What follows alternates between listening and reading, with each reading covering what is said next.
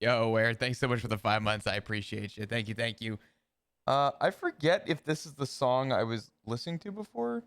I'm gonna find out if this is the song. I think it is. It's a good song. I haven't heard it in a while, but it popped up the other day, and I'm like, ooh, this would be a good one at some point, considering everything going on.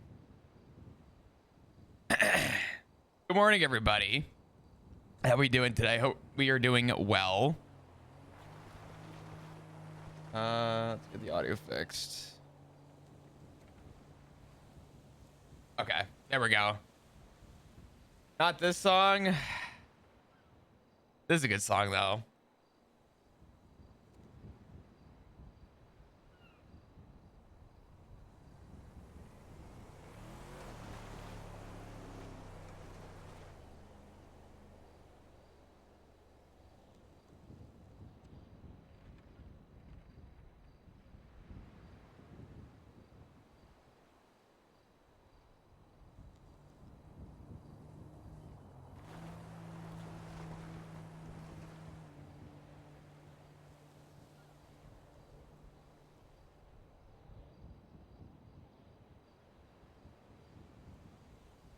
Huh.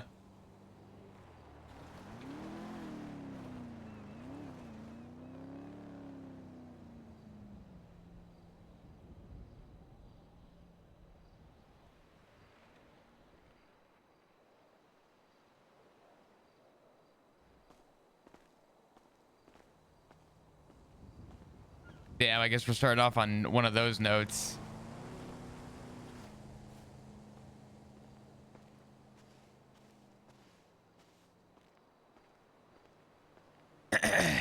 I hope everyone is doing great today. What's up, dudes? Happy Sunday, Monday? I don't know. Server cap isn't even full right now. Damn. It's really gonna be one of those days. Yeah. Shit. When hasn't it started like this lately? God only knows. God only knows. How you feeling, Chris? I'm not feeling 100%, but you know, I'm sure Flop's got some stuff going on today that I definitely didn't want to miss. What the fuck?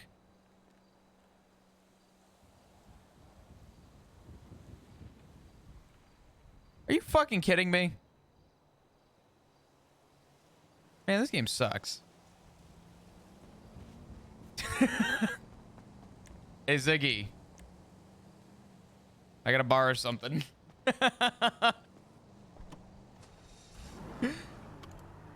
Oh, shit. And the blue headlights. Oh, God, Ziggy. Why? Why are you like this? God, man.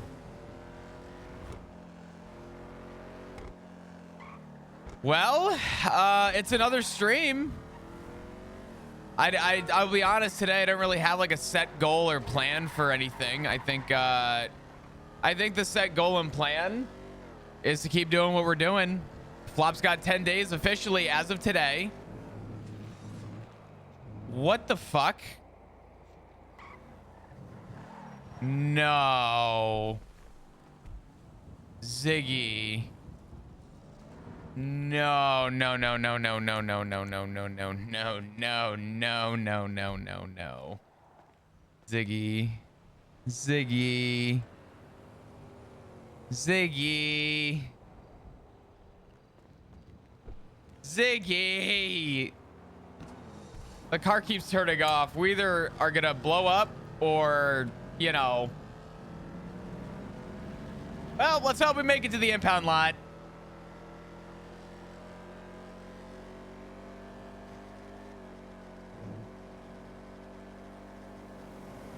It wasn't his fault. Yeah, no, he didn't get behind the wheel in street race. No way. Ziggy bugs? No. He left it for you to repair? Yeah, it's a good thing he makes money.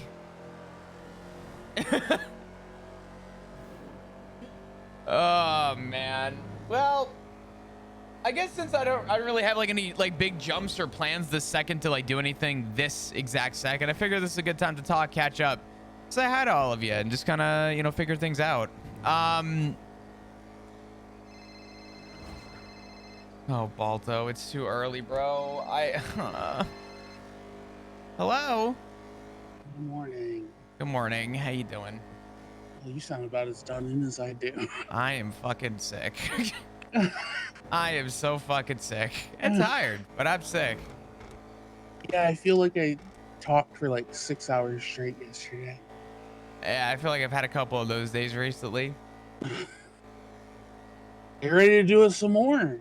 You want to talk? Yeah, we keep putting it off. Yeah, let's do it. All right. I woke up on ADMC turf for some reason. I forgot that's where I fell asleep. I thought I was waking up in my apartment. I'm gonna need a pickup dog.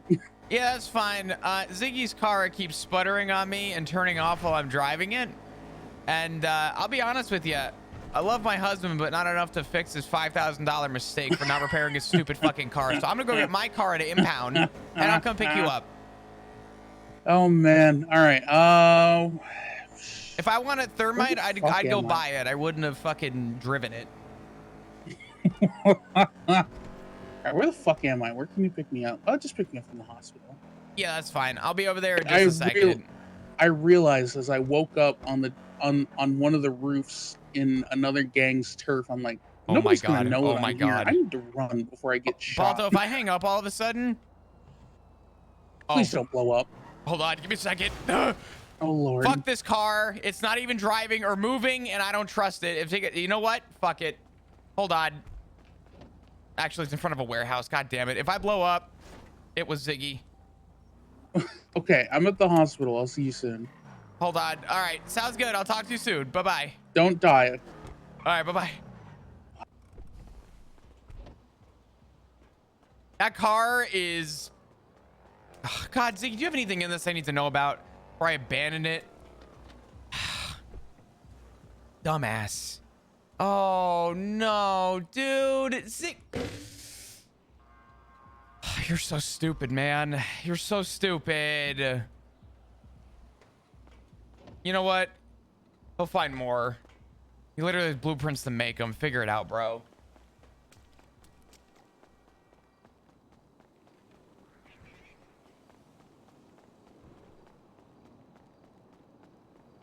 Anyway, all right, well, I was just kidding. I apparently do have a plan. Who would have fucking thought? Who would have known? My plan is to go get the car at an impound and go have a fucking conversation. So you know what? We're gonna go have a conversation. Seems to be the norm. Check out that clip. Good laugh. I didn't even see a clip posted. Okay, there we go. And then I can put the fucking repair kits in here.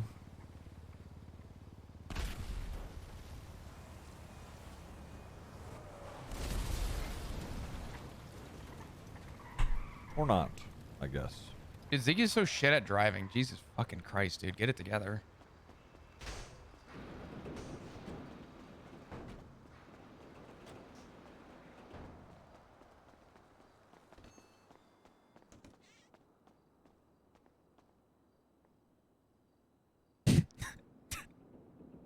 Why is this $1,100? What the fuck? Bro, y'all suck.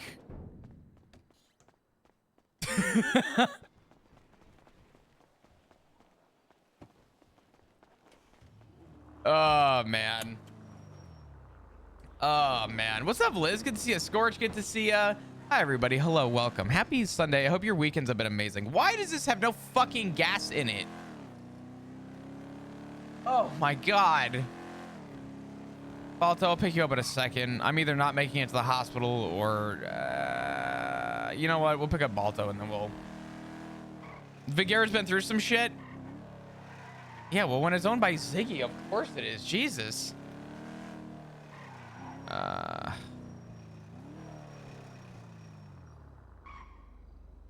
hey, you didn't die. Oh, yeah, no. I left his car in the car wash because it sputtered out on me, and I figured, you know what? What's the worst that's going to happen? It blows up. Bye, Lottie. Love you. Bye, Lottie. Yeah, somehow I'm not dead. Good shit. All right. We do need to get gas, though. And I need food before we go. Oh, fucking hell, Balto. Not coming prepared. I'm sorry that I'm a human and I need food.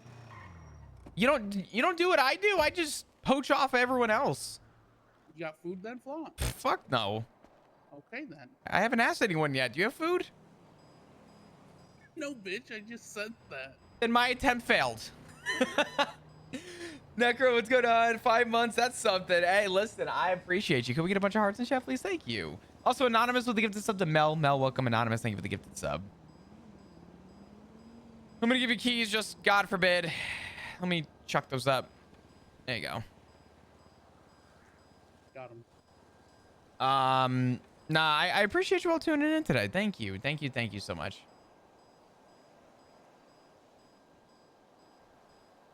Oh, man.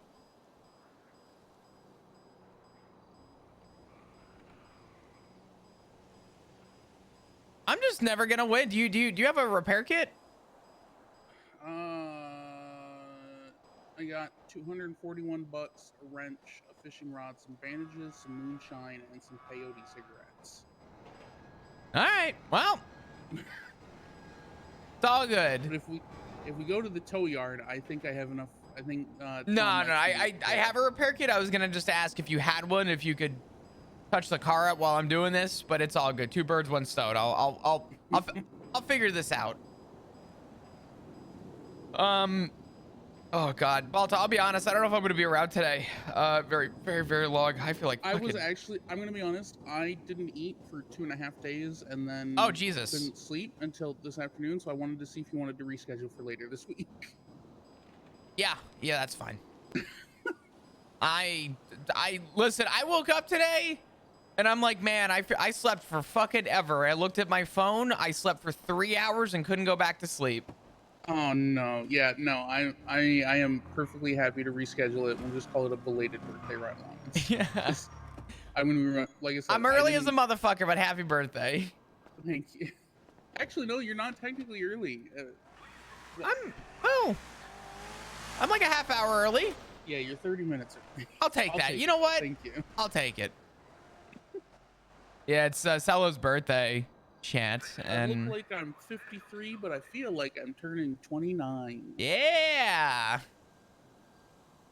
Celo was saying it's his first birthday, cancer free, which is fucking amazing. Right? I guess since being cancer free, we'll do our talk probably now so we can get it out of the way, and yeah, of course. Then we can actually just enjoy the ride along. Because from what little you told me, it sounds like it really is going to be the last ride along, you know. I put both of us. Yeah, 2 weeks notice is in. I'm getting pulled over. I'm getting pulled over. I can't. Oh my God.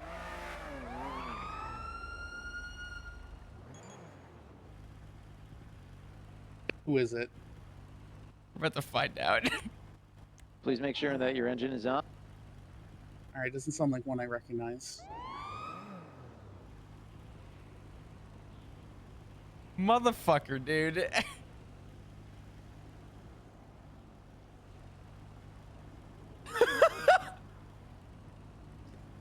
Oh, man.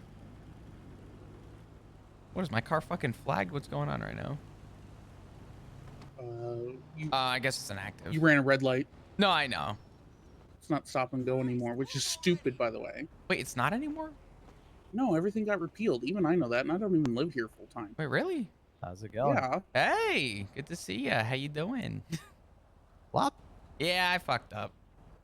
Yeah, what are you doing, Flop? I found out about 5 seconds before you walked into this window. Is stop and go no longer a thing? It's no longer a thing. I'm also pretty sure you didn't stop and go. I think you just goed. Wait, did I?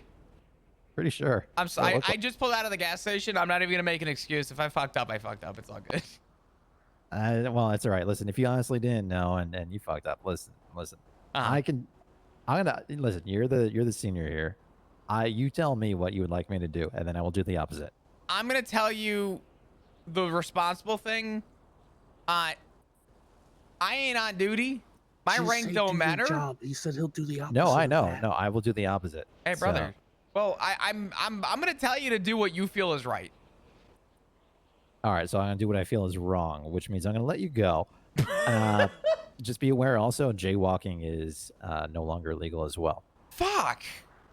Yeah. That would have been great to know. I'm just gonna go sit in front of. I'm gonna go on duty, go sit in front of the fucking bank, and just watch people cross the street. It's gonna be a lot of tickets if you want to get them. God damn. Legal? 1 second. I need to look something up. I think you're right. I think technically, someone did say that a lot of. I forget who said it to me. Somebody said that a lot of the actual charges have been brought back to practically what they were like 7 months ago. Which I'd imagine that means that jaywalking being decriminalized, it would make sense that it's not decriminalized anymore, I guess. There's a bunch of stuff that changed. I think the big thing, no more mask mandate. Hunting has been totally deregulated. So I would imagine that implicitly means you can walk around with a hunting rifle and literally kill anything anywhere. Yeah. You want to hear something even crazier than that? Yeah. Go look up animal cruelty. Let's take a look. Let me know what it says. Any person who physically harms an animal, whether through reckless negligence. Oh, yeah. Oh, thank fuck. Or direct malice. Okay. We've had it was it gone? No, it was gone for like a day or two. Animal cruelty wasn't even in the list of charges, and I was about to start telling people. I was going to have to commit treason again. Yeah. But go around killing cats. Although technically, if you kill a cat or a dog with a hunting rifle, it's not. No. You misunderstand me, officer. I would have killed the judges for not having that charge in place. That's no. I know. I'm just. I just think it's funny that like you could kill a cat or a dog right on the street. I'm so glad they fixed that. I didn't want to commit that kind of crime right off the bat. That would have broke my heart. My God. Fucking hell. Yeah. A lot of people on duty today, or is it chill? No, it's actually pretty quiet. Is it? You know, Sundays are always pretty dead. So yeah. Plus, there was the call-in meeting earlier, so. Yeah. Makes sense. Yeah, it's interesting. Like the one last night, that was. I couldn't show up to that one. Nobody on duty after. Oh yeah, no, yeah, I got on duty because Daft called me and was like, "Flop, what do I do?" I'm like, "What do you mean?" He goes, "I'm the only one on duty. I'm on a bicycle. Am I okay?" I'm like, "You're okay till you're not, but you know, you're fine, I guess." Yeah, you know, if Daft wasn't Daft, he would have been such an easy target. But people usually kind of fuck with Daft, so. Yeah, Daft's low key a shitter, but he a people person, so he does get the pass. Yeah, exactly. Yeah, people like Daft, which is good. You know? No, definitely. I have a question. How far has word gotten around about me recently at the PD? What do you mean? I was gonna make an announcement at some point, probably in the next like day or two, but did you hear about me and my 2 weeks notice? I don't think I did. Oh, well, let me catch you up to speed. The other day I submitted my 2 weeks notice. I'm leaving in 10 days. How come? I had a lot of stuff come up with my family. I don't know if you know about what happened with like Richard Dark. No. Oh, I heard he was in ICU. Yeah, he had a double lung puncture, and doctor told me that he was practically, not even practically, was minimum 5 minutes without oxygen to the brain. Whoa. Yeah, and the doctor suspects and believes that he may have permanent brain damage because of it. And it's got me rustled with stuff. I had gotten kidnapped by Hydra. I had a bunch of shit happen with that. And then I was in the ICU for like a week and a half. And I realized that with everything going on and all the people around me that have been getting hurt for various reasons, I was spending more time off duty taking care of the people that I loved. And I kept using the job as an excuse to sort of find a reason to maybe get my mind off of things. But realistically, getting on duty was not the answer for me. Because when I got on duty the other day, after taking like a week and a half away, Rhodes, I got on duty and got a call that there were 2 homicides. And while I was taking a statement from a victim, a third homicide came into the ICU. And my very first hour on duty, I was assigned a homicide case. And I had to walk by Richard's ICU room like a dozen times talking to various victims. And I literally like sat in the corner of the hospital and like bawled my eyes out. And I told myself, I said, I've never done that before. I've never, quote unquote, failed to do my job in uniform. I've always finished the job. And I realized, I said, I don't think that this is for me anymore. I think I need to go home and take care of my family and focus on the things that are grounded. So I've been spending more time off duty. I've been talking to more people, and I'm setting up the home right now. So when Richard is hopefully to walk out of the ICU, or come out of the ICU, I should say, my whole goal is to just rehabilitate him and try and help him out however I can. So. Wow. Yeah, I've had a lot going on, unfortunately, and I'm doing the best I can, but I've been doing the job for so long. I like to think that I'm pretty stapled according to a lot of people, but I also don't want to not be at my best. And if I'm at my worst, I'd rather leave knowing that I've been at my best, rather than leaving because I was at my worst, if that makes sense. I'd rather leave on a good impression than a bad impression. Well, Flop, why not just go on leave for a while until your head gets on straight, you know? I've had people ask me that, and the problem is that I think it goes beyond that. Because like I said, I've been getting on duty trying to find another reason to like smile, and I haven't been happy on duty. And it's not the PD's fault. It's no one's particular fault. It's not command's fault. It's not the structure's fault. But I find myself using my job as an excuse. And the thought of using it as an excuse has caused me to walk away from problems that I shouldn't. For example, my family. My family is the most important thing to me. And I feel like having the job there as a cop-out, no pun intended, whenever I need a reason to step away, to walk into something that puts me through the same traumatic experiences that I've gone through recently, I don't think is fair to the people around me if I'm not functioning at my best, or I have something stopping me from doing my job, which in my case, I can't even walk into the hospital right now without having practically a mental breakdown. And I don't know if keeping the job is helping me. And I'm realizing more that I'm happier off duty than I am on duty right now. So I'm leaving on good terms with the intention of coming back if it, happens that way. But I don't know if a leave of absence is going to be enough for me. I think I need a proper disconnect. Right. No, I understand. I respect that. Like for me, it's very. I'm also joining the welcome ADMC, and like I'm going to shoot you in when I found out that Chastity 2 weeks. When she died. I'm just kidding. I'm kidding. Furious, Yeah. But for me, it's like,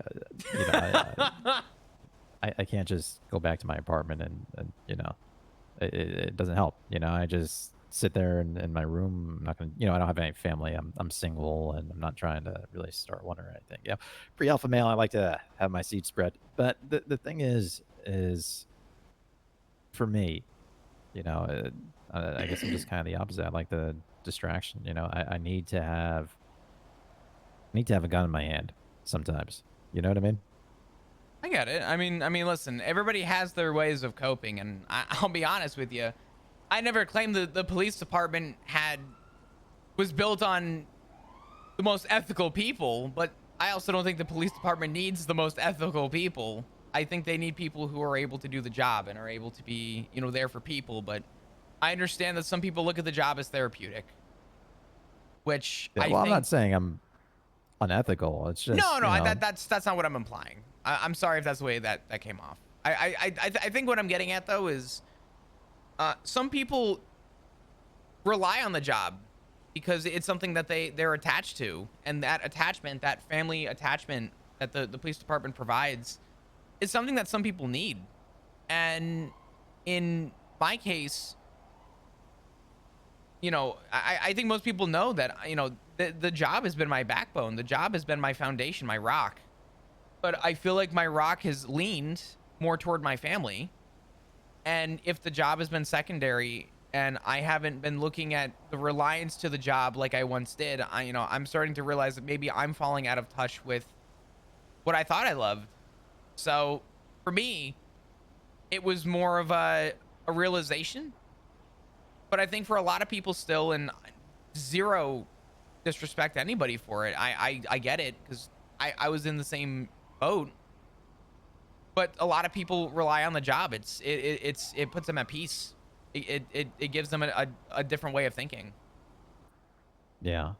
Yeah. I mean, I kind of understand where you're coming from because, for a while, like right up until right after I got promoted to officer, right? I mean, I was just trying to keep my head down, just going to as many calls as possible, trying to provide as much backup as possible. And I felt like a worker ant, you know what I mean? Like when I came to the city, I was a life coach. Los Santos is most prominent, by the way. I was huge on Twatter. Sure. Right? And, I lost a lot of that, and getting some of that back, after Chastity and Archie died, I wasn't necessarily planning on getting into investigations, but, two people that were closer to me. Now, that's something I'm interested in pursuing, and that's, I feel like that creates more of that connection, that human interaction, that sometimes this job can just feel like you're on a conveyor belt. You know what I mean?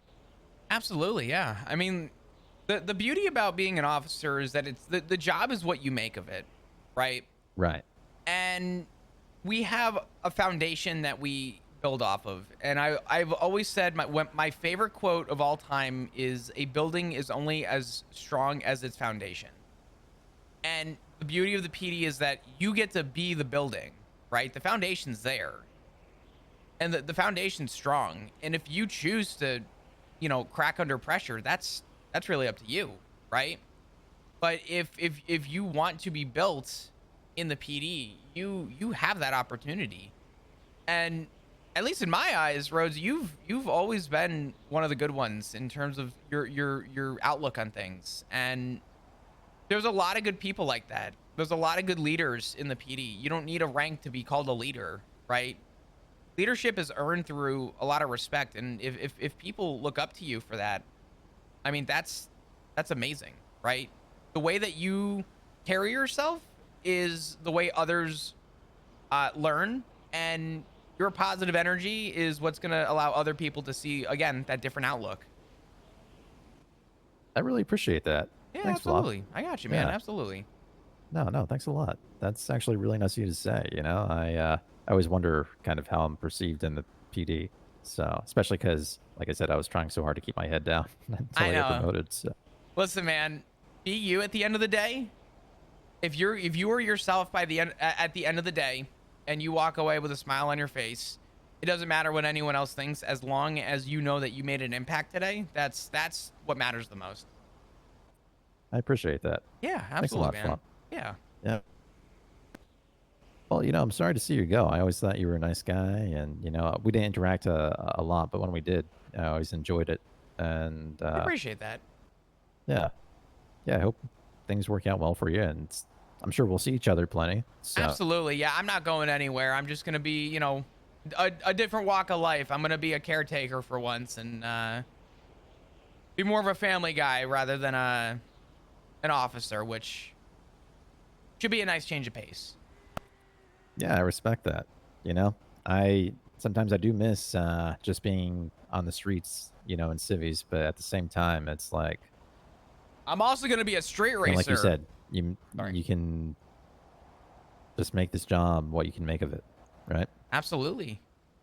So, all right. Well, like I said, I'm going to do the opposite of what you asked, so you are free to go. All right. I appreciate it. Thank you, Rhodes. You stay Absolutely. safe and obviously take care. I got 10 days. You'll see me around on duty a little bit here and there, but today I'm going to be spending most of my day off duty, so. Fair enough. I understand. Hey, good luck to you guys, all right? Thank you so much. I appreciate it. You take care and have a good day, all right? Absolutely. Later.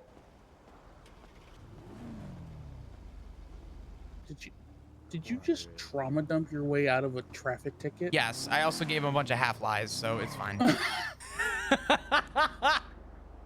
I a sociopath? Maybe a little bit. It's okay. I love you anyway. Let's go get food and we'll talk about this on the mountain. Yeah.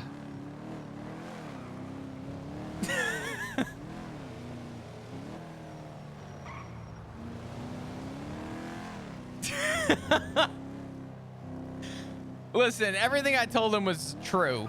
Well, that was fucking wild. Yeah. Okay, well, I have the basis of our conversation coming up, so that's good. Well, speaking of foundations, that's the foundation. I left out a lot of the key details with Rhodes. You'll get to know the key details. He won't. Yeah. Well, I have like I said, I have the basics now. Have you spoken to anyone recently? Did you know about any of this before we spoke? No. The last I talked to you guys was I was just encouraging you guys to talk shit out about the whole crime thing. Gotcha. I'm sure that's had its development since we last spoke.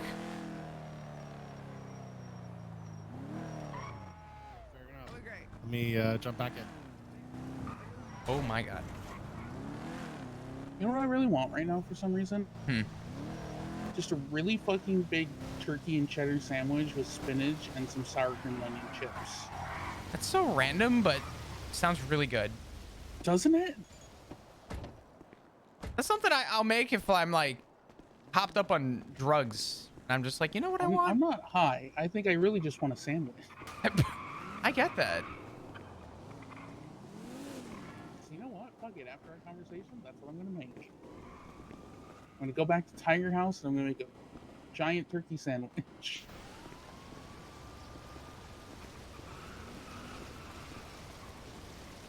Hey, listen, you know what? The reality is that Flop is gonna tell everybody about everything going on with him, but Does anyone work in here? I guess not. Fuck it. Yo. Alright, I guess we just starve then? yeah, repair or not repair kits. I'm sorry. Do you got bandages? I got a couple. I'm not like in any danger of instantly starving, so I can probably wait till after the All right. Figured we could drive and talk anyway. It's gonna be a long story, so I'm not even gonna try and pretend to say that this is short. Oh, I got time, kiddo. For you, always. My trauma dump just turned into a 10-minute ordeal. So let that, and just know that that was like the short version. All right. Oh no. So the last time I heard is I called Ziggy, or no, he called me actually. I'm sure he's already told you he was looking for stuff, and I fobbed him off. Me that you were in the ICU.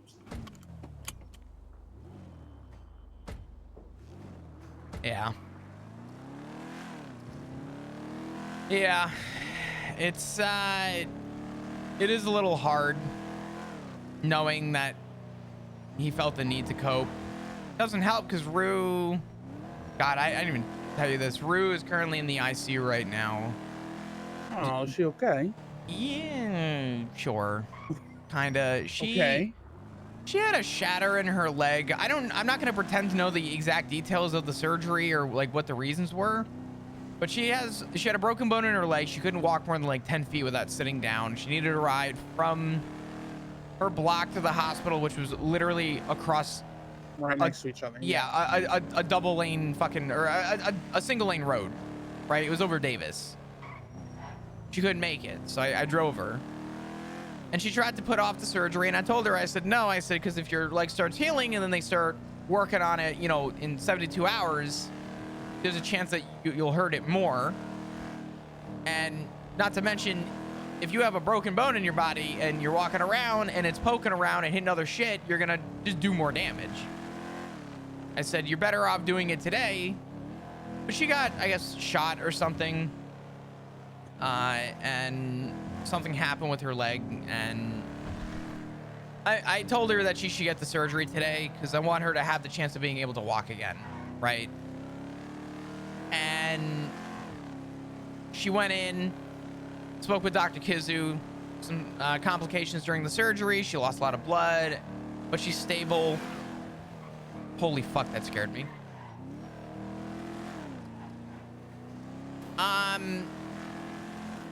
So yeah, there was that. There was surgery that happened.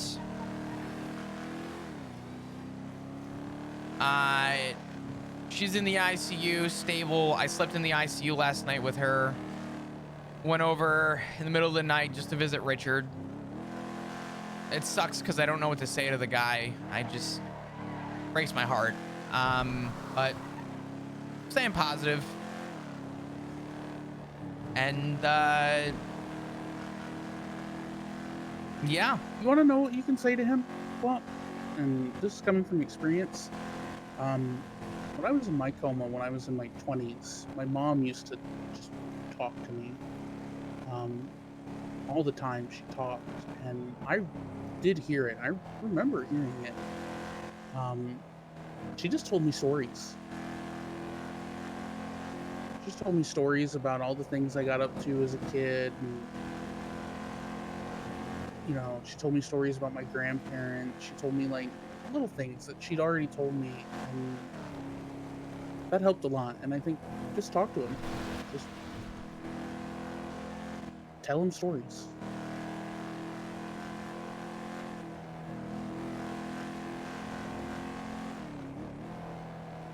I could do that. Richard and I do have a lot of memories. Yeah. I know it's still scientifically debated on whether people in comas can hear people talking to them, but at least anecdotally, I think they can because I did. So I think that might help your dad quite a bit. I was gonna say, fuck a science for a second. It ain't hurting anybody to have a conversation with somebody. Exactly. Papa Chiliad? Yeah, let's go to the mountain. I thought you wanted to drive. I mean, drive or you want the mountain?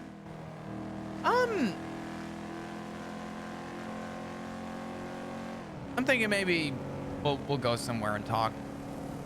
Okay. I'll let you pick if you don't want the mountain. I need to change a pace.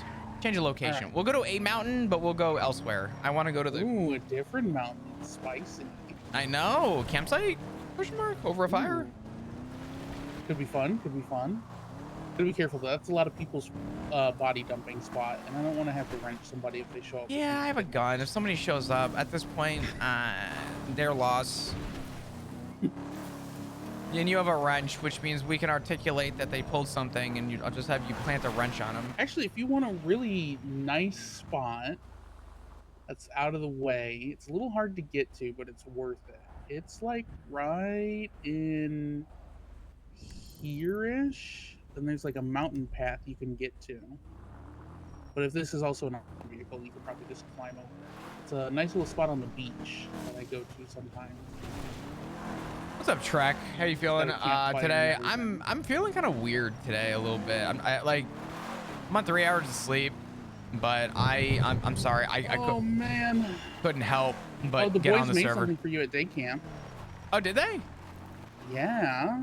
I made you a little bird feeder. I gotta bring you up next time. Wasn't able to. So the reason I'm in town again, besides the birthday stuff, is the boys, they're 5 and they're starting school this year. So I wanted them to go get some interaction with kids their own age. So I sent them to day camp. Therefore, I am the worst person in existence, as you know. Yeah, of course. I mean, listen, that's parenting that you pay for. And that's just what people assume it as. And that makes you a bad person all of a sudden. No, it's not even that. Because boys have never been off the ranch for extended Hey, periods what's of up, Dre? time. How you doing? Hope you're doing Like, amazing. even daycare, they only went for half days because, there was enough people who had their own kids that worked for me that, come to work. But I'm like, you guys are starting school next year, and I want you guys to get some, some experience meeting other kids. So the day camp program is perfect because it's it's only 6 hours a day and it's age appropriate activities for 5-year-olds. Mm-hmm. But they brought home norovirus. Do you know what that is? Isn't that like another variant of the chicken pox? Norovirus, right? Norovirus. It causes really bad diarrhea and vomiting, basically. I was gonna say it's kind of like a stomach bug, but shittier. It's rampant. So I guess How one the family. fuck did they pave this path? Hell no, Jesus Christ. I guess one family went on a cruise and their kid got sick, and then instead of keeping the kid at home, they sent the kid to day camp, and so half the camp got sick. Well, with my heart, I can't afford to get sick, so I got kicked out of the house. Well, because then both boys got sick, and then Asher got sick, and then Emily got sick, so I got exiled with the girls. oh no, you have to come hang out with us for a little bit on this dog shit island. So then I was gonna stay in Aspen with my parents with the girls, but then my parents decided, it's right down here, that they wanted granddaughter time, and I was not invited. oh boy, favoritism. No, it's grandparents want time with their kids. Yeah, of course. It's not the end of the world. My mom sleeps me all the time. Here we go. This is perfect. Yeah, this works.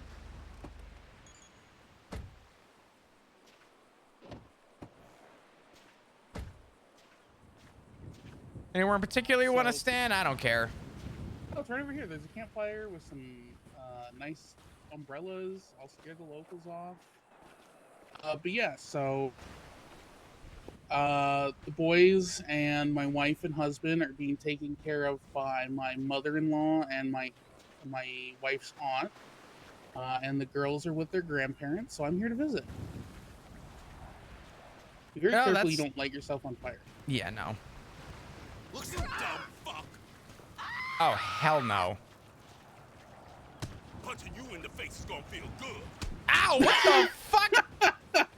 Sorry. Hey, look, they're gone. That's usually works. All right. Not saying the gun has a lot of sway, but gun's got a lot of sway. That's how we get a deadly weapon call out here, and somebody comes out here thinking we're murdering somebody. I don't give a fuck. I'll tell them to look. I can send to the GSR test.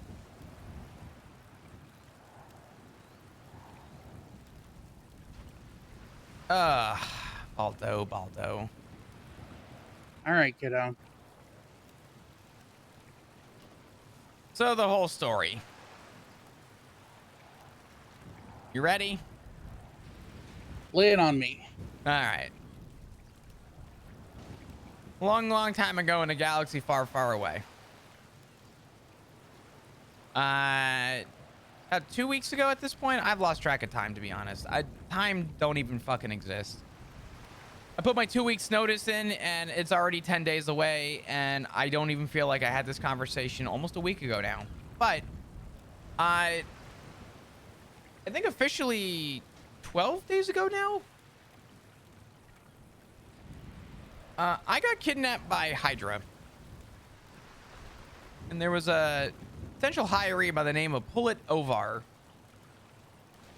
Pullet has been trying to get a job at the PD, and yes, that is his official name.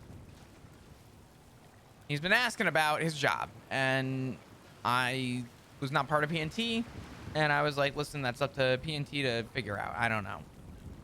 So 3 months go by. He was overlooked, partially because his name needed some form of government readjustment, whatever the case was.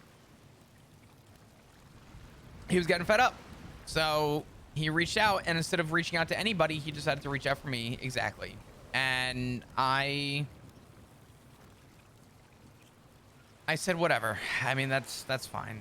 I was going off duty for to go be with family, and Poland is right outside MRPD. He was asking for me all day. It was a busy day on shift.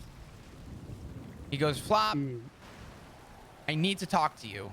I said, yeah, let me go off duty. Give me a second. Signed out. Didn't even get a chance to 3-1 that I was 1042. And he's telling me about his job and his dreams and aspirations and how he really wants it and all this stuff. Lo and behold, minutes, and I mean minutes later, Hydra pulls up. And I suspected it was Miguel Elmirian who showed up with everybody. And Miguel did Miguel things. Right? Pullet turned around and told Miguel pretty much, hey, back the fuck up. I've been trying to talk to Flop for 5 hours and this is my time. And I literally had to step in because I'm like, oh my God, this guy's about to have a fucking room temperature challenge and lose. So I stepped in and I'm like, listen, Miguel, I know what this is probably. I said, give me 5 minutes and I'm all yours. And he goes, nope. Time's the time. Come on. And I told Pullet, I said, stay out of it. Stay safe. And off I went with Miguel and about 6 other people or 5 other people. Give me 2 seconds. 1 sec, chat. I apologize. Okay.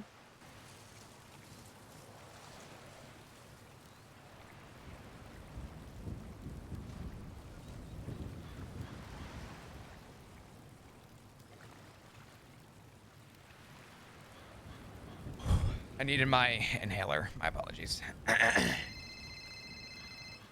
Oh, for fuck's sake. Hey, I'm in a meeting right now. Could I call you back? Okay. You okay? I just heard that you put your 2 weeks in. Yeah, word spreads around pretty quick, I guess, in the PD. Yeah. Let me wrap up this conversation. I'm gonna be a little while. And I will give you a call if you're gonna be around, and we'll have a conversation. If not today, some point soon. I'll try and make it today, but I just need like. I mean, it might not be today because I need to take off here pretty quick. Okay. Let's plan for like tomorrow then. As soon as I come around, I'll give you a call. All right. Don't worry. This is not a freak decision. This is I'm content with this choice, and I promise that there's a backing for it. So. I mean, as long as you're happy with it. I am. Ultimately, I feel like that's the best thing. Yeah. I'll fill you in with everything. I have no problem giving it all to you. This way, you know. So. All right. Well, take care with whatever adventure you find yourself on next. I appreciate it, Belle. I'll talk to you tomorrow. All right. All right. All Be right. safe. Thanks. You too. Bye-bye. Bye. I didn't mean to hang up on Belle that quick. You had to know it was gonna spread though. Oh, damn right. But motherfucking Dominic Rhodes within what? What was that? 20 minutes? Jesus. Are you even remotely surprised? A little bit, to be honest. Like, I know word spreads quick, but damn, Dominic Rhodes, like a goddamn waterfall. All those nice things I said about that guy, fucking A. I wouldn't trust that man with my lunch in the fridge. Jesus. These motherfuckers yap Flop. Oh, I know. They always have. So let me continue. So I just walked away from Pullet, and I spared his life because I was hoping he was going to call 911. Spoiler alert, this man never called the police that I had just been kidnapped by an entire fucking gang. So we're driving up north, and Miguel's going on about how, you know, the PD's done this, done that, failed this, that, antagonizes, and I told him, I gave him the spiel, and I'm like, listen, I'm not other cops. There's a lot of we, not a lot of I. This is me. Let me do what you know I'm good at, and that's actually listening and having a proper fucking communication. I know this. I'm good at it. You know I'm good at this. And I'm not going to bullshit you with that to get out of this. And I'm pretty sure I even told him, like, there won't even be a charge associated with it. Like, just give me the opportunity to make this right. Let's set a course here. And his exact words were, I think we're past the point of agreement, or I think we're past that point, Flop. I think is what he said exactly. So, I'm in the trunk of this car. We get to the top of the nudist camp. Out I go. He tells me that Ben Shiesty antagonizes us, and he's the reason that all this has to happen. And I'm like, bruh, I don't even see Ben Shiesty. I've seen the guy twice since I've been back. Like, and that's been 7 months I've seen him twice. It's not like we worked together or we sat in the same car. It was literally passing by. Yo, good to see you. How you doing? How you been? Good. Twice. 7 months. So, I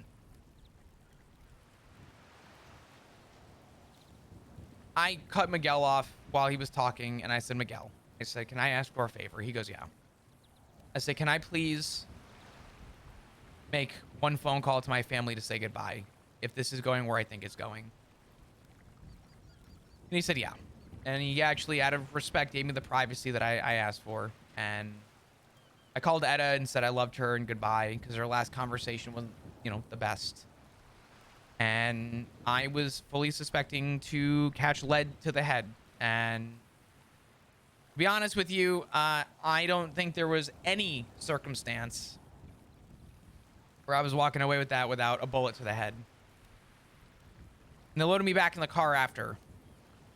And Miguel said, you know, Flop, the best version of you was when you were a park ranger.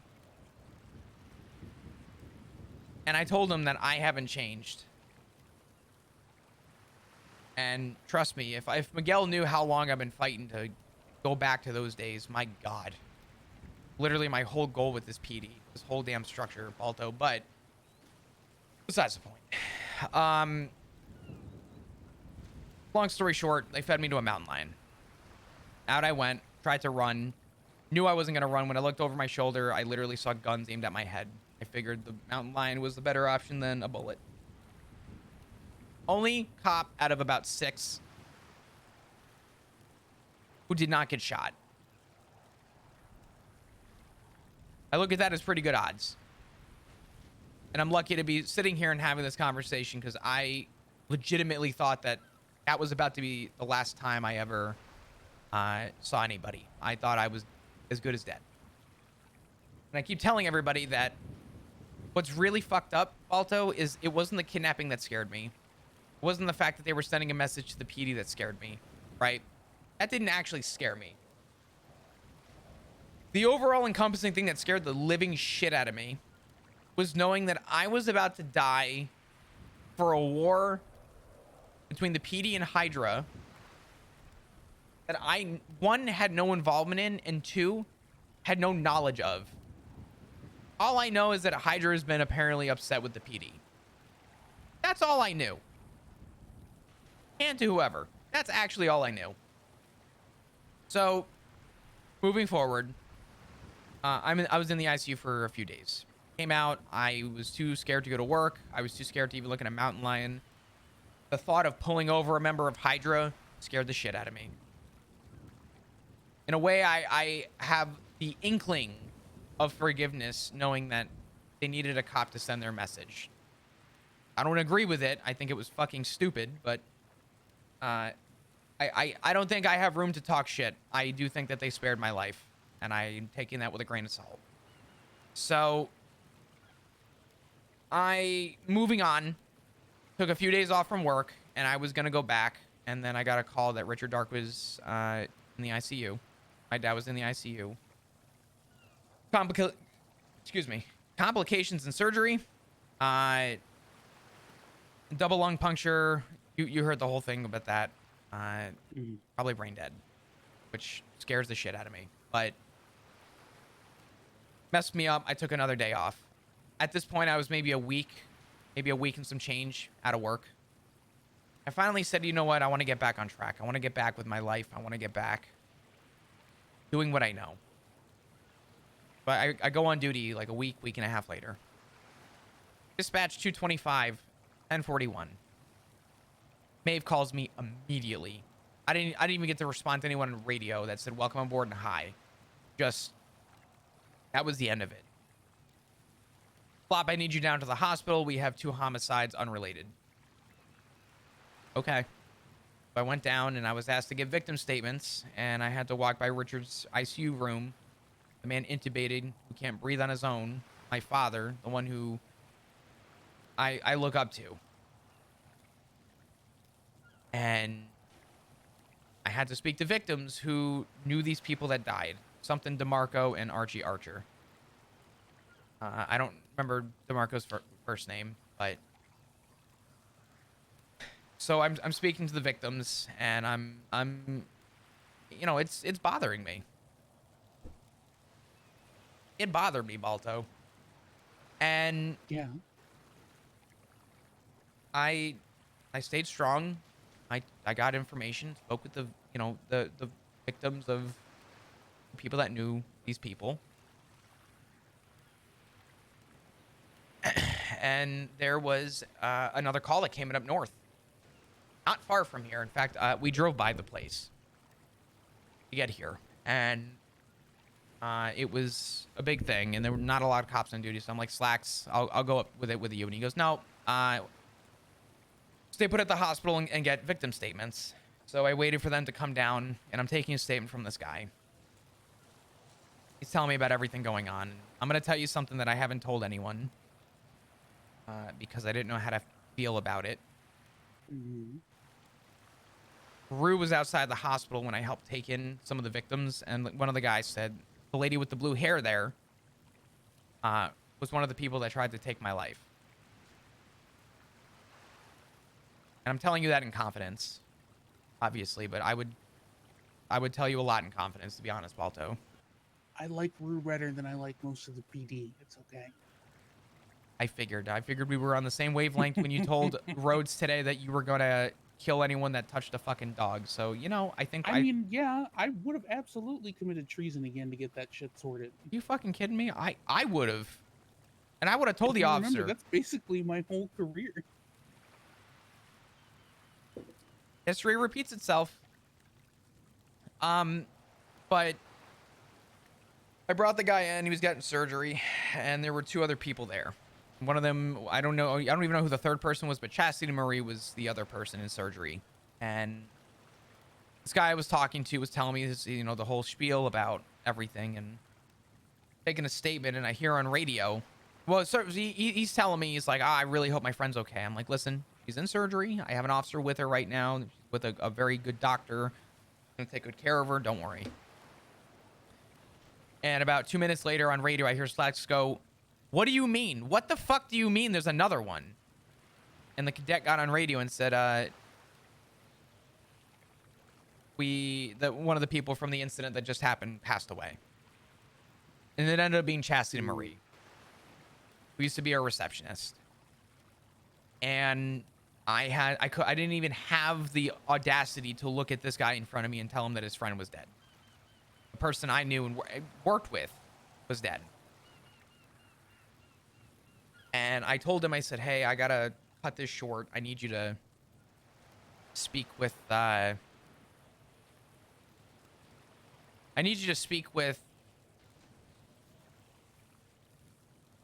doctor. And I walked out of the room.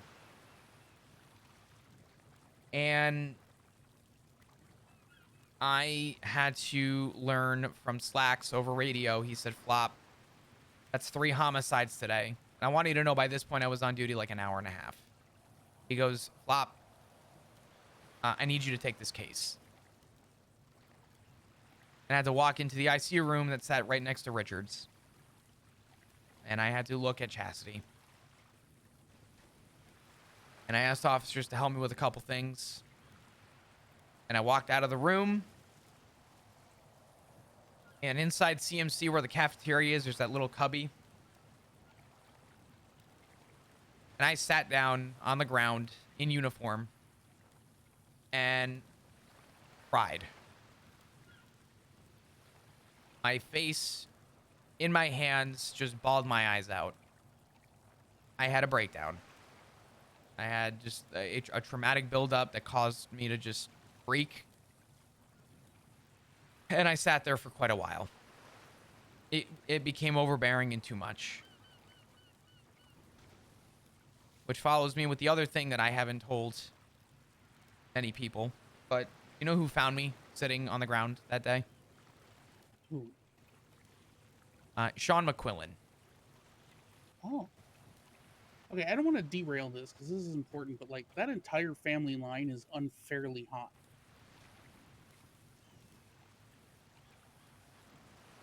Ours? No, the McQuillan line. I'm pretty sure at one point I wanted his brother to climb me like a tree. Anyway, continue. Oh, Jesus fucking Christ. I did not know where that They're was going. hot, Flop. I thought you meant hot as in like the family line of being in the ICU for fucking 3 weeks is like. Oh no, that I mean temperature that's true of hot. your family, but no, the McQuillan line is just hot. Oh, shut the fuck up. Jesus Christ. What? I'm talking about a traumatic experience here, and you're talking about getting boned by this man. Can you stay on the fucking rail? Listen, to be fair, I would have been doing the boning. Anyway, continue. I apologize. I might find out if... You know what? Never mind. I'm about to say some wild shit. I'm just going to move on. No, say it. Nope, say it now. You put it into the ether. Finish the thought. I'm about to find a new hobby again.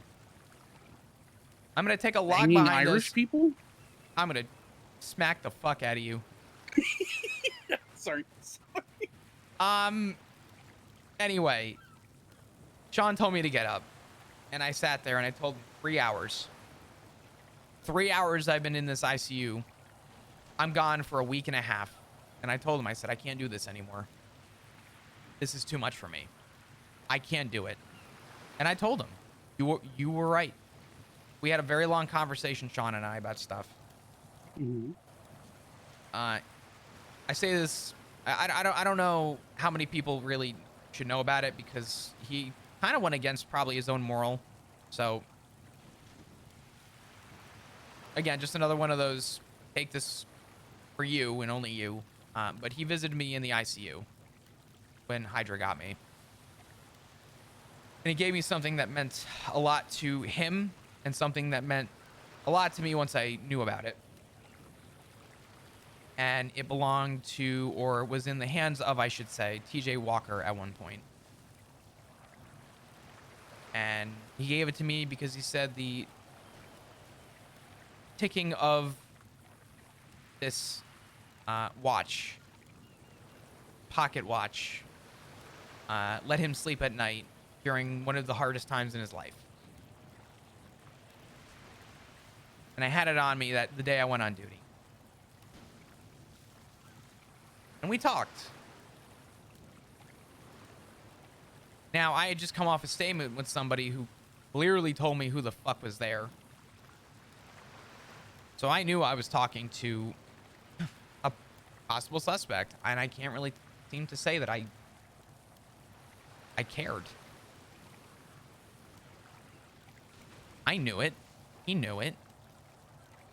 But I told him, I said, I can't do this. I can't do this anymore.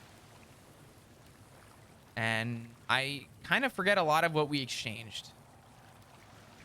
But he told me that he didn't have a lot of reason to trust me on my word, because he didn't know me as well as he'd like to.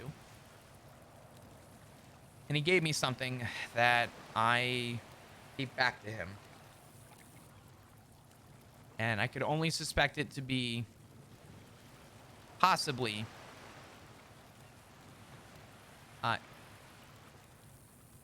gun that might have been, as of recent there, very hot.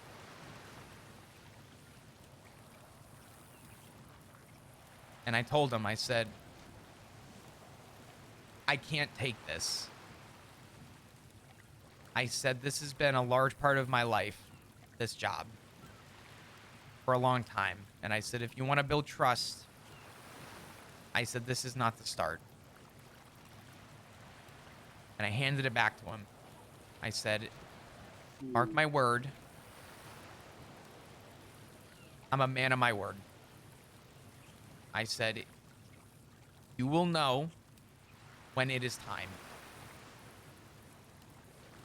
And I wiped my tears, locked it the fuck in,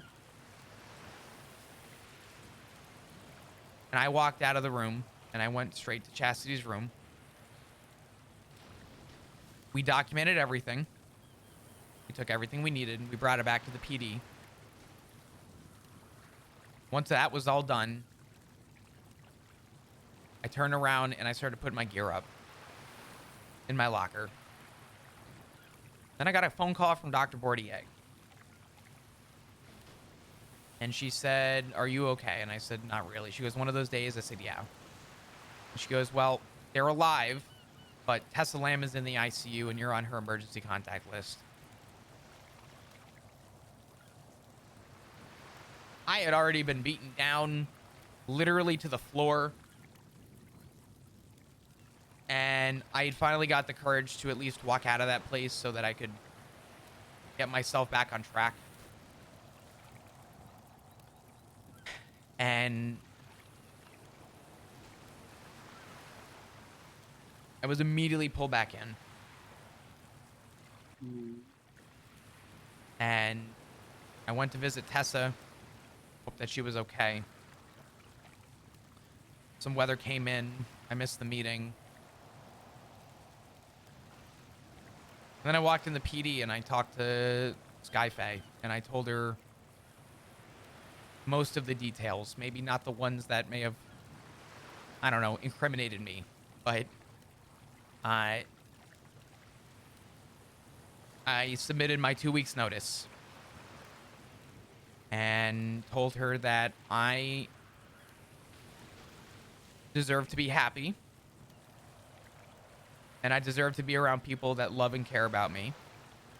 And I said that this police department does love and care about me. I said, but it's not the same love and care that you get from a family. I love the job. The environment I've been put in, though, I did not love anymore. And whenever I went on duty, I didn't smile. And whenever I was around Rue or around Ziggy or just around my family, it was the first time that I smiled and I laughed. And the other piece that I haven't mentioned to anyone is I felt like people cared about me when I would go off duty and hang out with the ADMC. I would go off duty and just have conversations with people who wanted to know me and wanted to get to know me. Mm-hmm. And that was something that I don't remember having in the PD in a long time. And I share a lot of good memories just talking to people in the very short time frame it's been. And I know the kind of people they are. I know what they've done, and I know what they do, obviously. But I felt a sense of companionship, I guess you can say. The type of companionship where if something happened to me, or even in a lot of cases recently, if something happened to, let's say, Ziggy or Rue, people are going to help them, not because it's a need, but more necessarily a want, because they're family to them. In the PD, if someone gets shot or stabbed or something happens, we're supposed to have the companionship to want to go help them. But it's ingrained on paper that we need to help them. And we don't have that. We don't have that connection. And I came to appreciate that. And shortly after my 2 weeks notice submit, which was only a couple days ago. I mean, in 10 days, I'm out of there. But I saw Sean again. I called him. I said, "Can I talk to you?" He goes, "Yeah." And I met him down at the yard. And I asked him, I said, "I'll park on the road and I'll just call you when I'm there." He goes, "Nah, go ahead and pull in," which was very nice of him. And I gave him back that watch. And I told him, I said, "I told you that you would know when it's time and that it would be very obvious." And I handed back that watch and said, "It is time." I said, I put my 2 weeks notice in, and I've never felt more of a reason to leave than I do right now. Now, I don't want to muddy the water here and say that I'm leaving because the PD failed. But the PD's done a lot of things recently that absolutely have scared me. More specifically, the thought of dying for a cause that I knew nothing about. And I'm sure the argument that can be made is, well, you've been doing it for so long, no shit, it's gonna happen, right? Hell Week, shocker, we've all been there. But do you know the difference between this current structure and previous structures? The sheer incompetence at the top, from what I'm hearing, like more than usual. Oh yeah, I mean there's that, and I could talk about that too. But do you know how many people showed up to Aziz's funeral and how many people showed up to Rooker's funeral? As far as I'm aware, because I've been asking, so I could also attend, Aziz hasn't had one yet. I rest my case. Yeah. Neither did Rooker. And the thought that if I died that day, I would have lost everything for nothing. And as Sean put it to me, he said, "What are they going to do, Flop? What are they going to put a photo of you on the whiteboard for a few days? Commemorate you for your legendary action? All for what?" I thought about it, and he was right. He's absolutely right. I care about people in the PD. But the PD cares about what we are, not who we are. And just like a cog in a wheel, or whatever phrase you want to use, I feel like we are all replaceable. And I feel like no matter how this PD continues to grow, we haven't had a sense of unity like we once did. So that's the PD side. Now the actual side, the side I want to highlight because it is the more important side to me. That's the secondary feelings, the primary feelings.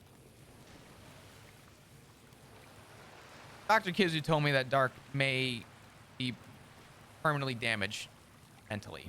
Mm-hmm. There's only a few people that continue to rehabilitate me and reincorporate me back into the family that I once apparently knew.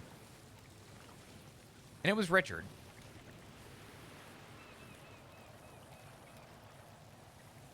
When I lost my memories, Richard used to do all these little things. He used to check in on me, call me, get me stuff, get me gifts, invite me to things.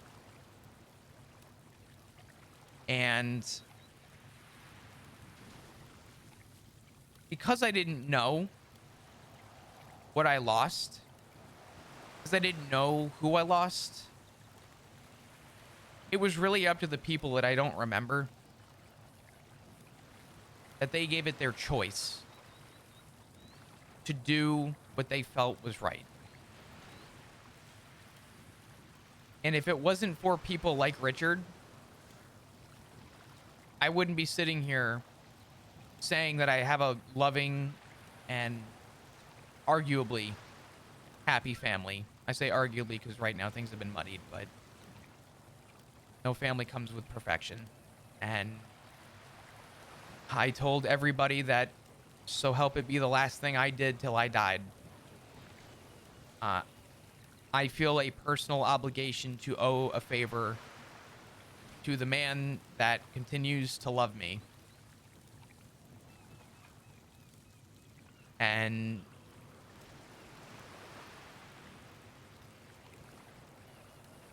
I want to return that favor in full. And I feel it is the only morally right thing that came to mind when I heard that from Dr. Kizu. And I don't believe having my job has ever, in recent time, been a healthy scapegoat. And I don't think leaving Richard's side so I could arrest a couple gangbangers is a morally correct thing to do either. Richard devoted his full attention to me. And I don't know what his condition is going to be coming out of that room, so long as he ever has a day to walk again. But I will be there by his side whenever and however I can. And I figure retirement is something not a lot of people do. A lot of people leave. They burn a bridge. They say what they really feel. They don't have the respect to give notice. I want to leave the same way that I went in. I want to be known as the guy that's happy, the people pleaser, morale boost, whatever people want to consider me. A leader, maybe, I don't know. But I want people to know me for all my good. And I'd rather people not see the bad side, because I think it's important. It's important to me because I do love the job. I may not love all the people, but I will always love that job. And as I put it to a few people, the incident that happened with Hydra was not the fear of losing my life directly that I'm going to let stand in my way. It's that I'm looking at a second chance at life. And I've spoken with people about it. And I had to ask myself, if given a second chance at life, what would I do differently? And I'll tell you what I won't do again, and that's die for a cause for something I had no knowledge of. For people who would replace me within seconds.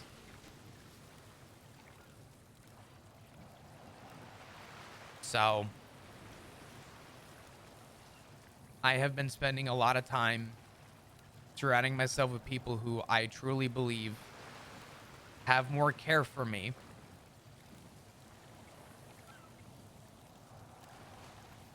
than a lot of others. And I'm going to continue to surround myself with those people and do the things in life that I always wanted to do again. Things that I always wanted to enjoy again. Things that, things that I would not be able to say I could do as an officer. So I'm trying to be optimistic about it. I'm secluding a lot of the things that PD doesn't need to know, but trying to do right for me for the first time in I couldn't tell you how long.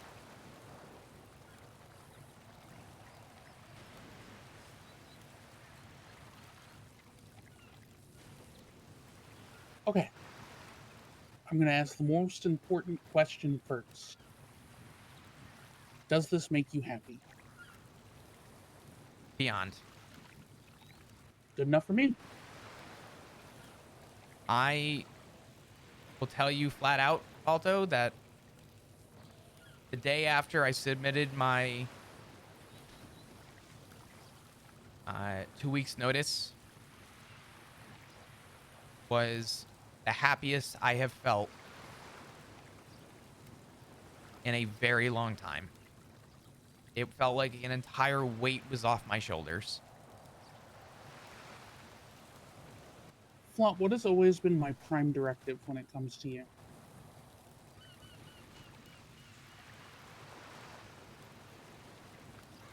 What is the one thing I have wanted above all others when it comes to you?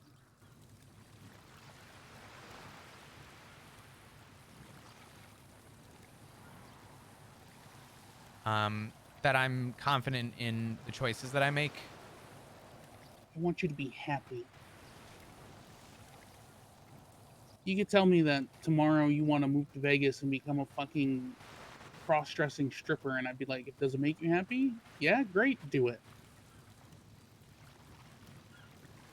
I want to get into meth. Fuck it, go for it. Meth's great. No, I don't mean cooking. I mean smoking. I mean... It'll make me happy. You're such a shitter. No, because I know Coke would make Ziggy happy too, and I still don't let him do that. So within reason, jackass. Yeah, well, hold on. If I got morphine, that'll make me happy too. No, bitch. You know, without giving into your addictions, you know what I mean. But I'm happy. Without the drugs. Okay, I'm sorry. Flop, you've been fucking miserable the last couple times I've checked in on you. I kind of saw this coming, my dude. I'm sorry that it had to come on the tail of so much shit happening to you, but I'm gonna be real, you had an expiration date the last 4 or 5 times I visited and talked to you. You always just sounded sad, dude. I had half a mind, honestly, to bring it up to you about quitting anyway. You're not wrong. That place has whittled me down. And it's amazing how much has changed. You forget, Flomp. I became friends with you when you were a tiny, twink-ass tow driver whose sole purpose was to cause trouble for Choi and I and that one creepy dude with the weird voice. I can't remember his name. He had the really deep voice that was kind of soothing, but at the same time threatening. I can't remember. Oh my Dwayne, god. Thomas Dwayne. Yeah, Dwayne. Yeah. You weren't a cop then. You weren't an EMS. You were just some little asshole that I really liked. I don't care what you do. I just want you to be happy. You could turn around and say you're going to be a judge or a lawyer. You're going to join. Well, I don't know. I might have to remonstrate with you a little bit if you decide to join like Chang Gang or something. But Well, I got good news. I'm pretty sure with the people I'm surrounded with, I don't think Chang Gang would give me an invite. Even if it was offered to me on a silver fucking platter. I just don't think it's going to happen. yeah, like I said, I'm sorry that this had to come on the tail end of so much fucking nonsense. And I want to just say, these groups who say, oh, you're one of the good ones, they're always the most surprised Pikachu face when they drive off the good ones. But then again, they have the same IQ as a block of wood, so that's not surprising. I gotta actually tell you a story just off of that, just that exact thing. Okay, go on then. Do you remember an officer by the name of Tails? Her full name's Samantha Morningstar. I do, yeah. Fox mask wearing lass. Good person. Yeah, she's good people. She, you know what's funny? Out of all the conversations I've had in the last few days, she actually had the most meaningful talk with me. And I caught her on a whim doing goober delivery at fucking Senior Buns. Oh, and I pulled her aside and I'm like, can I talk to you real quick? And I told her, what was going on, and Tails told me a story. First off, I'm just gonna say, you know, I've heard the term. Actually, I'm gonna rephrase that. I've never heard this term, but if I had to put a phrase to it, I think the kids nowadays call it ulting. And I'm pretty sure Tails ulted on a level I've never fucking seen before. But everything Tails said was just hitting nails on the head of things that I was looking for. I wasn't seeking the answers. I just wanted to know what ex-officers really had to say about things. Which is entirely valid, yeah. And Tails said something that, for whatever reason, stuck with me. More specifically, Tails said that this new structure is never going to know what is so meaningful about Connor Stubble in Air 1 managing ground units to the apprehension of a group or suspects during a big incident. And these people aren't going to know what it's like to have the passion of communication over radio that Jackie Snow and Copper had. She started naming off all these things. She said that PD doesn't have a backbone. They don't. But when you hear just PD doesn't have a backbone, it's kind of empty words, right? It's like when someone starts a sentence with you all, right? I hear it all the time. Yeah. All you officers. I'm not all. I'm not we. I'm Flop. Like, bruh, what the fuck did I do to you? So, but Tails mentioned something that stuck with me, weirdly enough. And it was that she got pulled over the other week by a cadet. And she asked him, why'd you do it? Why did you join the PD? What's your drive? What's your passion? You know what this motherfucker said? I'll give you one guess, because no matter what you say, you're probably going to be wrong. He wanted to shoot a gun. Pretty close, actually. His reason? It's kind of a long one. He said, I applied.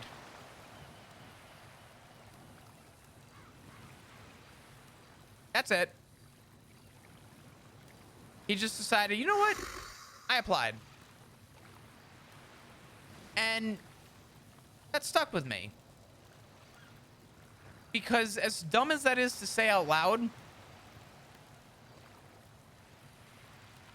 the point of the police department is to be a foundation for people to find passions that they enjoy. Things that they want. When people go in and have their interview and we ask, what drives you? And if you're going around on the streets telling people that your passion is that you applied, if that's one person in the PD, I promise you, at least in terms of new hires, that's a lot of people in the PD. And it made me realize that that unity doesn't exist at all. And I had a conversation with an old face, literally, Jackie Snow. Ah, now there's a good man. A great motherfucker. I love that dude. And I told him everything I had going on. And he said, I'm glad that you came to your own senses and you made a decision for yourself. In my opinion, that police department doesn't deserve any of the old state. They don't deserve any of them. They don't deserve you, and they don't deserve a lot of the people that are in command right now. And even said that whatever I plan on doing, he wants to help me. And I've had a lot of good conversations with a lot of officers, including Kit Archer and others.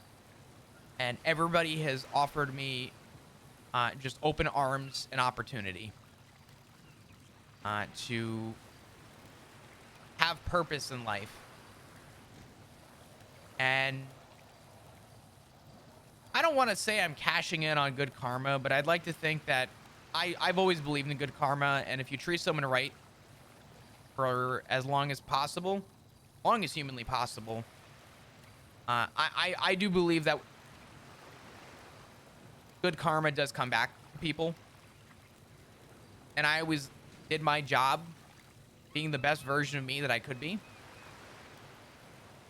And I have yet to have a conversation that's left me upset. I really mean that. And I'm glad that everybody has been so willing to help me with whatever I've needed. The only thing I asked from Sean specifically was that if I'm going out on my terms. Because as much as PD has its problems, I went into the job loving it, and I'm going to be leaving loving it. But I'm leaving for my own reasons. And I'm content with those reasons. I'm happy with those reasons.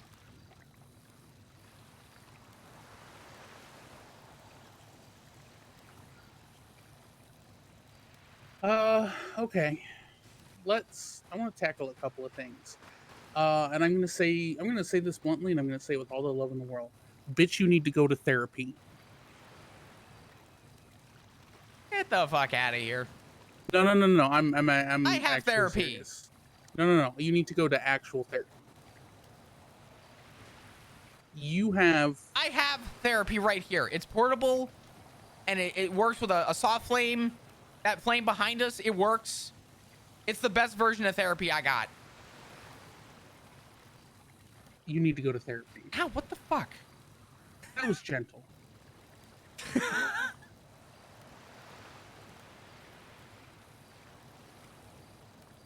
You have trauma. I'm pretty sure you have what would classically be called PTSD. And whether you want to admit it or not, it's hell no. you up, dog. It's PTSD. I've told people I'm pretty sure I have PTSD. It's fucked you up. It's going to continue to fuck you up because whether you're a cop or you go to EMS or you become a civ or you go to be a criminal, whatever the fuck you're gonna do, and we're gonna touch on that in a little bit, you're gonna have to deal with Hydra. Your family and your friends are gonna end up in the ICU, and particularly your family and friends are gonna end up in the ICU a lot. Yeah. You need to go to therapy. Pixie's gonna love this. I think you should see Johanna. I think you need somebody who's... here's the thing. I could therapize you easy enough. So could Pixie. But Pixie and I know you. And that lends a layer of complication to that. I think you need to go to a therapist who knows of you but doesn't know you. And Johanna is in your time zone.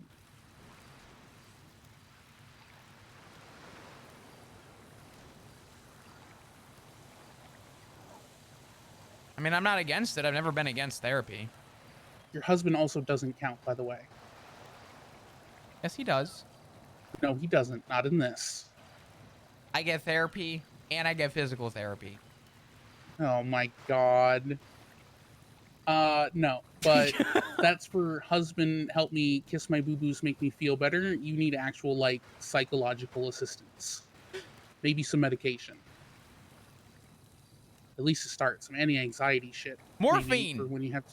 No, bitch! Morphine! No!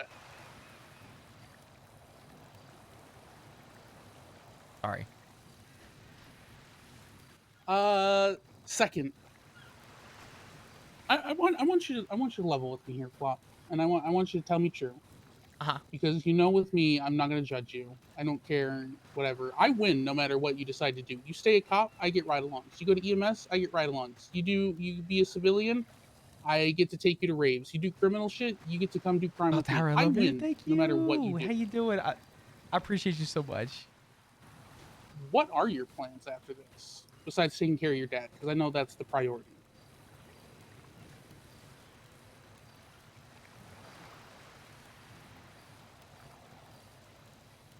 On my left arm here, Mm-hmm.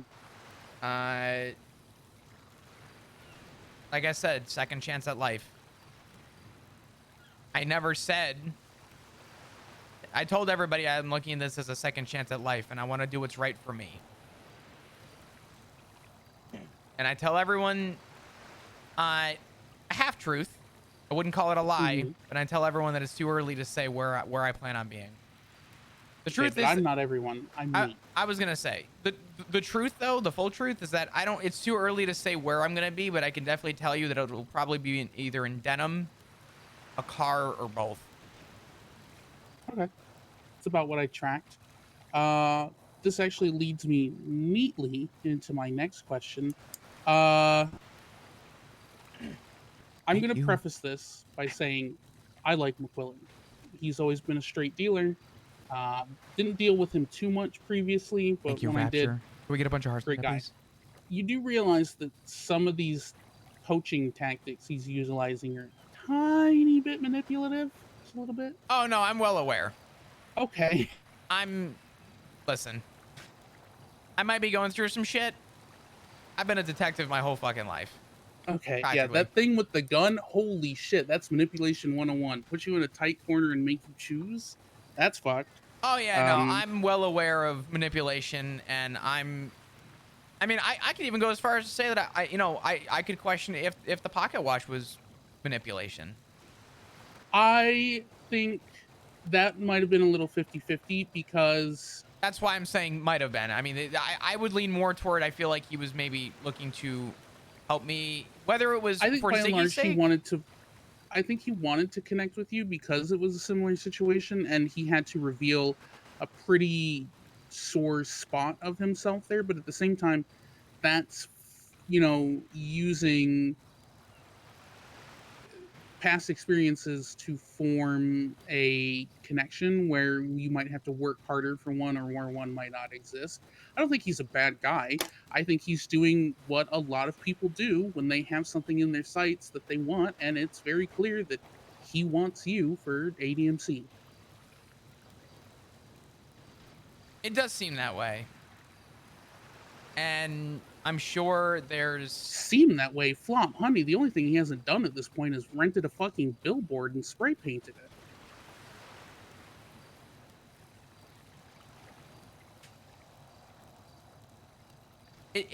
I mean, listen, it does seem like Sean is kind of going straight for poach.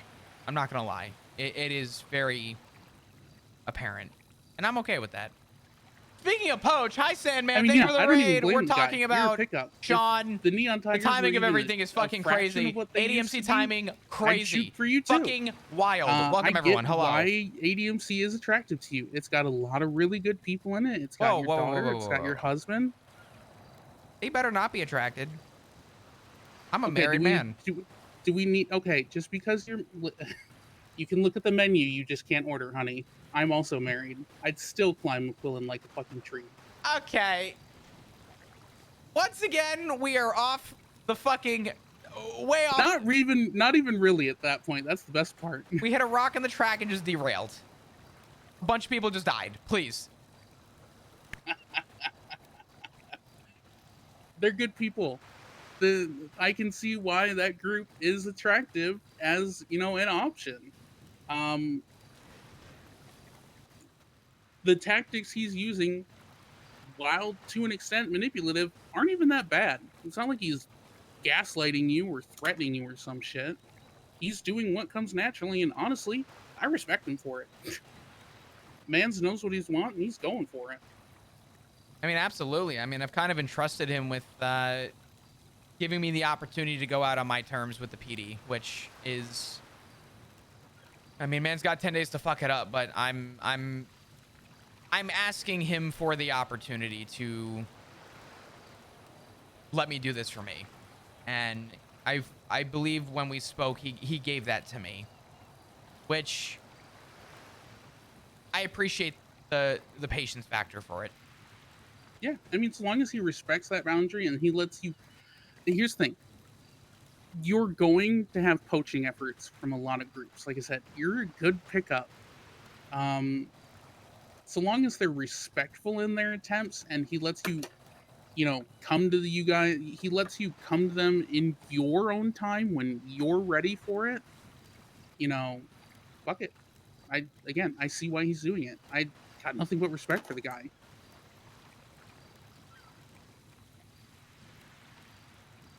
I think you'll be good. I think you'll look good in the black denim, especially. I just want you to take the time and make sure that's what you want, not what the people around you want. Truth be told, Balto, I just want to be surrounded by people who want to know me for me. I want people to know me for who I am. And for my entire professional career, people got to know me for what I was, and that was a cop. These people are going to obviously want to know me for what I was, but I've already had more personal conversations with people in that group, just in passing, and have walked away feeling like I may have just built the bond of a friendship. And I don't get that in the PD. So, I mean, me personally, I feel like I'm already kind of getting there. But I'm not rushing into anything. I'm gonna say this, and I know this might sound cheesy, and I know this may sound stupid, but I mean this in the most honest and genuine way I could humanly think of. Okay. My goal with this, and all I want out of this,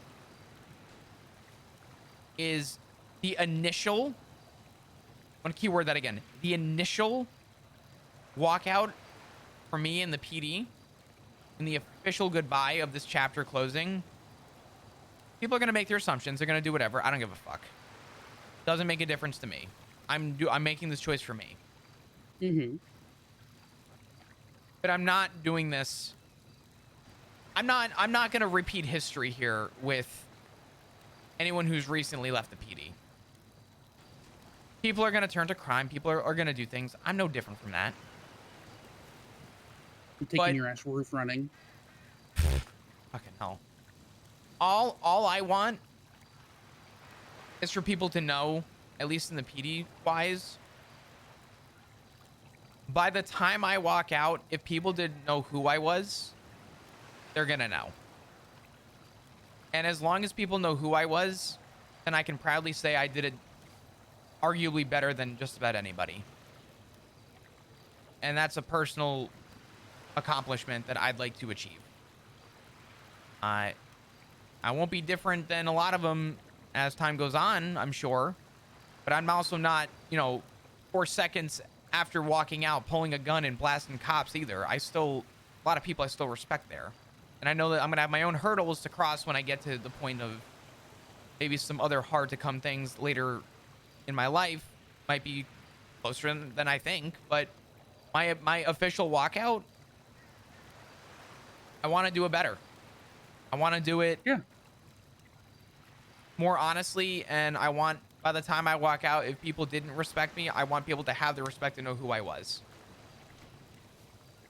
So, like I said, Flop, I'm not here to dissuade you. I know. I want you to make the decision that's going to make you happiest, because that's always What's been up, my Hank? How you priority doing, brother? with you. Shan with the 36 months. Thank you. Like even when you left EMS to give, Thank to you. join Thank you, PD, thank you, thank you. I might have given you shit. But what was the one 3 thing I fucking asked years. you? I said, "Is this what you want?" And you told me it is, and I supported you afterwards. And this is the same thing. Oh yeah. I do think, and I do hope, and this is just advice. Sure. Everything I tell you is not something I never expect you to follow through. I hope you will, but it's all just advice. Sure. I hope you take time to just be Flop, the civilian, for a little while. Civilian light, we'll say, just in case, because you're probably going to do crime relatively soon. Tess already invited me to do a cash exchange with the clowns. Fuck it, we'll get your husband and your daughter, and we'll go do some shit. But the point being, I want you to take some time. You've been a cop and a government worker for a very long time, and you need to unlearn that. because I'm going to tell you now, as somebody who sat with a foot in both worlds, they're night and fucking day, dude. And I had to unlearn so much shit to do politicking, and I had a very minor version of it because, like I said, Neon Tigers has always been this city's strange little brother MC. Um,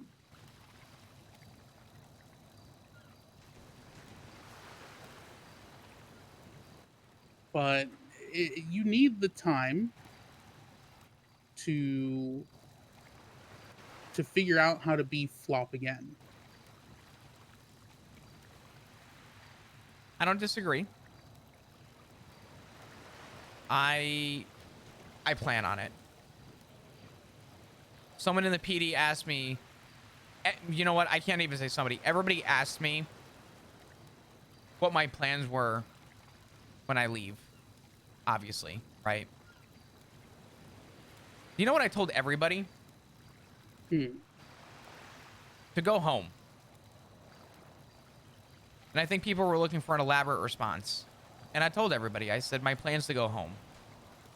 My plan's to be with my family. And my plan is to finally smile. And I think what makes me smile the most is when I get to go home.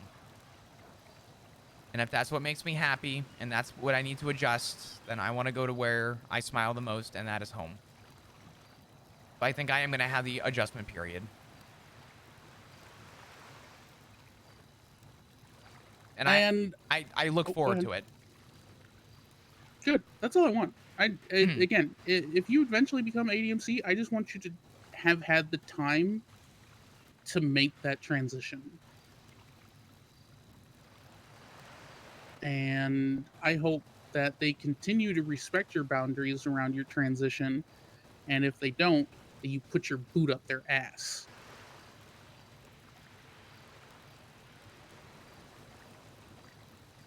There's a joke in there somewhere. Something about a foot up an ass and McQuillan and something, and god damn it.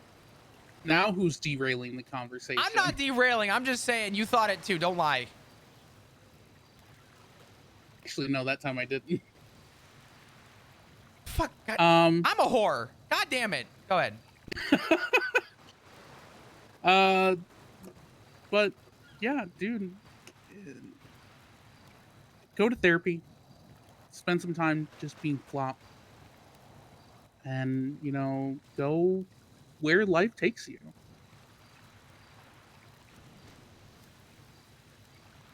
As for your dad, I'm going to talk frankly, and I want you to let me finish before you interrupt. Your dads and I don't get along, and that's fine. Your dads are very lawful good, and I'm very probably neutral evil, if we're being honest. I was gonna say chaotic neutral, but I think that's good. That's good. Okay. Chaotic neutral or neutral evil. We just have different ways of going about things, but I think primarily we both want the same things. We want to see you safe and happy, and we just have very different ways of going about that. So while I might not like your dad, I do respect him, and I do offer my sincerest condolences for the struggle that he's going to have, because I wouldn't wish memory and brain issues on anybody. You got to remember, Flop, if there's anybody who's intimately acquainted with brain damage, it's this bitch. Oh, I know. Trust me, I know. And you're also one of the very few people who has a better understanding of my, we'll call, incident. And maybe if anyone really is going to know what I mean by how much it means to me to give that man a chance, I feel like it would literally only be you. I think Ziggy would know. I think Richard would probably know if he remembered. I'm sure there's a couple people who probably know, right? But I don't think they know to the extent that maybe you do. I always wondered if any of them were ever actually going to approach me and talk to me about why they were so mad. And if I was ever going to get to the chance to explain that your safety was bought and paid for before I even talked to you, uh, I was owed a favor, cashed it in. I didn't go into that conversation with the intent of upsetting the entire family dynamic. In fact, I wanted them to be there with me when I told you.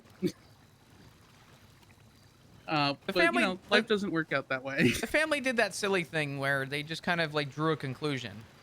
One of those, like, they read the title of the book, they read the back cover of the book, but they never opened the page one thing. You know what I mean? So. Hmm. And I don't even necessarily blame them. You know, like I said, I think we just have very different ways of going about taking care of you, and mine just happened to be cashing in a favor that the god of death owed me, so I could tell you about your fucked up memories. Because then, Flop, your family got mad at me for bringing up Norman because they thought it would bring them, you know, further under scrutiny, and then they both got involved with Norman anyway. So I'm happy I did.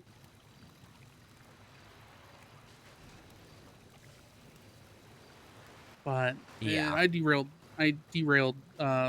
partially. When it comes to your father, I'm going to preach patience and self-care. Taking care of someone who is brain damaged is really hard.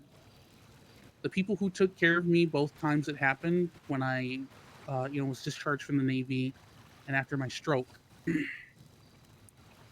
I was fairly easy to manage. Yeah, I had trouble physically doing things and I had some memory loss, but by and large I was intact. um, we don't know uh, what Richard's going to be like when he wakes up, and he is going to wake up. I have faith in that, if nothing else. Um, I think you guys need to be prepared for this to be a long term thing where you guys need to also support each other. I'm so proud of you that you want to help him. Just be aware that you can't be expected to do it all yourself, my dude.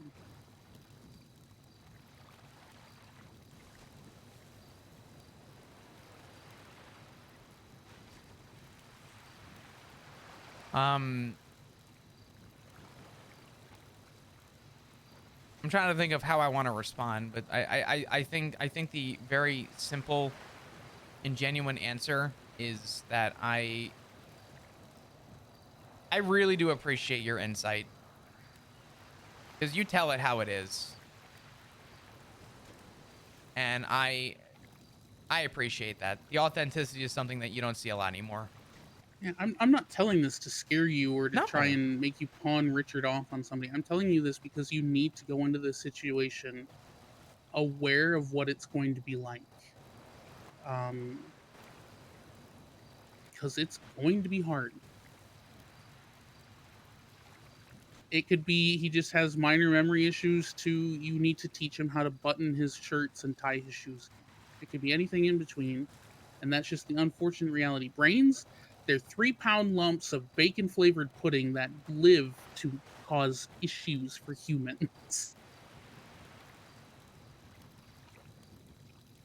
Like, I got a giant spike of metal through my brain and was in a coma for 6 months and had to relearn everything when I woke up. And then to this day, 30 odd years later, I still have issues with emotional regulation and impulse control and memory.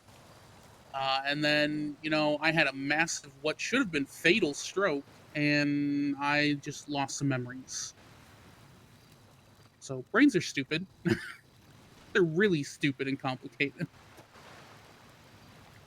Um, Take him, you know, when he's fit to leave the hospital, because I know there's other injuries involved besides the head wound. Take him somewhere he's going to recognize. So your house, or do they have a house, Matt and Richard? Last Richard lives across the street from me. Matt did live across the street from me. And then I think Alice moved to Mirror Park. And I don't know if Matt joined Alice or stayed with Sky. So last I I would find that out. yeah, last I knew, I think Matt was still in Polito. Which is good because then and here's the thing: if he doesn't remember, just be patient, just like we were with you. It takes time. He's gonna be scared. He's gonna be confused. His whole life might be turned upside down, and I just need you to remember that if he rebuffs you or if he's angry or whatever, it's not your fault. And I hope you don't take that on as your fault.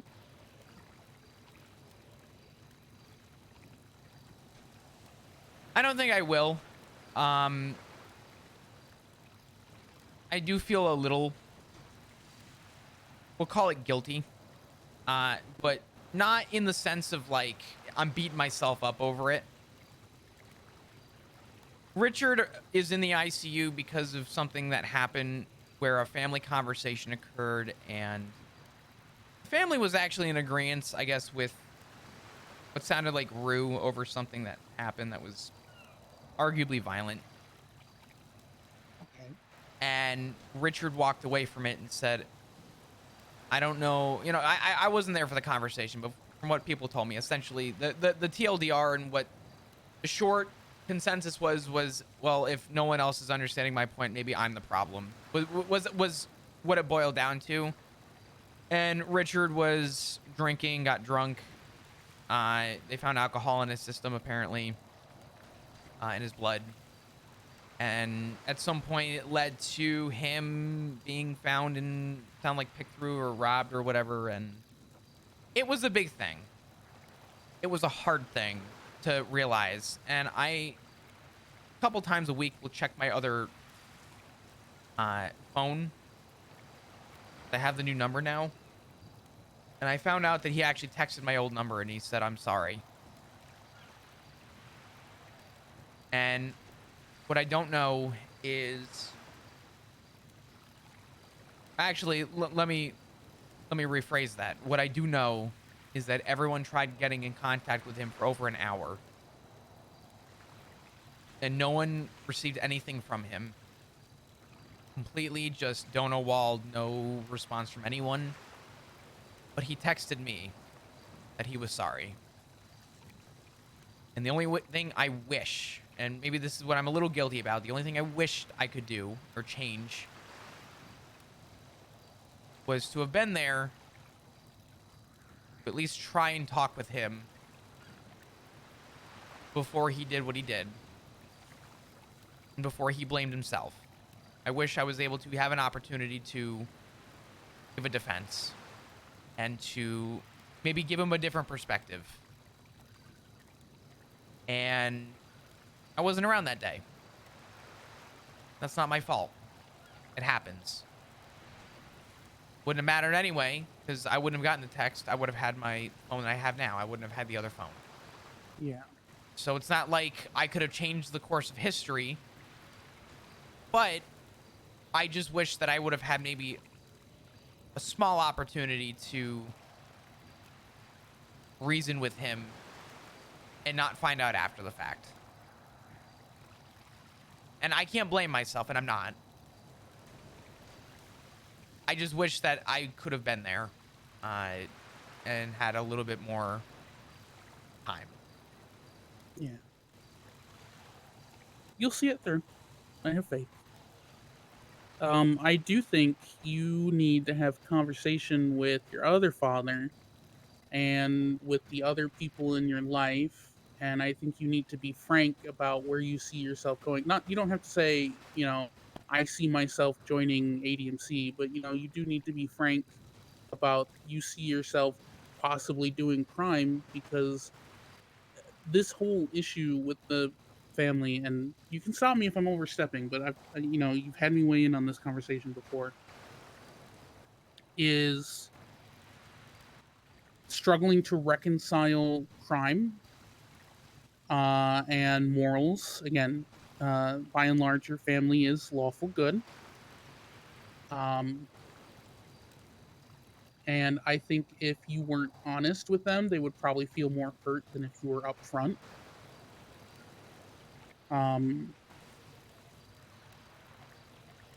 the extent of which you want to tell them, again, entirely up to you. But that's a suggestion, not a.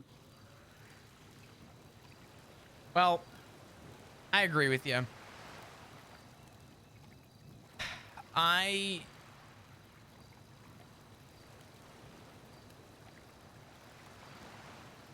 have had people already tell me that if I did something that I'll just be straight up. Maple already told me that essentially, you know, if he already voiced that he has concern where it could lead me because of the people I surround myself with. Ziggy, Rue, right? And he said that if he ever had to see me on that walk of life, I don't want to misquote him, but to some capacity, he said that, you know, he would have a sense of feeling betrayal, and he wants me to remember the conversation I had with him at the PD. And I didn't deny it. I told him that I will remember the conversation that we had today.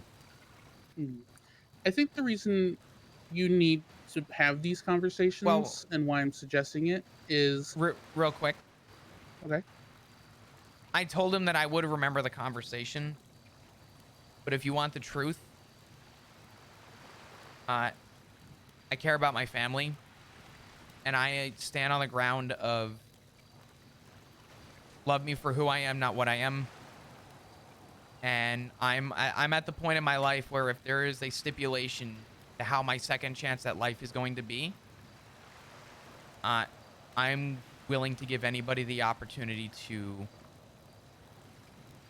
put simply, step out of my life if they feel the need to. If it makes them happier, I love them enough to know that it would make them more comfortable. And that doesn't mean that I'm going to tell them, I'm going to go blow the brains out of somebody, and if you don't love me for it, then fuck you. That's not what I'm saying, right? But yeah, I am going to give people the option, and I'm not going to sugarcoat it. I'm just going to tell people that I might do things that you don't agree with. That's just a reality. And if you're going to have a problem with that, I'm okay with you having a problem with that. I'm willing to have a conversation and discuss it. But I'm also willing to say goodbye if it means that you'll never find the comfort in knowing that I was honest with you. And if your version of comfort is walking out of my life, then I'm okay with that.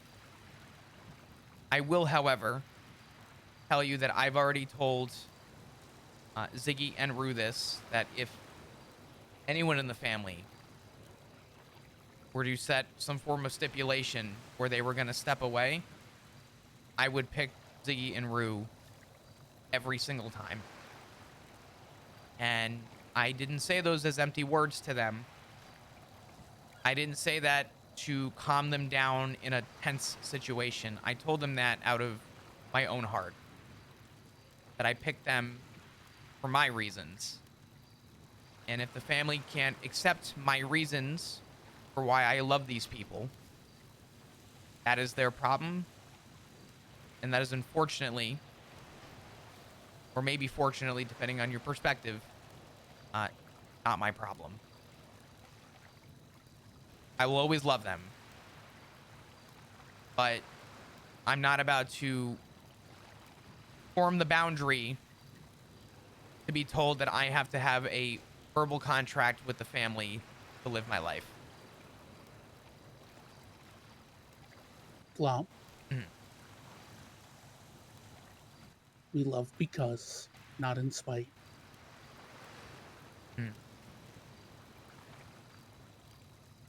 And that's why I think you need to have these conversations, because I think there's a very big difference between I'm leaving the PD and, actually saying I'm leaving the PD and I'm going to do what makes me happy. Because what might make you happy is crime.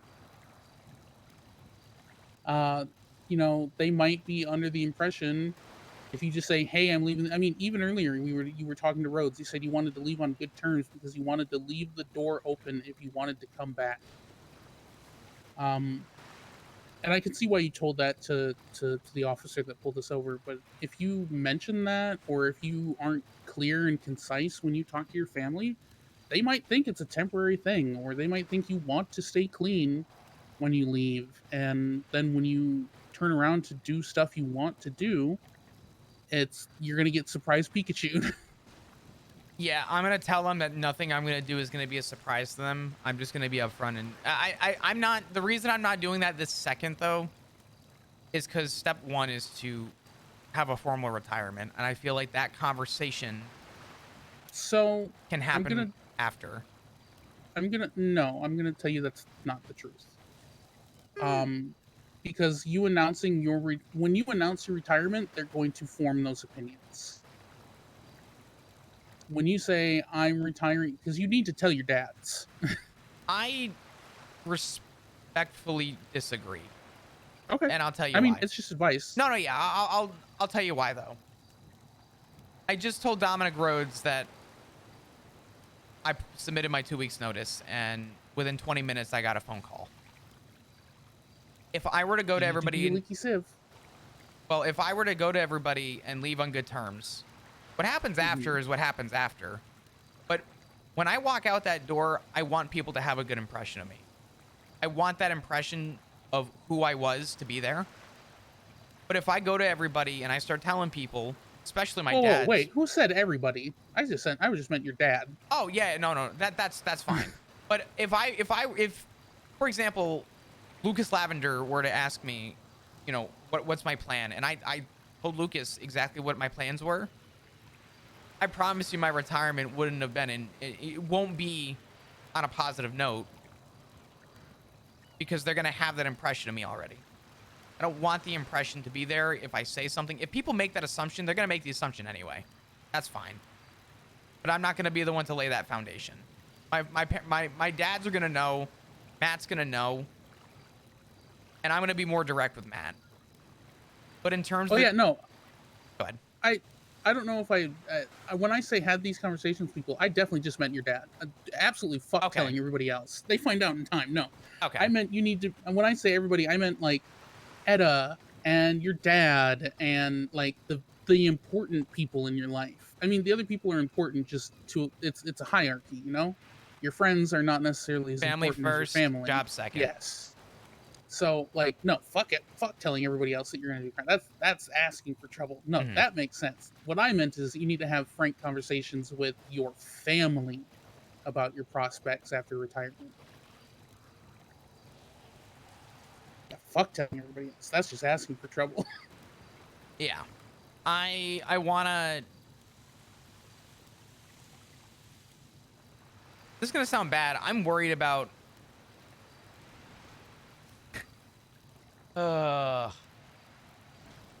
This sounds bad.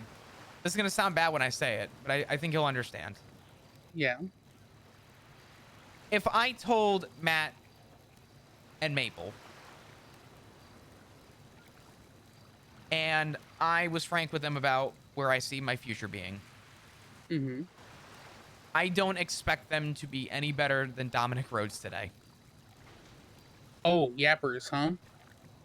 Oh, listen, I love Maple. Yeah, yapper. Rhodes? I don't know. I just don't want you to be in a position where you say, hey, I'm retiring, and they make one thing, and then, you know, you go off and live your life, and they find out you get arrested, and then they, you know, flip their lid because they think you lied to them or something. I just don't want you to be in that position. I'll say this So much. maybe by the time I walk out that door on the 25th, they will know. That's a given. Then yeah. I'm not saying it's a conversation you have to have tonight, but it's something I think you should have. I guess I'm just trying to say, just set your the expectation. Yeah. Make it clear that you're doing this for you, and doing this for you might include doing some dumb shit. Again, whether you bring up the ADMC stuff is optional to you. But the fact of the matter is, you mentioned it yourself. It sounds like you want to race. You've got people lined up to take you to do jobs. like it's going to happen. It's just a matter of when. Yeah, I'm not jumping right into a car and robbing people, you know, Yeah. on the 26th. That's not happening, but Oh shit! So I shouldn't schedule the blood in celebration for the 27th. I want to say something out loud, but I can't. I Say can't. it. Say it. No, Say I it. can't. I actually Say it. can't. Fine. Email me. Okay, hold on. I will. Hold on.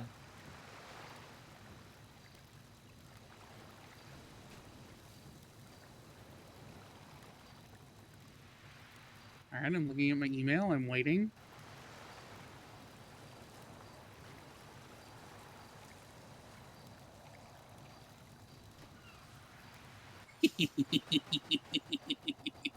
Fellow T Goblin. Technically, the 27th does not overlap with my plans on the 26th, apparently. Yeah, I mean it's perfect. You'll have your retirement party on the 25th. The ADMC will blood you in on the 26th, and then we'll celebrate that on the 27th. Isn't that your plan, Flop? Weren't you going to join a group right You're out of the gate? Fucking Duh. ridiculous.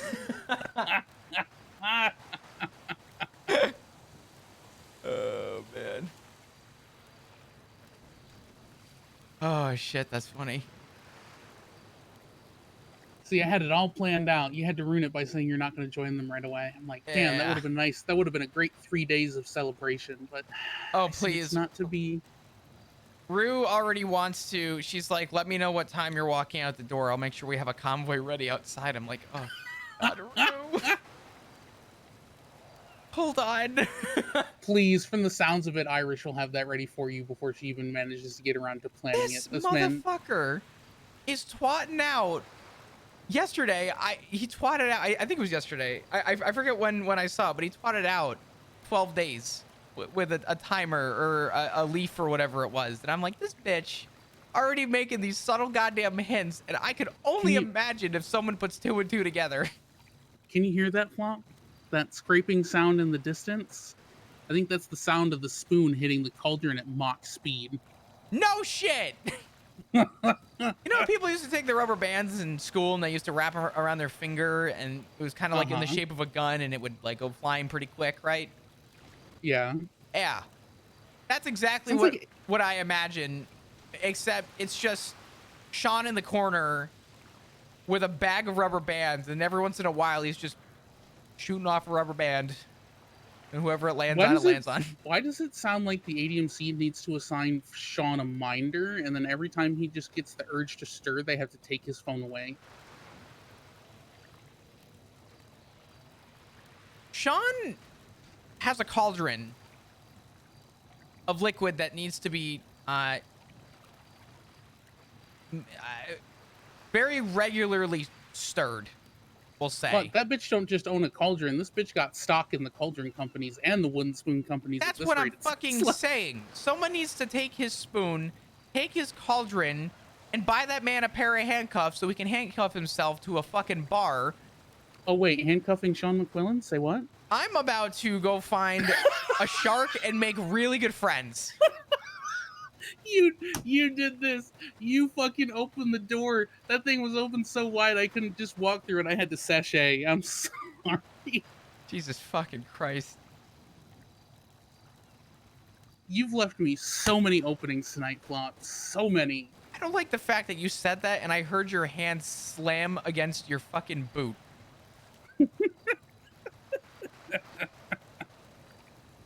Holy shit. Oh. I won't lie. I kind of knew that there was a chance that was going to be mentioned, but I was hoping that you were just going to move past that. But, you know. Flop. I know. That was way too obvious. You've known me for I know. 5 years at this point. Oh, God.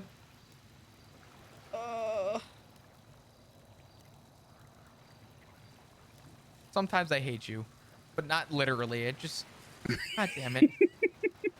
I exist to be a problem for people, but like the easy to manage kind of fun problem, not the fucking. You have all very the banners. You have very like hold my beer energy. Oh, thank you. That's one of the nicest compliments I've ever been given. Like, you know what I mean? You got that like. You just got that energy about you, and honestly, I love hold my beer energy. So this works. It's I got recklessly controlled. I got 2 really good compliments last time I was here visiting. Somebody told me that I give Florida man but cooler. And then somebody said, "Nice to know you still have boss music play when you enter a room." Wait, that second one's good. Right? I'm like, "Oh, thank you." What's your? I would. You got that like final boss in Elden Ring music. You enter the room I and like to think that when I enter a room, dark funk music starts playing. That's really funny. Yeah, that was a really nice compliment. I blushed at that one, not gonna lie. Did you know I found out that when I lived here previously, there was a group of people who wanted to bang me, a group of people who wanted to kill me, and that there was a really large overlap of that Venn diagram?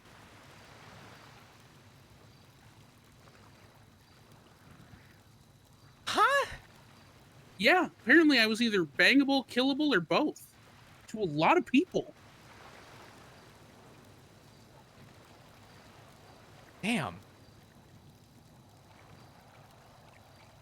I've had a lot of people hit on me, but serial killers had a thing for me, but that's just because I investigated them. I think there's a trope for that. I think it's literally called break the cutie. You know better than I would, apparently. I don't know. What can I say? Everybody had a fanfiction.com era. Oh my god. If it wasn't for Aphrodite, the fucking Floki art wouldn't have started. The fan the fucking the Floki erotica would never have been a thing. That's all I'm saying. I read that, by the way, which Oh Jesus Christ. weird.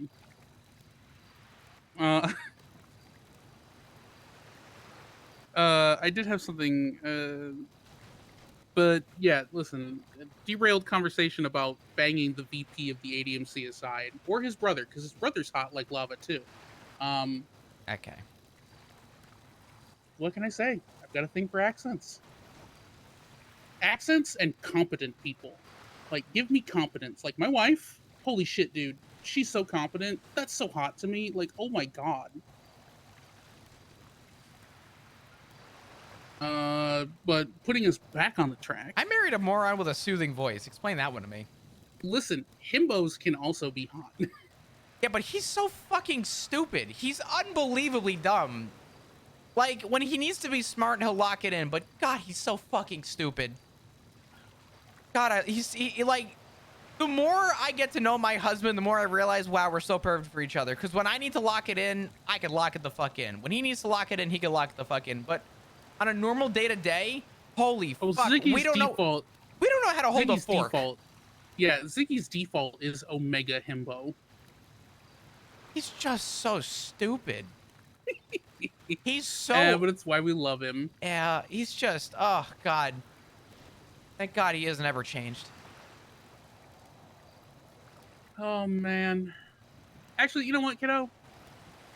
I'm proud of you.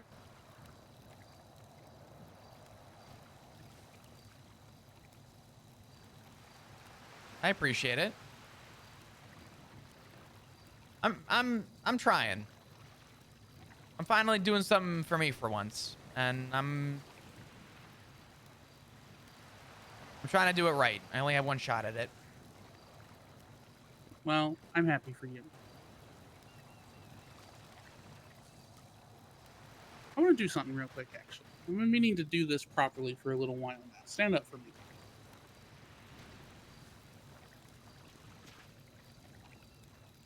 Come here. Uh-huh. No, don't take the cigarette out. Come here. What do you mean? Come here. I have a nicotine addiction. Well, stamp it out. We'll smoke it in a second. Fuck. Sorry. What's up? Take your hat off. I'm ugly without my hat. Flop, you've been ugly since the day I've met you. That hasn't Shut changed. the fuck up. All right, I'm just going to tell you now I'm doing this platonically, so bear with me. Okay.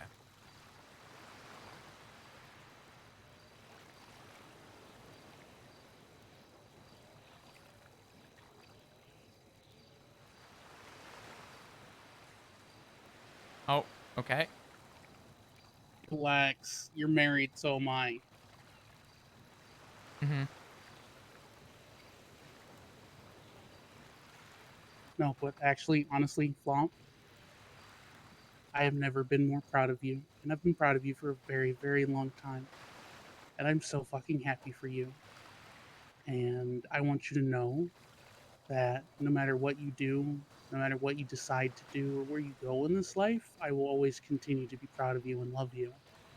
And I like to think that in a different life, you would have been my son.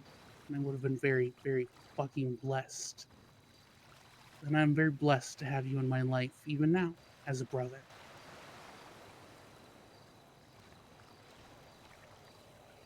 I appreciate that. You're a good kid. Trust me, I appreciate that more than you know. Hmm. I just, the people in my life that decided to stick around, they did it by choice. I never begged for people's respect. I never wanted people to have the courtesy of getting to know me. I let it be people's choice. And that won't be changing. Good. Good So, lad. thank you. All right, let's smoke a cigarette and then go see if we can't scrounge up some food, yeah? Yeah, that's... You're talking to one of the biggest problems we have in this city. You think the PD's the problem. This food industry is a fucking nightmare. Yeah, it's a fucking crapshoot on whether or not there's gonna be uh fucking stalls open at any one time.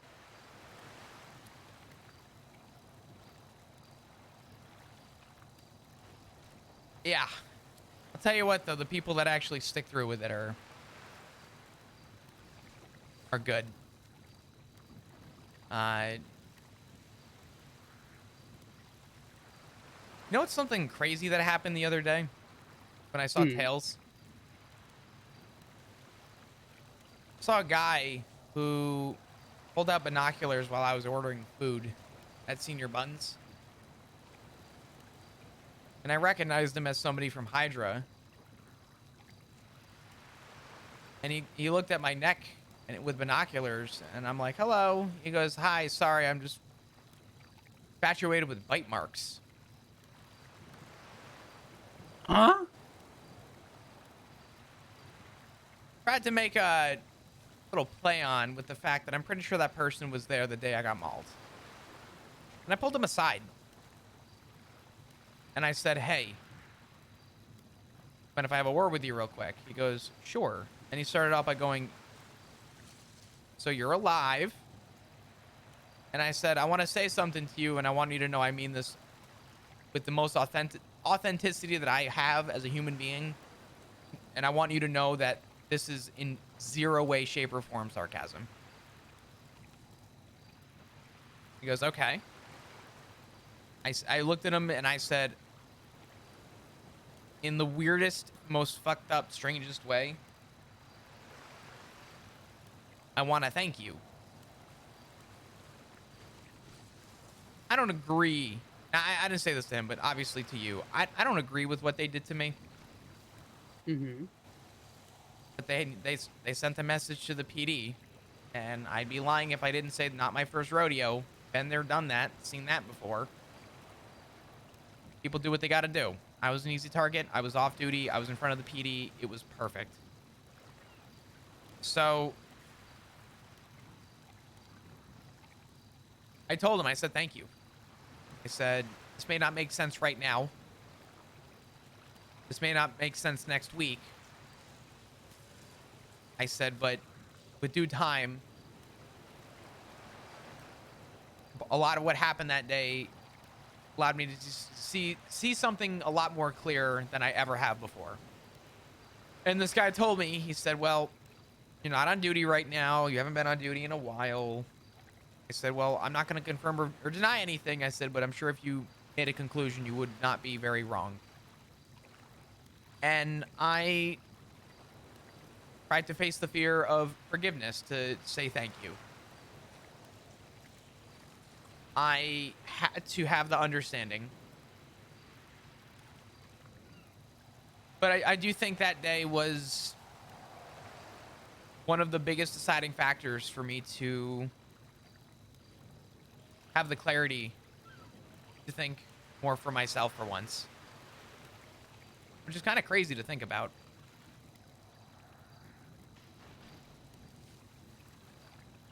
But I don't know. After that conversation yesterday, unironically, you know who was advertising that they were around? Cool. Judge Bailey. Well, I quite like Bailey. I love Bailey. Crazy to think that Bailey is one of the first people I ever got to know. And I used to hang out at the courthouse steps. The one, I remember the courthouse off of Occupation, one next to Pillbox.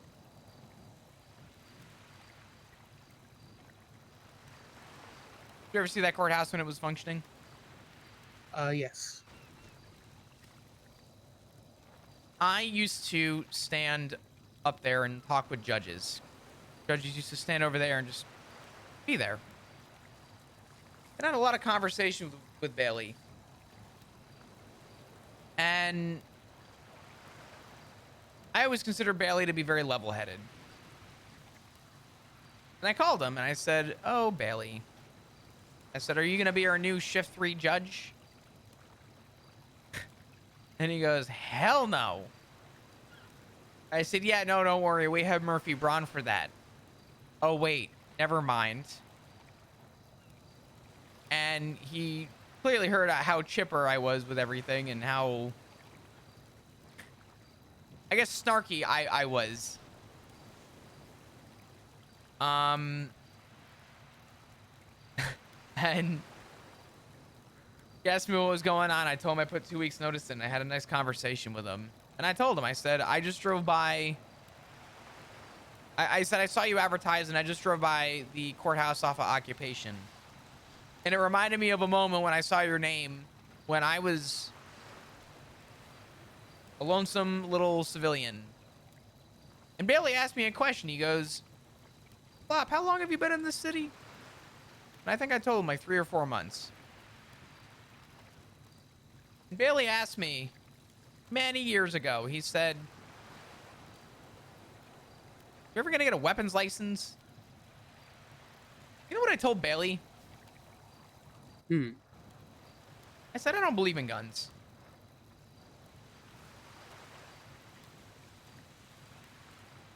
And if I recall correctly, he did tell me something along the lines of that could change at a moment's notice. And he was right. And I told Bailey kind of the spiel I gave you in a much shorter way because we had a lot of weather rolling in. And he was also relatively happy to hear the choice that I made. But he, it's crazy to think that there's so few people who knew me during those times. And yet they still always are willing to come around to have those conversations like the one I had quite literally, if you could imagine, almost 5 years ago. Actually, sorry, we were off this island for 5 years, almost 10 years ago.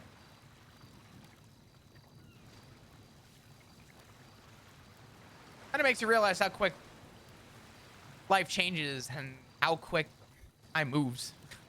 Oh, yeah.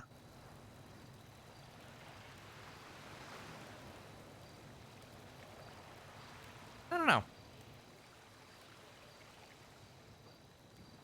right, this thing's getting hot. Jesus. But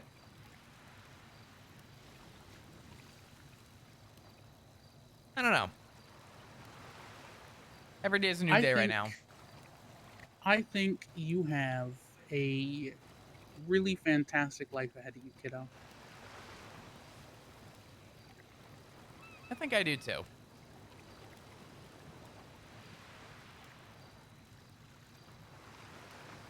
I'm excited to see where it goes. I'm scared for change, but I'm not scared for the future. And a lot of people told me that, you know, when they left the PD, they were really scared because they didn't know where they were going to go. Every time I have a conversation with somebody, that weight is off my shoulders more and more because not a single person has not offered me something with open arms. And a lot of those people even said, I can't wait until you walk out because I'll be able to tell you more in 2 weeks. So, optimism. Positive outlook. Change is terrifying, but it's kind of exhilarating at the same time. And humans need to change in order to progress. Here's the thing, kiddo. It's one thing I've learned personally. Change isn't set in stone, but it's set in mud. You rock your wagon wheels in one track for too long, soon it's going to be the only train you can go without struggling. And I think you've rocked your wagon wheels on being a cop for long enough. It's going to be a little hard to break a new track, but kind of fun at the same time. Bro, right? how the fuck does Cello have all these, like, such perfect analogies? I don't get it. Jesus Christ.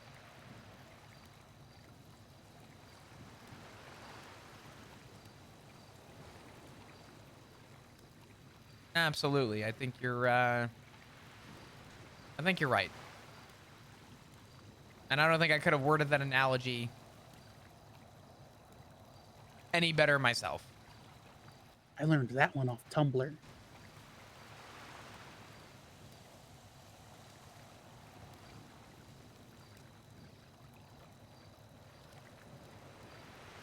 that you mention it, that sounds like a Tumblr post. Because it is. Jesus Christ. I'm going to let you in on a little secret. That sounds like some shit I would see on, like, those dating apps where someone's like, my life's a mud track, but I'm now looking for new tracks. I love fishing and big booties. Here's the thing, kiddo. I can absolutely break out in the Shakespearean version of improv and say just the most pontificated shit all on my own. Oh, but I'll be honest. Fuck. Sometimes memes just say it best, dude. Sometimes they do. I agree with that. I'll tell you right now. Finley Millen tried doing that Shakespearean bullshit on me, and I was like, dude, you have 2 brain cells, and they're fighting for third. Please. Just stop it. Like, I've said some shit that, you know, you've heard me go off on, like, some of my more, shall we say, poetic tirades when I'm talking to you. And they make sense. They work. They're nice to listen to. But I'll be honest, dude, sometimes just a meme is all you need. Oh, yeah. Absolutely. Also, let's start making some tracks here. No pun intended after what you just said, but let's try and get the fuck out of here before. Yeah. Yeah, I couldn't help it. I'm sorry. But the hold on. Oh no.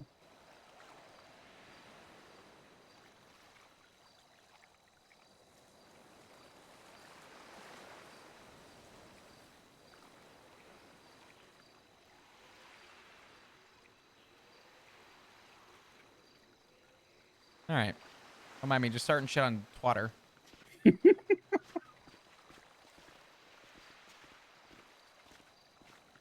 Oh man. I'm gonna tell you what, Flop, a lot of what I talk about, it's literally just experience and 30 years of therapy, dude. I mean, listen, you know what? There's a reason why people become wise as they get older. You only get wise by experiencing.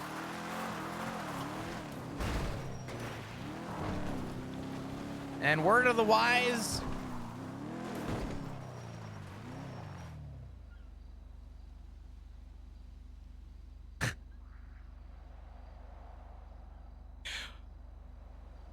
Someone said, what is that?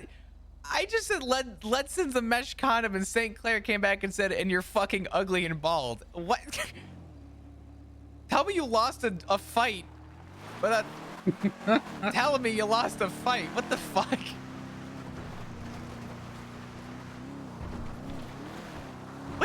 No. It's fucking. He's Saints. Oh yeah. Expecting any brain cells from him are the Saints. Hold on. I need to clarify for a second. Hold on. Are we talking about the same Ledson? I think so.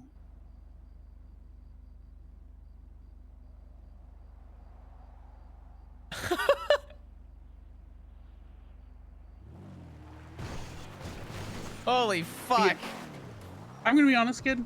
If you're gonna all be my honest, knowledge- be honest about the Saints, and please tell me how they have such a fragile ego. Jesus Christ. Oh my God, you could sneeze in their direction and they'd want to go to war. It's something we dealt with a lot previously. Okay. Anyway, go ahead. But Sorry. No. But I was just gonna say, when we talk, it's like I said, it's just a combination of experience, really impactful memes I've picked up over the years, and my own having gone to therapy for 30 years. I don't think that makes it any less impactful. It just means I get my knowledge from a wide and varied source.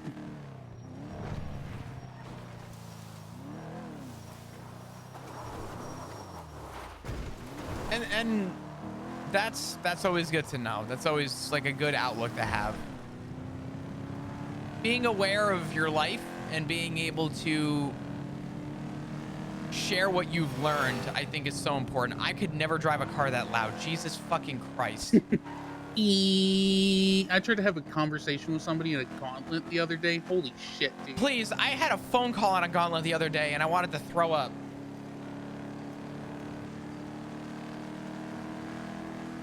I will say though, they drive great. That's why they're the current crime car.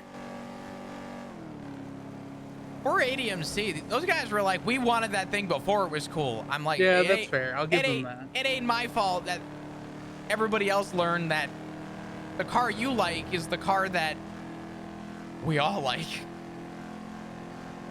All right, well, I just looked at the time, so we might as well just drive around in the city. It's gonna be storm soon. Well, I was gonna call somebody real quick before. Oh, all right.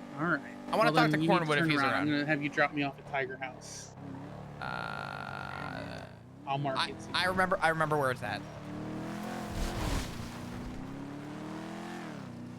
Is the house I picked you up at, yeah? Yep, that's where I'm staying with the kids now. I don't like staying in a hotel anymore. I stay with them. Yeah, you're good. But yeah, you know, Flop. If you ever need me, even if I'm not in town, literally, please just email me and I will come and help you. If it's just advice, if you just want to vent, if you want somebody to, come be a relatively unbiased third party, if you need me, anything, ever, please reach out. I will. I also want you to know that I'm gonna break Bullet's fingers. Wait, what? I'm gonna break his fingers. He can't use them. It's not like he needs them to dial 911. Yeah, it's not like he needs them to dial 911 for anything. So I'm gonna break them for him.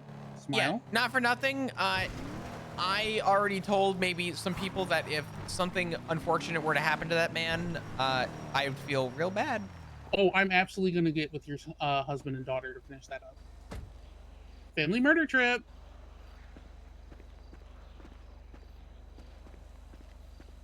Are you saying something? No, I'm just trying to figure out how to respond. Instead, I'm too busy looking at your blueprint penis. Oh yeah, Bringle made that. It's our yard dick. It's a beautiful dick.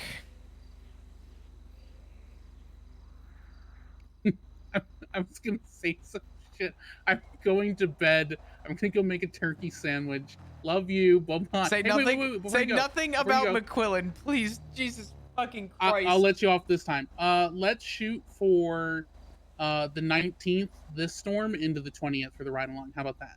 Let me. That's Friday into Saturday. Okay. I may have to be out of town both those days. I'm gonna confirm dates and I will email you at the earlier, I guess at the latest tomorrow. Once I confirm what days I won't be around. All right. I mean, we can also do it earlier if that's going to be easier. I was just thinking that I was going to give you a couple days to recover. But if you want to, let's see, it's Monday technically now. Uh-huh. Wednesday would be hard. Wait, either Tuesday night or Wednesday. I forget. I think you want to do Thursday into Friday then? Yeah, that's fine. That'll work. All right, we'll do Thursday into Friday then. Okay. Yeah, that All right, works with see me. you soon. Yep, I'll talk to you soon, Be Balto. safe. Have fun. Thank you. I will. Oh man.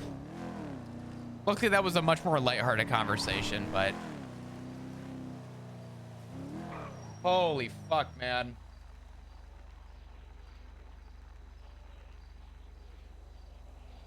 That was a good combo.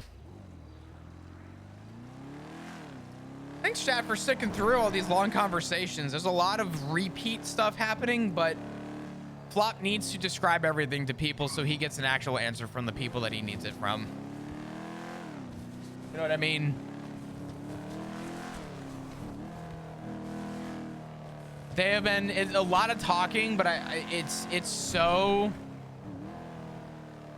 I think it's so like I don't want to use the term quintessential, but it is so important.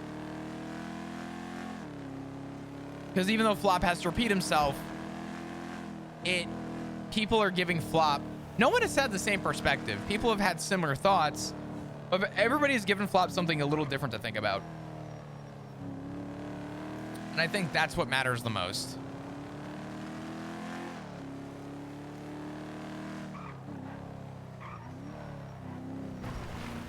I was gonna see if Cornwood was around, but I don't know why I thought that was a good idea, because it's 7 minutes till storm. Maybe I should have just stayed with Balto for a few more minutes. I didn't realize that I don't know. So good.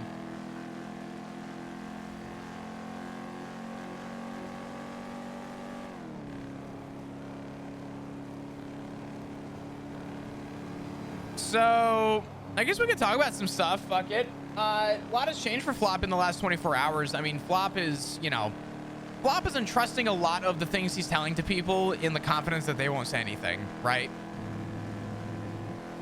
And I will say this much, Flop's going to retire on good terms, but there's probably going to be a...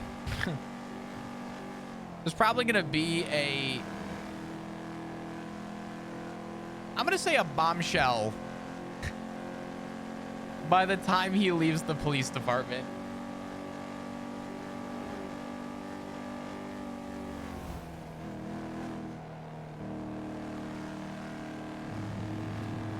Flop's gonna leave on good terms, but we're gonna have some fun. Yo, what's up, Simon? How you doing? I got your text. There's just a lot going on.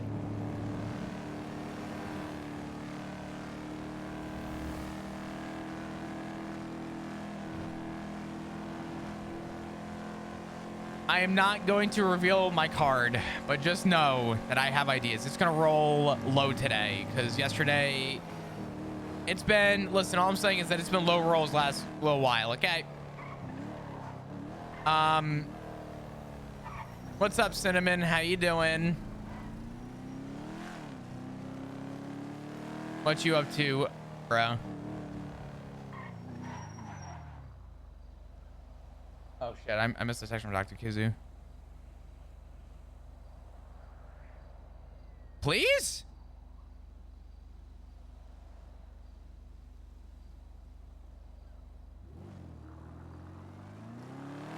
I found your next sub goal.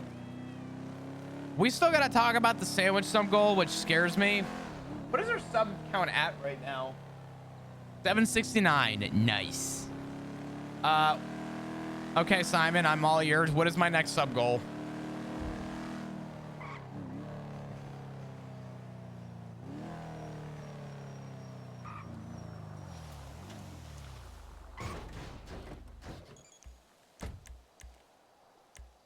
Listen, all I'm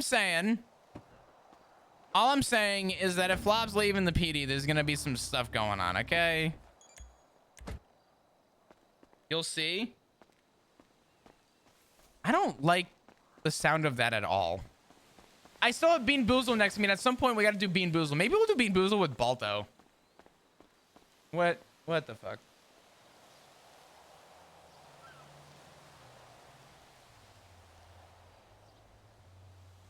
Oh, motherfucker, dude.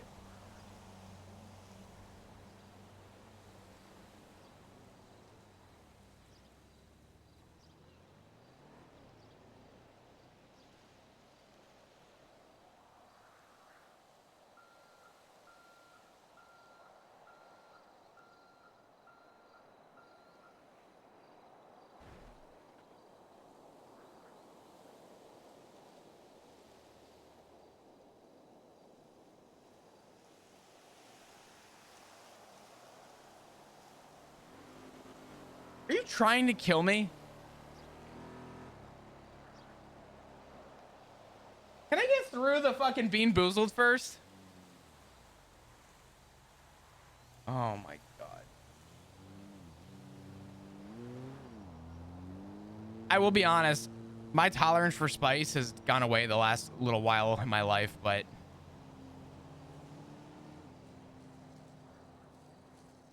okay, maybe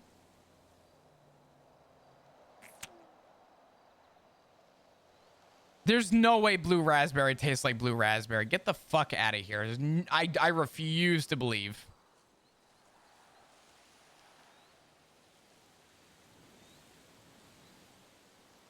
Okay, anyway.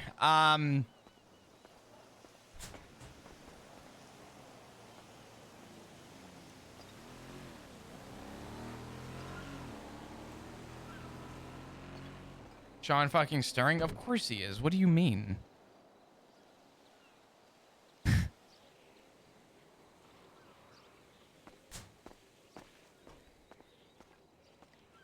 Whoops. Sorry. I mean to press that. My stream deck fucked up.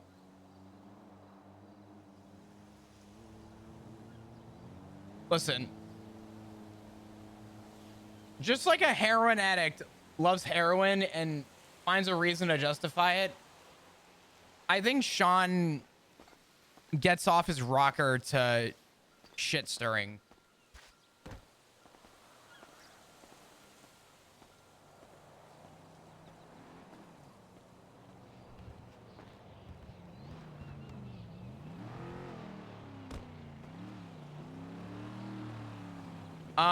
Anyway, I guess we can talk about some stuff real quick. I have really enjoyed the conversations, and once again, I really enjoy all the meaningful like RP that's come from everything. I have very much enjoyed just everything going on with Flop recently. I will say this much. I will absolutely say this much. I think the one thing about Flop so far is that Flop is not going to change like on a whim. The character progression is going to be very natural. Like the other day in the hospital. What the fuck? Oh, whoa. Yeah, yesterday or whatever in the hospital when Flop lost his shit over whoever fucked up Rue. A lot of that was with morphine and stuff, but also Flop knows that there were not any officers on duty to actually gather evidence for that. Flop absolutely did some of that hella corrupt and told somebody. So, because Flop also doesn't believe in the system fully. Heavily invested in this RP timeline. I have been too. I'll tell you what, man. As much as I love sharing, or as much as I love the story myself, I'm enjoying the idea that you guys are loving it just as much as I am. I'm very fortunate to have a super awesome community to support this. And I will continue to enjoy it for as long as this continues. I cannot thank you all enough for following through with it. In a lot of cases, a lot of new subs have come through, which I was not actually, I wasn't expecting in general. So thank you guys for supporting in that way as well. Everybody that has followed and has followed through the story so far, thank you. I appreciate it more than you know. I mean that. So,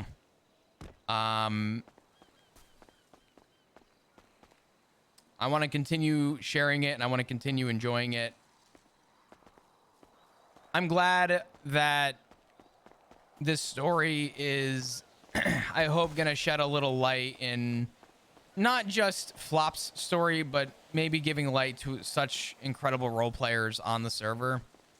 And the people who are involved, there's literally not a single person who hasn't been like pulling strings to, you know, everyone's heart in some way. And I love that. There's so many incredible role players who are involved in this story in every like way, shape, and form. And I think that the fact that everybody has contributed something to it has been so cool. Book, thank you for the 4 months. Speaking of, you definitely deserve my prime for this month. Oh my god. Books, thank you so much. I appreciate it. Go get some hearts and chat, please, and sugar with the 7 months as well. Thank you. I appreciate it. Bunch of hearts, please. Thank you, thank you. Also, I'm gonna do a really shameless fucking plug real quick. I have to. I absolutely have to. Just let me cook.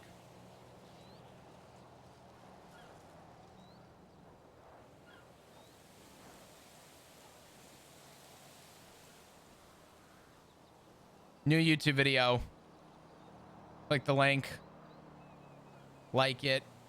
Do whatever you gotta do. I appreciate it. It's a good one. All I'm gonna say is that there's a lot in this one and it's good. Anyway, yeah.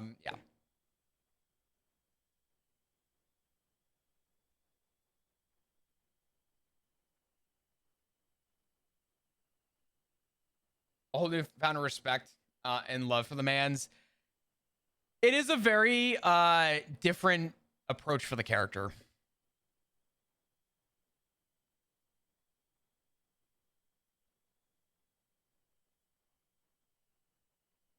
What is that thumbnail though? It'll be revealed in the video. Also, Phil is just a menace. And we love Phil here. I have to. Oh my god. Unicorn, thank you so much for the raid. I appreciate you. How you doing?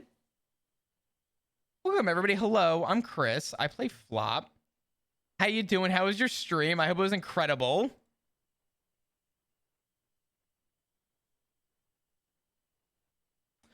Dr. Kizu. Unicorn, the text that you sent Flop, my phone would not pop up with the text. So I saw this like big wall of text and I couldn't respond or do anything and I was getting mad. Hopefully you get a response after. We'll see. But I appreciate you. Thank you. If you guys don't follow Unicorn plays Dr. Kizu, who has been incredible. You're sick and very tired.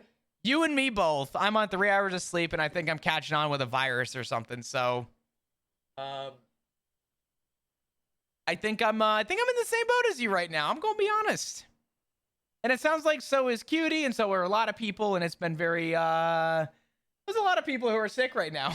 I'm come to find out. Speaking of Cutie, did you guys see the cute dog that Cutie posted on Twitter? Check this shit out, dude. Look at how cute this dog is.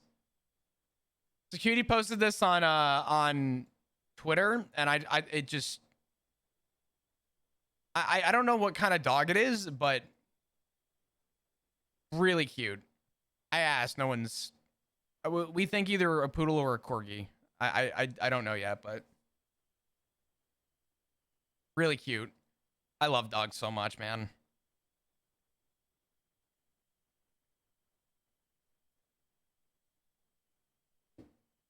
What would we do without animals, right?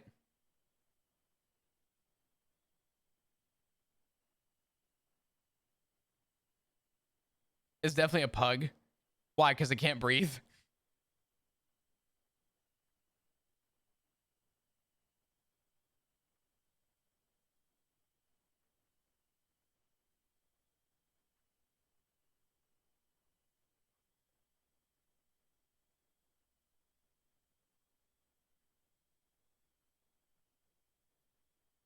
I love how I get on the server and it's just like,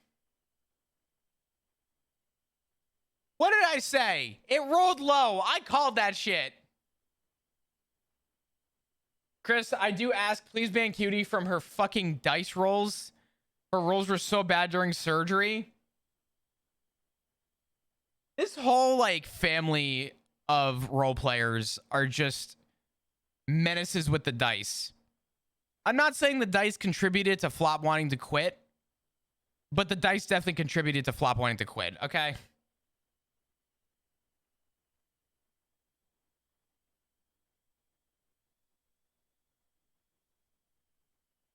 They love playing D&D. Yeah, explain that to me. Why does all this bad karma come my way so that Chuck could roll fucking nat 20s?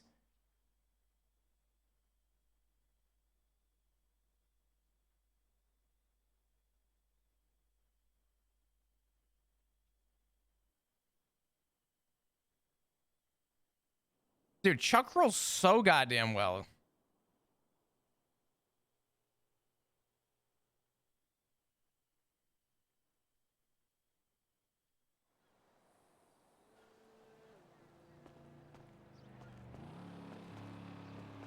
Sock made me roll during his surgery and I rolled horrid. The dice suck.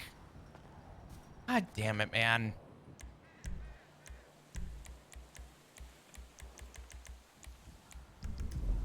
Happy birthday, Cello.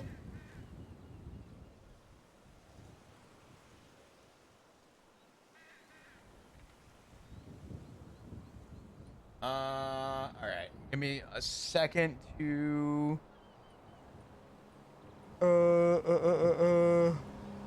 check something real quick.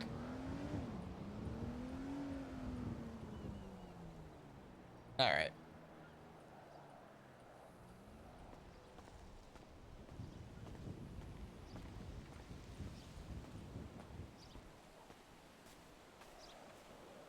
I'm glad I'm not one.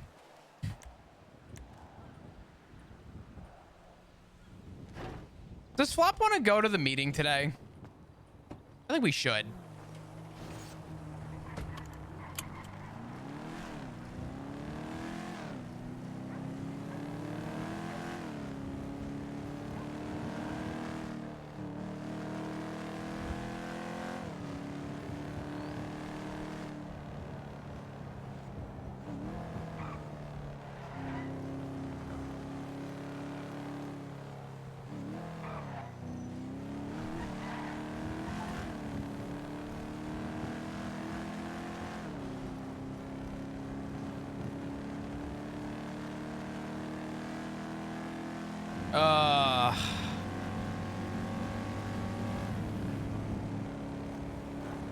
I'm about to do something. Oh, man. You know what? I'm not going to say anything. We're just going to go to the meeting.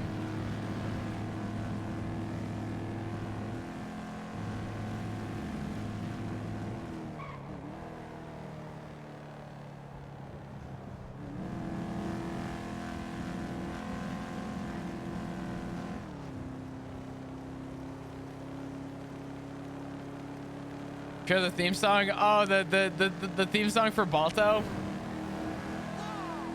I'll save everybody the concern. It's nothing bad.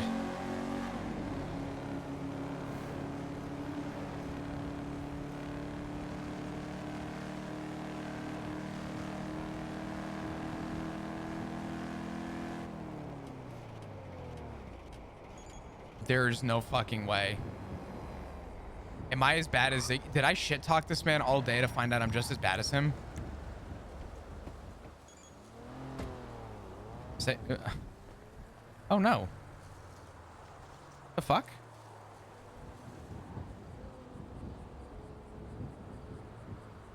Who repaired this? Why did that turn off? Haynes, what's going on? Thank you for the 13 months. I appreciate you. Can we get some hearts in chat, please? Thank you. Thank you.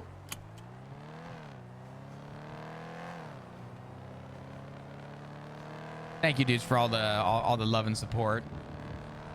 We're closing back into 800, which is fucking wild to me with everything going on.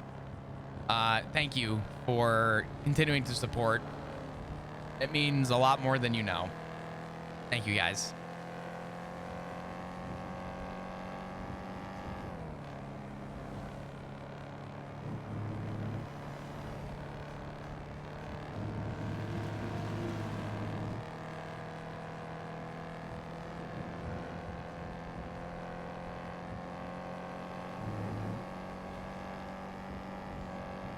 Sailor with a gift of sub. Thank you so much. I appreciate it. Thank you. Thank you. Plenty of hearts, please. Thank you for the support. I do appreciate you guys. Y'all don't gotta do shit. I'm making a visual cue. More of a notice. More of a thank you. But seriously, thank you.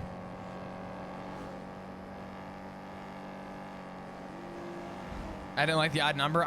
You know what? Respect. I respect that.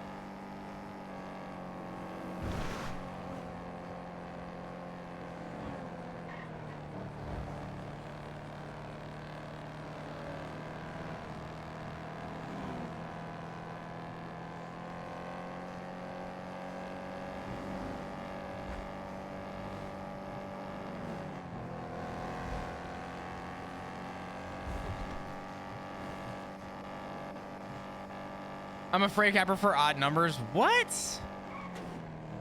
That's crazy. And odd numbers save Flop's life. You know what? You're right.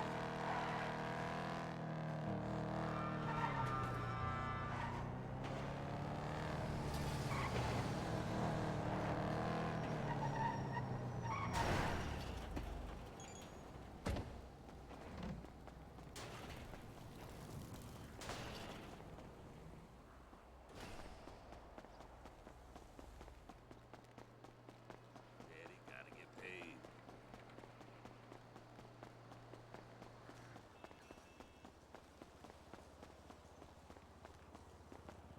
It's too significant, right?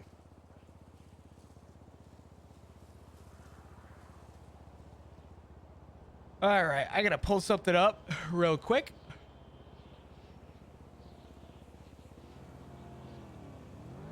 Yo, Ash, thank you for the 10 months, 9 months. Goddamn, time comes by fast. I don't know about 9 months. It'd be saying 10 months here. I appreciate you. Thank you so much.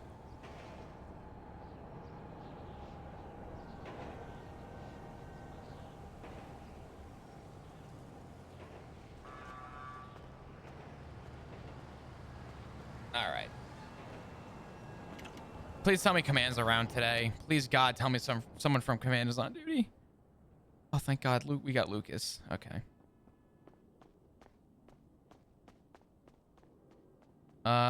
Where's Lucas? That's Oddfire. Lucas in the room.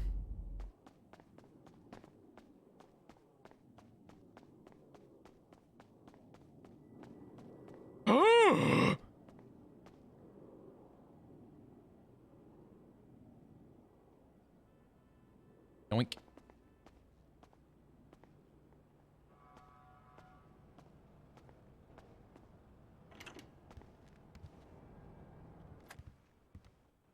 Hello. Hello. Hey, Flop. Hello. I'm yoinking you. Yoink. I can't yoink you because you're saying Yoinks. yoinks. What's up? I can't yoink. Trying. Holy fuck. Yoinks.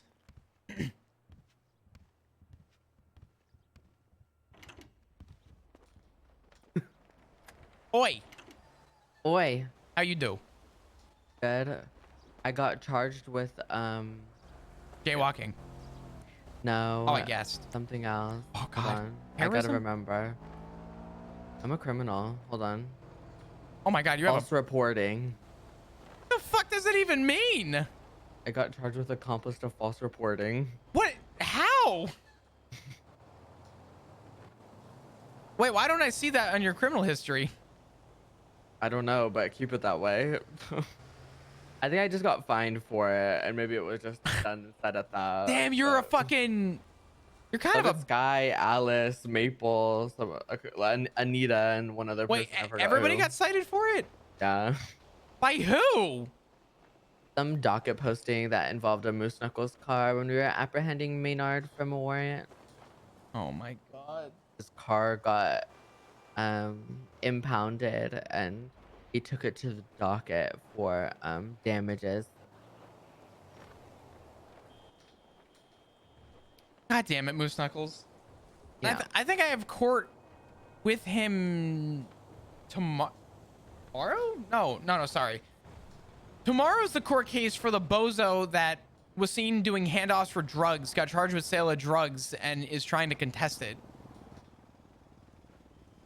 With Declan and everybody, I don't know how that made it to court, but That's so funny. I begged Declan. I said, please call me as a witness just so I could give my statement and state that we staged and watched them do drugs for 45 minutes before rolling in, and we prioritized the man that we saw on scene, not the bike that fled. Because they're stating that That's a good one. they're stating that we gave up on the guy who was actually the real suspect, the guy on the bike who we couldn't keep up with. Although when we searched this guy, he had drugs on him at a 1034. So, Girl. Okay. I'm not saying that people are smart, but I'm definitely saying that they dumb. For sure. For sure. You're not wrong at all. I wanted to hand you something real quick. Okay. I don't know how you want to pass this along to people. Okay. I don't know how you want this to get through. I don't care if this is for just command. I don't care if how this is. I was gonna wait till it was closer for the time, but I'd rather this be in someone's hands now. Okay. This way somebody has it. Okay. I know typically like there's question of a good, you know, like an exit interview and stuff. I don't know if that's gonna be a thing, but I do want to give that to you. However you want to pass it around, copy it, whatever. So. Okay. Is this something that you're okay with everyone seeing or not really? Oh, like that? I don't care if you show it. That's fine. Okay. So, chat, you will see it. Hold on. Hey, Flop. Hey, Lucas. Hi, Crystal. But yeah, whenever you want to. It's yours now. It's in your hands. If you burn it, there's only one copy. I won't burn it, Flop. I won't burn it. But what if you did? What if you like brought it to the shooting range and you're like, nah, fuck this shit. You ain't going anywhere. Actually, who am I kidding? What fucking shooting range? I was about to say. Damn, the ammunition. Yeah, I don't know. We shoot in the evidence room at walls. Like, we getting ballistics in like bathrooms and shit. Yeah. Yeah. Okay, But- well, thank you for this. Yeah, I'll not a take problem. a look over it. Okay. Yeah. If you have questions or anything, you let me know. I'm gonna go get in uniform and not. Uh-huh. I'm gonna be late to the meeting. I'm pissed now. Hold on. Okay. You're good. I'll be right back. Okay, bye-bye.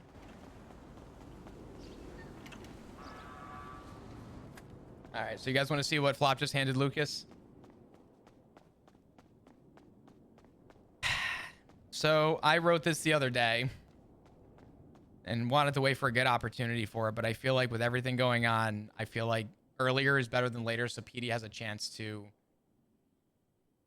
do something with it. Blind warning. This is a text document, so it's going to be, you know. I wrote Flop's retirement letter and gave it to Lucas because Flop cares for Lucas and wants Lucas to be the one to have it. And however he distributes it, he's going to leave up to them.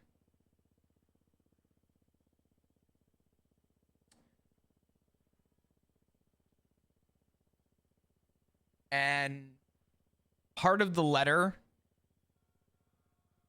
he's hoping is a message to new people coming in. Dark mode. I mean, I could just do this, to be honest with you, but yeah.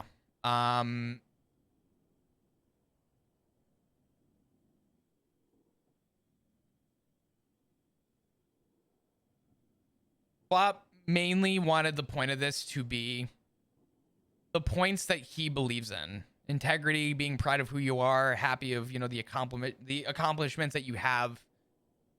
Flop even brought up a quote from Ripley.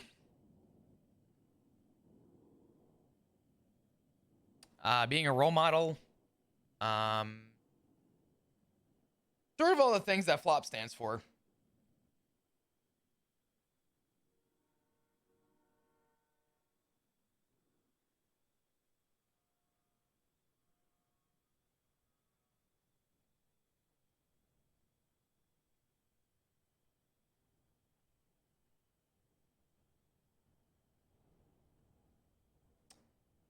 And then a little conclusion.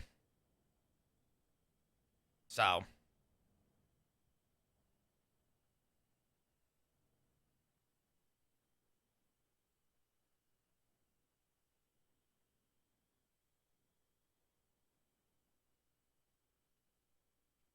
So.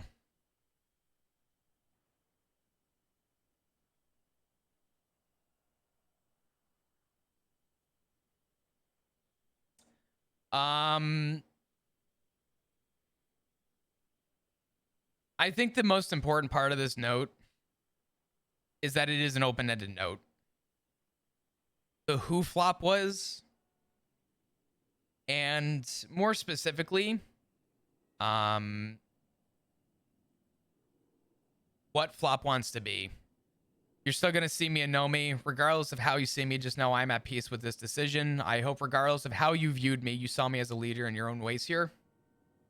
Flop kind of walking away, telling people that, you may see me. You may not see me essentially how you want to see me, but hopefully by the, with me being here, you saw me,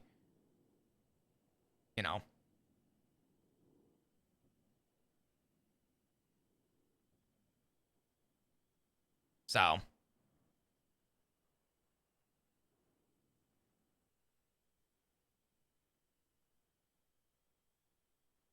But. Yeah. So that's what Flop gave Lucas. And I was a sad bitch writing it, I won't lie. But.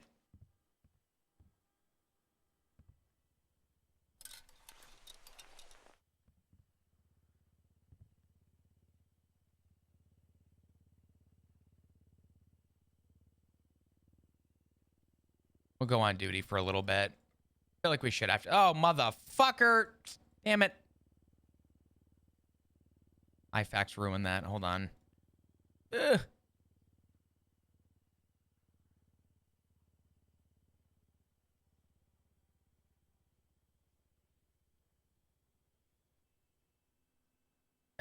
So, anyway. That's what Flop handed Lucas.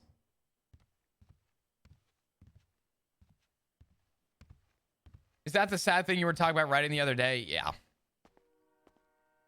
I literally wrote that and just shit fucked me up writing that, because it was like, I don't know. It made me realize, like, damn, like, it's really over. But God forbid something were to come up in the next 2 weeks. Bob does want it to be kind of on record now before it's too late. So.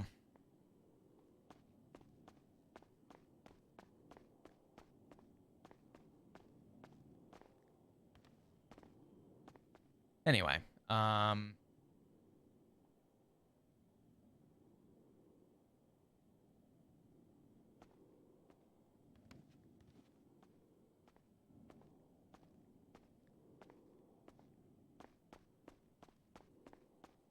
let's go to the meeting. Let's go see if Lucas can contain himself. Horses. No, bitch. No, it's not My Little Pony. I'm gonna find out and y'all gonna look crazy. Martian. It is the Martian. Yeah, that's a good one. Oh, this is that one game from that space game. No, with Norman Reedus. Right now. We're on movies right now. Thank you. What's that Norman Reedus game? The Keebles or whatever they're called. Norman Reedus was the main character. Then again, that motherfucker, the main character in everything he does. Oh my god, the Hillary Duff movie. I'm not a Hillary Duff dude. You're close.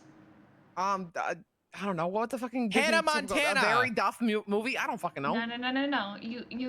You have it, except for it's not. You know, she's not Hilary Duff. What's the character she plays? Oh, the Lizzie McGuire movie. I'm so dumb. Lizzie McGuire movie. Thank you. I forgot. You're all good. Let's move on to video games. Am I scuffed? Oh, bitch! I was thinking about Fantasia. See? Oh, yeah. I remember the alligators and skirts. That's all I focused back into was Daft saying, "I remember alligators and skirts." The And seeing as Avengers. How Daft likes to Fantasia. kiss fish. That makes sense. Fish are always trying to kiss me. I don't want to kiss them. What movie They're is always this? puckering up. No, we're on to video games now, so this is a video game. The Martian. This is not The Martian. Wait, is that shit on your phone? I think he's just on a delay. Just give him a minute. I think he might be. Give him a moment. Anybody? No. Is it on your Not a phone? phone. Oh, I think you can now play it on your phone. It didn't Old school originally come out on RuneScape. your phone. No, we've done RuneScape Not three everything times, is old guys. school RuneScape. 3 times. It is in my eyes, okay? Oh my god. Anyone? Anyone? This is the original Prince of Persia video game. Oh, shit. Damn. Yo, Sands of Time hit Wow. hard back in the day. Yeah, I'm like, that's a. Wow, what a glow up. Yeah, true. Actually, though, fuck. But like, Yeah. actually, though, right? Is it weird that he's blonde? Yes. Is this the original Fallout? It's not the original Fallout, but it is Is the this, original. Like old ass Dota or some one of those games I don't play? Original Baldur's Gate? No. No, but you're in kind of the right space Diablo. of video games. It is Diablo, that's Diablo. what I was thinking, It's yeah. the Okay. original Diablo game. I can't stand RPGs. I don't know. I don't play video games. Oh, if there's a joke in there somewhere, but I'm not gonna say it. Oof. Come on. Not you, not you. I'm saying for Daft. Oof. Oh no, I know. I want to Oof. hear it though for Daft mostly. Oof. Wait, what? The final Daft. I video literally game spaced for what? the day. 1 second. Oh, Simpsons game. I remember this hit and run. game. Simpsons hit and run. It Oh my Simpsons god, hit and yes! run. Yes! Simpsons Oh my hit god, and the run. jump, the donut! Oh my god, I would hit Run. that jump every fucking day of my life. I'm sorry, I just had nostalgia hit me like a What? fucking brick No, wall. this I is thought you what didn't it is. play I like what it games. is. Only dorks play Hey, those who games. asked you, huh? You. I thank you so much for Hi, participating what's up, in my Bonfire? How you game. I doing? hope you had a Good to wonderful see ya. day. Thank you, Aphrodite. I will say, Don't talk to me, Daft. Oh, Eat growing more. up, I wasn't allowed to play that game, Grand Theft Auto, and this was the closest I was able to get. Do you want to know something even more wild? What's up? I literally was never allowed to play a video game until I was 18 years old. That explains a lot. Oh my god. Did you my find Sorry, God. I'm sorry. Damn, that was cutthroat as a motherfucker. I God wasn't damn. thinking that was out loud. I'm so games for sorry. what? 2 years? 5 years? I'm so sorry. Did you just ask me how old I am, Daft? Jesus Christ, You Daft. look I like a have baby. 7 children. Daft, I really Daft. appreciate you. I Thank you for have the deflection. 7 children. How many adopted? 2 of them are adopted. I gave birth to 5 children. Oh my god. Yeah. First Does was anyone math have on any that? more bits? and then famine. I bet On Fire has and one. then war. On fire, And then podium. Fire. And then and then Iraq. On Why don't you fire. go to the podium? Is What that, did you just say is to that me? Clear dressed up like on fire? No, that is That's fucking clearly obviously on on fire, and it's weird that you would say otherwise. It doesn't On sound fire. like it. I'm sorry. Podium. Yeah, that's Sorry. definitely on fire, guys. What are you talking about? Yeah, what are you talking about? Podium. Look at she's got food. She's even doing the stance. Like she's like it's On obviously. fire would have yelled at the Simpsons hit and run. That's all I'm saying. Crystal has purple hair. You know wigs exist. It's right? actually scary how well That's Crystal. what we say. Oh. No, you look great today. On fire. His voice is I was talking to you, Oh, to Oh. me? Daft. No Yeah. shot. This is part of it. The bowl cut included? She's so scary. You're gonna open your mouth. Eat more. Oh. Oh. Oh, wait, no, it is on fire. On fire is the feeder. I'm sorry. That's you on fire. I And, apologize. and I'm somehow so you ended up cold. here from there. That's right. Eat. Ooh. Okay. Huh? Thank you.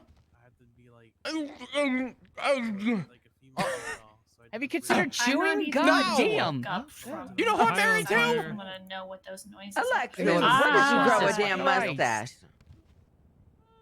I don't believe in chewing. Mustaches are for On winners. fire. What's my name? I thought that was spit. Okay, period. Okay, go on What's with my your name bit on on fire? fire. I know you got one. You always Sky do. Wizard. That's not on No, fire. That's not. All right. Well, Loki, you're Who's your Oshi? you're just cringe. To be No, fair. no. On fire always calls me dork every day, every time. day. Tell me the difference between Sky Lizard and Dork. True. The word. Sorry. The word's the same. The letters are different. Yeah, I was kind of fucked up. Man, I'm sorry. I said dork. I said dork. Oh, you did? Okay. How did you? Yeah, no, I heard it. You want to go on with your bit that you have prepared for the class since you always do? That's not true. It is true. I don't do bits. That's not true. I rather work. Oh. Oh. Oh, Oh, she's there the she real goes again. robot. Oh my God. Taking out the vent. On fire. That's Oh an my God. android. goodness, definitely on fire. Does What the anyone, fuck? Does anyone I have think fire? she's going crazy. I think she's going delusional. You have fire, Flop? I have fire? Yeah, you got like you make a fire. Wait, there's a fire? What? Yeah, I do actually. What? Here, check this shit out. Hold a building on. on fire? You ever seen on fire when there's fire around? She just stares at it and doesn't stop. She's crazy. Okay, does did we anyone get else have here? any more announcements? Anything cool? I'd like to announce crazy? that I'm smoking a cigarette in here because I was asked to light a fire. Love, but that is Oh, crazy behavior. wait, I have one. I'm sorry. I'm sorry. I'm Okay, sorry. Go Lucky. Lucas, you can't say that when Loki's I'm right there with sucking. 2 cigarettes hanging out of his mouth. Oh, and I don't think either of them are I'm not lit, looking at though. him. Yeah. Okay, just a general heads up. I don't know how many of you guys have had to go to court since the whole DOJ was reformed and everything, but even if you have all the evidence in the report, you gotta really point that shit out in your closing or whatever, because if you don't, the judge might just not look at it or consider it if you don't articulate it, and you might lose if you don't talk about it during the case. Wait, I have a question. Yeah, what's up? what? This is related, but also, you know what? It's related to court, but unrelated to what you stated. If Aphrodite, you have a question regarding what Loki stated, go ahead. I need a moment to put my question into words, so you go ahead. Thank you, though. I appreciate you. If the cases are on the docket right now during previous legislation, is the old legislation still being honored for those cases? I think that they would 'Cause I probably got court set a new tomorrow. precedent. They'd probably set a new precedent or dismiss it. I don't know. I guess that's up to the judge. Okay. There's no. Okay. I haven't seen any definitive answer about that either way. I gotcha. Yeah. So, when you add evidence to a case, you still have to go out of your way to like point it out and read it out, because I know some judges get really mad when you do that. 'cause they're I like, wouldn't know say how to read and I'm all like, of it out, but just like wrap it in a nice bow. You know, give a good summary of the evidence and where they could find it in your closing, if it isn't Okay. presented during like, you know, direct testimony, cross, whatever it may be. Because Understood. yeah, we had a case where we probably would have won, but we didn't bring up a lot of the evidence that was in the report under the assumption the judge would just look at it. But yeah, so just make sure the things that are important to getting the charges you want, you point out at some point during the case before they start deliberating. That's it. I got one thing too. Oh, you're gonna come up and do your bit? Podium. Remind me of something. Not really a bit. Well, actually, I have two things. Oh, welcome back, Crystal. Yeah. What do you mean? She was here the whole She was time. never here. I thought she had to turn off her washing machine. I did. Oh fuck! I forgot my laundry. Oh well, what I was saying is I hate the podium. I hate the podium. Lucas, I'm so kind. Crystal. Yeah, I'm right here. Don't worry. Okay. So there's a charge. Remember the new one, the high security institution robbery thing? I remember before during a shift 1 2 meeting, that laundromat falls under this. From what Angel said, but had a court earlier, and we were told laundromat doesn't count from a different judge. So they're gonna clarify that, I think. Well, that's stupid as fuck. Yeah, so I'm not really sure what they want us to charge for a laundromat. What did you articulate in court for why it should, or not you, but what was articulated by the PD for why it should count or be under that? Oh, that's it was pretty. Uh, Please because don't of, tell me that PD just said, well, Angel told us it did, and that was their reasoning. No, he I can't recall. Okay, because be careful. if your reasoning in court for why a charge should be applied to something is, well, Angel said so, that's not a good reason. Yeah. You should articulate the way she did, probably, and maybe it'll make sense to the judge. Or you could just say it's like one of the calls that PD gets a direct alert from, which is the same as the cash exchange, Maze Bank, Art Asylum. Therefore, it has to have some sort of high value assets. So yeah. security system that's elevated from the normal ones. Yeah, Ziggy ain't paying his fucking dues. Mm-hmm. This motherfucker been lying. Angel mentioned that you're kind of like breaking into something in the back, like accessing it through like hacking and stuff. Same, which you do in laundromats. But yeah, I forgot what he said too. I'm not good at this. OG, I have a question. In general, what do you usually get out of a laundromat? Like, I've seen coins, but besides coins, like, what are like the high value stuff that people get out of that? Cash in the back. Sometimes they're found with like USB sticks. Yeah. Are those illegal?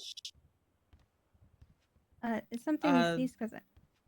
Yeah. I mean, there's a safe Go ahead. they're breaking into. That's okay. So, are these like stored in like a locked room or just a safe? What? That's a good question. Because the brief discussion I've had with Ruby on this last shift was that, I mean, Ruby is sort of siding with the, it's not a high, what do you call it? High security? High end security. Based on the fact that, it's a laundromat. It's not like a cash That exchange or one anything else. was It's everything. laundromat. And even looking at how the valuables are stored within a high security institution, or at least seeing how things are stored in the back of the laundromat, it might not qualify for that, because it's not like a cash exchange where it's in a locked secure room and then you get in there, there's like a high security like safe. There is a safe. Yeah, but it's also like, how do I say, it was just like a back room where it's just like a regular room with a safe in it. It might not be considered high security, if that makes sense. So I think some of those things might have to be considered, and then the type of things that they get out of that safe might have to be considered as well when we articulate why it's a high. They get cash out of the Could safe. I mean, yeah, but then would that make a 24-hour like a grocery store that you rob a high security institution as well, or? If Well, I they're think it's a stealing combination of clothes, things. can we count that as valuable items? I think it's a combination of think things. We would get to that when that becomes a thing, if that becomes a thing. But I think in this case, if they're robbing a laundromat where they're breaking into a safe to rob money from, I mean, can anyone argue that it isn't, like, money isn't a high value asset? Also, I think it helps with the high security argument that we literally get a direct call when the alarms go off at the laundromat. The same as the cash exchange, the same as Maze Bank, the same as the Art Asylum. They got a better security system there.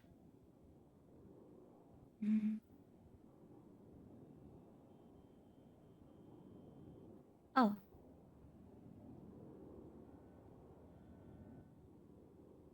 Yeah. This guy. You Oh, see I've this seen that guy. You have? Yeah, That's it's Rod one of the- Long. Huh? Not the guy that's trespassed from the hospital? Oh, true. Penguin bad. Yeah. I mean, there's another penguin that's okay, but he's a wannabe penguin. So we shoot these ones? No, he's just kind of after me, but I should be okay. There's something to keep an eye out for. And if anything happens to me, oh, that's my last thing in the. hopefully you stay safe. I'll be alright. Thank you. Okay. Any more announcements? Any more biddies? Or are you guys Gucci? Whoa, Gucci. Let's get out there. Alrighty, we can all get out there. I hope everyone has an amazing shift. I'm going to take a shower for like 15 minutes and I'll be out on patrol with you all. Okay. Bro, what is this shit about false reporting? The fuck? Oh. Do we want to air out the dirty laundry? I kind of want to know. Oh, Yeah, I wanna sure, know. sure. I would also like to know, because what the fuck is this? Well, I need to look at the docket because I'm not explaining that entire report, to be honest with you, babe. But myself, shit, Cakes. Anita, Sean Maple. If Sab leaves me in the fucking dust before Slacks and Flop can have a formal goodbye, ain't no fucking way. Who, were fined for accomplice to false reporting for a situation on the docket. I'm a criminal. Hell yeah, he sucked. I'm just kidding. Wait. I'm not gonna go into the details. The details are on the docket. Did Sab if you're say that? curious, you can go through, look at the reports. It was in regards to a Maynard, a warrant apprehension. It happened. It is what it is. And now today is another day, a beautiful day in which we take strides to be better. Yes. Yeah. Better. Alrighty. That's it. Thank Have a you. good day. Bye Sounds bye. good. Hey, Aphrodite. radio check. It's Yeah, a go. What up, homie? It's a go. I'll be there in a minute. Flopped on you. Okay, it's all good. It's all good. Okay. Well, you're not wrong. I'll tell you what. No. It's a, Just wanted to say flop. She asked if I go out today. I'm like, well, Flop, I've tried for months, so if that doesn't happen again today, then yes. tomorrow. Yeah, we'll do tomorrow. It's cool. I'll tell you this much. I don't know where Lucas just went, but we could talk real quick if you want. Okay, yeah, we have a different, just something to discuss real quick. I'll call you when I'm good. I'll be in the motor pool. Have fun.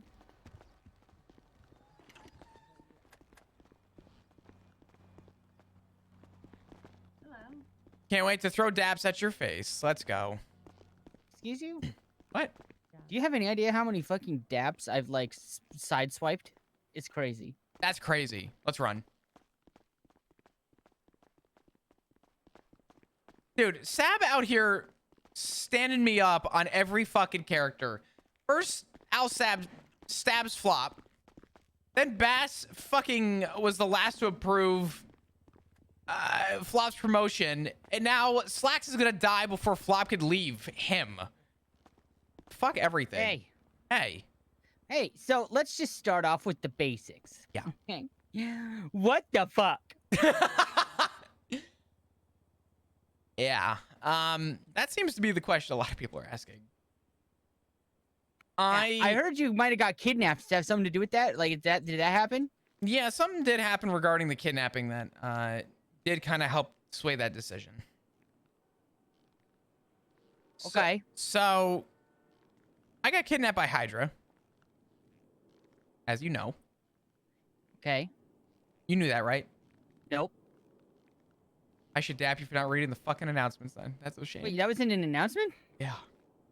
Oh, God. Oh, good. Don't worry, I haven't read a single announcement in God knows how long. If I told you the last announcement I'd marked red on was... Oh, God, I don't... Oh, don't worry, I mark them all red. About 2 weeks ago. No. So... Wait, did it name you in it? Yeah. Okay. It was the one about Oh, there it is. Mirror Park and Hydra. Yep, I've read this overall. I must have missed your name. No, it's okay. So I have probably told the story like 37,000 times, and I'm not gonna bullshit you. It is actually like a 45-minute conversation. I'm not gonna take up 45 minutes of your time, so I'm gonna try and fair. shorten this as much as I can. Okay. When Hydra kidnapped me, we had a lot of back and forth about sort of the nature of the PD and everything, and I told them that, you know, I'm a lot of like you and or a lot of the police department and a lot of the we's. And I said, there's a lot of we involved in this. I said, but not a lot of me. I said, give me an opportunity to try and resolve the issue between you guys and the PD. You know, I'm willing to be a good communicator. That's what I'm good at. That's what I know. Gang relations is something that I was literally labeled an expert in years back. This is like something that I take pride in, is being able to be part of a resolution. Yeah. And they essentially... I can see that with you easy. Yeah. And they pretty much said that they're past the point of conversating. And they blamed a bunch of officers and a bunch of the shit that the PD does. And they threw me in the back of a car and said, you know, Flop, the best version of you was when you were a park ranger. And I took that personally. And they fed me to a mountain lion, hence the scar on my neck, which you can kind of see a little bit, but yeah, no, it was traumatic. I looked behind me with the consideration to run, and I saw guns trained at the back of my head. I knew that between a bullet to the head and a bite mark, the choice is pretty obvious which one would have been less lethal. So, and to be honest with you, I'll be straight up. If they had shot me, I probably wouldn't be standing here today. Good God. Yeah. So, I was the only officer out of everyone who was nabbed by Hydra who didn't get shot. And I take that with a little grain of, I hope, the respect. But something scared me with that. And it was that I had a hard time coming back to work. And right after, my dad, Richard Dark, was in the ICU, or was admitted in the ICU, and he's still in the ICU for a double lung puncture. Jesus. Yeah. And Is this just because he's old? What's that mean? No. He had someone mess with him, suspected like robbed or some shit. I don't know what the full story is, but I know that he had complications, and during surgery, one of his ribs was broken, and they tried removing the rib, and it cut against his lung, which had a previous injury. Whole thing. But long story short, The doctor stabbed him with his own rib? Well, in the attempt to remove the rib, it was lodged between his lung, based on the way that it broke. So the removal of it had already had pressure on the lung, I guess, or something. I'm sure it's more complicated, but like, kind of literally a doctor stabbed him with his own rib? I don't think they intended to, like, on purpose. You No, know what I mean? of But, course like, not. But it's just a crazy statement that might be factual. Anyways, I sorry, don't- go on. I know the doctor very well. I don't think she would have done it maliciously, but No, I'm not implying that. yeah, but Richard was without oxygen for about 5 minutes, and she suspected that it's possible that he may not be the same when he comes out. He's been intubated for the last like week, but it delayed my time to come back. And when I came back, I got on duty, and when I called 41 for the first time, everyone was excited to hear me. Instantly, I got a call from Maeve. Flop, I need you down at the hospital. We have 2 homicides, unrelated. And I said, okay. So I went down, and I had to speak with victims, so the 2 people that passed. And I had to walk by my father's ICU room a bunch of times, and it was like overwhelming. We then had another call come in up north, and I made my way up there, and Slack said, no, just stay down and get victim statements. And while I was taking the victim statement, Slacks got on radio and said, what do you mean? What are you talking about? And I said, sir, give me a second. And the cadet got on radio who was with the person in surgery, and they said one of the victims from the call up north didn't make it. Within an hour and a half on duty, I had to deal with 3 homicides. Jesus Christ. And Chris Chastity was one of them? yeah, well, this is the fucking kicker. Not only did I have to come back to 3 homicides, but I was asked to lead the Chastity case. Oh God. And Chassis was in the room right next to my dad, and the thought of looking at somebody who had passed, who I knew, and then looking at my dad's room got to me. And I did something that I'm not proud of, but I did something that happened. I walked over toward like the cafeteria. There's a little cubby before you enter the cafeteria, and I sat there, and I laid on the floor, and I bawled my eyes out. And I've never done that in my professional career. I've never failed to uphold and do it correct. And it was the first time I lost it. Like, actually lost it. And I had to, put my differences aside and finish the job. And at that point I said, I need to get out of here. I need to go off duty. I need to be away from this place. Today was not a good day to come back. I drove to MRPD to put my stuff up. And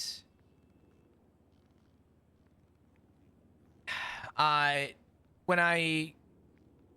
I was putting my stuff up, I got a call from Dr. Bordier. She's an amazing doctor. I love Bordier. Yeah. She's incredible. She asked how I was doing. I said, not good. She goes, okay. Well, one of those days? I said, yeah. She goes, I want to let you know that they're alive, but Tessa Lamon's in the ICU and you're one of her emergency contacts. Jesus. So I tried to walk away from it and I got pulled right back in. And I realized, I said, that ICU room has affected me in a very bad way. And I thought about it. And I really gave this thought. When I got kidnapped by Hydra, it wasn't the fact that they kidnapped me. It wasn't the fact that they had me. It wasn't the fact that I was about to, bad things were going to happen. What scared me about the Hydra thing was that I didn't know why there was a conflict between Hydra and the PD. I had taken the last few days off before I came back, before that happened.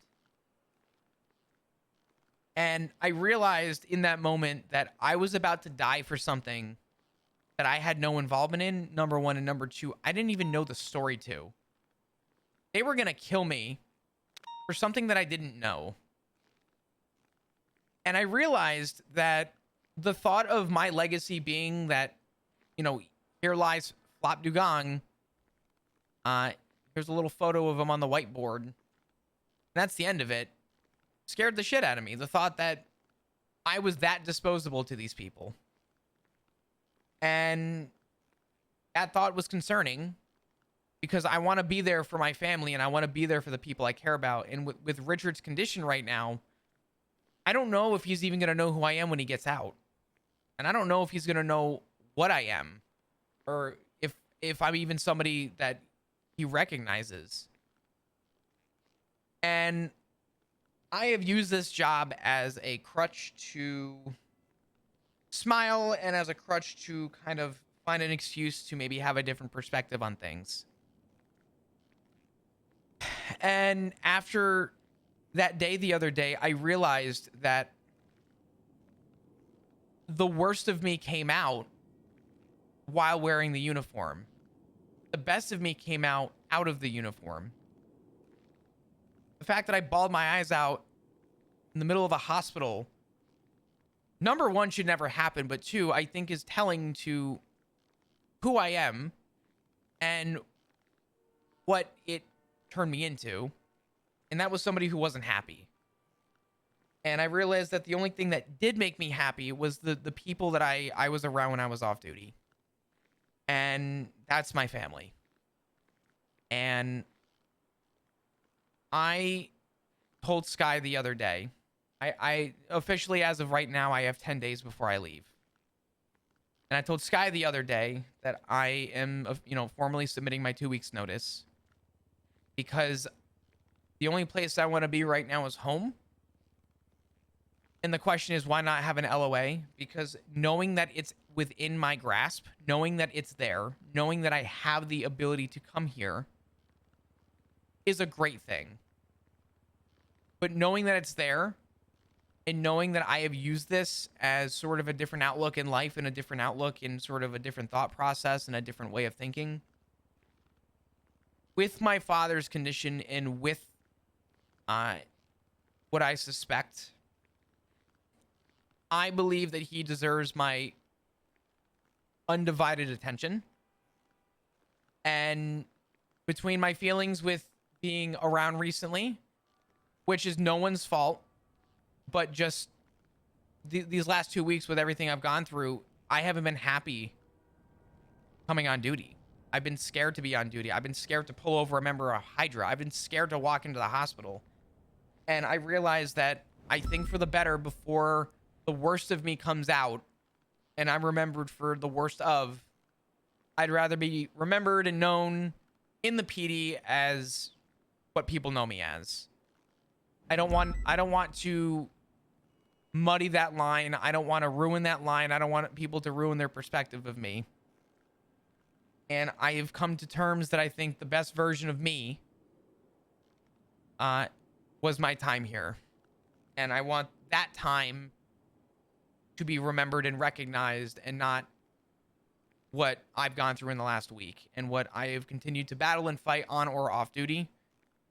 And I want that to be what's remembered. And I think retiring is the healthiest thing I've considered doing. And I hate to say it, Daft, but when I submitted my 2 weeks notice, I went up to the roof and cried a little bit because I love this place. I love my job. And this may not be a goodbye forever. Who knows?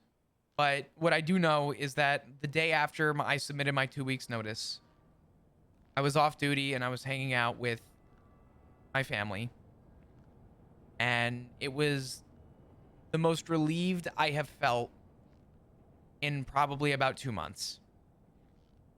And it's been a hard 2 months. And I think these last few weeks have been the hardest out of those 2 months.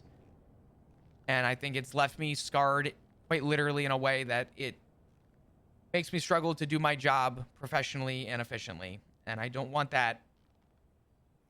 That's not what a leader needs to be. And I don't want people to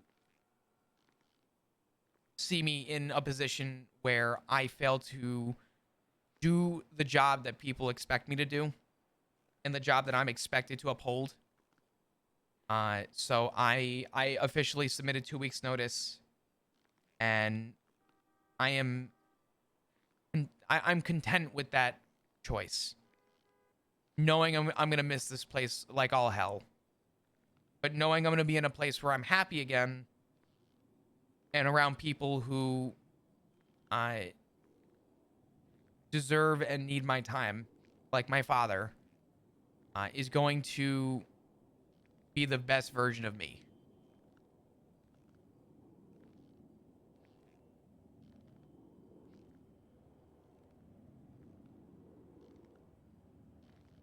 I'm not gonna lie, when I first heard, I was pissed. I know. Trust me, I heard the noise that came out of your mouth. I heard the what? Was that out loud? Oh, hell yeah. Oh my God. I thought you were about to spill that. Woo! There's a reason I know have. it seemed like there was some panic over the phone. Uh-huh. Yeah, no, listen. I wanted to call you a selfish bastard for leaving us, but I'm the selfish bastard for wanting you to stay. So, you're not a selfish bastard for that. You care about me, and I think the fact that you care about me is more telling than anything. So, listen, I don't. The only selfish bastard here, by the way, is me, because I have failed to find fucking You're a selfish time. bastard. Thank you, because I have failed No, to. I'm just kidding. No, dude, I have been so shit at finding this timing to hang out with you, and I'm fucking pissed that it's come down to the wire. But anyway, go ahead. Flop. Life gets crazy. I never hold that against you. Don't ever worry about it. You put your family first, and if you were the kind of person who didn't, then I wouldn't want to hang out with you. So, you Gucci. I appreciate that. I would be remiss if I didn't say value your time with your family. Soak it up, but be cautious. Family changes on you sometimes. I'm not saying yours will, but mine did. There's a reason I'm here alone. People don't even know my real name, but that's not the point. The point is just to take care of yourself first, because I see a lot of myself in you, kid. And I'm married. No, Jesus Christ, Flock. Sorry. I'm No, sorry. it's I'm sorry. no. It's just yeah. If I wanted you, I'd have had you by now, but that's not the point. Okay? Touche. Yeah. So the point is lost in I lost it. Shit. Oh, You family. What was it? What was it? Family. I can catch you up to speed if you want. I remember. Yeah. You were talking about how people don't know your real name and that, you know, family changes on you. And that's you said that you see a lot of me in you. Oh, you're too selfless. You give too much of yourself. And it can bite you in the ass if the people you surround yourself with aren't the same. So just be cautious of that. I'm not saying, because I know and love each one of your family members that I've met so far. I'm not trying to say anything on them. This is just, you know, I would be remiss if I didn't throw it out there from my own personal experience. So be careful, kid. Well, I want you to know, number one, thank you. And I appreciate that. And that's very sound advice, honestly. But two, I want you to know that this family I'm in is obviously not my original family. I don't remember my original family because I had an accident and I lost a lot of my memories due to a freak accident. However, family is what you make of it. Yeah.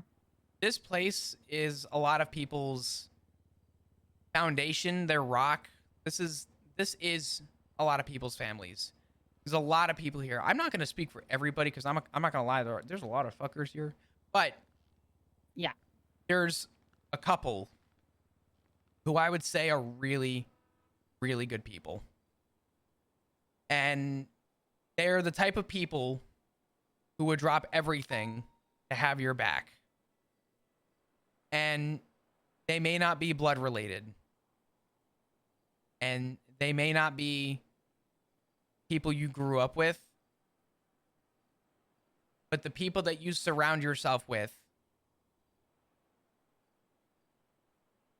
resonate to your energy and would take a fucking bullet for you.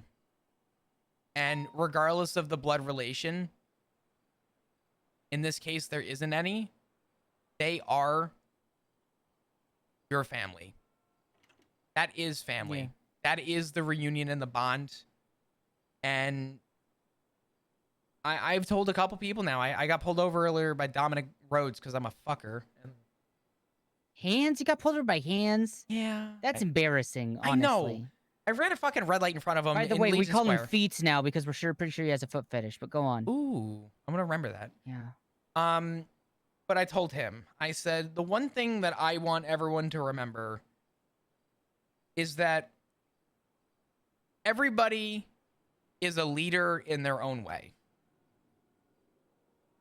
Everybody's a leader in some way.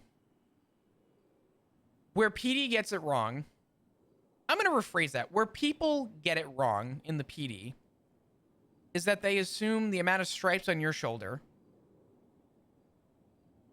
is indicative of leadership.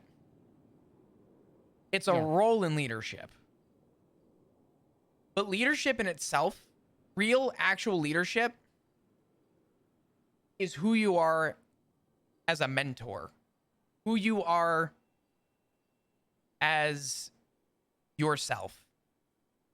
You don't go around demanding people to respect you. You don't go around ordering people to salute you as you walk by. The way that leadership works and the way that it should always work here is that you always got to respect your chain of command. We need structure for functionality. However, you yourself are a leader to somebody. Some people will never tell you that they look up to you. But there are always going to be qualities that you have that inspires somebody else to do better or to improve on something. And the way that you carry yourself is telling of that. You're a very outgoing person. Your energy resonates with all of this shift. And people may never say those words to you, but I will tell you flat out that people look up to you, they care about you, they would take a bullet for you. And a lot of these people would consider you their family. There's a lot of broken people in this place, including me. But don't lose that piece of you. Because it's a quality that I'm going to tell you, I'm not going to have this conversation with everybody. And there's only a few people that I want to talk to with my full side. I wrote a retirement letter, and I kept it very brief. And only a few people are going to know the context to it. If Command ever decides to release it. I kind of hope they do, because there's a few points in there that I want the PD to remember, but only a few people are going to hear this side. And it's because I see the qualities that I stand for in people like yourself.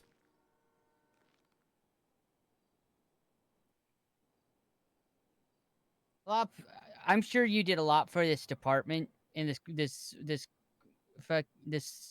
UPD, whatever you call it, right? Mm. In this city over time. I don't give a fuck about any of that. Yeah, me too. You've Fuck done- this city. I'm kidding. Go ahead. I'm sorry. I'm sorry. I'm sorry. I'm sorry. Never apologize for a joke in front of me. Okay. You did a lot for me. There's a lot of days where, after a while, you don't feel appreciated, and I always felt appreciated around you. So, it always meant a lot. Well, just know that regardless of where I end up, and regardless of that, just know that I will still be around. And regardless of where my life takes me, right now, it's going to take me home. Just know that I still will continue to root for you in that way, and you'll still see me just, not in uniform. So. Yeah. I get you. No, it's funny because a lot of people say the whole, people wanted to. I don't want people to take bullets for me. Be willing to take bullets for me. I want people who are willing to be by my bedside were the worst to happen. And they would. That's and I don't doubt that. I've definitely found some people here who I would now consider my family too. You know what I mean? And I know I'm not part of your family, and there's a whole contention between that that's fun. Oh, but yeah. you're my family too, buddy. I appreciate that. So, yeah. Likewise. The one thing I want to remind you is to just stay humble and essentially take the torch and keep doing what you're doing, because you're doing good. Mistakes happen. You own those mistakes. I own my mistakes. That's so integral here. And if you keep pushing forward and keep learning from mistakes, you only go up here. They'll listen, I'm not looking for more stripes. They'll fire me before they change me. And they might fire me. How many daps do you have? It can't be that bad. You will not believe it. To my knowledge, I only have 2. I have heard that I will be talked to about daps for about an additional 3 at least. 3 or For 4 what? that nobody's ever talked to me about. Hold on. Let me see. One was understandably for I took in someone to and processed them and didn't notice they had a warrant. All of them are just. Like, I'll be honest, all of them are just or whatever. You know? Sure. But I don't know. I always learn from them. It's not a big. You know what I mean? It's all learning, man. I mean, listen. You know how many times I'm not scared I've of called... a dab. I yelled at a tractor. There was a tractor. By the way, you can't. Not that you need this information anymore. Actually, yeah, tractors. The little farm tractors. Yeah, you can't spike those things. They have metal wheels. In case you're wondering. Anyways, we were chasing one of those tractors at a whopping 30 miles an hour yesterday, and I screamed at him, I will pit you and catch a dap. I don't give a fuck. I have room to spare. I've got to spare, motherfucker. That is so... That's beyond metal. That's so fucking good. Holy fuck. God damn, man. Well, anyways, just know that I look forward to giving you as many traffic tickets as I possibly can. I want it's gonna be nothing unfortunate less. that I won't have a blip on you to be able to find you at any given point in time to give you those traffic tickets, but I'll make sure Just I'll find me make do through without. Legion Square. I drive like shit, man. You'll fucking okay, me find too. me. I drive a fucking Granger. I literally drive a lifted truck, a lifted SUV that looks like a dad van. You can't miss me. Oh my god, can I be honest with you? Okay. I'm starting in some circles. I'm not gonna name which circles because that would be OC. Anyway, but in some circles. You're so stupid. I'm called the ejector.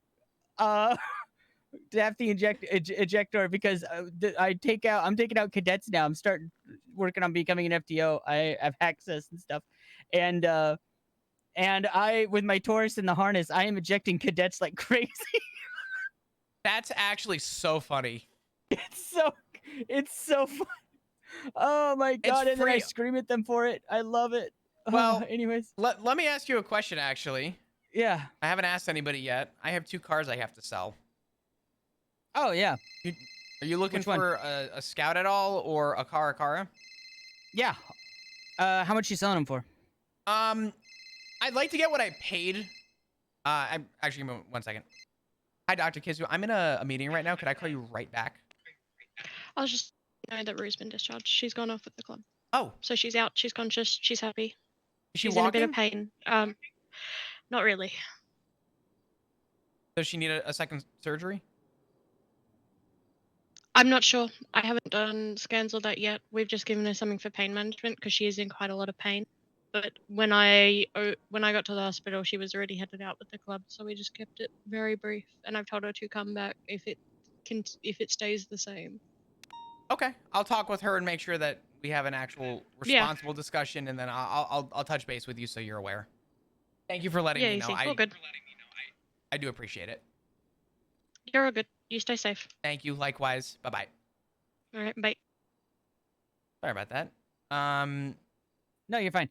Yeah, I'm rich. Why not? Yeah. Yeah. I mean, I just how much did you put into each of them? So the Caracara, I put. I think I paid. I think it was I did 100 for you. I'll 95. It comes with the turbo if you want the Caracara. It's all modified and shit already. Okay. The Scout, I think I paid 100 for. I'll be honest with you. If you're looking for a Scout, that's modified all the way as well with a turbo. Name your price on that. $2. No. Okay. Deal. So honestly, Mazal. No. Tell you what.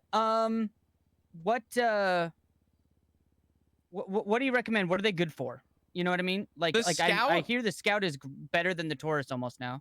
Yeah, the Scout, in my honest, humble opinion, is the best all around car. I think it is the best all around. Go and do everything. Mine is a little bit lowered by a touch, and I would argue it is better than the Taurus when it comes to pursuits on the street.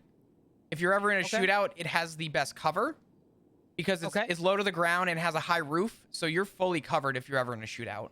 Honestly, the sooner I get shot, the less embarrassing it is to have people see how I shoot. I So- swear to God, I have told people in the most unprofessional way that the worst case that happens is that they get me good and I have to tell someone my statement instead of writing my statement. You're not wrong to a degree, my man. Oh no, I can't process him. Sorry. I've been shot. So sorry. Honestly, I don't want to see how bad of a shot I am, and the fact that people have to put me in the position to be in shootouts. That's why I'm mad at the gangsters. I don't care what crime they committed. I'm pissed off that I have to, be reminded of how bad of a shot I am. That's really annoying. I mean, listen. I mean, shit, dude. It's up to you, but I would say the Scout's a perfect all around in terms of off-roading. Cara is really good. The Cara, mine at least, yeah, is a little bit lowered. Okay. And when I tell you, nothing can pit that thing. That thing is an actual battering ram on fucking wheels. If anyone has ever requested for pits So it's on a a vehicle, mobile. Oh fuck yeah, that thing! I'm gonna tell you right now. Oh man.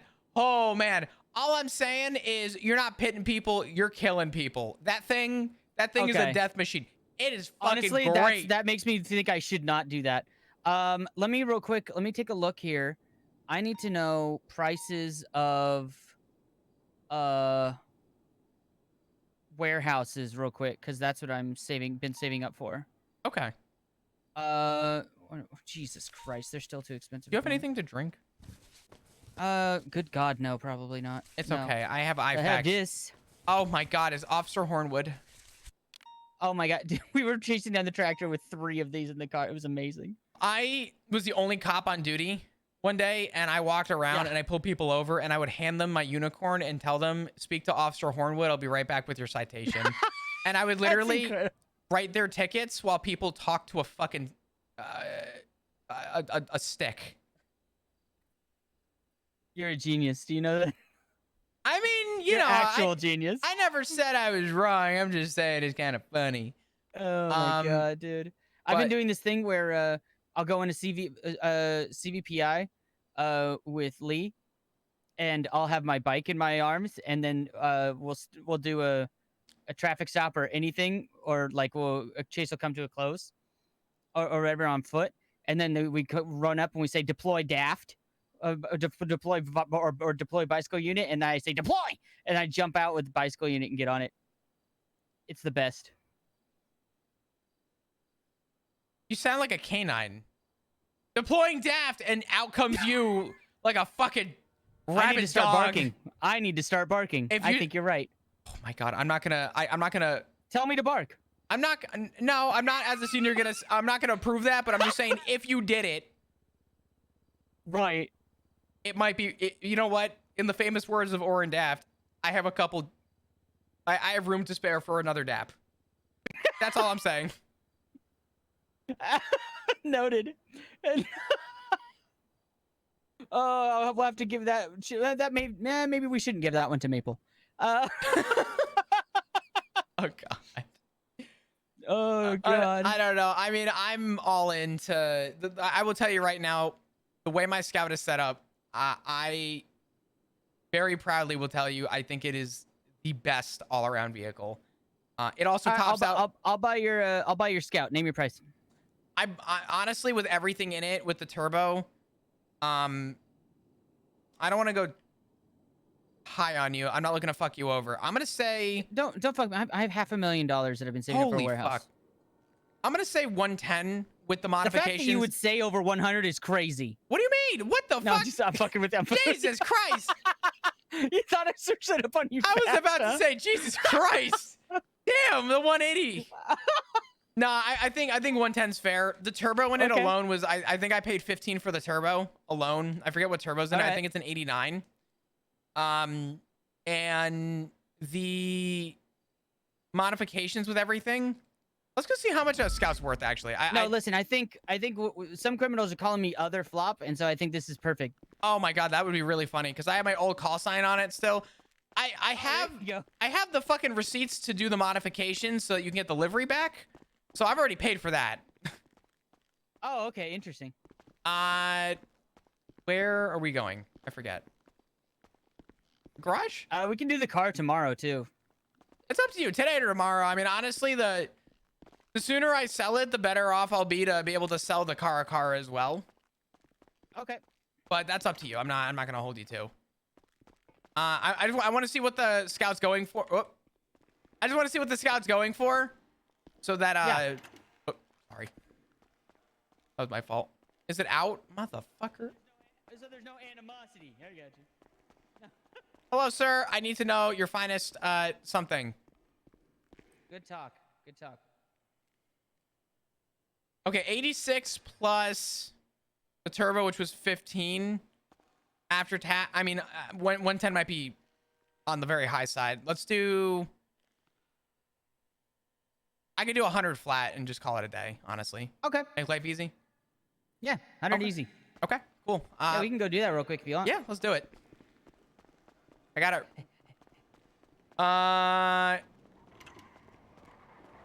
You have $1 on you? No, I don't.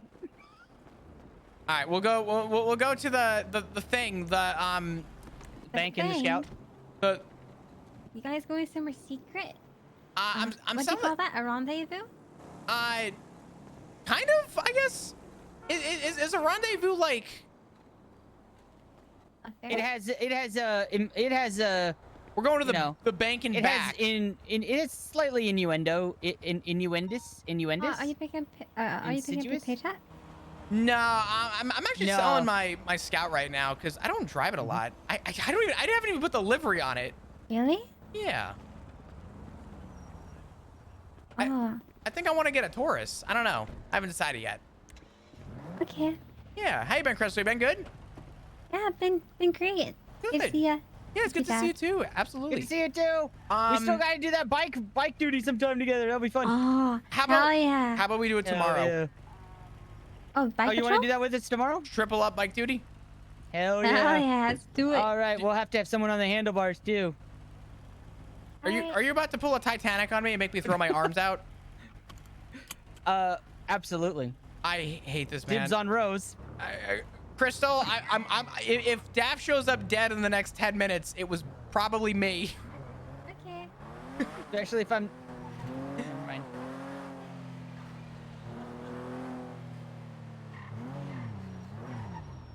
So. Do you paint? Do I paint? You know. Okay. What the flying? No, that seems fine. That seems fine. Yeah, no, that's a very normal occurrence. That seems super. Yeah, that seems super fine. Everyone's paying their tax. Jesus Christ. Oh God. Jesus. My lights are on. I gotta go to my locker and I'll get you the receipts to fix the livery. Yeah. Gucci. Come here so I can. Yeah. Okay. Good. My state ID. Do you want to wire it through state ID? Or, actually, I'll just wire it. Hand me the cash. Actually, this way there is no mistake. Oh, you're in debt. Okay. No. No, I just want to make sure that damn well that shit definitely gonna fucking find its way into the bank. Because I've had people talk about. I have a great state ID. I won't lie, but cash is probably my just state ID isn't great. My phone number is incredible. If I remember correctly, I asked you how the fuck you lucked out. Let me see. It's pretty great. Yeah, 420 240 0007. Yep. Like what the fuck? Pretty good, right? Pretty good. I don't even know what to say. That is good. In fact, I'd go as far as to say that's pretty fucking great. Mm-hmm.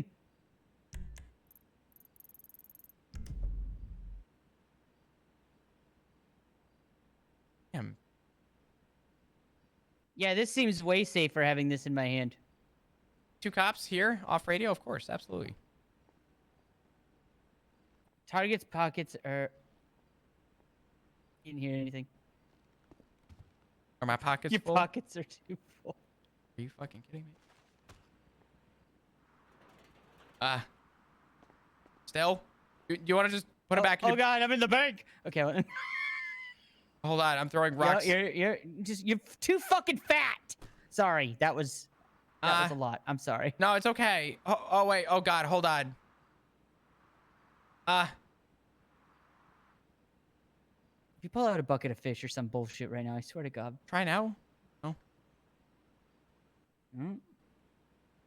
Okay. Yeah, I'm just gonna keep this out of my hand for a minute. Honestly, just put it back in your fucking bank and just wire transfer it. Fuck it. Just stay ID this. I don't know why I thought this was a good idea. I'll get some evidence of it or whatever. No, it's all good. It's fine. You're good. Let me know. You know how to do a wire transfer with state ID? Yeah. Okay. Let me know when you're ready, and I'll.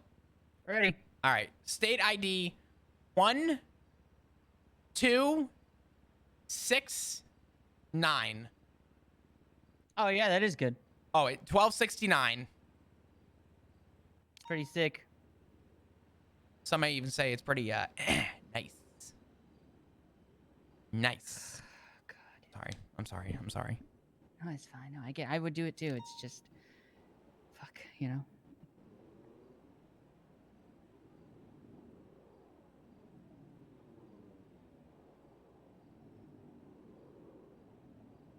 Okay, I should also withdraw at least $1. Oh yeah. All right. Let me know when it's transferred. Check your shit. Oh God, I'm scared. It's not there. Did you actually transfer it? Yep. Did you actually? Transfer it to your personal account. What was the state ID again? I have your account number. On this, you ready? Yeah, go ahead. 61237679. That's not my bank account. What state ID did you just said that to?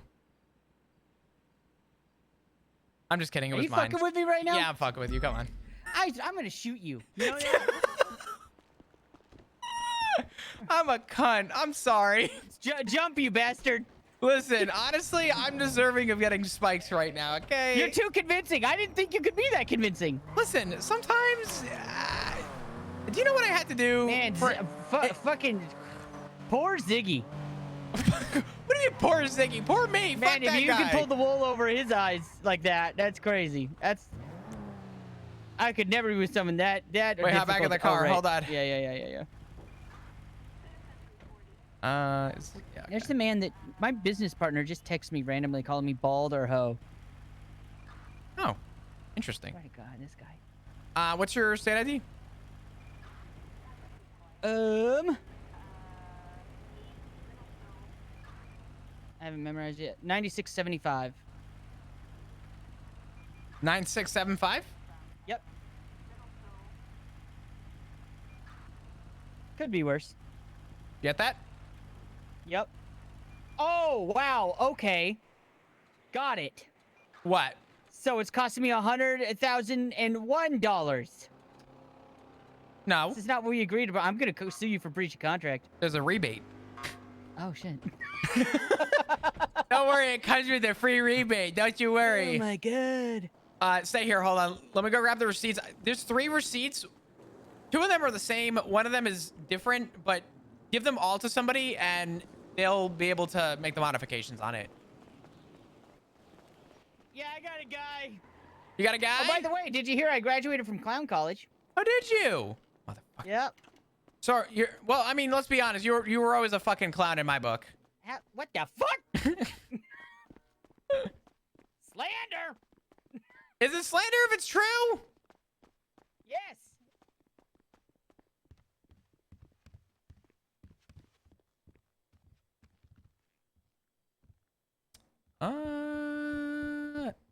Oh my God.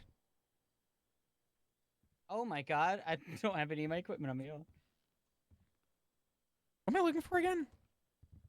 I'm sorry, you don't have receipts? any of your equipment? Nah. I'm just gonna borrow that money real quick.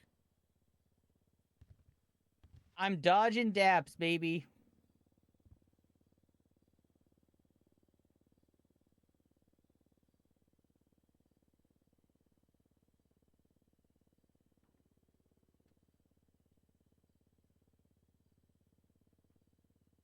All right.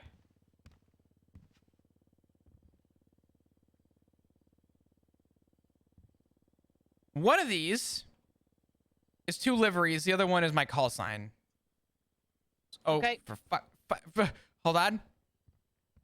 I accidentally put like 3 grand into modifications and then fucked up, but those are yours. You can use those and you can get the modifications on the Scout. Leave those in like the lockbox or whatever. I'm putting them in my locker. Okay. I'll worry about that later. Thanks, buddy. Not a problem. Thank you. I appreciate it. Yep. One less thing to you know. One less thing I'm gonna have to try and see if someone's interested in. Car is gonna be harder to sell, I think, but shouldn't be too bad. Yeah, I would do it if I wasn't saving up for a warehouse. No. I would just buy both. What are you saving up the warehouse for? So yeah, you actually you want to see here? Give me one quick second. Yeah. I'm just throwing something out.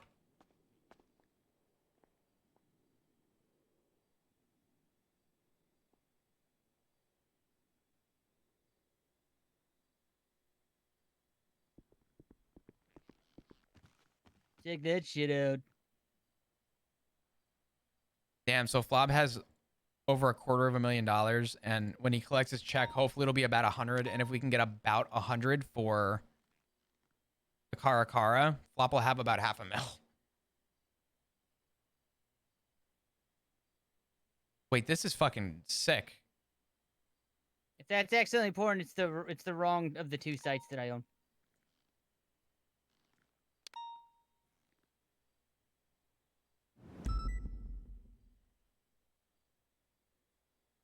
Dude, this is fucking sick. Yeah, I'm excited. No, I'm excited for you. Sets and stuff. That's why. So I need to talk to somebody and get permission to do a closed track, or just kind of let people know, hey, I'm gonna be this. I'm sorry. Let me back up a little bit. First one we're gonna do is the ultimate race, right? So we're gonna have teams of 2, right? In like all rental cars or something of the same kind, doing races and legs and challenges along the way or whatever, and then each we'll do like a race a day, and then each day one team gets eliminated, and then we'll come back the next day. So that way it's like only an hour long per day for people. You gotta let me know when you do that. I want to buy into that. I want to be a part of that. Hell yeah, I'd love that. I'm for real. I want like in on that. That sounds like a fuckload of fun. Dude, it's gonna be so much fun. I'm excited. Yeah, no, let's say less. We're gonna need a lot of people. That's the thing. We're gonna need people in front of the camera and people behind the camera. So we gotta work stuff out. But I did get permission. Well, I didn't get permission yet, but I got like I got the blessing of kinda, yeah, I kinda got some blessings to be able to use dash cams for footage for it. Oh shit, okay. So that'd be sick, because apparently they when you return the rental car, they disassemble it for you and throw it out. So well, fuck yeah, let me I mean, honestly, oh my fucking god, what happened to what did I miss? What happened to being on duty? What the fuck am I looking at right now? Have you checked their dispatch card? Hey, Dev, you want to ride? Hey. Oh, yeah, sure. What the fuck? Wait, what? Oh, and we just lost another one. Who did we lose? We just lost Aphrodite. Oh, wait, no, we didn't. No. Yeah. I didn't know, Wait, what? I thought Lucas was coming back, but this is pretty much where we were at. I'm not gonna lie. We didn't have too many others around Crystal. Are you clocked on duty? Oh, okay. Are you okay? Do you not see the dispatch card? Oh, Aphrodite deleted your card, I think. Oh, she's fucking around with the units. I was looking at officers. That's why I was confused why you were confused. Well, fuck. What is she doing? I don't don't know. I don't know. I gotta Sweet summer child. No, I'm just kidding. do you want to grab a car and we'll I'll hop in with you for a little bit? Yeah, I got this sick new ride, dude. Ooh. Let's hope someone from Moses is around. I'll tell you what. Give me 2 seconds. I'm gonna make a phone call real quick, and I'll make a phone call too. I'll break it to Aphrodite. Okay. Wait, does this mean we don't get to ride tomorrow? Is that what this means? Listen, we can do the rain check until tomorrow, or we can hang today. It's up to you. Let me think about time. I can make today work. Let's make today work. Okay. Let's get it while it's hot. You know. I got you. Let me make this call real quick, and yeah, I gotta make a phone call too. Okay, perfect. Give me 1 second. I was about to call you actually. I sensed it. How you doing? Yep. Yeah, I'm good. Yep. You lying sack of shit. I just tried to walk. I regretted it. I'm sitting down now though. Okay. How are you feeling? I think I can answer that myself. But how are things going? I'm feeling okay, but I'm sore. I mean, that's a given. Well, yeah. Frustrated, very frustrated. But you know. About what? What's going on? I have to go through getting my leg sorted again. Yeah, getting your leg sorted is a given. That's not an easy thing to do. I did speak with Dr. Kizu today, and she did tell me kind of what was going on. Yeah. Tell me up. Do you plan on going back to get stuff checked up on and made sure that you're good? I don't. Yeah, I got given painkillers, but I probably shouldn't be taking them considering what I've been given. What they give you? I think it wasn't codeine. It was something similar to that. Hydrocodone? No. Morphine? No, it wasn't. It's some sort of, yeah. Fuck, I forgot what it's called, but I know they can, well, I was given can be quite addictive, so I probably shouldn't. I'm going up to Polito to get my car. Is it, No, I'm getting a lift. a painkiller that...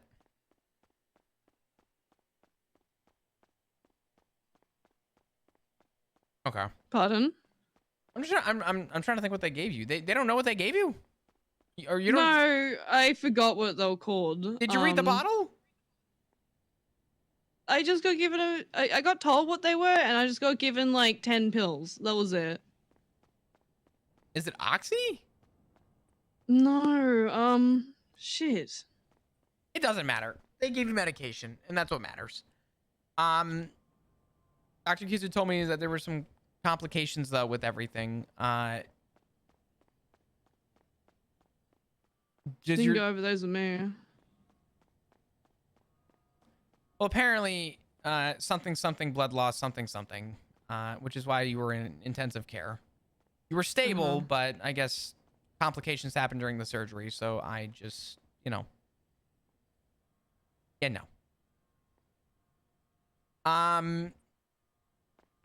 Are you gonna have to go back to get checked up? I ran into her before. I'm probably going to have to, just to make sure I haven't done anything stupid on the leg.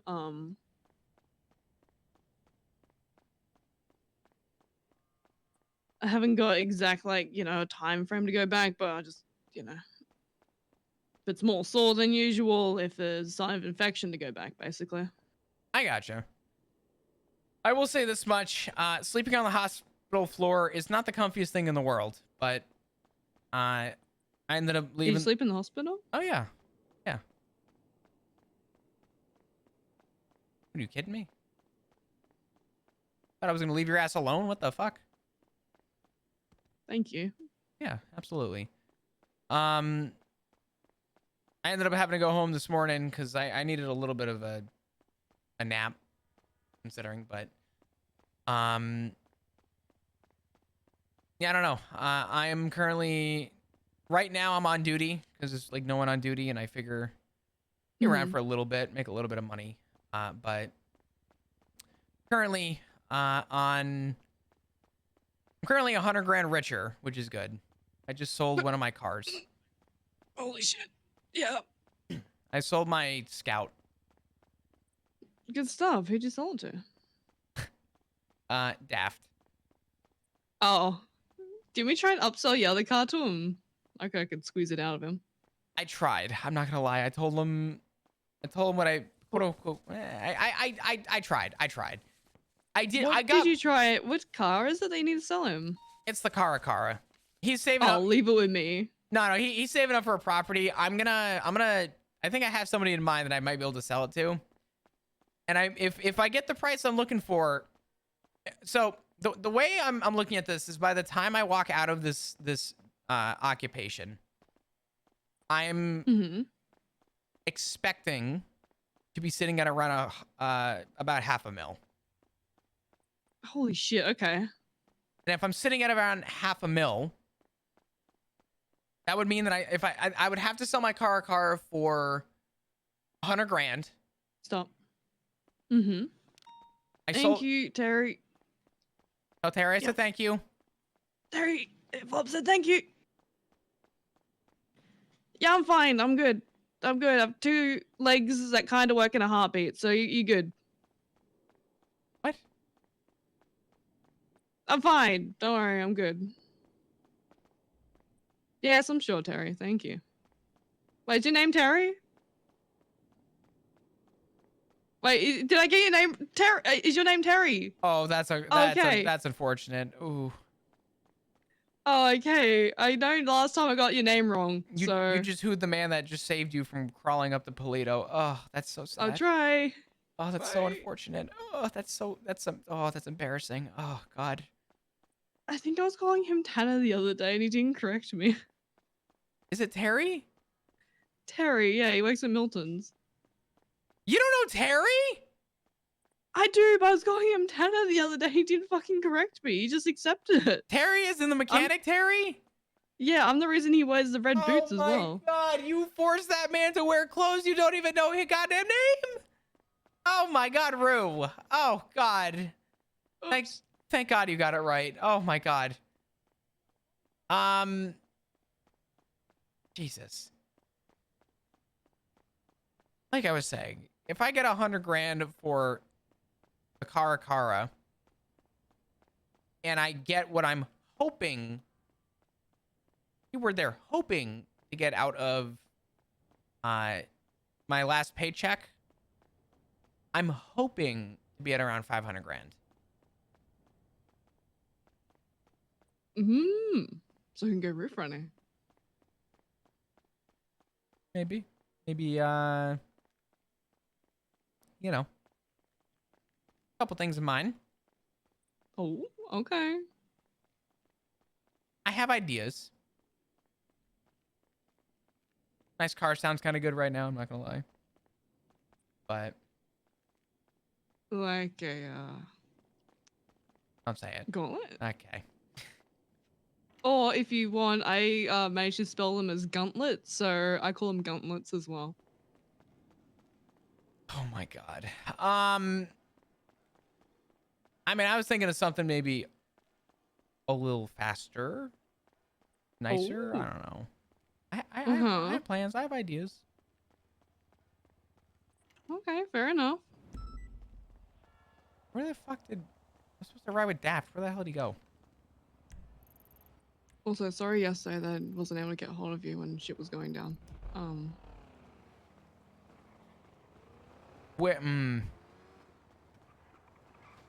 Listen, I'm gonna say something. Did Ivy tell you what I said? In the hospital? Mm-hmm. Yeah. I meant it. If it was unwarranted and there was no ramification or reasoning for it whatsoever, and it was just a random reckless attack, I didn't see shit.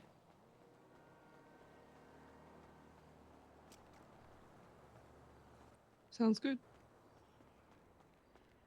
Now, with that said, I only say that because, respectfully, if I did it, I'd be in jail. To be honest, I'm a cop. And I have my ways of this little cute word called articulation. If I'm ever in a circumstance with who I think it is, assuming that somebody gave me good information, I may just do it myself.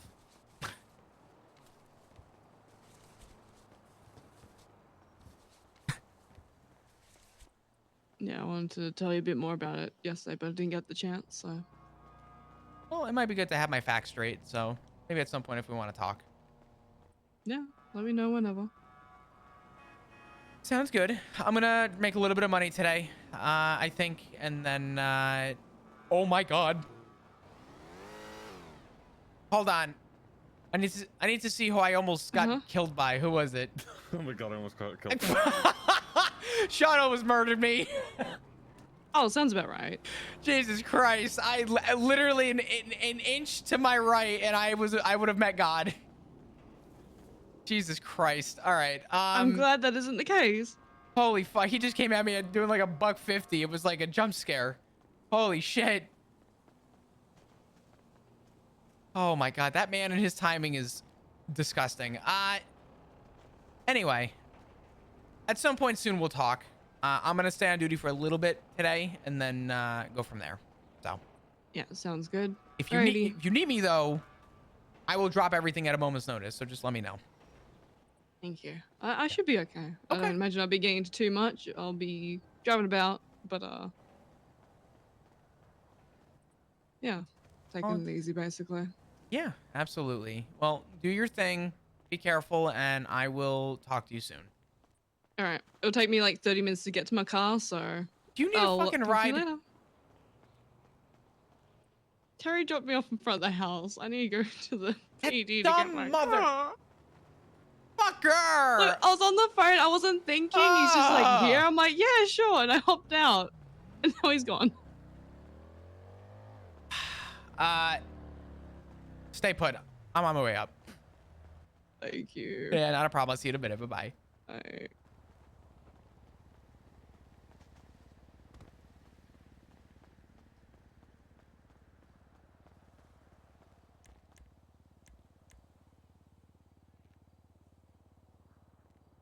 Oh my God, this thing looks so cool. The rims are disgusting, but the unmarked looks so good. Ooh!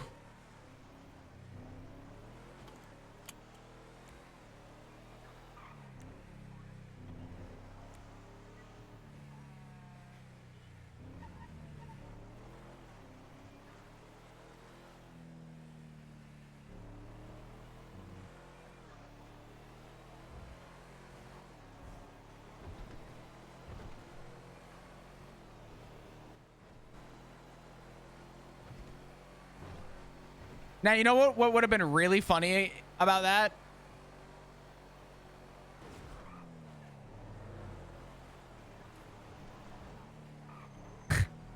Is if Flop got hit by Sean rolling for perma. Could you imagine how funny it would have been if Flop, in the heat of the moment, was hit and killed by Sean, the guy that's been trying to poach him, just so that he could die?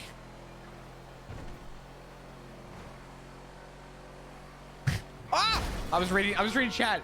Flop, I'll kill a guy for Rouge. Sean, not if I kill you first. No shit, dude. Get me the clip book. Get me the fucking clip. 665 108.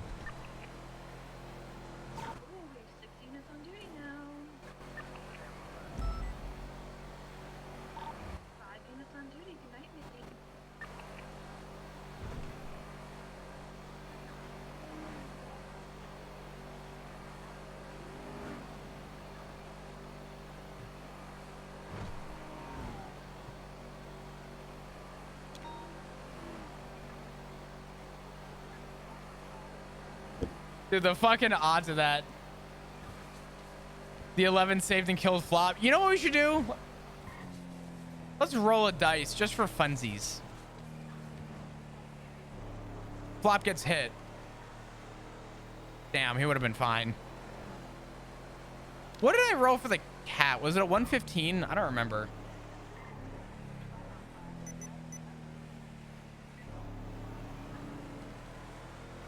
All right. Regardless, wouldn't have been 11. It's not fate anymore. Sorry, guys.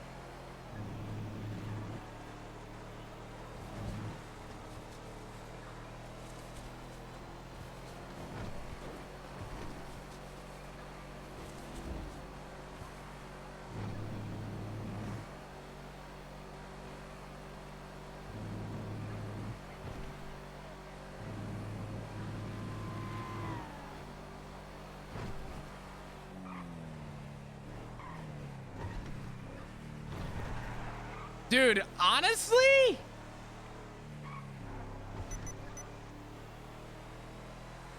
Should we just take the fucking light bar of this thing? This thing does almost 175 miles an hour. This thing is faster.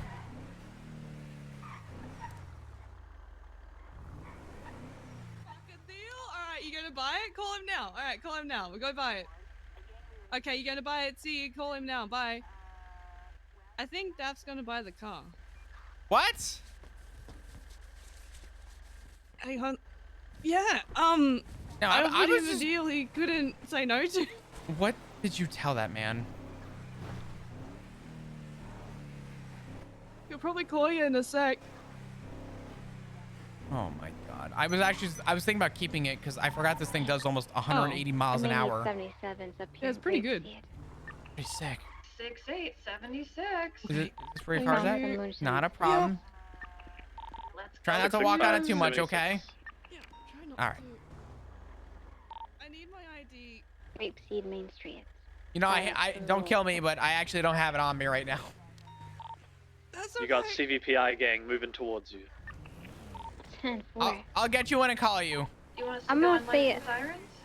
You don't even have to come and light the sirens. But I'm gonna stay up here and wait for you guys. If anyone comes through. Yeah. I'm just watching. So I'll start taking them once, yeah, you guys are here. Dude, this thing is shockingly Yeah, good. your call. I'm just happy to have something to do. What did Rue say? Before, so. You're in Polito? Rue got dropped off in the wrong spot. She just came out of surgery and when you she's like, it's gonna take me 10 minutes to get to my car. I'm like, what do you mean? She's like, I have to walk. She just had surgery on her leg and I'm like, you're not fucking walking. Hold on. Okay. Yeah, no, Rue was saying some shit. What did she say? Well, she was trying to like listen, I love how much Alright. your daughter Do you cares think for we you and just will do leave it anything be for and you, see if we can and catch even in the the smallest way. Kodiak? But like trying to improve your financial financial situation by offering explicit things to me is crazy. Oh God, I don't even know what she said. She Yeah. was dropped off at the house and the old sheriff office is like right around the corner. And I was driving up here and as soon as I pulled up. You know what she said? You know what she said?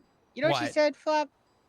Here's what she said. She said she said buy my dad's car a car and I'll go on a date with you. And I said, wait a minute, what the fuck are you talking about? What kind of date? I haven't really checked. And them. she said, Hold and I'll on. quote, Come here, we and can I go quote, together. wait for it.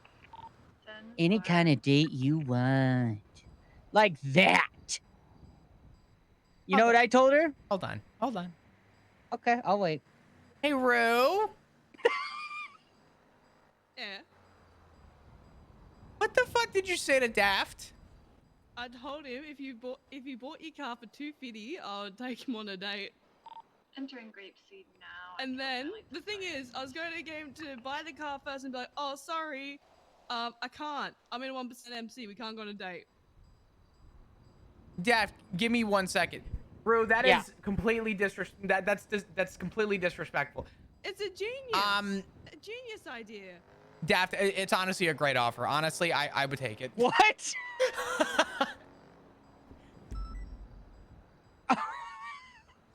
What is wrong? You know. Oh. honestly, Flop, you need to make me work for like for it. You need to let me work for trying to enter your family, not on a silver platter, monetarily speaking. This is crazy. You know that? This is borderline something prostitution, but we're gonna ignore that part. No, you don't need any of the somethings. That's borderline prostitution. Yeah, but see, there's a reason why it's called borderline. Is because it's not actually prostitution. I'm aware. Like, you know, do you know what my reply was? This is how good of a guy I am, okay? And how lucky you guys would be to have me. What did you? Yeah, what'd you say? You should be lucky to have me, okay? I said I want slight romantic overtones, while just actually becoming good friends. That's what I said. That sounds like a bad first date that turned into the friend zone. That's my sweet spot, baby. The friend zone? That's right. That's where I thrive. Oh my god. Flop, did you ever find out? Did I ever tell? Were you in that meeting the other day when I had to out? I got outed by my clown wife in clown college, so I had to come out to the entirety of PD. Okay, I'm here. Jesus Christ. I'm a eunuch, Flop. Save that conversation for when I get back to the PD. I'm driving back down right now. I'm gonna throw up. I spent so much money. That was a on genius this. idea, honestly. See, it almost worked. He was about to take me up on the offer. Your call, though. I told you I'm a good salesperson. A little direct. Yeah, I said, "Oi, cunt." Yeah. Did you say it in a undertone way where you were like, anything you want? No, I said, "Oi, cunt, buy me dad's car for $250 and I'll go on a date with you."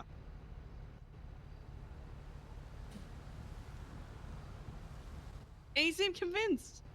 I hung up before he got a chance to say no, but you know. God, you know something? Every day this family grows, I become prouder. I don't even know what to say. My God, he's not gonna buy this fucking truck. I'm gonna tell you right now. Oh, but he it was absolutely will. It was such a good try. If he actually gives me the $250 for this, I will. Does he seem interested? Honestly, if he buys it for $250, I'll give you 50 grand. Oh fuck yeah! All right, I'm gonna keep trying. Oh yeah, no! I have to ride with him. I gotta sit in a car with him. Fuck. That's gonna go over. That's gonna go over. Oh God. Yeah, it's going fine. Oh wait, this is What? What? It'll be fine. Don't worry. I don't even know. You'll have $250 by the end of today. No, just be safe. I'm good at selling cars. Don't like. Put your hazards on. It's dangerous.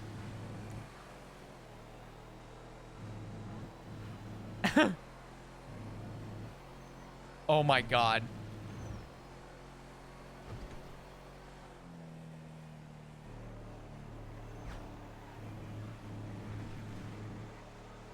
I want to watch this clip. Oh my fucking God, dude.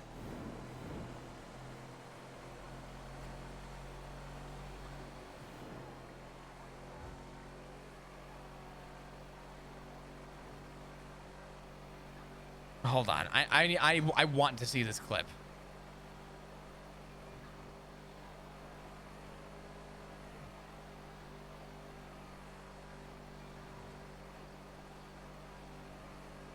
Listen, all I'm saying is BBM might have been cool. BBC was amazing. In 2.0, Flop used to work for BBC with Al Sab. And all I'm saying is Bad Boy Customs had some cool shit going on. Flop also very low key if he didn't get outed for being a snitch. Could have been a lean boy. Just saying. Anyway.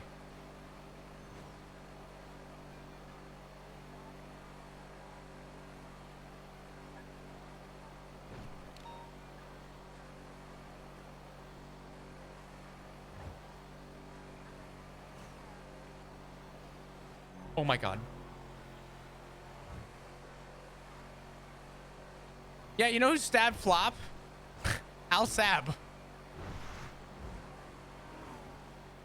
I almost permed for that.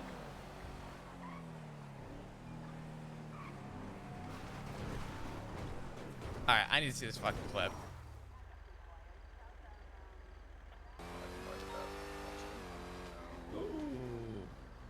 What? Fucking hell, I almost killed the fucking cop. It happens. Who was it? Oh my God, I almost killed Flop. Was it? Yeah, I was about to say it was a flaw. He was in within a fucking half an inch of his fucking death. Was it actually him? Yeah. Oh, that would have been drama. He would have ICU'd from that. He would have That ICU'd was from in that. the next I fucking would have. 4 hours in hospital. Fucking. Anywho, Rue gets out of ICU just to go right back in there because it's like a rotating door with that family. One goes in, another. Shut the fuck up, Finn. Okay, I'm not saying you're wrong. But shut the fuck up, okay? Oh, I absolutely would have lived in the ICU for that. You bet your... I gotta get back on the highway. Oh, God. I didn't mean to go off. I'm driving like a fucking maniac. Dude, honestly... Dude, if we can decommission a cop car...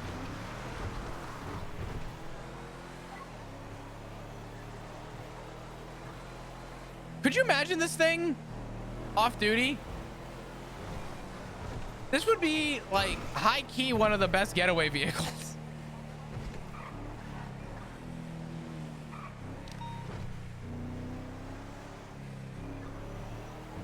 Can you use your ICU loyalty card, Maddie? That shit was so funny. It is amazing how much better this car is on duty than the civilian version. Where's Daft?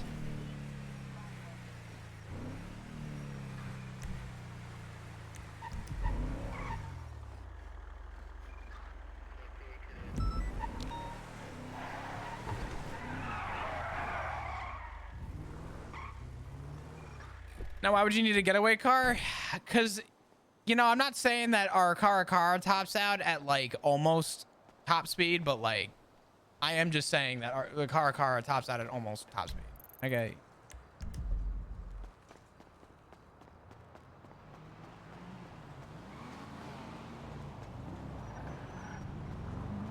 That's my ride, sucker! Fuck you! Am I limping? Oh, no, I'm not.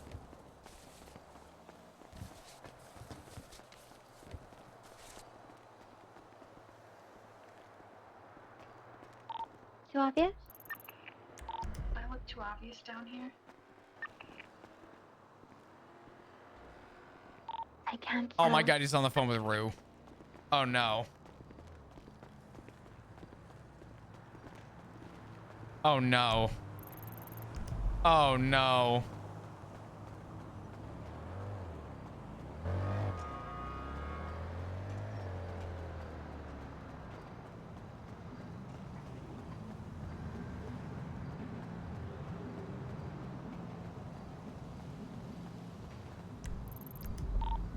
$282 from 225.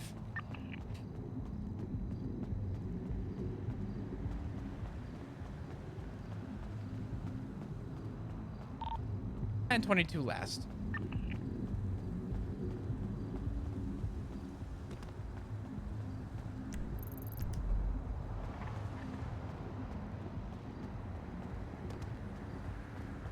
How the fuck do I get up the staircase again? There it is.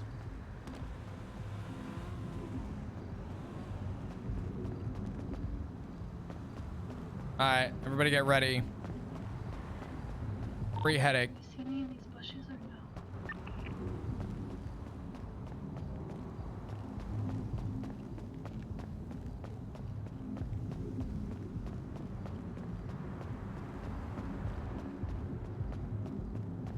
I think he's on the fucking roof. Surely we're almost at the top, right? Surely. 1 to 2 weeks. 1 to 2 weeks. Thank God.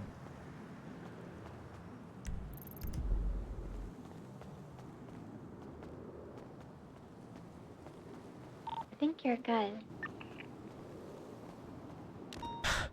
What the fuck? Why the fuck are you up here? What are you doing here? Jesus Christ! Oh my God!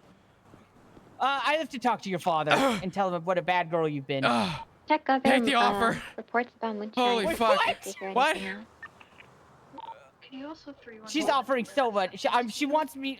I told her the only way I'm doing it is if she becomes my production company slave, basically. Doing that, if not, that's chill. And she said yes, and that I wasn't expecting. So now I don't know what to do. Oh no.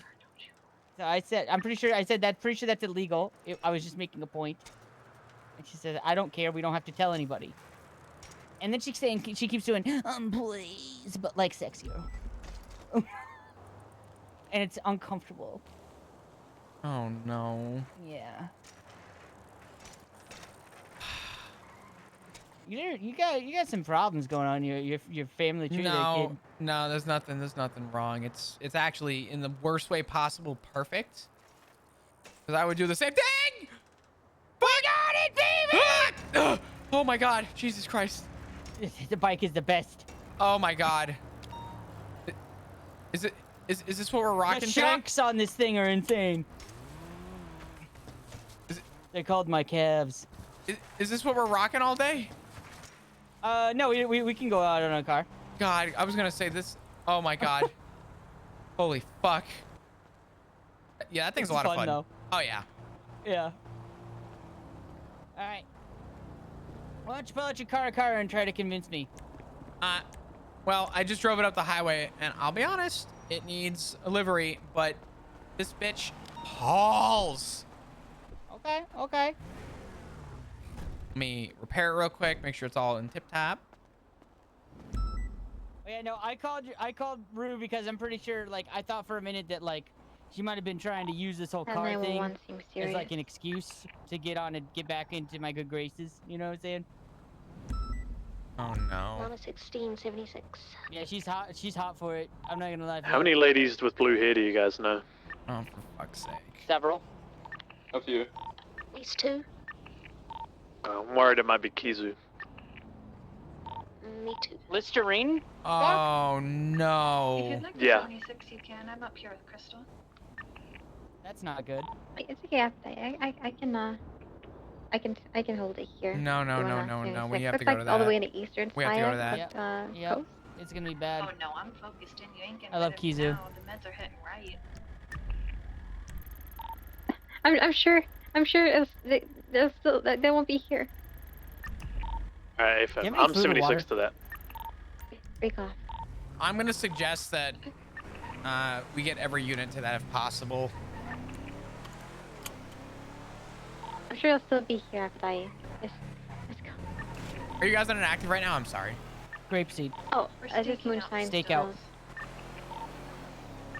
Copy that. Yeah, I want units to try and close in on this, and we'll try and roll in. Actually, I'm with Daft. I'm just gonna roll in. You're at the wrong going the wrong way. It's most likely going to be Kizu again. Similar thing happened last week. The fucking serial surrounded by killer. drawings again out by that same spot near Palomino Freeway. I think. Or I'm thinking two different things. I'm 76. I just got run back to my car. Wait, what's the call for keys that we think Kizu is? On the beach. The anonymous one. Dr. Kizu told me the other day 16 that will T12 nearby. she, God damn it. She told me the other day that there is somebody who has been coming to the hospital and Yeah, 665 is about 2 to 3 doctors. mics out. Oh God. I need to check something real quick. Yep. Is it my patience? I need you to look out for cars or anybody on top of the hill. Yep. Anybody that looks suspicious or is overlooking this, I want them fucking detained.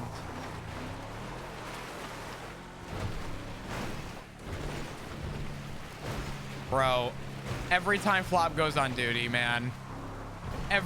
Actually every time he goes on duty. I'm sorry, there is... If they were smart, they would have had a boat.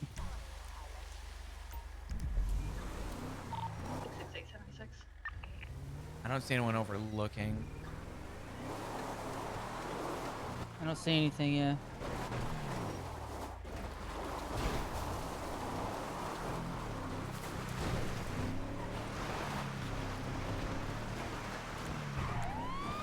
Have your lethal out.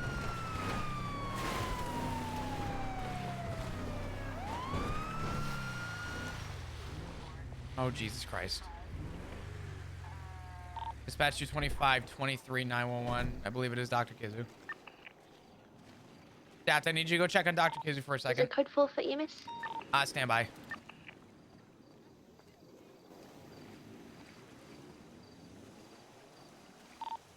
Her lips are blue. She need a hospital. Go ahead and roll in. 76. Shaking. I think she's been in the water.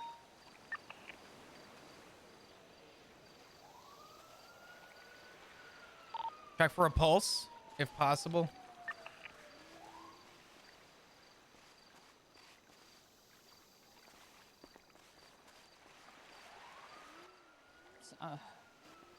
She's unresponsive right now. Not here. Can't seem to hear anything I'm saying.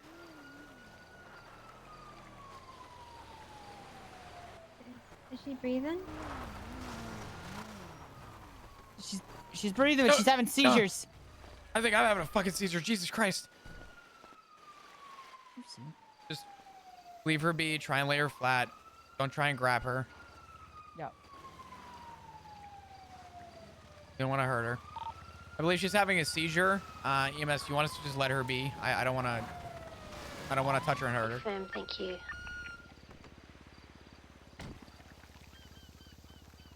1623.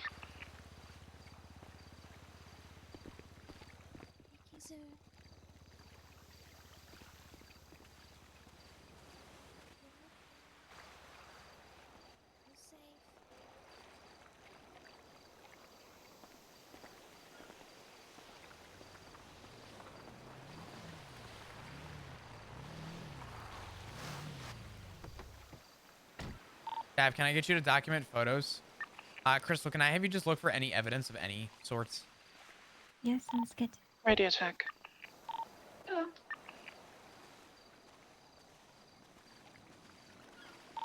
Okay, 27, 10, 41.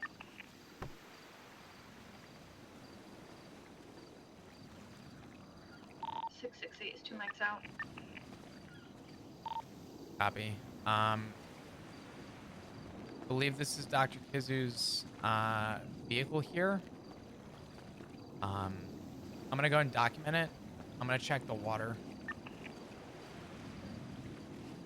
Bro.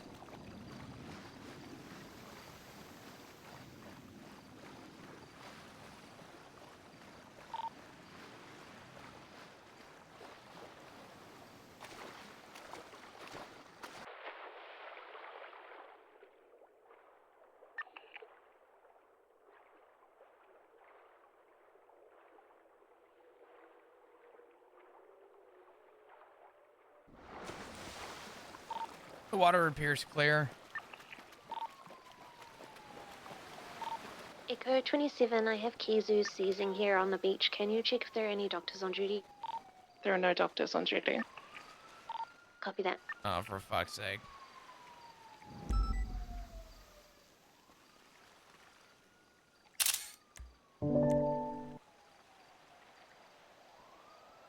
Dude.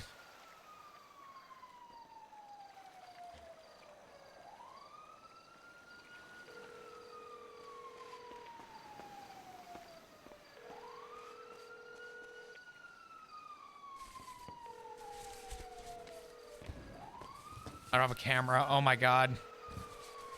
Crystal, can I ask a favor? What's that? My camera's battery died. Can you document this car? You don't have to document inside, just document the plate. Yes, Tampering can be. everything. It's gonna be yeah. Do we have a report up yet? I don't believe so. You want to throw one up real quick? Yep. Radio check. 10-2. 308, 41 again. Good morning. Be advised, we got an anonymous 911 from somebody that there was someone on the beach with drawings around them. Dr. Kizu is here, and it appears she is either having or had a seizure. We have every unit on scene at the moment documenting. Up you.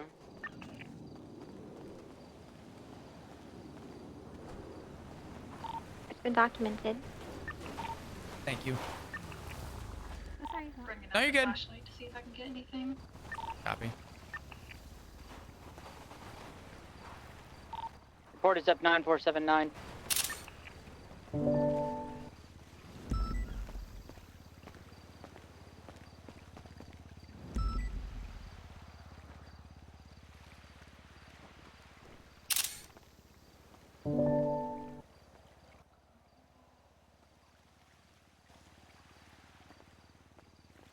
Holy shit, dude.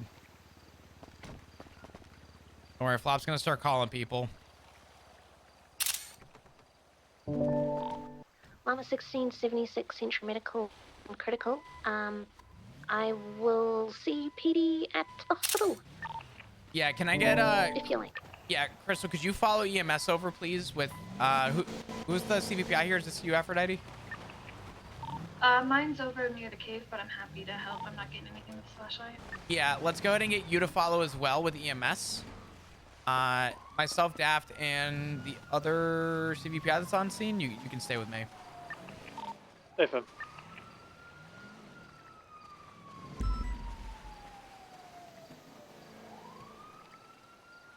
Anybody document the vehicle? Yeah.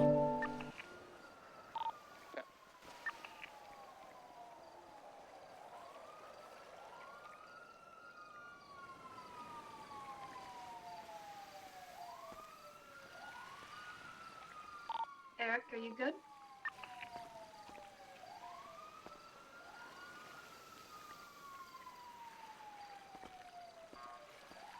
Yeah, all good. Ocean King.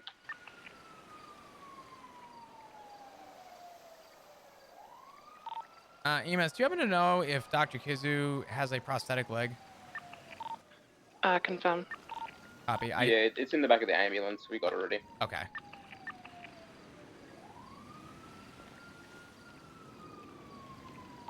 Echo 2776 CMC 1 times 47. Does Dr. Kizu have PTSD?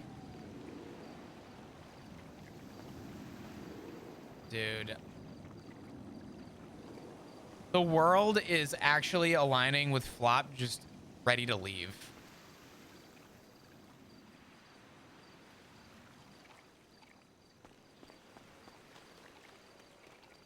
Holy fuck, dude.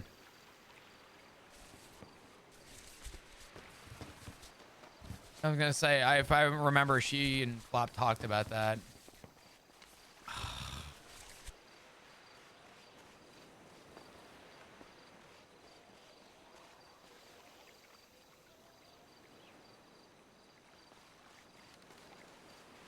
Oh my god, thank god, finally. Something is right in the fucking world. Echo 2710 Oh, your daughter's crazy.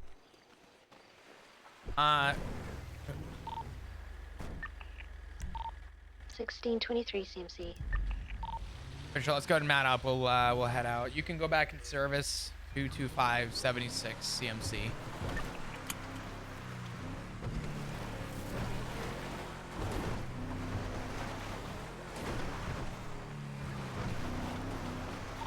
Six 6823 CMC watching over the vehicles. 665. If you want to go back up in Grape Seed and take it out, you can. Oh, that's cool. Thereafter. I'll go after Flop gets here.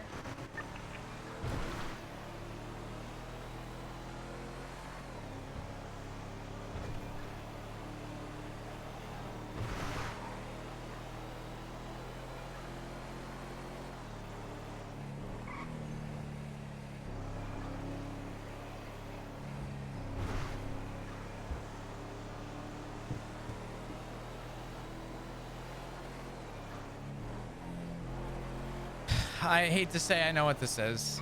I don't think we need to go too What is it? extensive. I had a talk with Dr. Kizu the other day. And I know she suffers from episodes. And Oh.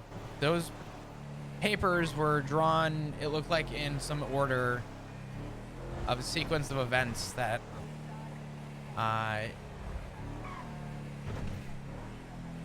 led to her having her prosthetic leg. Oh. Dispatch I see. 22523 CMC. I'm gonna go inside.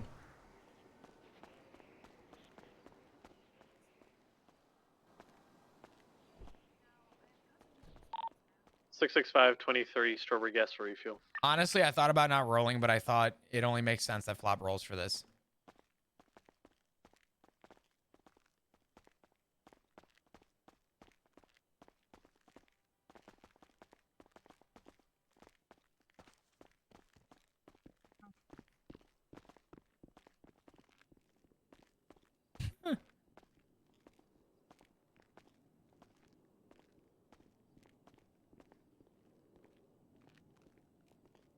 me see.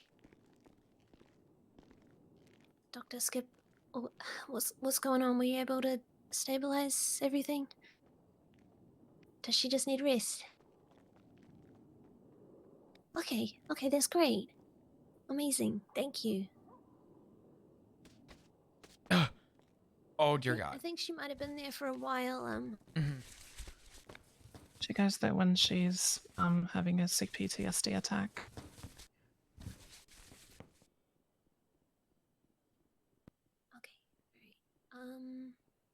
I'm so sorry to bother. Do you have anything to drink by chance? And maybe could you just look over my head real quick? Literally only have a drink. There you go. Oh my God, thank you. Could you just take a look at I my? got you. Thank you. Dr. Skip, would you like us to move her to a private room or ICU? Oh, don't say ICU. Is she Don't say okay just ICU. being Don't say ICU. Don't say. If you say ICU, Dr. Kizu, thank God we rolled the 115 already. But God damn it. Catatonic Bob, are also you, means that they're awake, but cool they with me can't breaking do up? anything. They can't respond or anything. I'm sorry, 10-9 Crystal. Yeah. You still need me? I think we should be Ocean King. Okay, thank you. Alrighty. Hey, Thank you so much. brand new. Appreciate it. 665-10-8. 776. After she has an attack, it's very common that she has something called SVT, which is just heart arrhythmia. And then that leads into her having a seizure.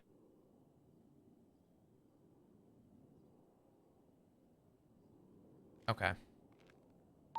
Evan's So gonna that's be what I would staking say out has some happened. moonshine still, so that should be ready Her to actual be injuries, I don't know collected. if this is technically HIPAA. All I'm going to ask is, were her injuries related to a possible crime or no?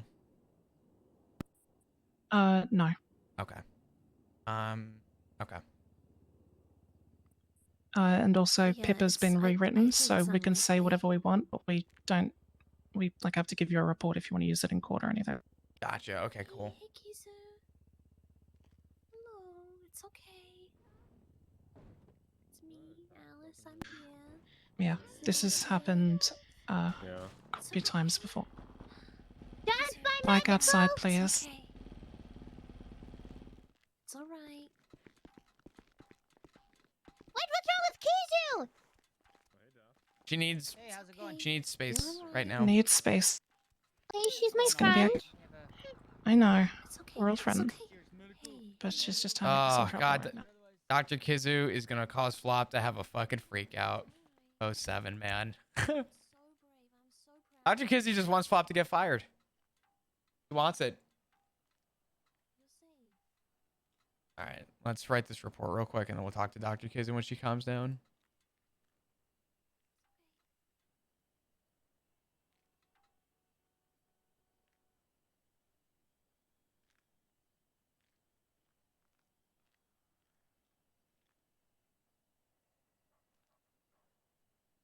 There's a small part of me, glad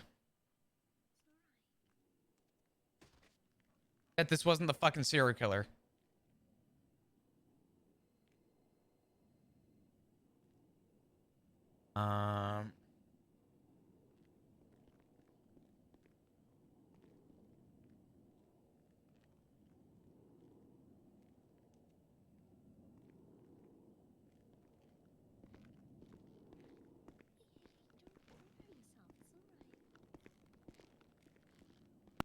This has happened quite a few times. The last few times I've managed to find her while she's been running, so I've been there while it's happened.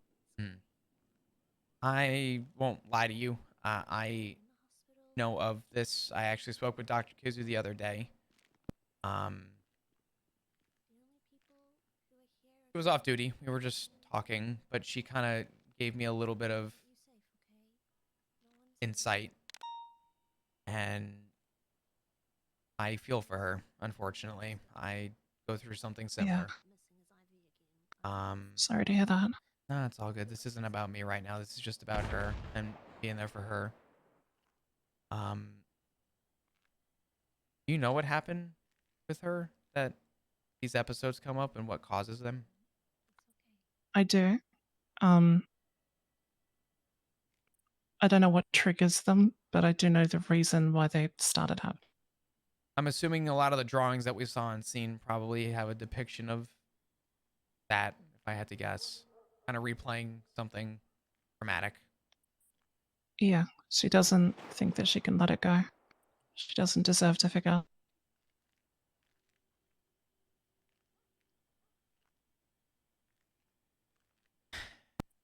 Bunch of people getting kidnapped and tortured and killed and everything. And they took her and cut her leg off.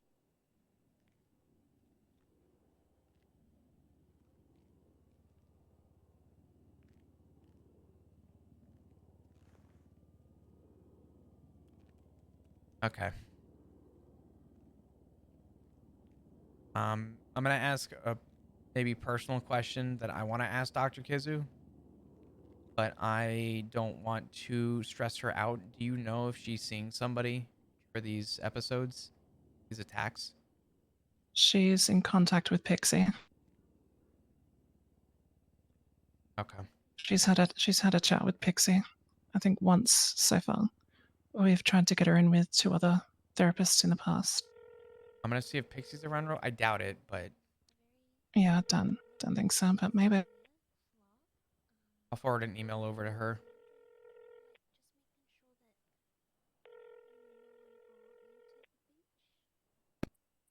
It happened 3 times yesterday.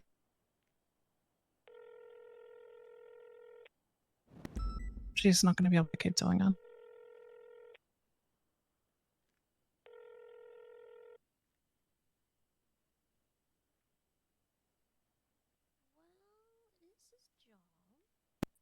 I'm an ex-doctor. I can tell that heart is going to give.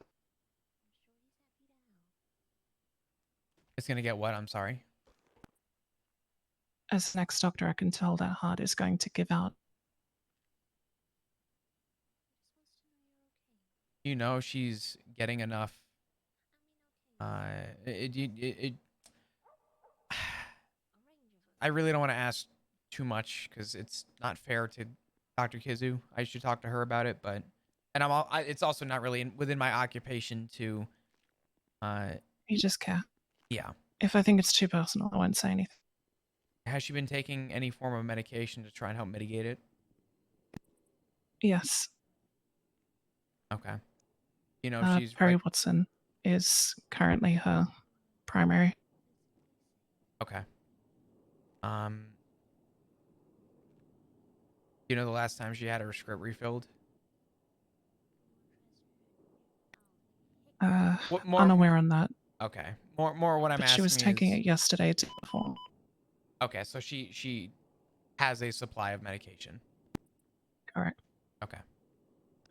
They're moving between a bunch of different ones to try and find one that works. I gotcha. Okay. Okay. I'm just trying to figure out. Pippa's a bit of a mess right now. Yeah.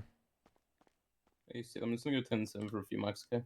If you need me. That's right. Take it. Alright.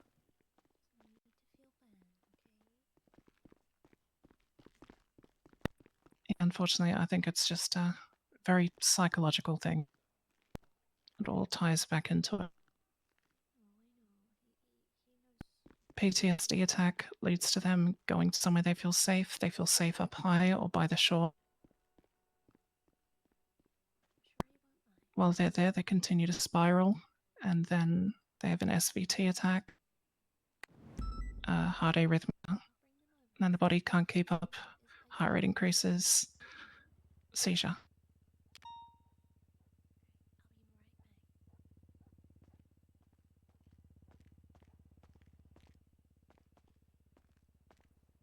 She's all good to talk to you if you like. She says she feels bad though. She doesn't want to bother you. What? She's not a bother. I told her. Yeah, she struggles with that. They just say Alright. you ain't got no wiener? Happens, you know. Oh, for fuck's sake.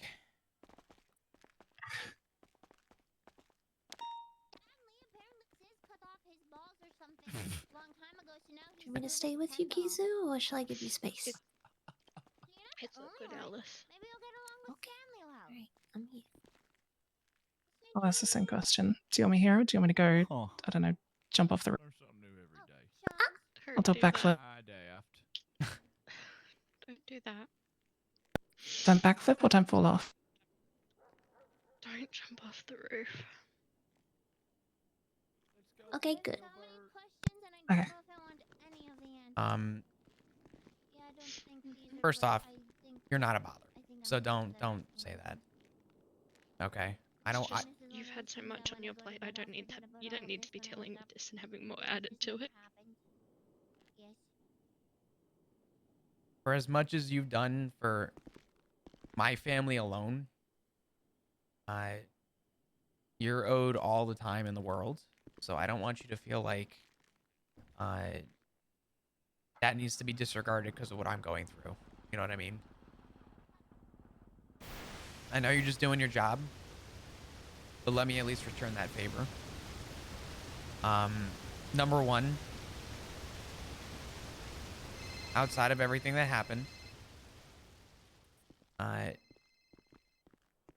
you're not physically hurt, are you? In terms of no one kidnapped you, nothing? No. No crime? Okay. No. Okay. Okay. I don't want to ask incredibly personal questions. No, it's okay. You've seen it now. I would be more than happy to explain the pieces that may confuse you or you want to know more about. Once you've seen it, there's no turning back, so it's easier just to, if there's something you want to know about it, for me to explain it. I I'm got you. honest with that. Well, I'm not trying you as a suspect, obviously, so don't worry about that. I know.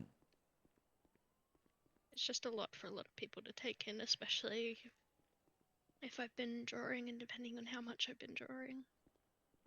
Do you draw as a way to calm yourself down? Not really. I get so far into the attack that the visualizations just feel so strong. I just put pen to paper so that way it feels like they're in front of me again. I gotcha. Do you only draw when you have an episode, or do you draw other things, I guess, during your time? On and off I do draw other things, but a lot of the time I've been drawing lately, it's been because of the attacks. Somebody I'm close to, they draw things that make them happy, things that make them positive thoughts, and it helps them with things that they go through as well. And I would suggest, if possible,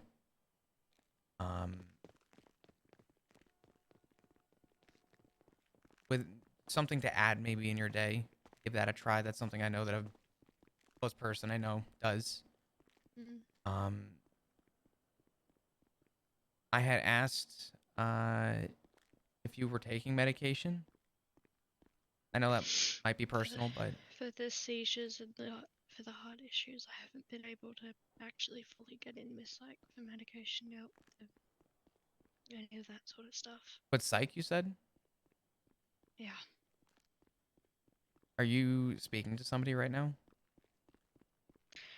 Sort of. Pixie's on my case.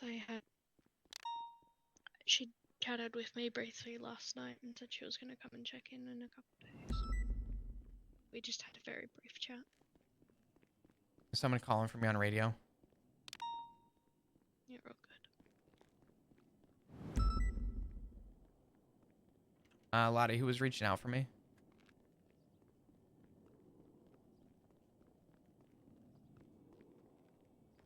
I just said Lottie. I'm so sorry. Oh, Alice, me. I'm so sorry. I was like being very, very quiet. Lucas was just asking how long you're gonna be because they're trying to decide if they want to pursue or not. Let me Don't think there's anything to pursue, really. yeah, one sec. Radio check.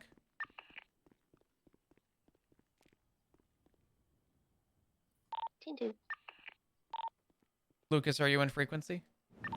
Hey, Prim, I was just sorry, I just threw in one for y'all. I was just wondering if you guys are gonna be done anytime soon. If you're not, it's totally okay. And take your time. Just if you guys don't attach, I'm probably gonna have us take the hostage and not this laundromat. So I can have Daft respond in a Cara. It does not have a livery because the state ripped my livery off. I'm gonna be at the hospital for a minute speaking with somebody, but I can send Daft over if you need. Only if you're sure. If you feel like you need him still, like for security measures, it's okay. Like we can take a I'm hostage. good here. It's no big deal. Yeah, no, I'm good here. Daft, do you have Copy keys that. to the truck? Aphrodite, I'm gonna have you don't take think my so. position. I'm gonna have you assist with that with the Cara. That's what's inside of the laundromat. And then We're all unmasked. I'll be right back. I don't know. So give me I one think second. you got pictures, Aphrodite. So if someone else can flag the play of Oh, 10-4. period. Can someone flag the play? If I didn't know so much about this, I'd probably go with you, but and then you're good. You're good. A pursuit order, please. I'm gonna get her set up, make sure she's all good. Yeah, of course. Copy. Thank you. Stop. You know I what? believe This they're would be a already lot ready to easier go, for but both we'll of us wait if you for weren't such a Daft to kind get the person laundromat. who cares. I know, I'm such And a it's prick. How dare honestly, me? You're really pissing me the fuck off. I'm sorry. If I'm honest with you. You know what it sounds like? Sounds like I'm gonna have to some makeup homework tomorrow with you. Fuck. Oh no. I know, Tara. Shut the fuck up. I'm gonna suggest keep the lights on this at all times because there's no livery. Just make sure that you always have the lights on it. Okay, we'll do. Thanks, all right, buddy. not a problem. I got you. 08 primary, 665 secondary, 07, 307 tertiary, and after I use the hostage. Oh well. 282, I'm arriving on scene. What do you want me? I'm so sorry. You're all good. Where was I? I'm sorry. Oh, I was asking about Pixie and everything. Well, I'm gonna let you know real quick. I reached out to Pixie just to let her know what was going on. See if maybe she'll possibly try and be around, but no promises at these hours. But I know. I want to make sure that you at least have a source to speak to if possible. Somebody who has more information about it. She's very shifty, Piled yes. up and I just kind of had a meltdown. Did something happen today that you think may have caused it? Or is it sporadic? I think today's just been a build up of things and just struggling with things in line of work occasionally. I get that. I mean, that's completely fair. I mean, that's a very trust me, I get that. I understand that more than you know. And I also understand the attacks more than you know. Yeah. My suggestion, again, I'm not a doctor. I'm not speaking as an officer. I'm speaking as Angel. a friend. Yeah. It might be worth taking the rest of the night off, maybe. Clear your mind a little bit. Take some time to yourself. And maybe try the suggestion I gave about the drawing. I'm not saying that that's a tried and true, but like I said, I know someone very close to me who draws when they are stressed out, and it has helped them tremendously.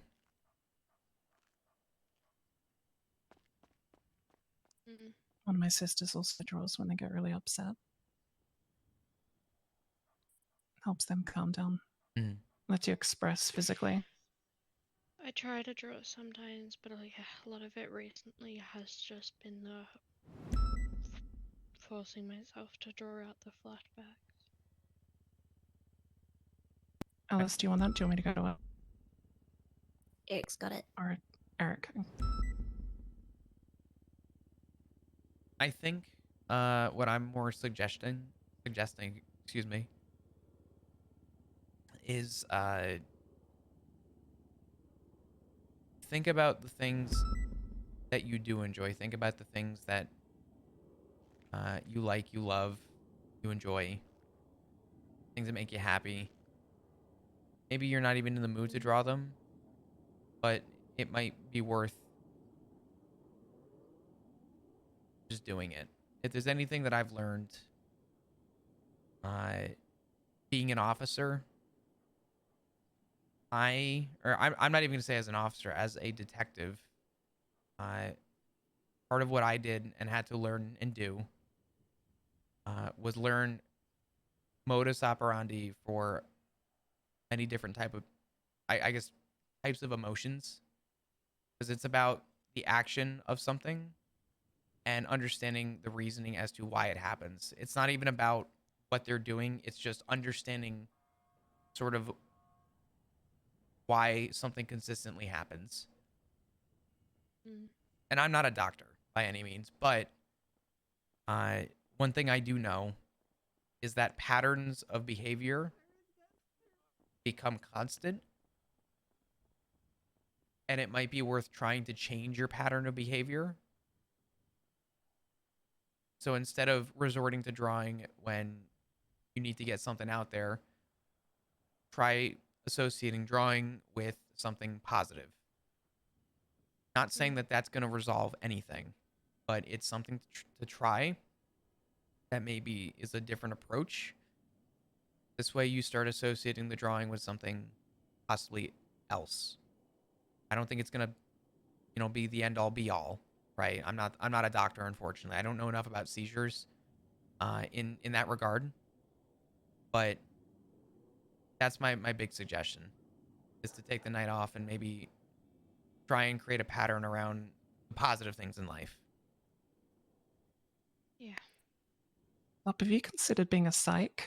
That was like super smart and very good.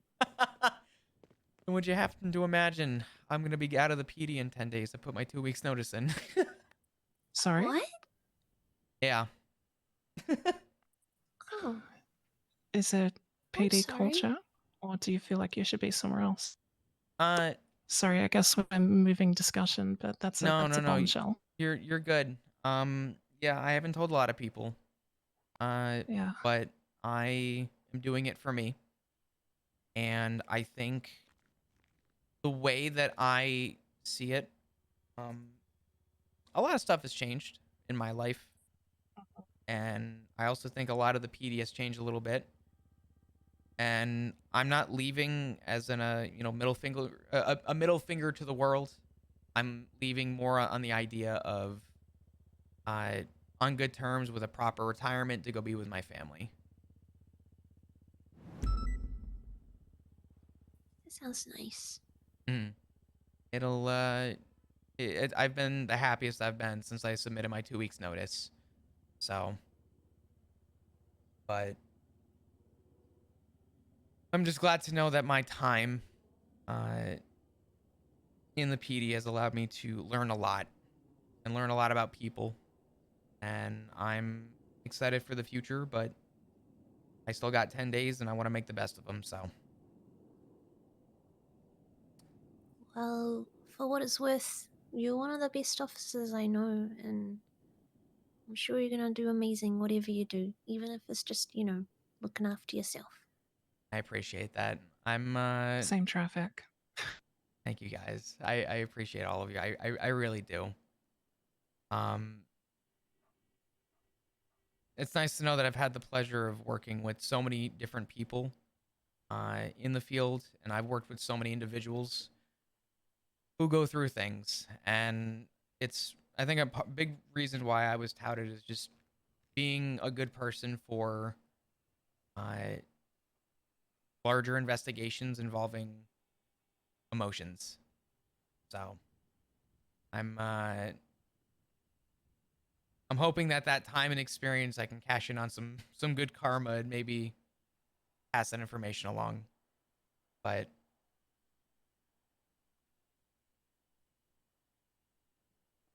I wish I could tell Definitely seems you've learned a lot. I definitely no, you're good. I definitely don't want to, obviously I'm not looking to hijack anything that Pixie's worked on you with. Because I want her to know. We haven't really worked on much. I gotcha. Had a brief chat last night, right as you were heading to sleep. That's nice just standing out there with me. I'm sorry, could you say that again? As you were getting ready to curl up in Rue's room, that's why Pixie was in the hallway with me, because she was talking to me, because I remember other seeing people Pixie. have pointed it out to her as well, that I'm not doing well. And it's okay to not do well. I mean, that's something that I just told someone the other day, unironically, when I submitted my my 2 weeks. I told somebody, I said, I look forward to being happy. Because at least PD culture wise, I have not been. And that's okay. I mean, that's just, you know, a change in things is good. Change is good in general. It's scary, but it's good. But I told somebody, I said, you have to know what bad is to value what good is. And you going through something like today, or what you've been going through, is not necessarily what I would call bad. But it gives you some insight to move forward and to find what is good and to find what works for you and what you consider good. Yeah.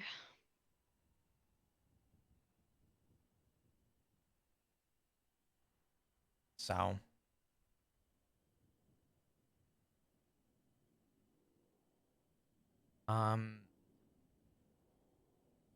I guess I'll ask you. I won't be around much longer today, but is there anything right now that I could do to help you? Anything that you need right now? I'm pretty alright at the moment, now that I've come down from it all, and I'll be alright for a bit. Just, at most, I'm just angry at myself, because For what? I'm worrying people and people seeing me like that again. You If I shouldn't. wasn't worrying about you, I'd be worrying about something else. Alice does bring up a valid point, and I want to iterate this very strongly. I would rather be there to help, and I'd rather be there to be by your side. Because for the longest part of my professional career, I have never felt more defeated knowing that I was struggling with something and the people around me not noticing or realizing, and being too afraid to ask for help. And the fact that people do care and the fact that people do know is telling to not only you as a person, but telling in general to know that there is something that somebody is willing to do to try and help you, right? So don't feel guilty for that, because there's nothing to feel guilty for over that. Okay. And damn it, I'll throw hands if you start saying you're guilty over that, okay? I just, as much as I get yelled at for it, I just feel that this causes me to be a burden. Stop it. Ben. Not a You're not- burden. If I You'll- let this keep affecting me the way it is, then I can't help others. It's okay. Don't look at me, I'm peeing. It's okay to know. It's okay to be a burden to yourself as long as you don't blame yourself, right? You're aware that this is affecting you, and you're aware that it is cutting into your daily life, and that's okay. recognizing it is quite literally the first step. And the fact that you are in line with talking with Pixie, and the fact that you are working toward finding those improvements, finding a medication that works for you, having a doctor to refer to, you are doing all the steps that you need to find an answer and or a solution. And that is the best thing you can do. So whether or not you realize it, you are being the most proactive that you can be. So Yeah.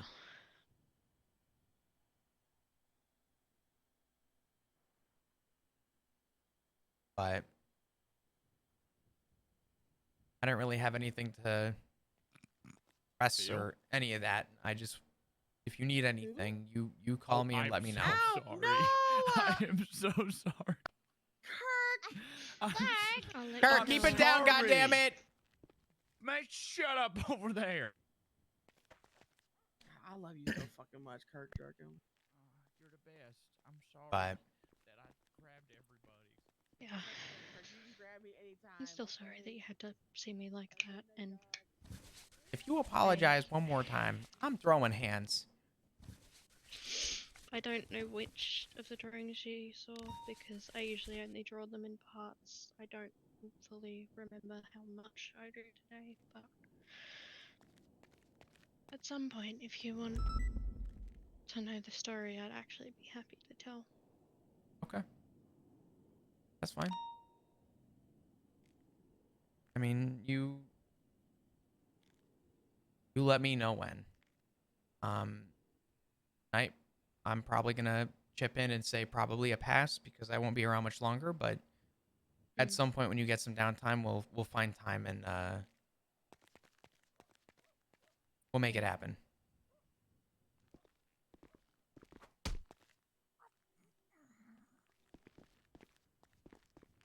Okay.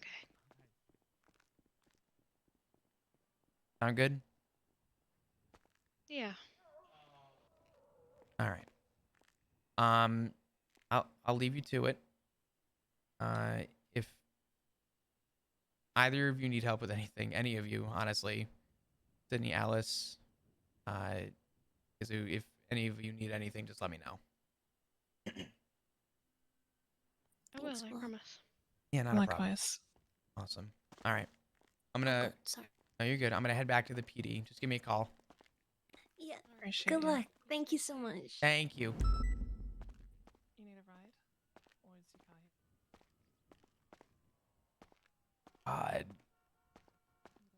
God. I'm debating. Does Flop need to roll for this? You don't have a ride, do you? No, I don't. I forgot. Yeah. I think That's because not it ended really right. positively, I don't think Flop would roll. I don't think it makes sense. The sign says no smoking. What are you doing? The signs are inside, not here.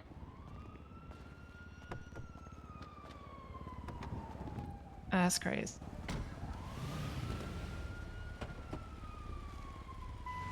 Glad you feeling better, Flop? What's that? Sorry?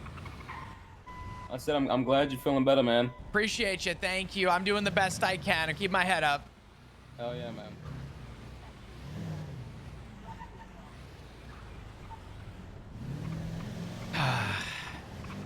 You know, I don't talk about it a lot, but if it wasn't for Dr. Kizu and all that she's done for my family in the last 2 weeks, the least I could do is return that favor to her. Yeah, she's felt really bad about it. She shouldn't. The fact that people care and She's- people know, Yeah. it's the She proactiveness. said she screwed up surgeries, and I said they're alive.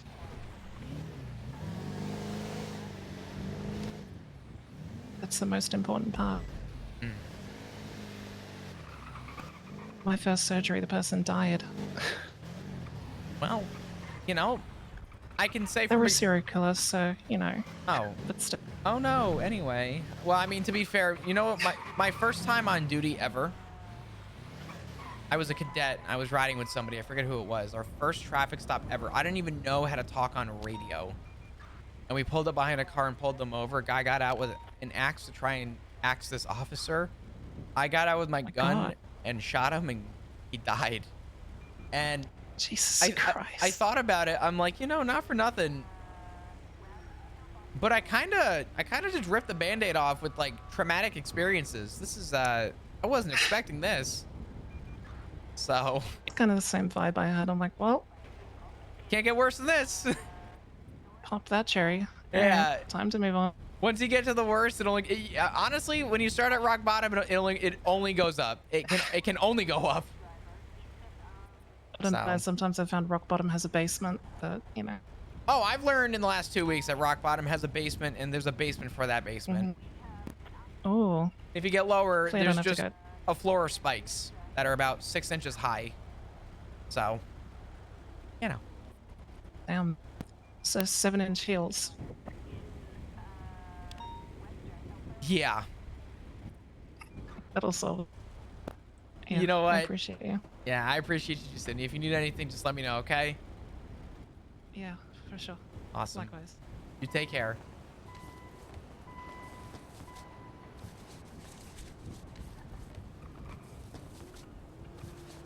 Oh, man.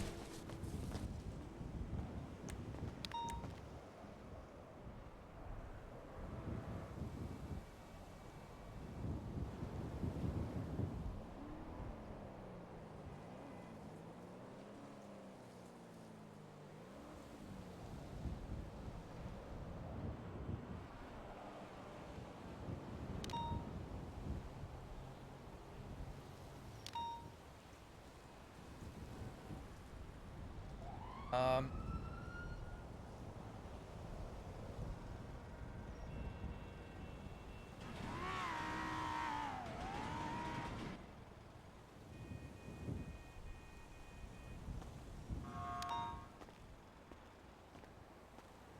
Oh, God, that fucked up Flop a little bit. I don't think Flop would stay on duty after that, though.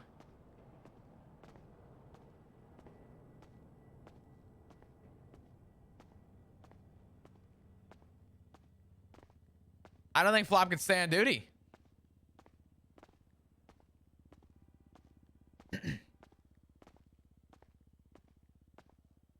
I think there's just some things that Flop as a character just couldn't do.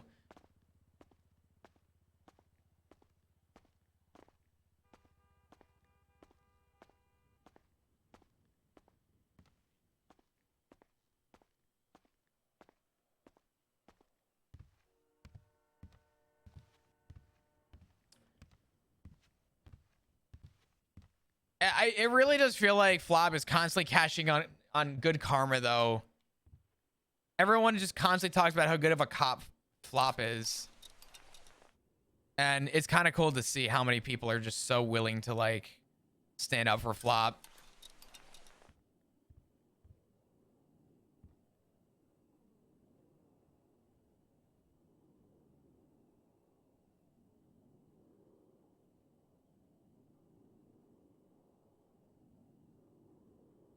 But just how good of a person Flop is. Yeah, Flop, I'm going to say something that's really fucked up. Because it's going to sound like I'm literally blowing straight smoke up my own ass. But I don't know if the city will ever see another cop like Flop.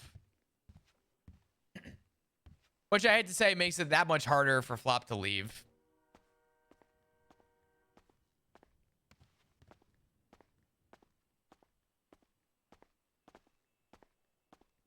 I think Flop really is like a one of a kind. Like, people have qualities, but I really think like the way that Flop is he's so...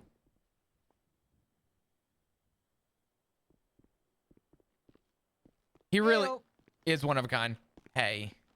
Hey, I wanted to let you know I put your car back in motor pool area or whatever. What can you help me out? Is it a garage? The motor pool are they the same thing? What's the outdoor called? The parking lot? What's the upper? I just call it the upper parking lot, and it's okay. You know, I don't know. That's like personal parking, so I'm not sure. Okay. I always hear motor pool, even when people mean the outdoors. If area, people say so- motor pool, I would just start asking upper or lower. Okay. That's helpful. Yeah, I'm gonna go off duty and I think speak with Dr. Kizu. She nothing criminal happened. She deals with seizures and post-traumatic stress, and I had to talk her down essentially with everything that happened. So, let's rain check our ride and let's ride tomorrow. No worries. Hey, you could do therapy, you know, if you're looking for work after that. You know, not for nothing. I was talking with Dr. Kizu and both the EMS there were like, Flop, have you ever considered life in fucking psychology? Yeah. So, I don't know. I mean, hey. All right, go ahead. Hold on. What? Diagnose me. Let me take a look. Hold on. Don't move. Let me know if you need me to spin. Yeah, go and spin.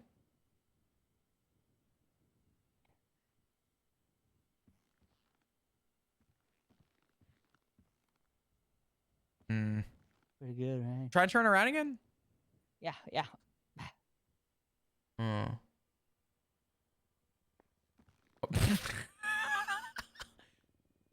Sorry, spasm. No, you're good. Back pain? Yeah, yeah. Yeah, it's just Where's from your the spinal injury.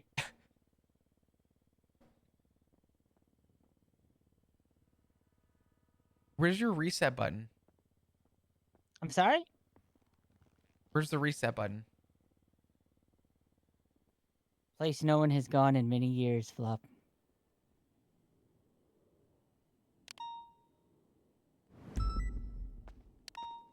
Good night, Flop. I'm gonna throw up now. Thank you, Daft. What?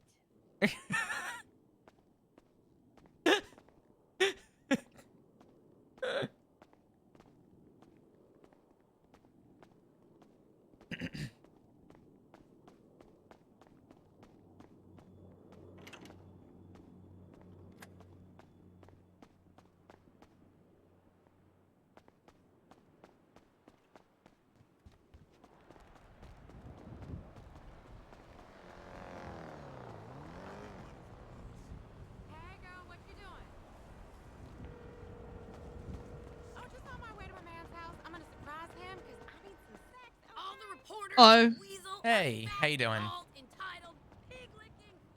good. I'm just driving around at the moment. I gotcha. You feeling any better?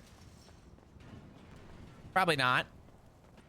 No, I haven't Motherfucker. taken any of the pain meds. Did someone steal my fucking Granger? Oh no, thank God. Okay, we're good.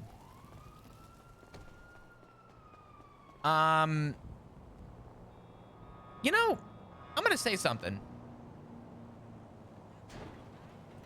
I'm gonna cook. Every time I get off duty, or on duty, every single time, there hasn't been a single day in the last, I guarantee the last week, but probably the last like 3 weeks, where I haven't gotten on duty, and I'm given another reason.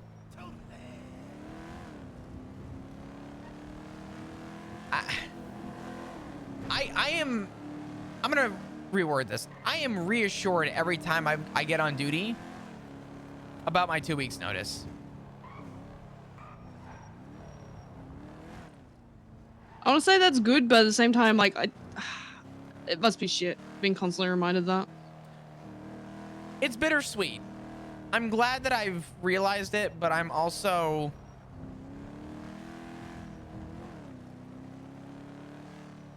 I don't know. I'll say this much. Without the details, because it's really Dr. Kizu's story to tell. She's okay. She wasn't hurt or anything. But if you happen to see her, say hi to her. Just check in on her. Make sure she's doing good. She's in my car at the moment.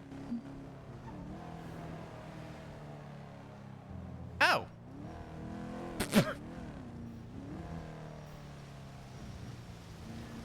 We never had this conversation. I'll call you soon. I'll call you soon. Bye. Bye-bye.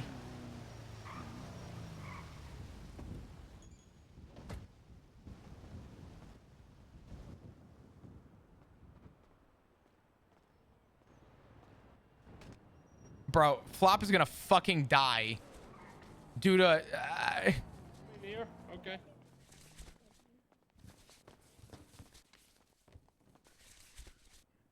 Hello, I'll be right with you. Yeah, no worries. Take your time, son.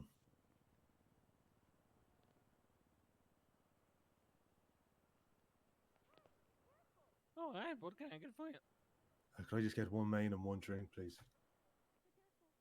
Yeah, I got you. Fantastic. Go ahead and swipe.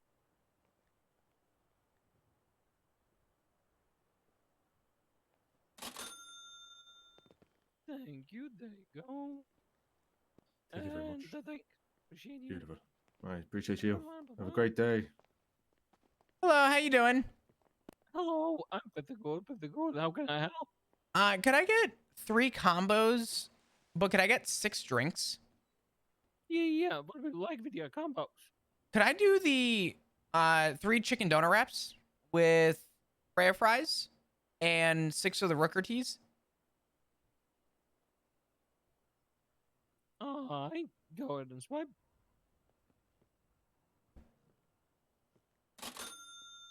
Like some garlic sauce or chili sauce on the doner. I do a little garlic sauce. Gotcha. There you go. The fries. Thank you so much. I appreciate And you. the You drink. always coming through, man. Thank you so much. Appreciate ya. Hell yeah. Have a nice day. You as Bye-bye. well.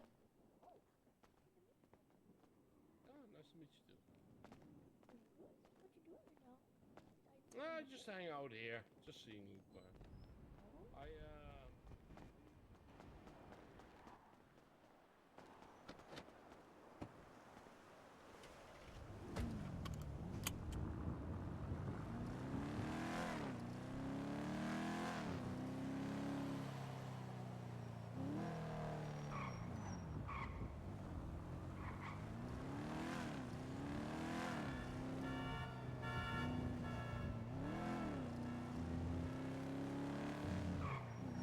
What are we gonna tell Kizu?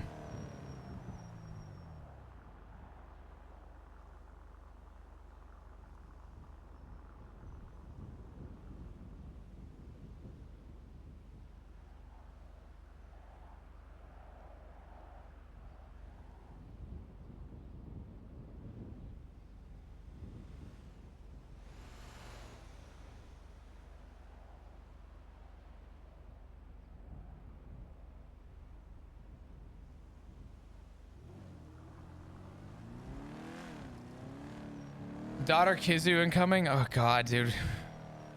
I don't think Flop and Zig are gonna be getting any more what do you call it?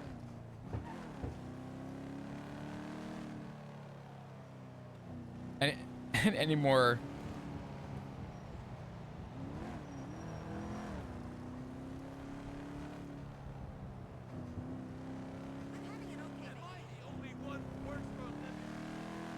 Auntie Kizu? Oh man.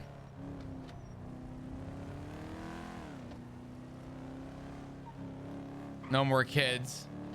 No more kids.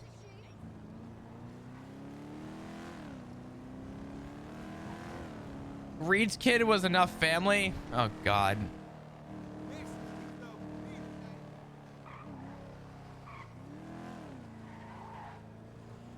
Listen, all I'm saying is we have 2 problem children. How are you guys anticipating or expecting Flop to have more than 2 problem children? The man can barely stay out of the ICU as is.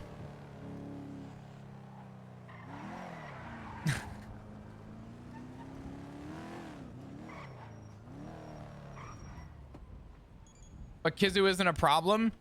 She's not.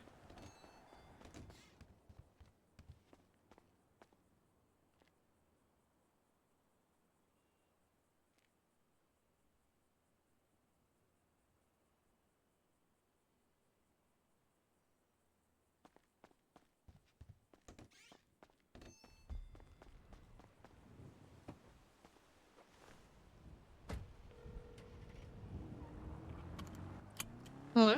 Hey, did you need food at all? Yeah, Whereabouts are you? I'm up at my spot. I will be there in a minute. See you soon. See you soon. Bye-bye. Bye.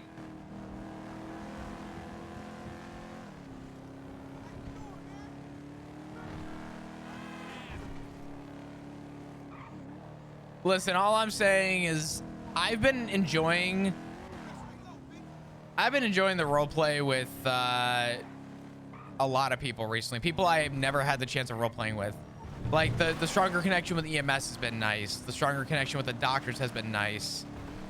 A lot of off-duty like stuff that I would never have had the pleasure of getting to do while on duty.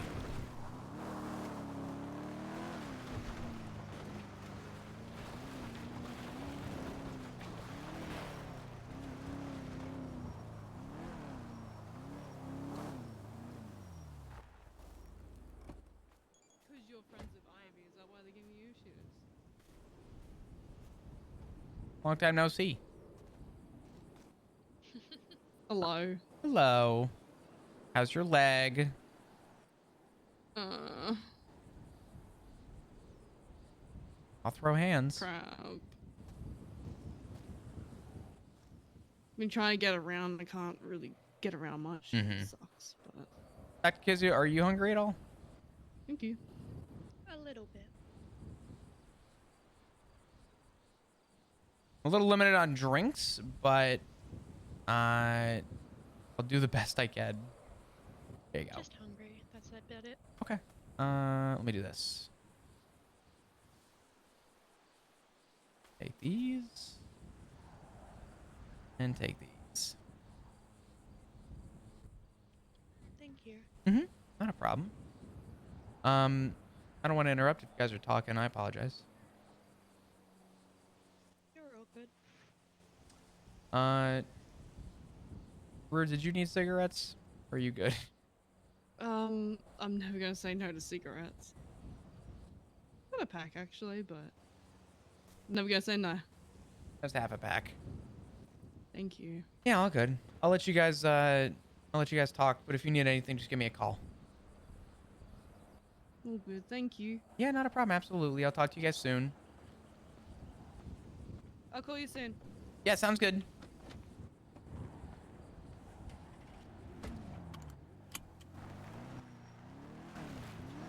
Sad days.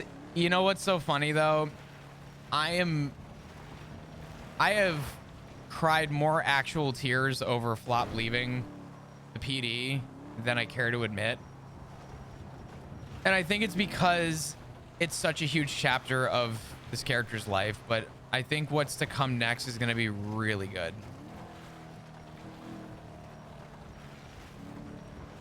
Did Rue quit drinking? I don't think Rue is ever going to quit drinking, just like Flop is never going to quit morphine, right? It's just a matter of her tendencies have slowed down. Hey, what's up?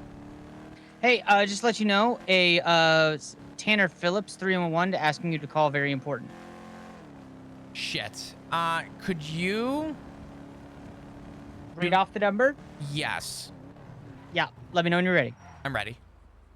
420-883-9649. Okay, perfect. Let me All right. give him a ring. Thank you so much. No problem. See you, buddy. Bye-bye.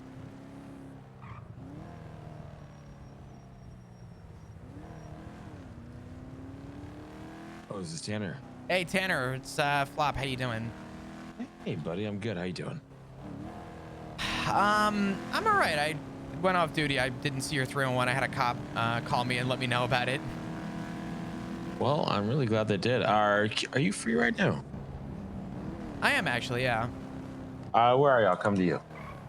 I'm over off of Great Ocean Highway by the gas station near Del Perro. The one, like old Seaside gas? Yeah. All right, I'll be right there. Okay, cool. I'll see you there. All right. Bye-bye. See you soon, buddy. Bye.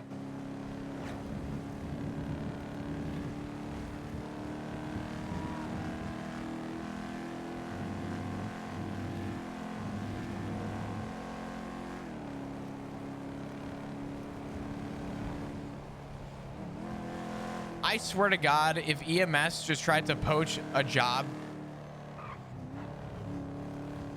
and Tanner's about to poach Flop for therapy work, I'm gonna fucking scream.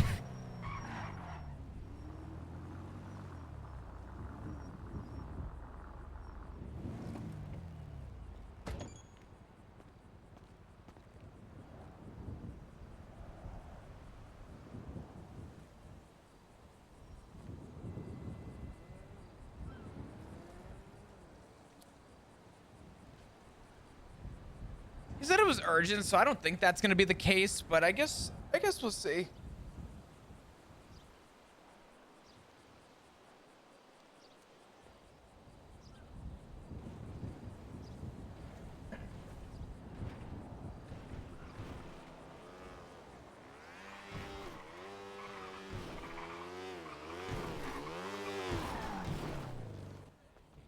And how you doing?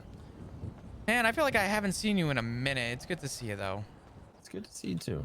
I think we saw each other very briefly in the hospital the day that everyone passed. Yeah, that was a couple days. Bro, it was such a rough day that day. My God, I have not. You know what's crazy? Out of any day I've ever had in the PD, that was the hardest day I ever had. Would you imagine? Was it really? Mm-hmm. It was something. But shit. What's new, man? What's going on? Unfortunately, nothing good, man. So I've these last few months, I've dealt with a lot of head trauma, and I've had some pretty severe brain swelling, brain bleed. What the hell happened, man? Just lots of crowbars, wrenches, getting run over, getting punched. Oh my God, dude, Jesus. Yeah. Are you being targeted by a specific group or something? No. It's just life in Los Santos. But it came to a head where I've been having headaches and getting nosebleeds. And I went in to get a scan a few days ago, and at the rate things were going, my brain was expanding so much that it was pushing up against my skull, and they gave me about 2 months to live.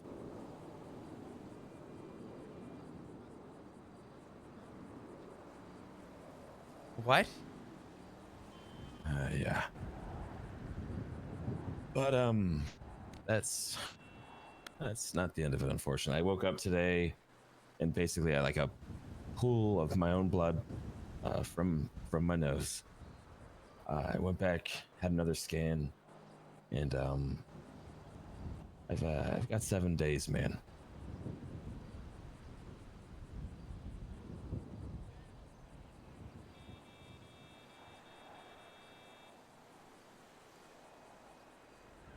Tanner, I don't even know what to say.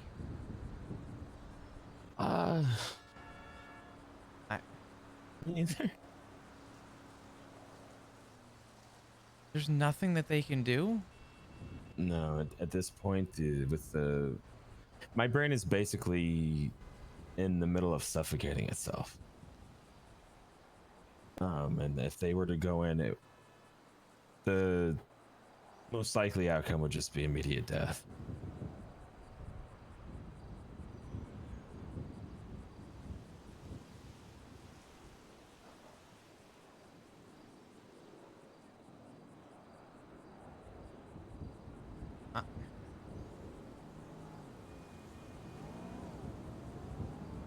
Tanner, I am so sorry. Hey, yeah, thanks, man. I appreciate that. I really, I don't even know what to, dude, I've known you forever. Yeah. I mean, we're literally as close to day one as we get at this point, I think. I want to say I met you practically day one, man. Yeah. I mean, genuinely. Oh my God. Dude, is there anything, literally anything that I can do? Maybe we can hang out one day next time you're off duty or something like that. Well, there's gonna be plenty of that because I got 10 days before I'm leaving the PD. Really? How come? Change of heart. okay. PD's I not get it. what it once was, and I've just had a change of heart. So my time is going to be very, very available, and I've been taking a lot more time off in that 2 weeks notice. So I got 10 days before bigger and better. Fuck yeah, I'm excited for you. I appreciate that, dude. Thank you. Yeah. I mean, shit, man. You don't got any felonies, do you? And honestly, I don't care if you did. I'd take you on a fucking ride along anyway. No felonies. Just the misdemeanor of when I performed medical without a license. That's kind of gangster. I'm not gonna lie. I'd still do it again. Did you not hear about this? Was this when you were in EMS? Yeah, and Scotty got shot in the face, and the EMS were saying, "Oh, put him in ICU, wait for a doctor," but he was dying in front of me, and I have a medical degree, and I have, Yeah, you essentially did experience your with job, and they surgery. tried to fuck you for it. Yeah, so I could feel that the firing was coming, so I just, resigned before then. It's probably for the better. Yeah, I will never, ever work underneath. Well, I guess I won't do anything pretty soon here. No, but Jesus. I mean, man, dude, I don't, Tanner, I don't know what to say, dude. I fucking love you, man. Hey, I fucking love you too. Like a brother, Flau. In fact, no, you are a brother to me. When it was you, me, and Bryce. Day one. God, dude. I still remember, I forget, did you help us plant drugs on the people at the taco stand years back? I don't remember. No, I don't think so. That might have just been me and Bryce. I don't remember. I think it was. Yeah, we remember. Oh, go ahead. No, we used to antagonize the people that used to run the taco stand, and we stole their car, and I drove it over to. Do you remember where Lot Q was? Yeah, I remember Lot Q. I parked it illegally, and I remember I called Gladys Berry, and I bought 400 joints from Gladys, and I think 150 bags of cocaine. Called 911 and told the police that I saw two people dealing drugs out of their car. Parked it illegally, so they'd have to search it. They came rolling up. They got in the car after the cops began searching it, and then they fled. Oh. So. Oh my God. One of my fondest memories, and I guess it was very shortly after that, Bryce, I remember, said that, we need to, quote unquote, expand the group. And he mentioned, I want to say it was shortly after that he introduced me to you, man. It probably was. Fuck, dude. Yeah.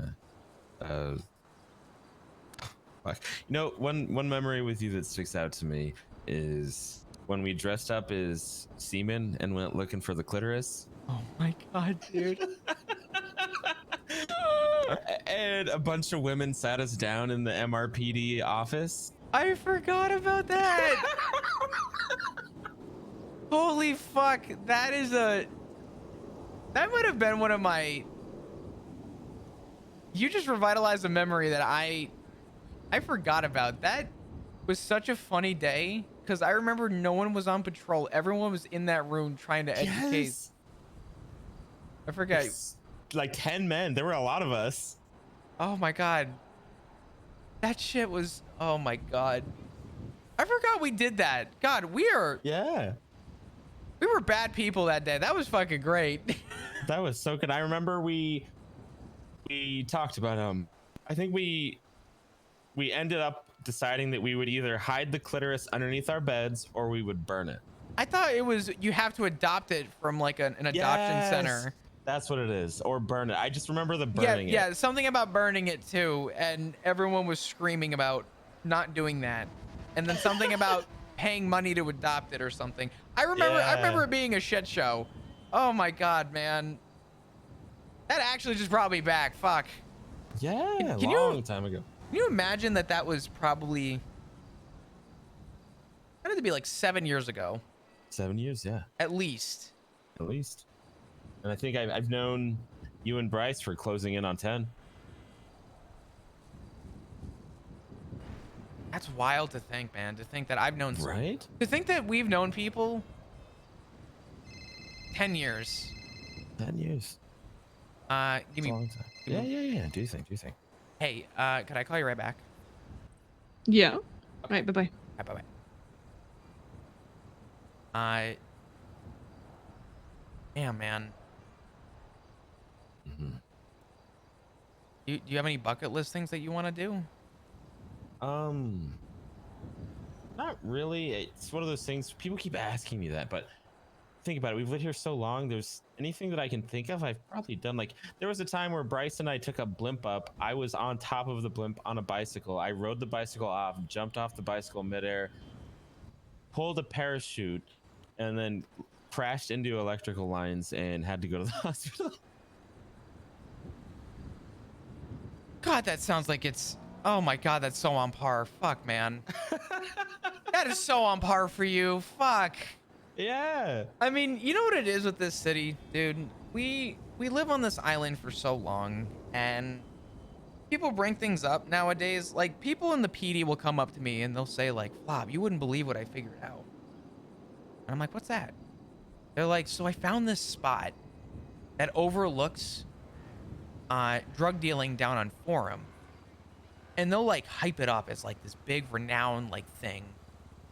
And it's exciting. It's a like they are so excited. And I'm like, really? Tell me more.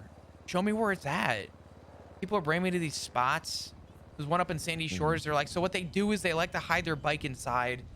And then when you try and light them up, they get on the bike and they drive it out through a window and they drive it off the building. And you gotta have units ready, and they're like excited. And I let them have their moment of excitement. I let them have their discovery, because what they're telling me is stuff that I figured out, 5 years ago. Yeah. And it's like it's fun to see people experience this city for what it has. And it's nice to see that people still have that little twinkle of excitement. And I don't ever want to take that away from people. Oh, never. Another thing that I just thought of from years and years ago, I don't remember what happened to you exactly, but you were dressed up as a sperm and you made me watch your wiggle dance. I remember that. I was there was a dating show with God, what the hell? Oh, I forget the guy. Grognak. It was a dating show, and someone signed me up for it, and I told them, I'm not gonna go. I want nothing to do with that. And they're like, nope, you're going. And I said, I'm dating somebody, and they said, no, you're going. And I said, okay, is there a dress code? No. I said, perfect.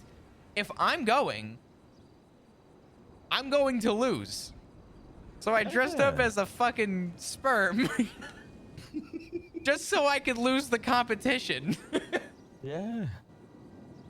I remember Anto was there, because I was one of the contestants as well. They made me do it. Anto was there. And his accent was so strong. Go ahead. No, I forgot Anto was there. Yeah, and his accent was so strong that day. I think he was making it even stronger. And this was when I was still like I was a priest. And I was like, oh my God, I think he's talking in tongues. I gotta put my tongue down his throat. And Grognak was so into it.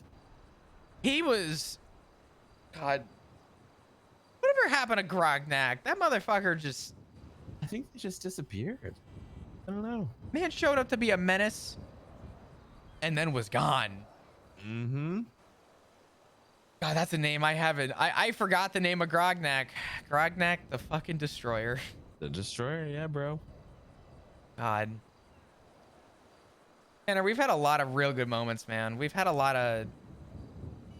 Honest to God, some of my funniest and most enjoyable moments happen between the three of us, you, me, and Bryce. And yes, same here. It's so crazy to think how much this city's changed. I miss Bryce all the time. I don't know where he ever went off to, but I really hope he's still doing good. He's still putting out movies in Bollywood. Is he? Yeah, they're not very good. I mean, his production was like some World Star shit or like some Live Leak shit, but you know, he had a heart for it, I guess. Yeah. He had the passion, he just didn't have the budget. Do you remember when he got married to Izzy and like the day before I convinced him that marriage was a cult? And me and him spent the day asking people if they agreed, and everyone's like, wait, it kind of is. I do. Holy fuck. Yeah. Oh my god. I freaked him out that day. God. Bryce was so easy to rally up. Mm-hmm. Oh my god, remember? Oh no, you go. No. I was about to just repeat what we talked about before. You're good. Go ahead. No, after you. Go, please. Oh, I was just gonna say it's funny to rile him up, but man, some days I wish I could re-experience just the way Bryce reacted to things and the way that he saw things. You know? Yeah. Do you remember when my fiance was eaten by sharks, and I think you went out with us to go shark hunting? And yes, this was before we were over by Catfish. We were over near the lighthouse, if I remember. I think you're right, and this was before Seaside was a thing, and we just went out there yelling Seaside. I don't remember that part, but that makes a lot of fucking sense. Yeah. Oh man, dude. Tanner, I'm not gonna lie, man. I love these memories, but I would be lying to you if I didn't say that it's gonna be fucking heartbreaking getting that call, man. Yeah. It really is. I want to say that I've never had a bad moment with you, and I want to say that I think that's telling to who you are as a person, and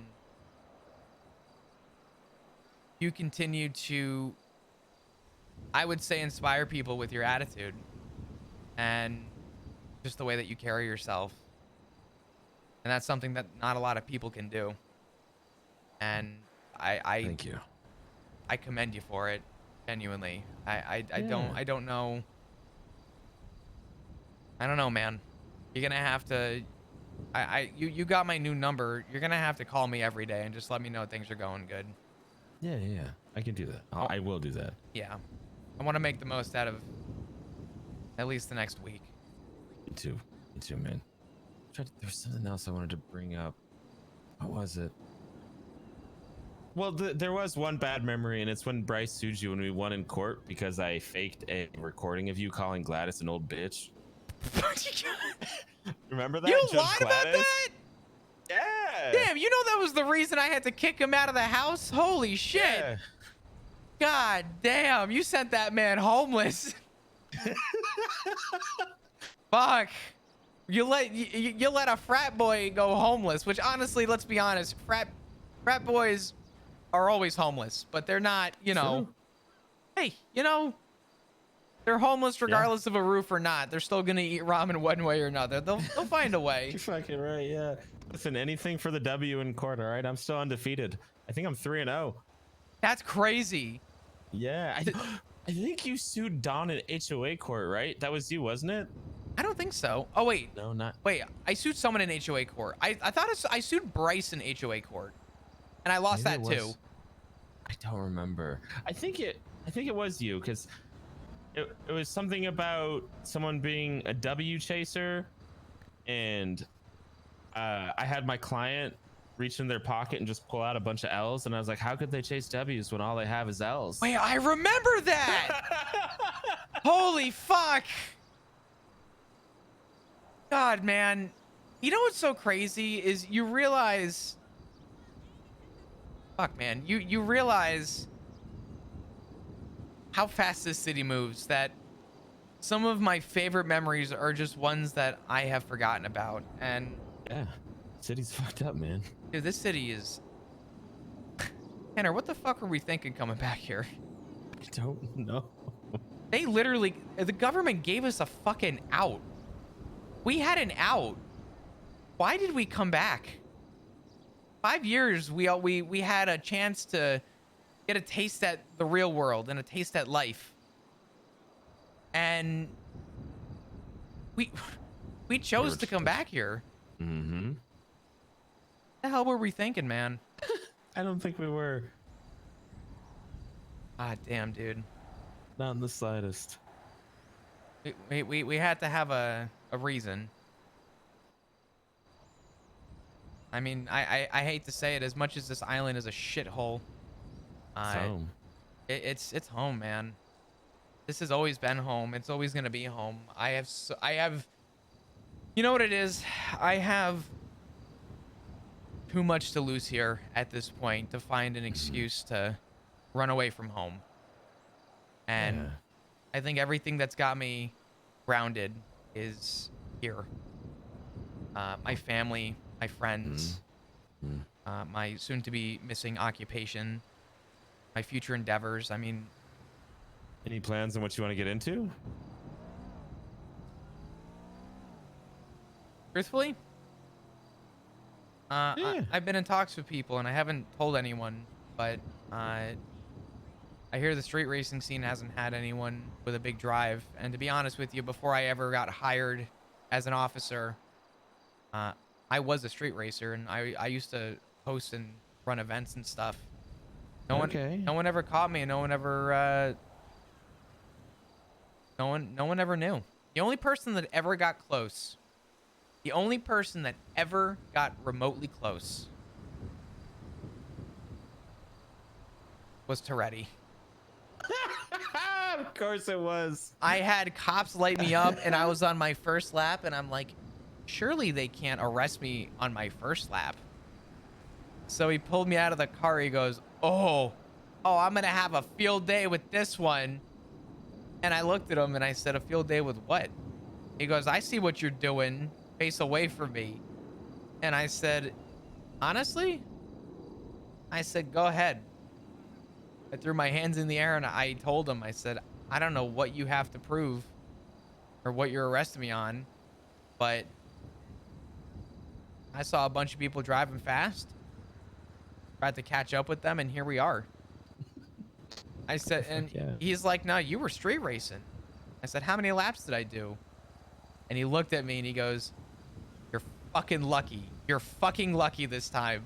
So he couldn't prove it, but tell you what, playing dumb got me out of that one, and that's the closest I ever got to getting caught. If that man had just checked me or searched me, I would have been dead to fucking rights. Damn. I had my dongle. I had everything on me. That man would have had a field day with me, but I talked myself out of it somehow.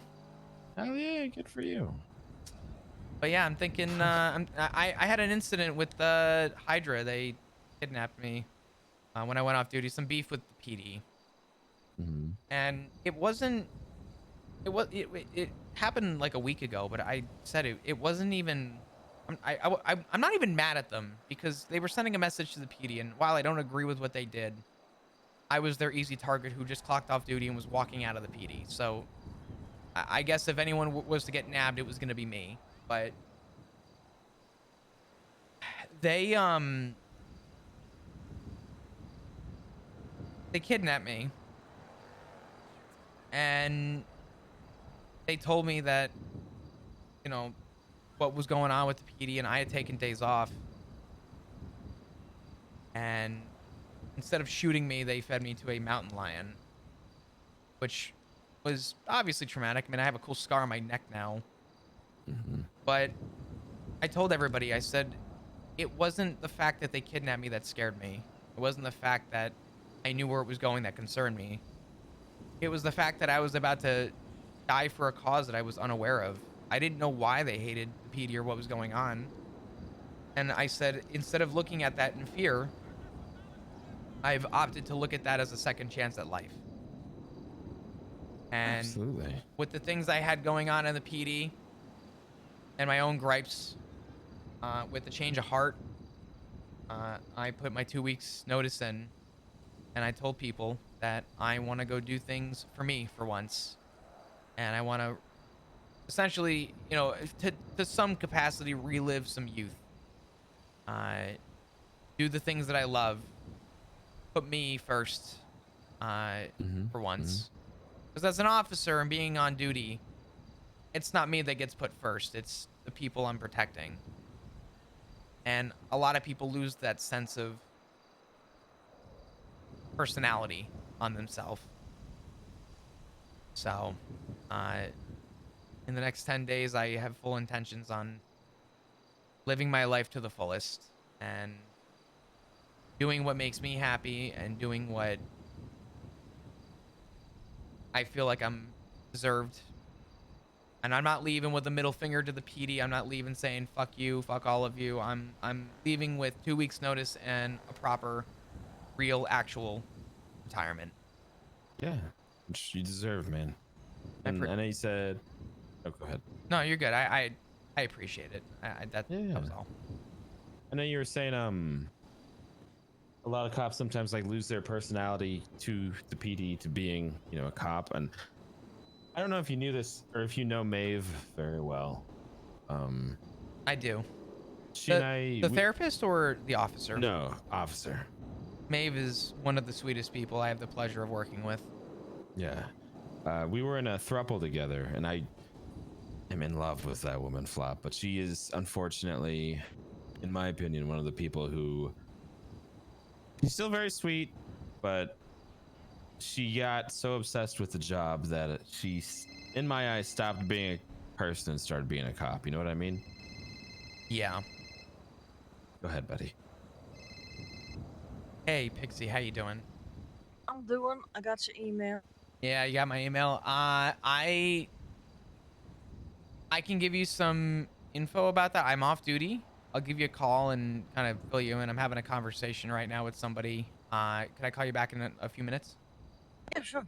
Awesome. Thank you so much. All right. Bye. Bye. So I know what you mean, but you never lost yourself, man. Not in my eyes. That's something I live by. I told everybody. I told everybody, I said it when I joined the PD, I had a smile on my face and I wanted to just be me and do me. And I said, because I had some stuff come up in my life, I said, instead of being scared to do the job, being scared to pull over a member of Hydra, being scared to, you know, do basic things. Instead of being afraid to do all that, I said I'd rather go in with a smile on my face and walk out with the same smile on my face and let people know who I was and not, unfortunately, what I became due to the system. So I'm going out with a positive note with the intention of hoping that that place improves. But between you and I think a lot of the problems that place has is they're going to be problems whether I'm there or not. Yeah, like, you heard that they swore in Kyle Pratt as a marshal, right? What? Yeah. Like, A or the marshal? I think the marshal. I think he's the first. So, I mean, like I said, things are about to get worse. So your timing is literally perfect. The boat's going near the iceberg, and I jumped ship and got on a lifeboat. Holy fuck. I am not putting up with that shit. Yeah, it just happened this morning. Oh, of course it did. Jesus Christ. Yeah. Well, fucking hey, man. Do me a favor. Above everything, I want you to enjoy these next few days. Yeah. I want you to make the absolute most of it, and I want to be a part of that in whatever way I can. Absolutely. I'll include you on whatever I get up to, okay? Absolutely, man. Yeah, we'll make it happen. We'll do something. Absolutely. I don't care what it is. As long as I don't get fired for it, I still want to go out on good terms. But no, of course. You know, we'll figure it out. Does I'm assuming Pixie knows? Pixie knows about the 2 months. She doesn't know that it got shortened. You plan I on need talking to her? Yeah, yeah. I'm about to go to bed. I just wanted to talk to you real quick. Oh, you're good, brother. I've been up for a very long time. Oh, have you? Yeah. Well, do me a favor then. I want you to go get a well-rested night's sleep. I want you to call me tomorrow. I'll drop everything for that phone call. I gotta call Pixie back anyway because I just had a situation with someone who needs psych. So I'm gonna. Oh, Jesus. That's why I'm off duty. It was overwhelming, but I did the best I could. So. I bet. But. Do you know who that car belongs to? They're just chilling right there. No, I don't actually. The sports car? Yeah, we should get out of here. Yeah, let's get the fuck out of here. All right, I love you, man. I'll give you a call. Bring it in. Hey, Love you too, I'll call dude. you tomorrow. Absolutely. Right. Yeah, let's Day figure one. something out and we'll go from there, okay? Yeah, absolutely. All right. Let's leave together. But yeah, let's do it. Keep your head up, man, okay? Yeah, we'll do. You stay safe out here, all right, Flop? Likewise, brother. You take care. All right. Yeah, you too, man. Love you. Love you too.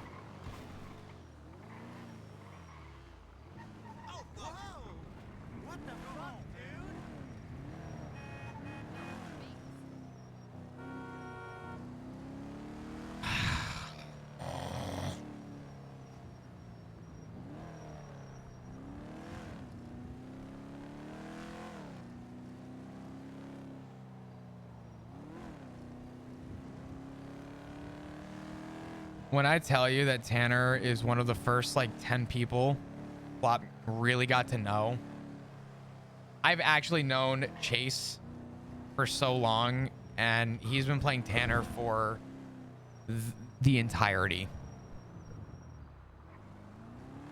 That's actually really fucking sad, dude. Don't even go there.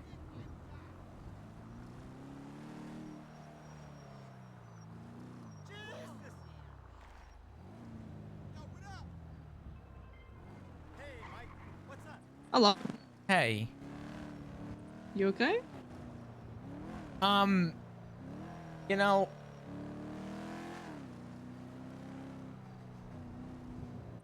No. no. You want to meet up? I gotta have a conversation with Pixie real quick because I want to make sure that she speaks with Dr. Kizu. Mm-hmm. I just had an old friend reach out to me and wanted to meet, and I asked him how he was doing, and he said not great.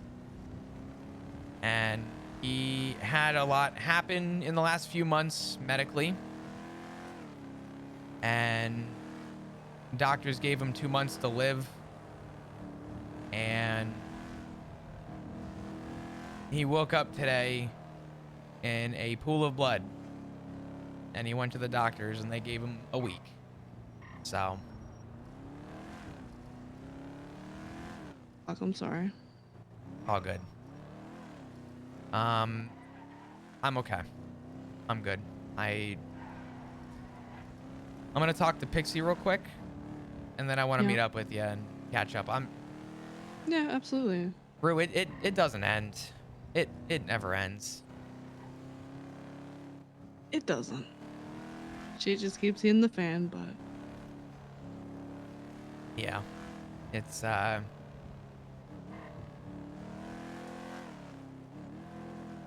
this was somebody who I would call a ride or die, which was I mean, honestly, you may even know them, to be honest, but is it okay if I ask who? you know Tanner Phillips? Yeah, no, Tanner. He's got a week. Hmm. We just had a really nice conversation talking about our past and all the things that we used to do and get into, and honestly, memories I forgot about, and I don't know, I'm so glad I'm leaving the PD. That place has taken so much time away from me, and Makes me kind of regret not being there for those people.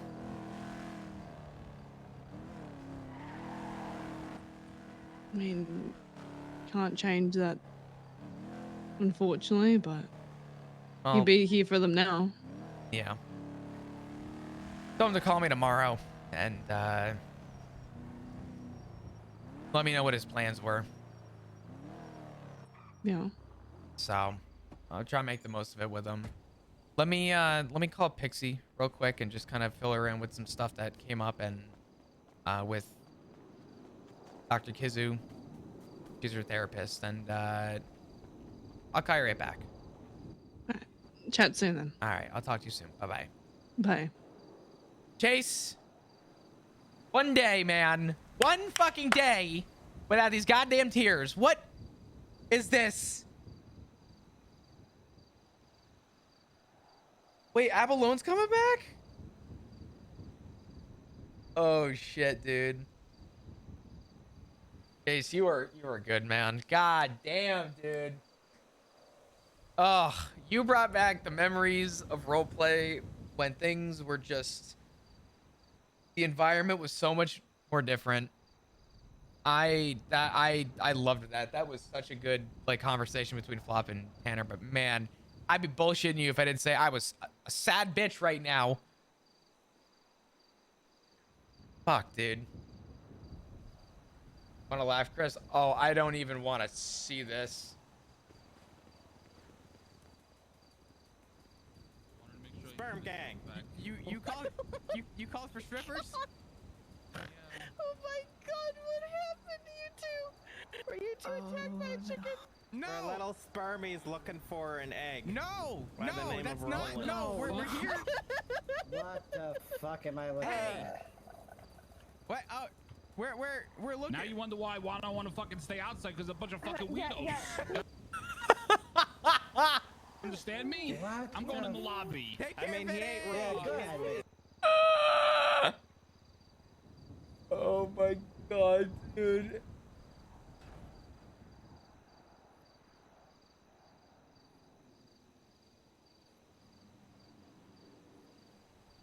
I'll check beams in a minute.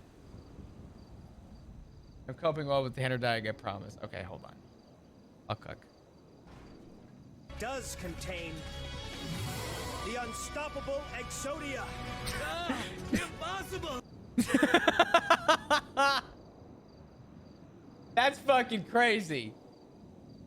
That's actually insane. Wait, I need to save this. Hold on. This needs. But it does. Fuck. Hold on. I need to send that to Chase. Hold on. Chase, I don't even know if you're here, but you're about to be.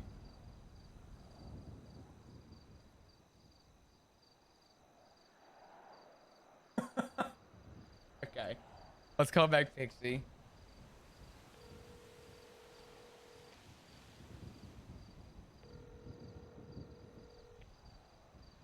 Bro, I was gonna have a short stream today because I have been so tired. Hello. Hey, how you doing? I'm doing. Yeah. Yeah. What's up? Nothing. Actually, a lot's going on, but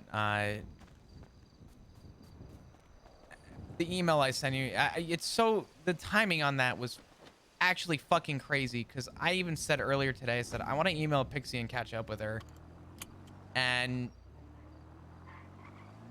45 minutes later I'm like, who's your therapist? Pixie. I'm like, of course it is. Of course. Well, I know what's going on. I pulled her aside yesterday, talked to her. I know. Cause yeah, we're gonna deal with that tomorrow or the next day and figure out what the hell's going on. So. Well, I told I'm gonna let you know what I know. Nothing's written down. There's no breach of anything. I responded to the call, and I'm off duty right now, but I responded to the call, and I gave her some space with people. I didn't want to surround her and scare her. And I told her, or I spoke with EMS, with Sydney. And I then, when Dr. Kizu was a little bit better, I approached her and just said, hey, first things first, above everything, are you hurt? And I don't mean in any other way other than were you kidnapped, were you stabbed, were there any criminal complications with, or altercations that occurred up to this? And she said no, and I said, okay, then I can speak to you as a friend, not as a cop. And I asked questions about, you know, medication, if she was seeing anybody, because I told her, I said, I'm not a doctor, but the least I could do is give my direction of where I would go. And I told her that, you know, I asked her how she's been coping with things. I asked her if there's anything I could do to help. And I asked her when she draws. She said that she draws when, as a coping mechanism for specifically her past trauma. And she only draws about the negative. And I told her that in my time in the PD, I may not be medically trained, I said, but part of my job for a long time, was investigations. And as a detective, I had to learn why someone did something, what their motives were, what they were seeking out of it. But more importantly, I had to look at mainly the MO. Why were they consistently doing something over and over and over again? Why did they leave the same message? Why did they leave the same whatever? And I told her that I had to learn about the emotional side of that. And the emotional side was more psychological. And I told her that, you know, I said, do you draw normally? And she said, no. I said, okay. I said, I'm not your doctor. I'm not your therapist. I'm not a medical professional. I'm your friend right now. I said, my personal suggestion is consider drawing things that you love, things you enjoy, things that make you happy. I said, because you're telling me that you consistently will always resort to the drawing when things are bad. I said, it might be worth trying to break that habit and trying to do something more positive with the drawing. And I told her it's not going to solve anything. It's not going to change anything. I said, but it might be worth trying for now, at least until you can speak with Pixie. I don't know if I gave her bad advice. I don't know if I derailed anything you hadn't planned, and I want to say I'm sorry if I did. Fuck, that's the worst thing you could have told her. I'm kidding. I was gonna say that's fucking sarcasm as fuck. Even I know that. You can't play me like a fiddle like that. God damn it. But I told her to take maybe the night off from work, clear her head, and just focus on something that she'll enjoy. And right after I left, I called Rue and I told her that, you know, if you happen to, because I know that she just had surgery done with Dr. Kizu. I said, I said, I'm not going to disclose anything because that's her story to tell, not mine. But if you happen to see Dr. Kizu, let her know that I said hi and, you know, just check in on her, say hi, ask her how she's doing. And she goes, she's in my car right now. Oh, I was all like, right. oh, okay. And I dropped off food for them, but I think they had a really nice conversation from the sounds of it, so. Yeah. But yeah, that's all that happened. I wrote a very small report. I'm not taking it anywhere criminally because there's nothing criminal about what happened. Yeah. I kind of made it a very quick, brief, like, summary report. It's done and over with. I wanted to reach out to you and let you know. To be honest, I actually wanted to talk with you about some stuff with me too, funny enough, but maybe not tonight. All right. I got 10 days till I leave the PD. Oh, I put my 2 weeks notice in. congratulations. Thank you. I'm already a lot happier for it. Wanna rob the bank? Maybe. You wanna? Hmm. Bonnie and Clyde? You've been fucking itching at this shit for a minute, haven't you? What?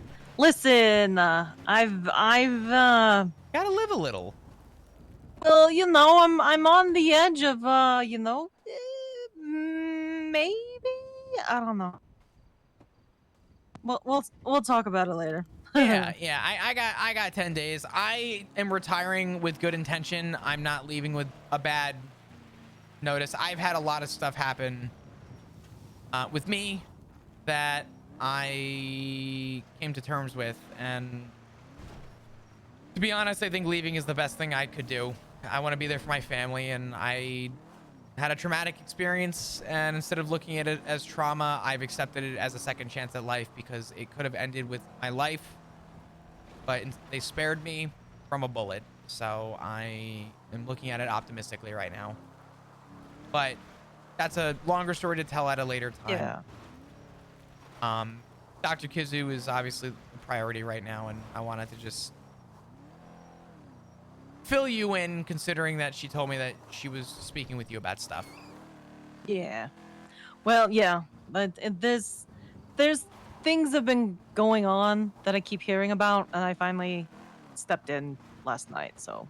Good. Yeah. I saw you in the ICU ward. I was gonna come say hi, but I was dealing with Brew in the ICU, and I don't know how much I've talked to you since last time we spoke, but me and Ziggy adopted Rue, so. Oh, all right. But it's been nice. It's been good. Rue's been amazing, but I just, you know, I was gonna say hi, and I just spent my time with her in the ICU, so. No, it's all good. Yeah, I was talking to her about all that stuff, cause I have to sneak up on her, cause I think I scare the shit out of her. So. I mean, Kizu's a sweetheart, and you're a sweetheart too. But initially, if people don't know you, or like know you, you kind of a badass. You know what I'm saying? Like, you got that badass mentality. You got that, like. You're kind of a badass, Pixie. Come on. Not really. What do you mean? Yeah. I'm a delicate flower. You're a delicate flower that wants to rob a bank. Listen, Clyde. Okay, you can't pull that card on me. I don't know. Banks are just kind of tedious, though. There were laundromats and cash exchanges, but I never said no to those either. Yeah, well, you know. I also want to let you know, and again, this is absolutely not my thing to say. I'm.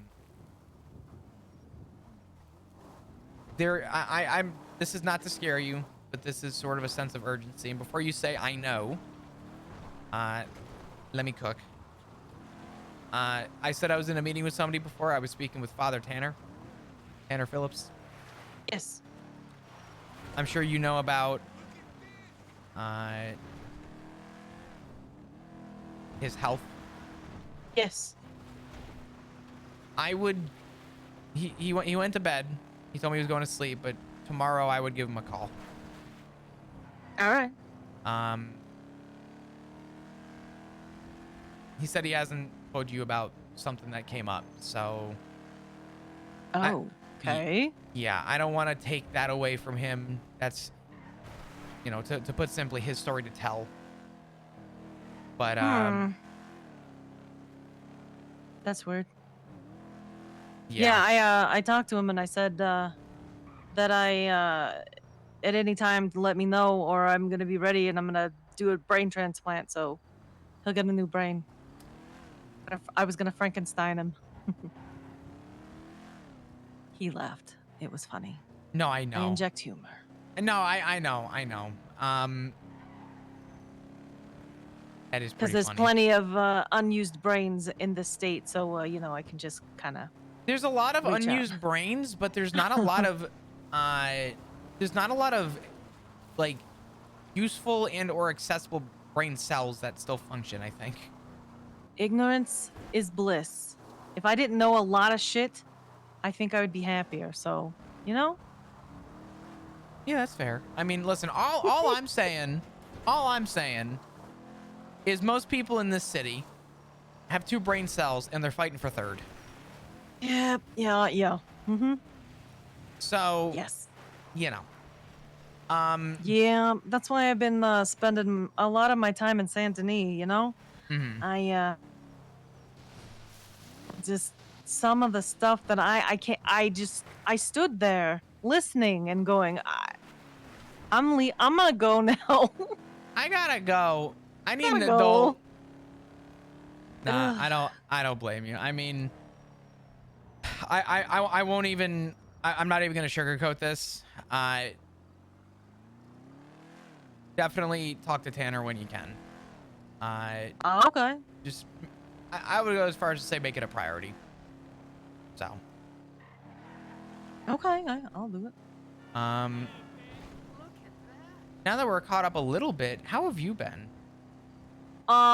Peachy. Like I said, I've been in Saint Denis.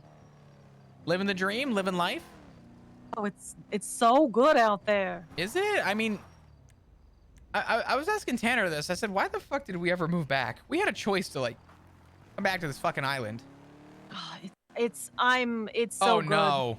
I was talking with Joe. I don't know if you remember. You remember Joe, Big Hand, Big Joe. Yeah. Italian. Yeah. He's like, go, enjoy yourself. I hope my get SSD didn't just die. refreshed and then come back. Because I was cranky. I mean that. Yeah. I mean that's. I'm not gonna lie to you. I mean. Pixie, I got my own PTSD, and I'm not saying that as like sarcasm. I'm pretty sure I'm aware that I have some kind of traumatic stress. But I'll tell you what, one of the biggest weights off my shoulder was that 2 weeks notice. And a lot of it was culmination of personal life, but a lot of it was not. A lot of it was also PD related. Yeah. So, Yeah. Trust me, I'm quite aware of the stress and fuckery that PD goes through. oh God, I talked to you know better than anyone I know. I mean, not for nothing. All I'm saying is I went on duty the other day, and I'm like, maybe we'll spend some time on duty. Why not, right? I got on duty. The first thing I saw was a 911 from Irwin Dundee antagonizing police, and I saw there were 8 cops in a chase chasing the BBMC, and I literally walked out to the upper motor pool, sat in my car, got on radio, saw the 911, heard what was said, got off radio, parked my car, walked inside, put my gear up, and walked out off duty. I was like, I just don't fucking care anymore. I don't want this anymore. Yep, that's yeah. No, yeah. I'm almost kind of there. Just dealing with stuff. So just know that you will always be the staple to psych. And regardless of how many times your hand was slapped away, or not even slapped away, just completely disregarded or ignored, is not deserving of somebody like you if that's the way that they're going to treat you, with the lack of any respect. And kind of falls back down to the little totem pole of don't bite the hand that feeds you.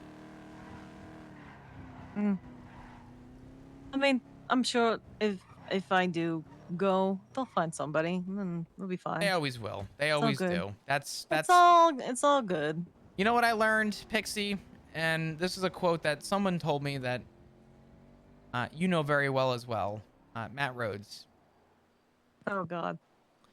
Matt said something in a different context, but I've been using it a lot with the PD recently because I hate to say it.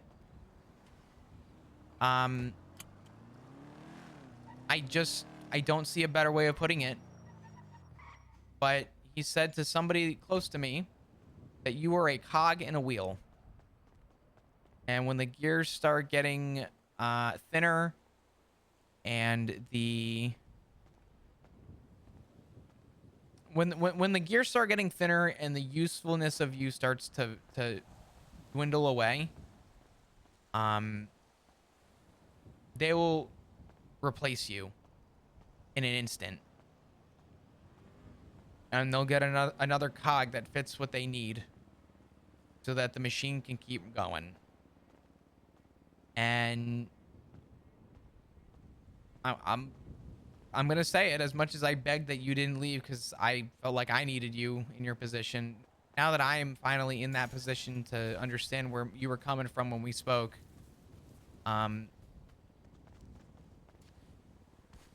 sometimes it's worth to let someone else take over. Yeah. So this is the thing. I don't care who takes over because I used to. I used to care a little too much. I've gotten to that point of where whatever happens, happens. If nothing happens, I've given myself some like a timeline. If stuff doesn't happen by a certain amount of time, serious decisions are going to be made. But until then, I don't care if they replace me. They're like, "Hey, you're shitty at this. We got somebody else." I'll be like, "All right, cool." I've accepted it. I've accepted at that point where I don't really. I mean, I care a little bit, but I'm just gonna shrug and be like, you know what? Good luck to them. That's what I said. People said that Yeah. I'm a staple to the PD, and I had a lot of really genuinely emotional conversations because I still love my job, but people who I've worked with for years said to me, I didn't ever imagine a world where I'd be doing this without you. And I said I didn't either. But this island has a way of literally whittling people down to the thinnest of millimeters of a breaking point. Oh yeah, yeah. And you know what? Sometimes it's worth letting it be that really thin piece of metal, because when it breaks, it ain't worth it. And I will tell you that from experience. Yeah, no, I agree. I agree. I'm, finally not here a lot lately, and I just, I've let people know that I'll show up. I'll respond to texts. If you text me, I'll show up. I'll be here. But none of this. If I'm not here when you need me right that second, then if you, I'm not gonna bend over backwards trying to make people happy. Because that's most of this job is. If I'm not here right when they want me, then they don't want to deal with me at all. Do you know a main reason why I'm leaving the PD? There's a lot uniforms are ugly. Oh God, they are. Oh, they're so bad. No, it's actually fairly simple. I haven't been happy, and people keep asking me the one question that I'm sure you'll ask me at some point: what's your plan? What are you gonna do? Everyone has asked me the exact same question. What's your plan when you leave? No. Oh, I have an answer for them. I would not ask that. I know you wouldn't. Well, you know what? I say that. I now know you wouldn't. Yeah. But do you know what my answer's been every single time? What? People will ask, what's your plan when you leave? Do you tell them be gay, do crime? Nope. I told every single one of them, go home. And they look at me and they're like, that's it? I said, let me explain something to you. When I'm home and with my family and with the people that I actually care about, Nothing else in the world matters to me. And I said that if my dying breath had to be in sight of my family, I'd rather do it there than in the hands of Hydra over a PD beef, where at most, if I were to die, they'd put a little cute photo of me on a whiteboard for a couple fucking weeks and give me a funeral like they did Aziz and Rooker. And oh, wait a minute, sorry, forgot, neither of them got a fucking funeral. So No. yeah, let me catch you up to speed here.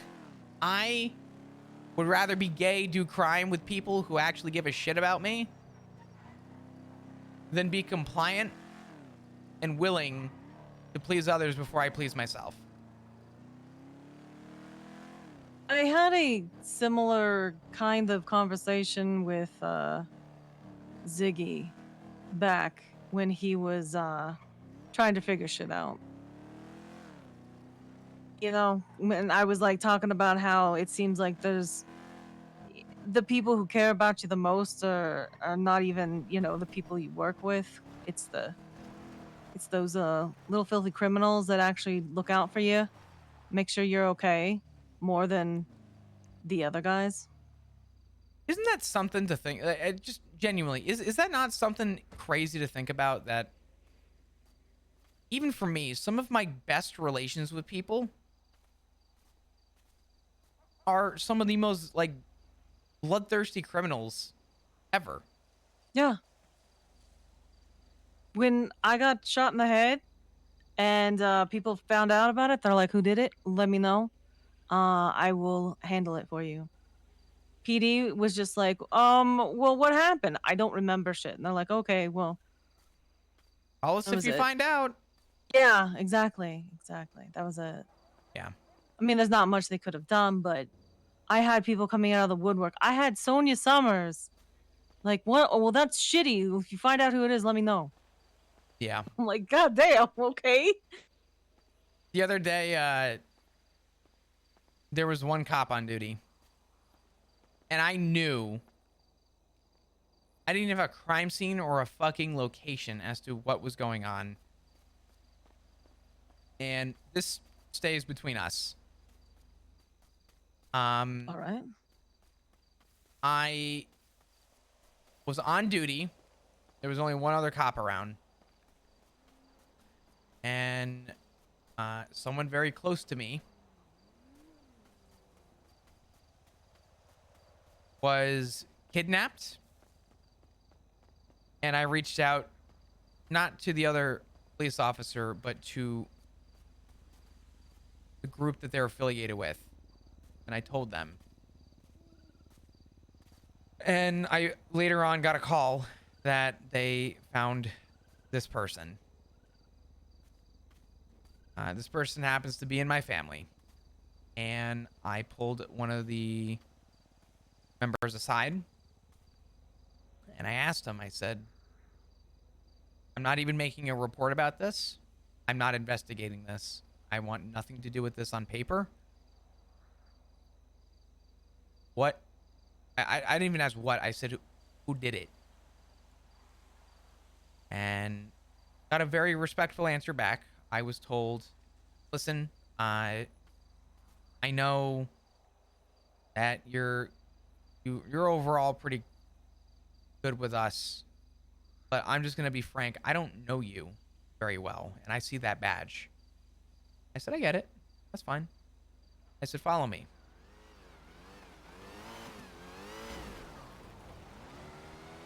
Sorry, I just had a car drive by me. I almost had to pull my gun. Oh. I said, follow me. And I pulled this person aside and I told them, I said, I'm going to make this clear and I'm only going to say it once. I said, if the attack was unwarranted and you know who it is, and they were to wash up on shore dead, I wouldn't give a fuck. And I walked away. And that's all I said. I literally said, because I'll tell you right now, there's no evidence on scene. There's no reports of who it was. No one wants to talk. No one was on Twitter speaking about it. I know a dead case when I see one. I've done it way too long. You know who will have a chance to actually get a conviction? The people who don't have to abide to the fucking Constitution or the laws of this state. Oh, yeah. Yep. So, I pretty much told them, all's in your court. If they show up dead, that sucks. And Oh, walked no. away. Yeah, literally an oh no. Anyway, put one in his skull for Sam Bass. The fuck do I care? I don't give a fuck anymore. I'm sorry. If there's one thing I know, it's that I have lost faith in the way that the PD operates. And I thought even for a second that there was a chance that I could help mitigate some of the problems. Like Yeah, no. Yeah, That no. shit. You get in there and you're like, I'm doing something good, and somebody like, if someone's doing something good, we gotta stop that. No. You know what's crazy? We have... God, I could... Oh, man, I could cook right now. God damn it. I want to save this for another day. Cause Yeah, why don't you save this for, I don't know, when you're gonna be around? Tomorrow. Okay. Save it for tomorrow. Okay. Yeah, that's fine. I'm sleepy. No, Been you're good. horseback riding all day. Oh, God. Well, do me a favor. Keep enjoying horseback riding.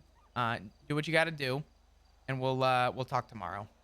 Yeah, I'll be around tomorrow. We'll grab snacks. Yeah. We'll break it down. And what do the kids say? I don't know what the kids say. Kids say something hip, something cool. Something about rizzing, or no, rizzing is relationship. We're gonna talk about some dank shit. Word. We're too old for this shit. I'm too old for this. Pixie, I can't do this anymore. Fuck this place. God damn it. All right, I'll talk to you tomorrow. Okay. All right. I'll right. see you tomorrow. I'll see you tomorrow. Bye bye. Okay. Bye.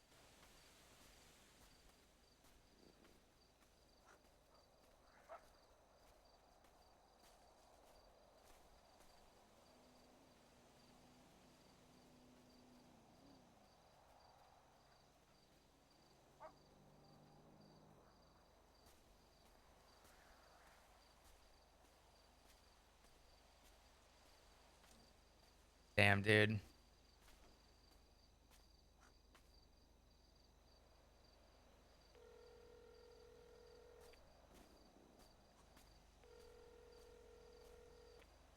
Hey. Sorry, I was my phone call to Pixie was a 29-minute phone call. Oh. Sorry. Just a little bit of a phone call. Just a little bit.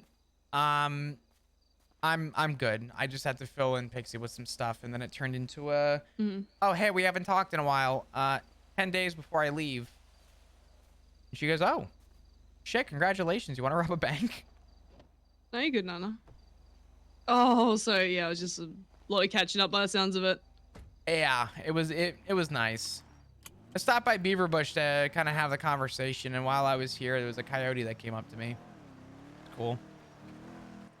Is it still hanging by you, or? No, he kind of walked off into the woods a little bit, but was very content around me. That's good. Yeah, brought me back. Did you pat it? I did. Was it fluffy? Yeah, a little bit. I'm not gonna lie. Pretty fluffy. But yeah, no, God, Rue, I would actually kill somebody to have my just to have a coyote again.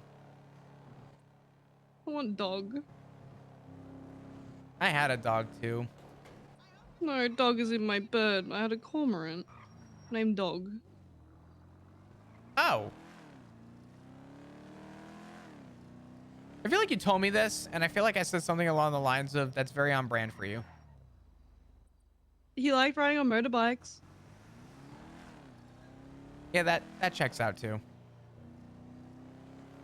I brought him on a bank job once. How did that go? Well, got out. I used to ride around on a motorcycle, and I used to have Sandal sit on the back. Sandal was my coyote. You know, I reckon Dog and Sandal would have gone along really well. I think they would. Sandal was fucking spoiled. Dog was really good around other dogs. Yeah, Sandal had a rough life. The way I actually brought Sandal in was I saw Sandal running around by Legion Square going through trash. Oh. And a local hit him and messed up his paw a little bit. And I brought him to the ranger station, and I made a report about it with some information and photos, and kind of had him in our temporary kennel. And the consensus from Tessa was that Sandal, or who became Sandal by name, would not be able to essentially survive on his own if push came to shove. So essentially I was kind of wholeheartedly offered to be a caretaker for Sandal. Do you reckon that might have been Sandal? I don't know. I'm gonna hope so. I'm gonna hope that Sandal's still out there, but obviously with the island and everything and all the ramifications to get people off the island, there's nothing I could do to help Sandal, but he was rehabilitated pretty well, and I'd like to think that he's still out there somewhere. I hope so. Yeah. But I don't know. What are you up to right now? I'm just having a quick conversation with Nana, and then I can meet up with you. All good. I might still be around. If not, I'll text and let you know that I'm... Who's this Sultan behind me? Is there a Sultan following me right now? I'm going around the block. Hang on. Black and color Sultan. I'll call you back. Stay safe.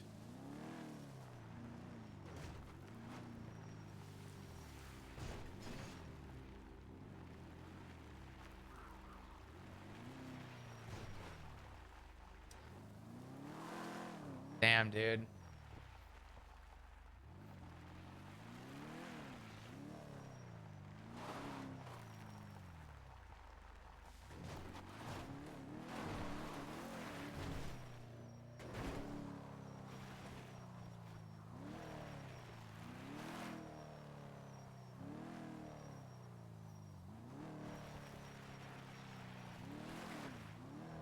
Oh, damn it.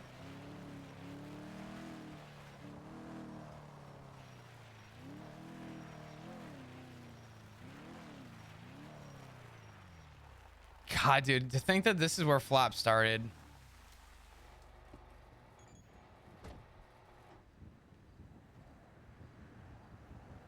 Dude, what is going on with Flop, man?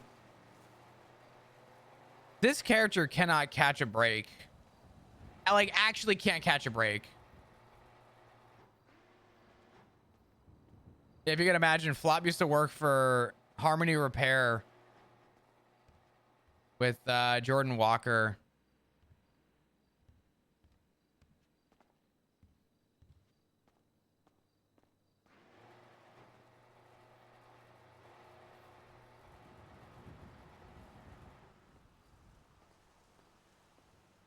Is it Flop or the island? You know, I'm starting to question if it's Flop or if it's the island, but man, What bad omen happened to Flop that like everything around him is literally dying?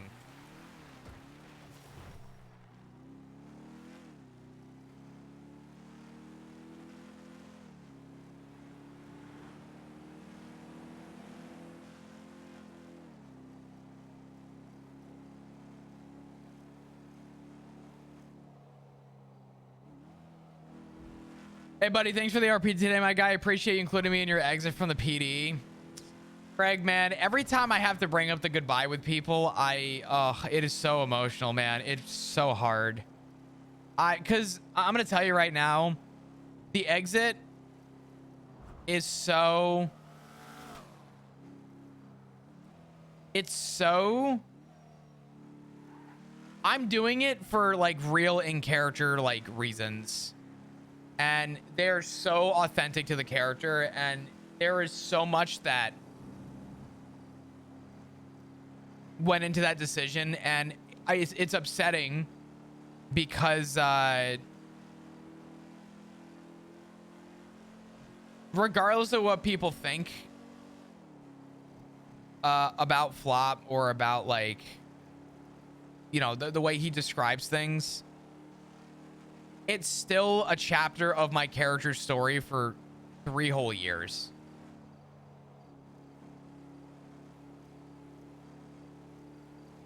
So it's a lot, man. It sucks. I fucking, it's gonna suck, dude. That last day is gonna be rough. That final 42 is gonna fuck me up. I know it. It's not getting any easier, you know what I mean? Can we get a shout out for Greg real quick, by the way? Greg plays Orin Daft. I fucking love this dude. If you guys do not follow Greg's story,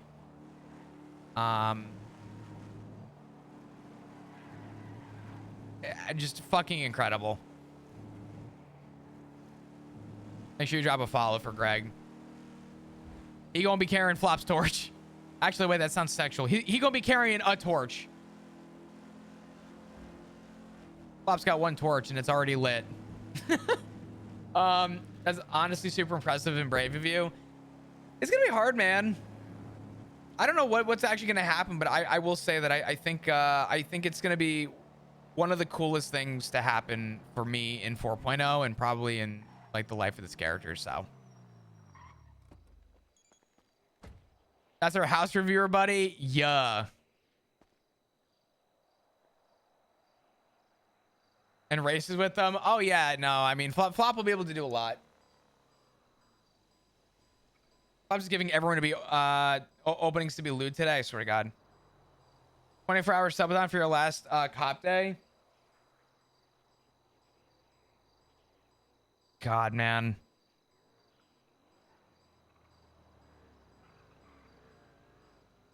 That wouldn't be a bad idea.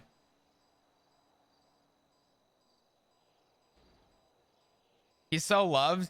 You know what's so crazy, Greg? I keep saying to everybody, I keep telling everybody, or I'm not even telling everybody in character, but I think I mentioned it once in character to somebody today. But the one thing that I told chat today was it's kind of fun, and one of my favorite things is to see, I'm going to call it the good karma that Flop has left behind with the impression he left on people and how they viewed the PD. And it's interesting to hear how many people have told like Flop flat out that like, hey, you are my favorite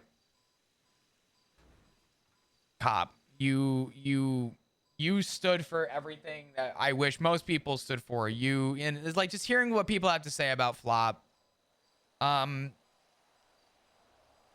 makes it harder, I think, because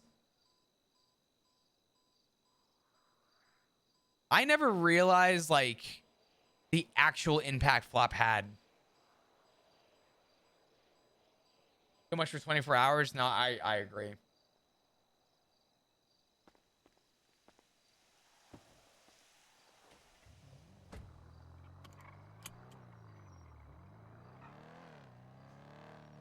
If it wasn't for Flop, I never would have wanted to do a cop character. Really?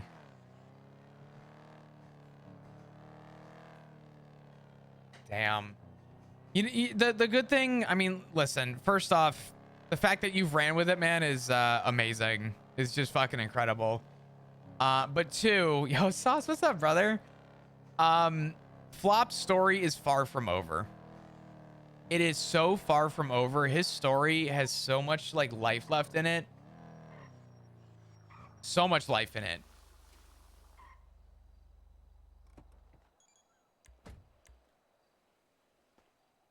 Bro, that's actually fucking crazy.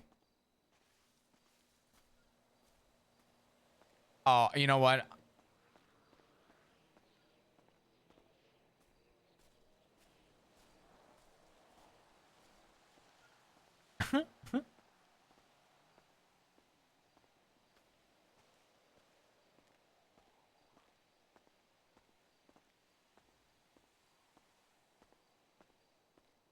See Flop show up to it. It was good. I've heard nothing but good things about this arc. Dude, I love that.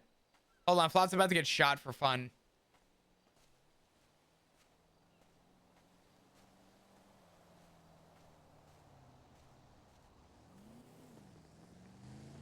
Murphy?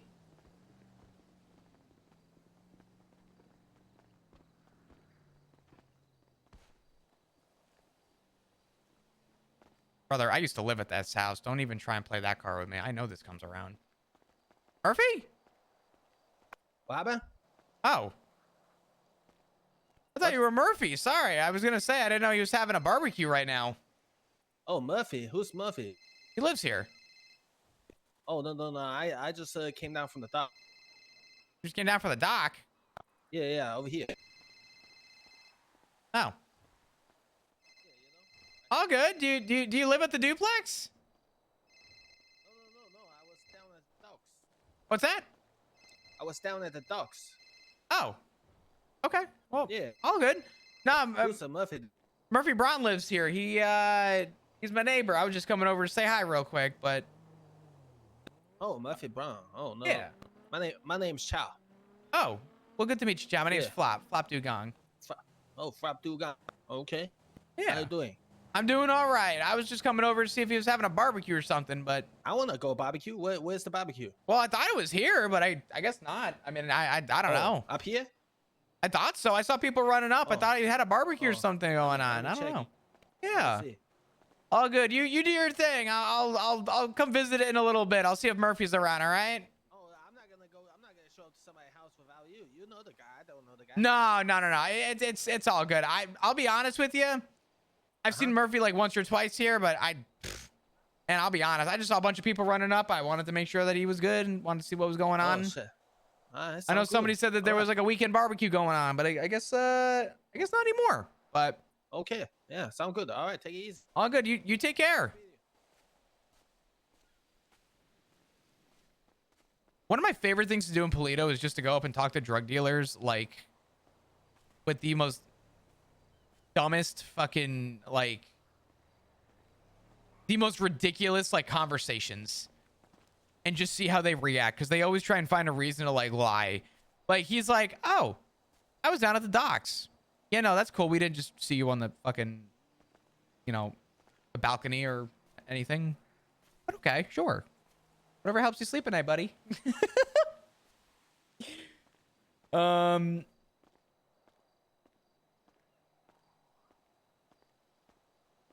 I hope you're having a blast, man. Honestly, Sauce, you know what I said to somebody the other day?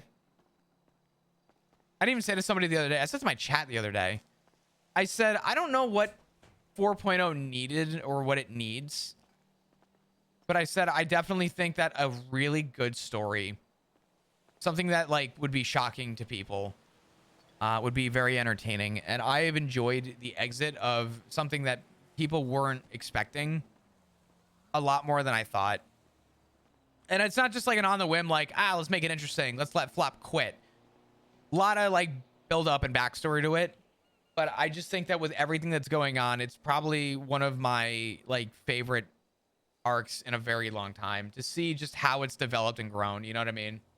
Natalie, with the stuff to Unicorn, I'm having a stroke. Unicorn, welcome. Natalie, thank you so much. I appreciate it. The scene today with you generally one of my favorites lately. Was surprised. Oh yeah. No, you know what? Flop had to show up. Flop knew. Flop actually I thought that it was the serial killer that's been stalking the doctors at first, though. Oh, we have to call back. Push bash.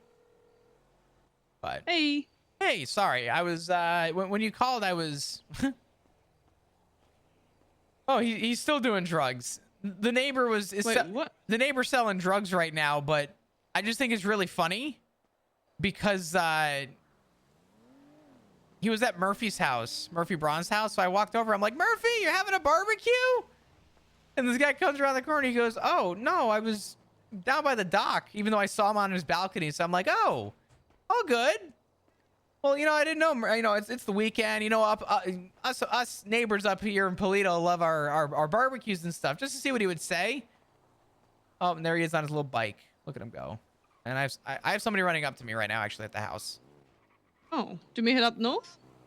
I don't know. Maybe. Oh wait, hold on. Give me 1 second. Hey, what's up? Are you off duty or on duty? I'm off duty. You're not doing nothing sneaky? No, I'm not. I'm on the phone. I'm on the phone with Rue. Appreciate ya. Hello. Never mind. C4's up here selling. I don't really care. Oh, whatever they want. yeah. I don't give a fuck. I just like going up to drug dealers and just asking dumbass questions just to see like how people respond, because I just think it's so funny. Be careful doing that. Oh, I'm well aware. Listen, I know the risk walking into that. I just, you know. I tell you, the guy initially tried to. He's like, yeah, follow me. I'll show you where I was at. And I'm like, I'm good. I'm good. You're all good, man. I'm just gonna go chill. So I walked away, but yeah, no, I'm we head up towards Polito? Yeah, it's up to you if you want. Yeah, I can make tracks up that way. Yeah, I mean, I'll be here if you wanna swing by. I don't know how much longer I'll be around, but if you want to swing up, feel free. Right, heading up that way now. Cool. I'll see you soon. See you soon. Bye bye. Bye bye.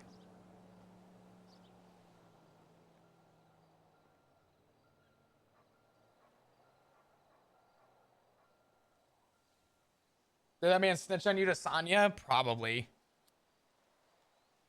Honestly, it took everything in me not to turn around and just tell Sonya, like, honestly, even if I was on duty, I wouldn't give a fuck. I got 10 days. But Sonya would take that shit to Twatter yesterday.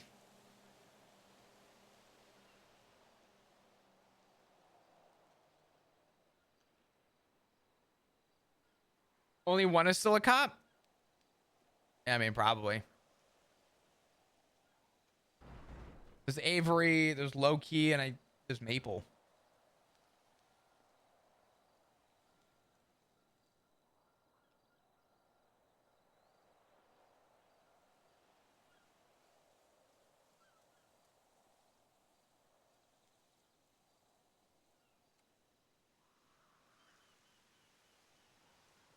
Oh yeah, and tips.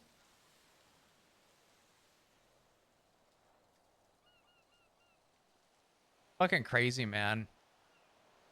I showed this earlier. I don't remember. I showed this earlier, but I don't know if I like really like showed it. But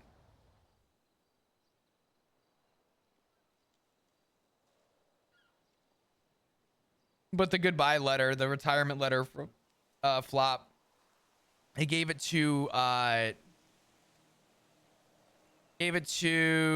Lucas today and is letting Lucas do what he wants with it, but Yo,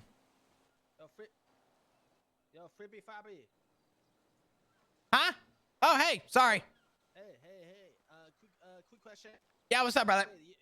Your name's Frops. What's your last name? Dugong. Oh yeah, you know,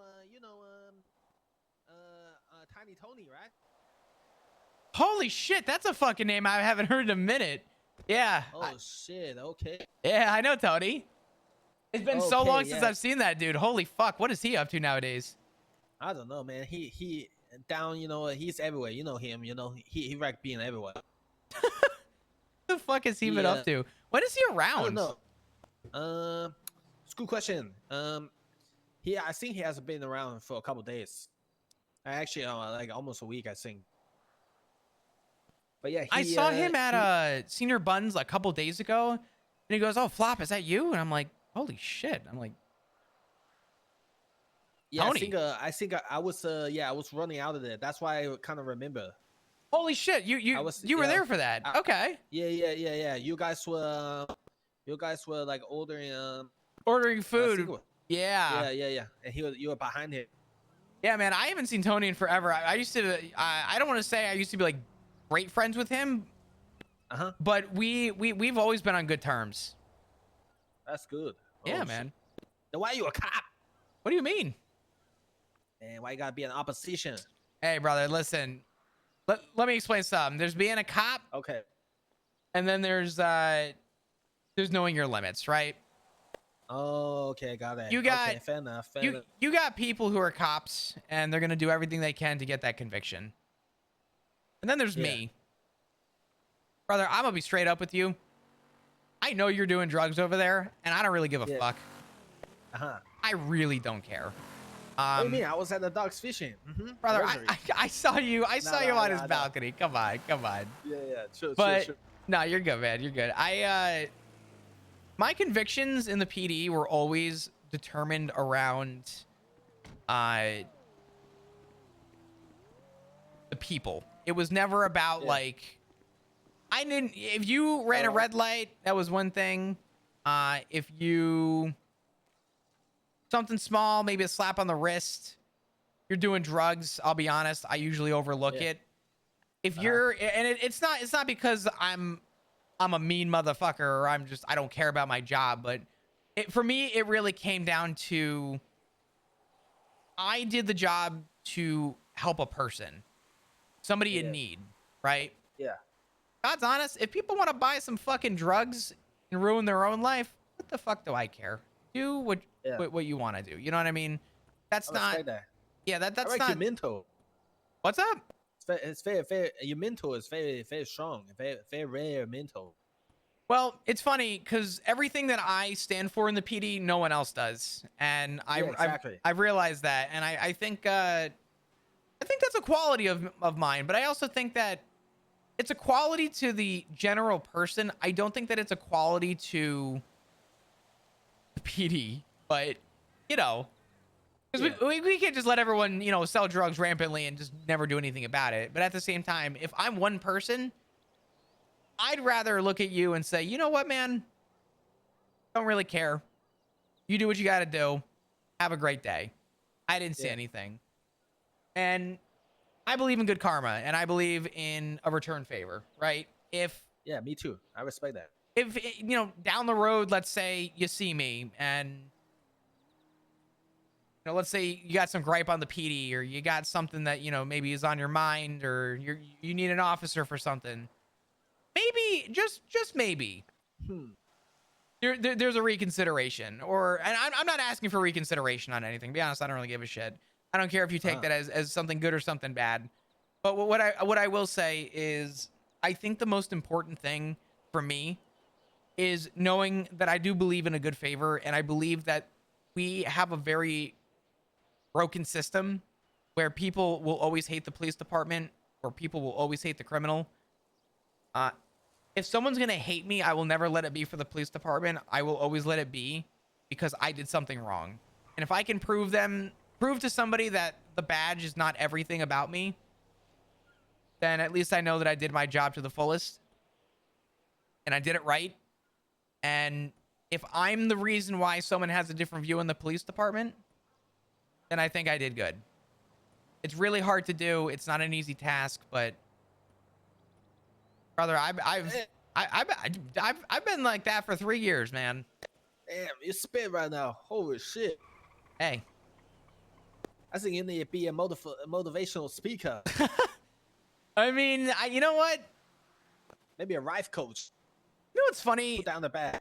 I don't even know if being a life coach is in my future, but I'll tell you what is in my future. I want to continue to surround myself with people who actually care. And That's respectable. Yeah. At the end of the day, that's all that matters. yeah, I mean, listen, I'm not going to say that all the PDs like that, but there's definitely people like that. And there's very few officers that think the way that I do. And I will say that regardless of how the general population of the PD looks, there are a couple good eggs in the basket. And they're good. They're good people. Yeah. That's good to hear. Well, shit. I'm really glad I met you. Yeah. Officially, I guess. Absolutely, man. Yeah. What was your first name again? First name's Peter, but last name Chow. Most people just call me Chow though. Chow? Okay. Chow. Yeah, Chow is easy to remember. Do you always wear a smiley hat? No. Sometimes Okay. now. I was gonna say if you always wear that smiley hat, I will never forget you. I can promise you that. It's a very distinctive hat. I've never seen anyone wear it, so. But yeah, man. If you need anything, Most people remember my hair. They call me Slim Shady. yeah. Holy shit, that is a. Yeah. And I want to say that's why I'm hideous. wearing the hat. I want to say No, it's don't say hideous, it, please. but Just no. I got no room to talk. I look like a fucking. oh shit. Yeah. Not too bad. No, you just waddle it. You maybe like turn to a chia pet or some shit. You think I'm just a chia pet? I mean, you look like an unripe chia pet. You just haven't watered yet. That may be the funniest thing that anyone has ever said about my head. Yeah, no words, Is man. that an insult or compliment? No compliment. No, he has room to grow. Damn, you know what? Honestly, I took it as an insult at first, and it was funny. Wait, no. But the optimism of how that's not an insult actually makes a lot of sense, and that's even funnier. Yeah. Like my shit's just bad, But you have room to grow. I appreciate that. I mean, listen, it never hurts to reset, shave it down, and let it grow out again, right? Yeah, true. Very true. Fuck, man. Well, I was about to have a conversation here with Rue. But if you need anything, give me a shout. Let me know, okay? All right. I can give you a phone number. Yeah, sure. It is gonna be. Are you on Ribbon Wrist? I'm not. I don't normally advertise. I'll tell you what. I'll pass you my business card. Okay. Thank you. Perfect. Thank you so much. Yep, not a problem. If you need anything, just give me a shout, all right? All right. Yeah, no worries. You guys have a good day, okay? All right, brother. You take care. Be safe. Who was that? The guy I called out for selling drugs. Okay. He goes straight next door again. Yeah, he's like, why are you an op? Because I went over to talk to him, and I didn't tell him I'm quitting, but I was like, listen, man, I overlook the petty shit. I don't give a fuck. I'm gonna be honest with you. I absolutely don't overlook drugs. But I wasn't about to talk myself into a bullet. Yeah, no, I thought you were about to say you were about to go and just call the cops on him. There was a part of me at first that was like, it'd be funny if I did that and then called the cops, but then, oh my God, I'm drawing a blank on her name. Sonia came over and was like, Flop, are you on duty or off duty? I said, I'm off duty. She's like, you're not doing any funny shit, are you? I said, no, I'm on the phone with Rue. She goes, all right. I said, honestly, Sonia, I don't give a fuck. Nah, fair. I just think it's funny because we have so many drug dealers in Polito that just think that this is like a safe haven. So I just like to remind people that people are around. Because even if that's fair. Even if my stupid, like really fucking stupid conversation goes nowhere. Like the guy that was down below and I was like, oh, hey. He's like, hey. I said, what's going on? He goes, my car won't start. I'm like, oh, let me take a look. Started looking around his car and everyone came down and was like, what the fuck are you doing, Flop? I just thought it was funny. Oh my God. Maybe he'll think twice from selling drugs there. Because honestly, it's one thing to be like, hey, get the fuck out of here. Stop fucking around. But I think it's way funnier to walk up to people and be like, Murphy, is that you? Oh, you doing a barbecue at your place?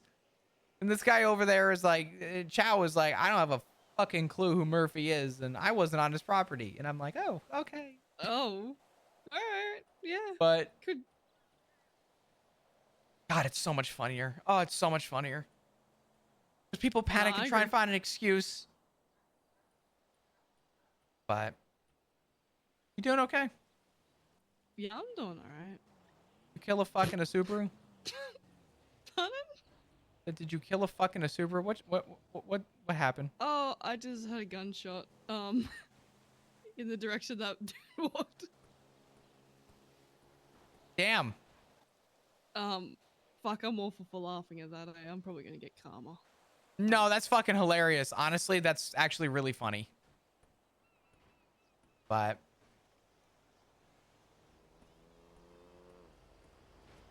No, I'm more or less really frustrated at the moment. talk to me. What's that?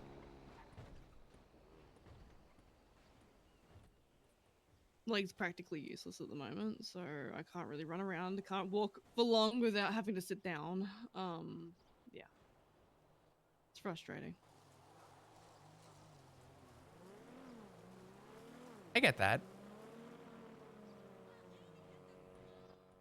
I mean, not for nothing, but just the thought of having something in your day-to-day function be restricted is never fun. That's always going to be frustrating, right? Yeah. But yeah.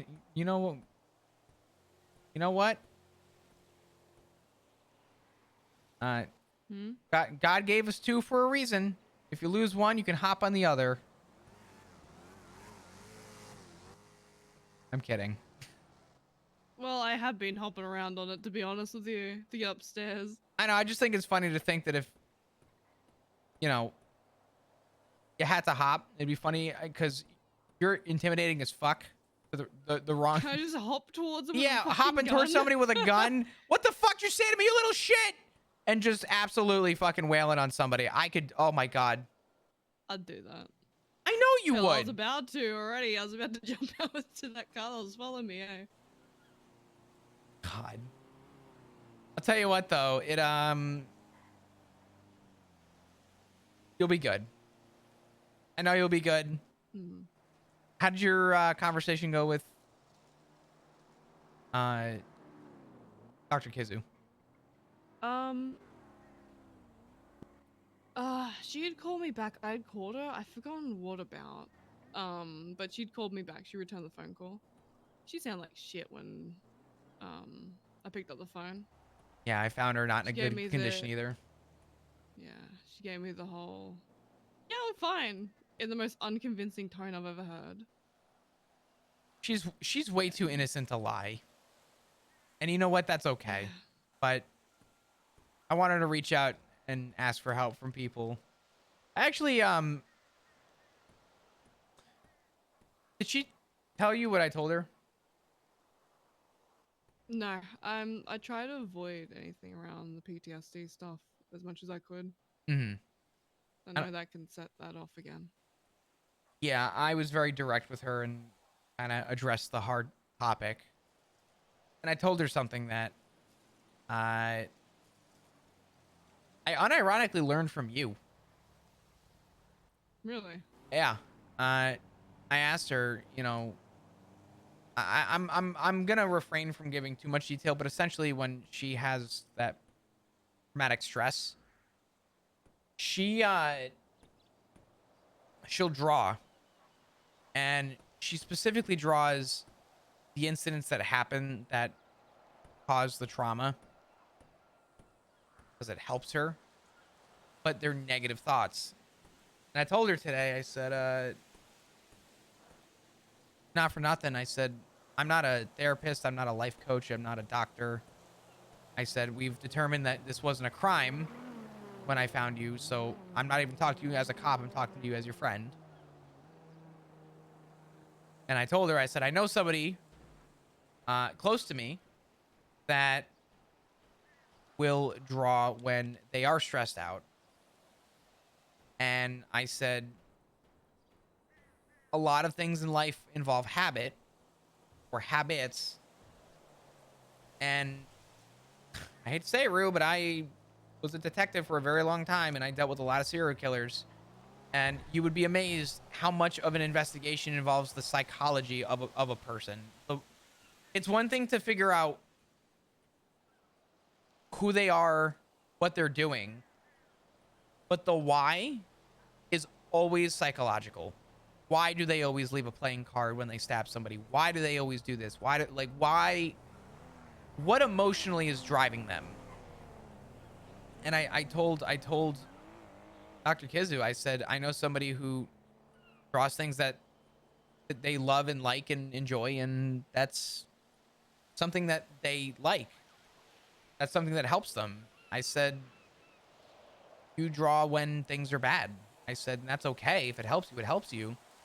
I said, but it might be worth also, you know, it may help to start breaking that habit. It may help to, instead of making it a habit to draw only when things are bad, start drawing on your own time when about things you love and things you enjoy and things that you think are good. To be honest, I didn't know how else to help her, but I absolutely took a page out of your book, which I just realized is a fucking full-on pun, and I didn't intend that to be. No pun intended. But I told her to start drawing things that she loves, things that she enjoys, things that she's attached to, she likes. I told her it's not going to be a cure. And I reminded her again, not a doctor, not medically affiliated, but it might be worth trying to break that habit. Or at least add something into that habit so that it's not just bad. It's also something to reminisce on good.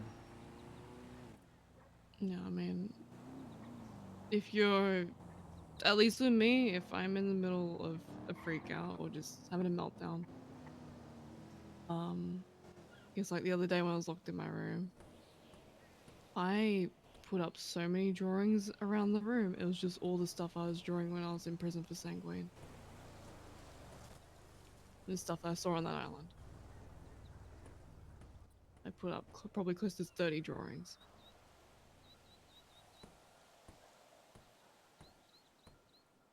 In the moment, it's near impossible to not break out the habit. You need someone there to say hey and try and redirect you.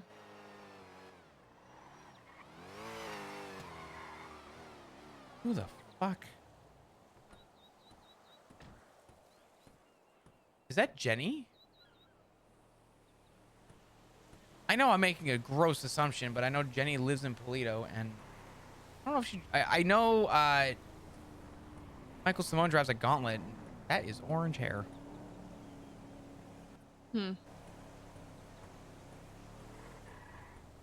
Give me... no clue. I'm about to go find out if that's Jenny real quick, because I need her number. Give me... Do you need to whack her over the head with a wrench? No, I need to talk with her. Hold on. Give me 1 second. Okay. Hold on. Excuse me? Hello? Oh. Hi. You okay? Hi. Jenny? Yeah, it's me. God. Hey, how you doing? How you Hey, been? I'm good. I'm okay. Well, I dodged a chicken and didn't run it over. And then I pulled up to look back at it and be like, oh, look, I didn't kill the chicken. And then a local ran it over. Was it a chicken down the road over there? Like, yeah. I was driving and I had an audible gasp and scream because I swerved out of the chicken's way. And I'm like, oh, no, motherfucker. I love that thing. Come on. Yeah, it's dead now. Because I drove over it and I thought, oh shit, I killed it. But then he just went through straight under my car like it was nothing. And I was like, oh my God. And I did the mistake of looking backwards at my past. And I watched someone destroy it. Oh my God. And that's the reality, Flop. You never look back. You always go forward. That's what I'm doing right now. That's actually, I'm not going to lie. I absolutely, okay, please don't kill me. Please don't kill me.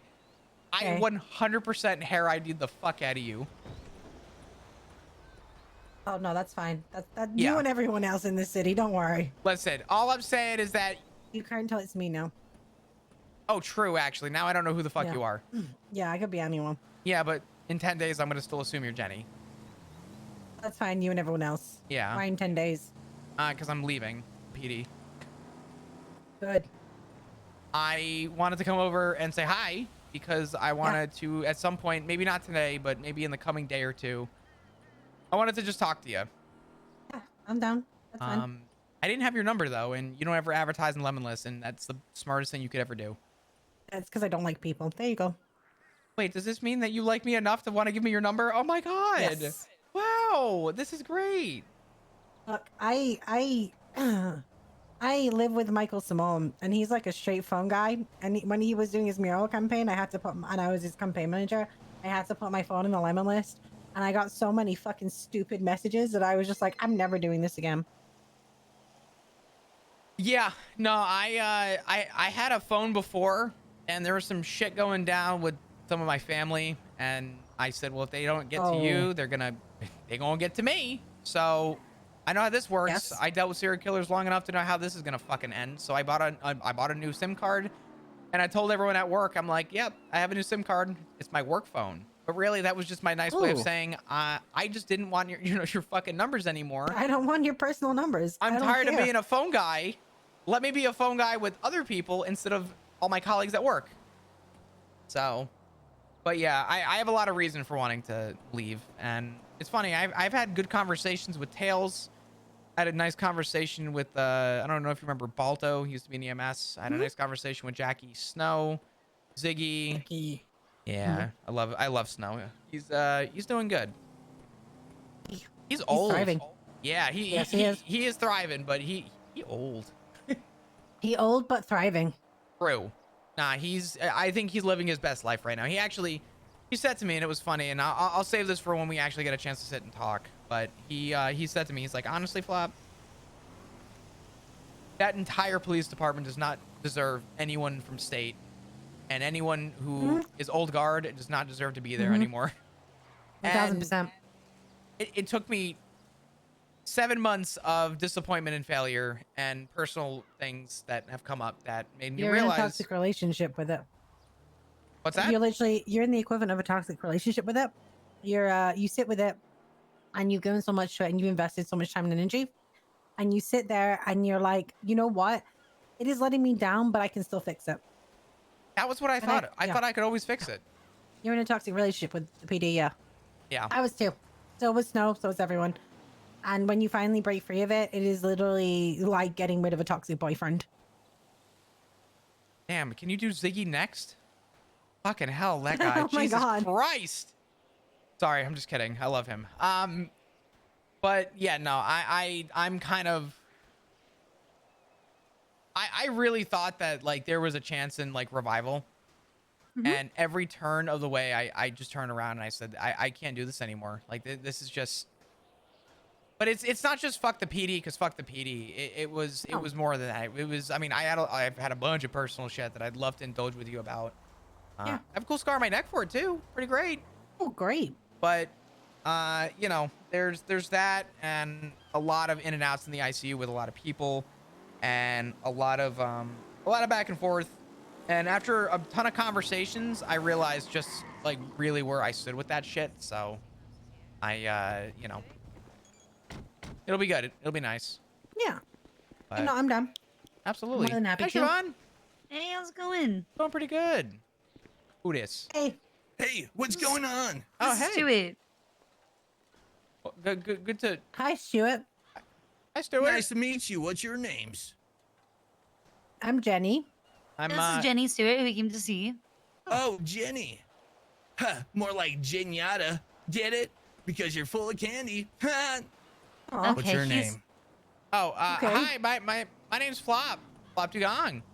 Nice to meet you, Flop. Good to meet you too. You like playing games, Flop? I guess it depends who you ask, but sure. Why was 6 afraid of 7? What if I know the answer? Say it. 7, 8, 9. Because 7 had nobody to hang out with. Oh. They were tired of being alone. The world was against them. See, Flop, sometimes you have the cards in your hands, but you can, Flop.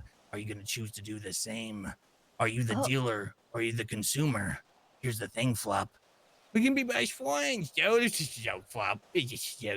How you doing, man? I'm doing fucking fantastic, to be honest. Things have been great. I was just coming over to say hi to Jenny real quick. I was about to run over and finish my conversation with my my daughter, but Oh, that's perfect. Can you help me kill my dad? Who's your Can I dad? kill your dad? Yeah, who's your dad? Okay, well, he says This is Max. This is Dad, and then I'm his mom. He just weirdly adopted us. Oh. It was a Why do you want to kill thing. Max? Congratulations, He Siobhan. doesn't actually want to.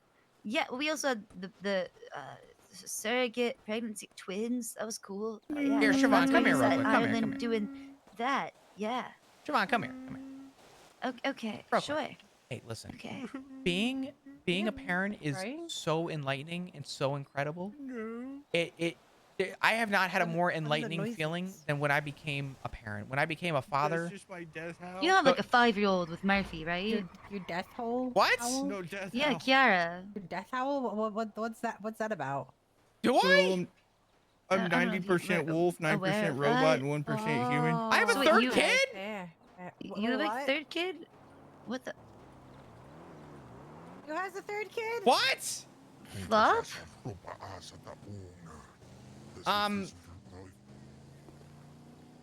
has the third child? Oh shit! Would you look at the time with Murphy Braun?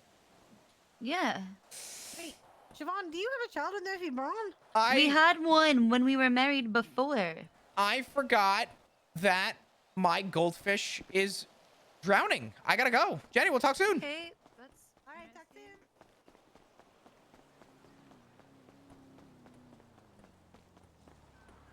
Hey, all good? I don't know. I think I have a third kid. Why? Wait, what? I don't know. What? What do you, what? Huh? Maybe I don't. I don't know. What do you mean? What? Can you elaborate? Probably not. Why? I don't know. Siobhan was kind of confusing with how she worded it, but at first she said that. I told her that. Never mind. What? It's a long story. Cat, what the fuck do you think the role was for? Don't worry. I know what she said.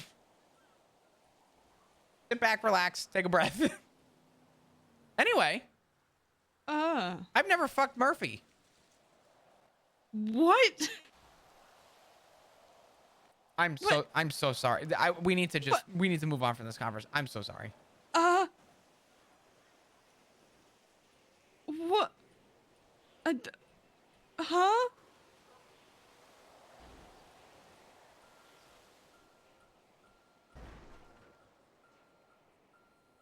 Anyway. What? I think it's fine. Who? Huh? What?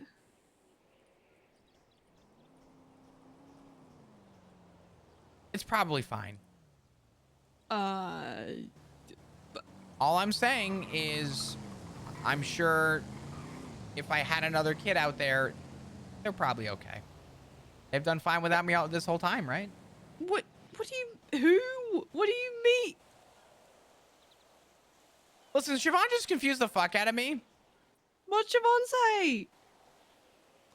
Something has a kid. I was congratulating her on being a parent because I think she just was self-adopted by a kid over there, and he's definitely a fucking serial killer. So there's that.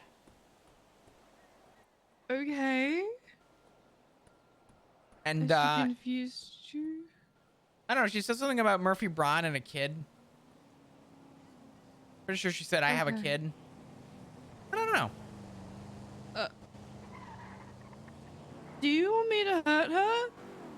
Who, Siobhan? Yeah, I can hop over there right now. No. There's no reason. I've got Rusty. I know, but there's no reason right now. Okay. I mean, it's just Siobhan. She holds approximately 0 authority anymore, so who gives a fuck? Anyway, where were we? I'm still in shock, I think. Sorry, I might be doom spiraling. I don't know. But why?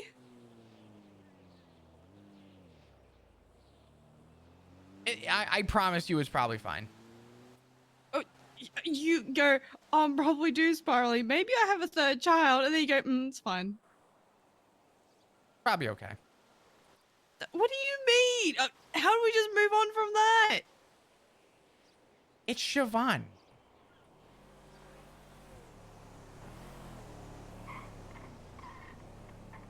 It's fine.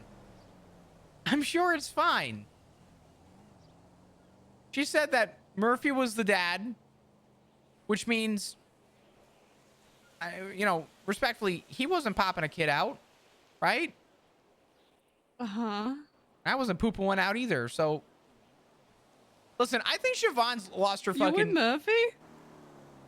I would. The only thing I ever fucked Murphy with was his career for like a month and a half. Oh.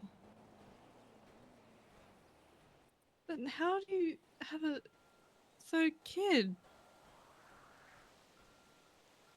How's that come into the picture? I don't think it does. Huh. Listen, Rue. Listen, sport. When life gives you lemons. But sport. Wait. Sport's better than champ. It is, but it's still pretty demeaning. Like, listen, sport. Like, you know, it's like you're talking down to someone.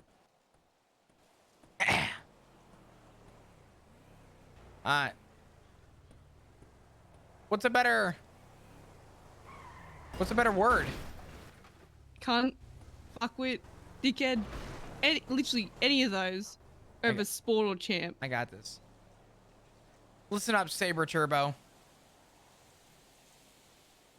that better? Listen up, Mailbox. Is that good?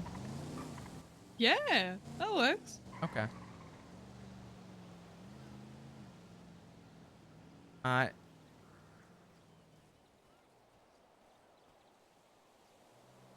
Listen up, 1996 Derek Jeter rookie card.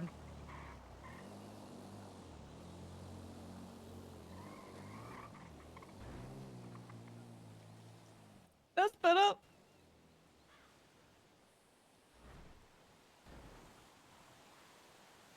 Anyway, when life gives you lemons, but you got the lemons from a crackhead, you throw the lemons out. Siobhan's a What if crackhead. that crackhead's Edbert? No, crackhead is Siobhan. She handed me lemons and I threw them out. Okay. Fair. Just like my alleged third kid, apparently. But I don't know. I don't know. Maybe she has a point. I don't know. What's her point? What was her point? I don't know. I told her that I had to go because my goldfish was drowning. So. Do I need to call her and be like, do I have another sibling? Like. Probably not. Probably okay. Uh-huh.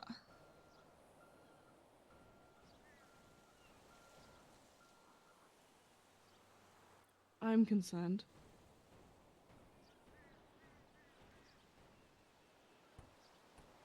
I'm not. That's good. Yeah. Anyway, we were talking before about some crazy shit. But that was Jenny and I got her number. Okay, I'm glad that was Jenny then. So. What were we talking about before? We were drawing, and I was trying to tell Kizu that I know somebody that does well with drawing, and it helps them. And I was saying how you taught me that, whether you knew it or not.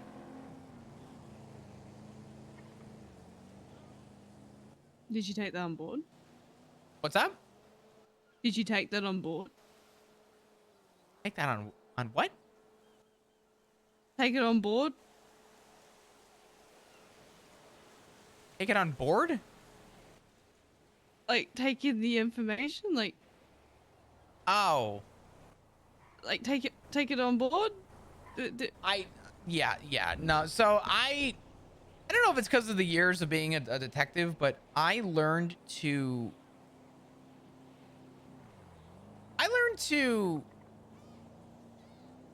focus on and evaluate kind of people, not in like a weird way, right? But for example, when you were going through what you were going through, I didn't know you very well. I knew you, but I didn't know you. And I learned through your drawings that you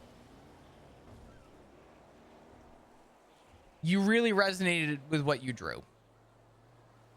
And I took note that, okay, I know that Rue was going through a lot of stuff. I know that she had a lot going on. But it's nice and it's almost comforting to see that you kind of had your thing, right? You had your thing that helped you during a hard time. And I saw somebody struggling who did the same thing that you did, but for an opposite reason. Instead of drawing things that you loved and enjoyed, I saw somebody doing things that,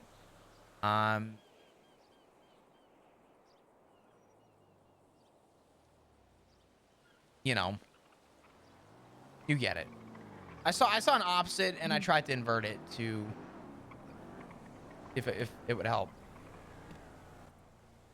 Yeah, like if I'm in the middle of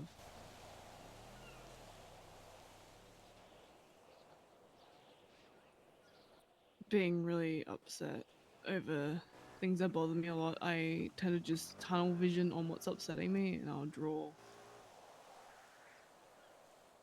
what is upsetting me, right? So like the other day when I was locked in my room, I just continuously drew the stuff I drew when I was in prison for Sanguine. I drew the stuff I saw on that island.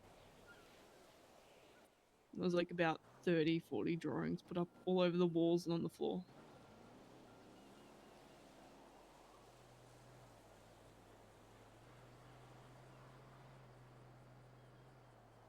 Yeah.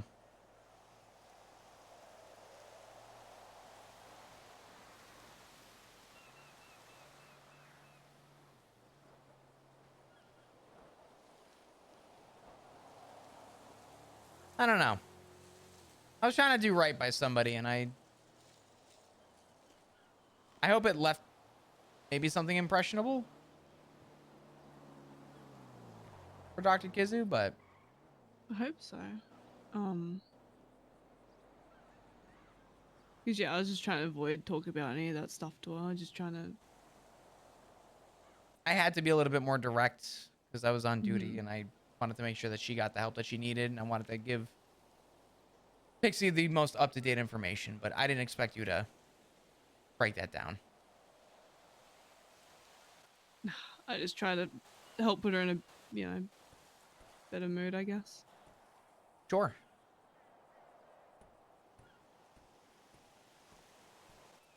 I think it worked. What'd you tell her? We just started talking about her friends, people she gets along with. It was going on about the hospital, how she's being treated like shit. Yeah. Which is not fair. Yeah, I'll be blunt. I don't know if you guys say it in Australia. That's not a very common thing that I've heard said in the States ever. Really disappointing to hear, to be honest.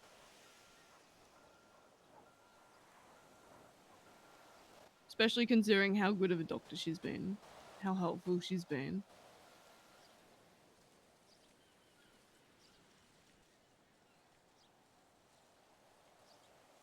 It's really disappointing to hear that no one's there to support her.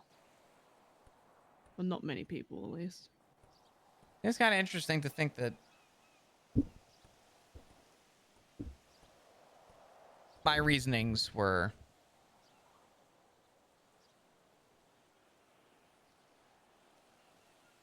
very similar to hers. I think the difference is, and I mean, we are two different people living two different lives, but it does sound like I jumped ship before mine got to that point. I had one breakdown and I ran from it. I addressed it and said, this is a problem. And I ran. That day, I put in my 2 weeks notice. I learned that I had a limit. And all I know is that I wouldn't have had to deal with 3 homicides. If I wasn't, you know, if I just wasn't a cop. So. Yeah.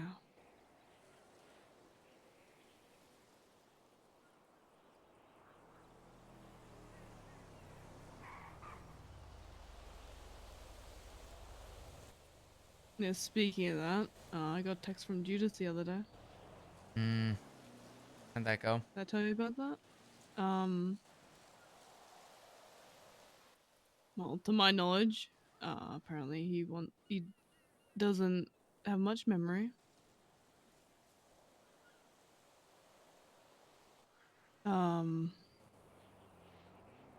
Like he texted me asking if he could come by doing what he used to do all the way back when I was in beach crew, which was bogan control. Bogan patrol is what he called it. Apparently, he said to Kizu that whoever did this to him, he wants to go and kill him. I did know that. I'm not stressed about it all, but just something I'm keeping in mind. Like, he doesn't remember what happened, but he wants to. What? You get my confusion, right? I don't even know. That's what I've been told. I haven't spoken to him. I don't know. I mean, honestly, my recommendation, don't. I don't plan to. If he has a reason to be here, in other words, he was invited, that's one thing. But if he shows up unwarranted, I will gladly tell him to leave the property.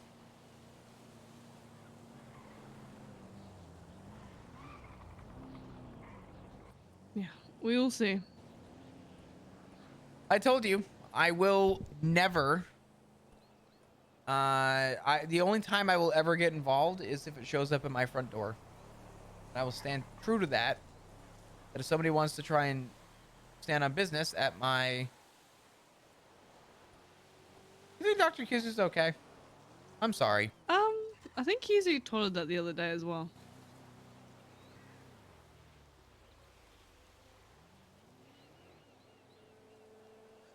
I mean, honestly, kids kind of suck.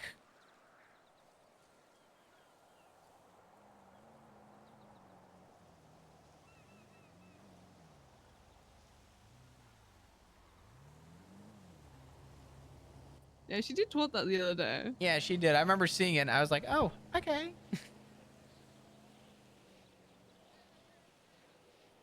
Aw. Yeah.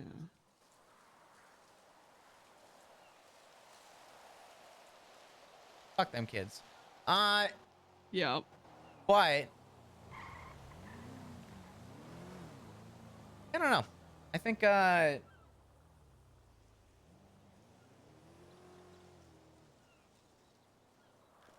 if people come to the front door to try and cause problems,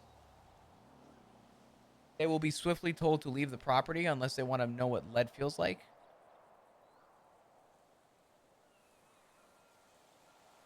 I have no problem. Yeah.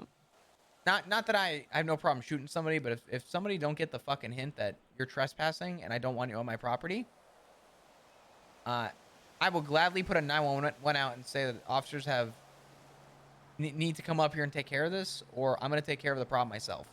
And I'll ask questions later. Is that legal? Probably not. Is Castle Doctrine actually honored? Probably not. Do I give a fuck? No. Turn me into a statistic, and let's get Castle Doctrine on the record. What do I care?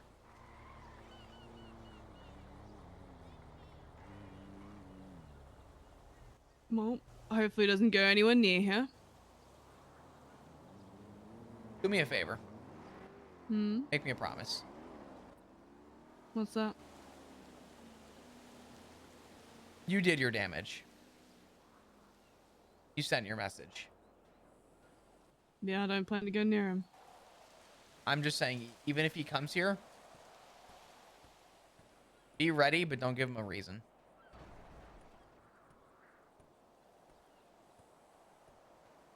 I can promise you that.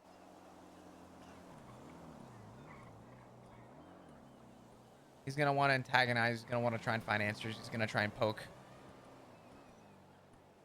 Your message was sent. And I go as far as to say it was received very well. So. Good. I don't know if I call that good. We talked about that already. Yeah. Speaking of, that means 2 people have currently threatened me, but we'll see. Who was the second person? Jack's Ocean. Oh, fuck that guy. I don't care. And then, yesterday you also hit the nail on the head who had shot my leg. Sorry I couldn't really reach out to you Jamal? while I was going on. Yeah. It's in the middle of trying to not get shot again. And trying to make sure everyone's out alive. Oof. I really hope I don't run into Jamal. I may do something really stupid.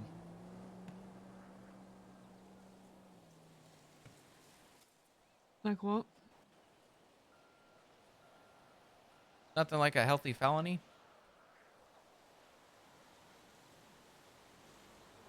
Why'd he do it?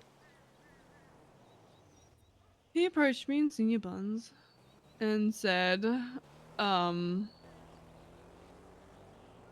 hey, do you want a life-changing experience? I said, okay. Yeah, sure, sounds good. I've had, good interactions with Jamal. I didn't think anything was really going to come of it. So it was just going to be, just a quick, head out, do something, come back. Got taken to Humane Labs. They'll let me make phone calls and that, they'll be pretty chill about it, right? When I was on the phone with you, that's when they'd gotten out and pointed a gun at me. That's when I hung up. They took me into Humane Labs. Locked me in one of the rooms. Tested to see if the room was bulletproof by shooting the glass. Which it was, thank fuck. And then, I got told to not answer my phone. Eventually... If you're ever, by the way, in danger, I just want to make this clear. If you're ever in danger, it might be weird coming from you, not an officer, but if you ever get a chance to say a 1096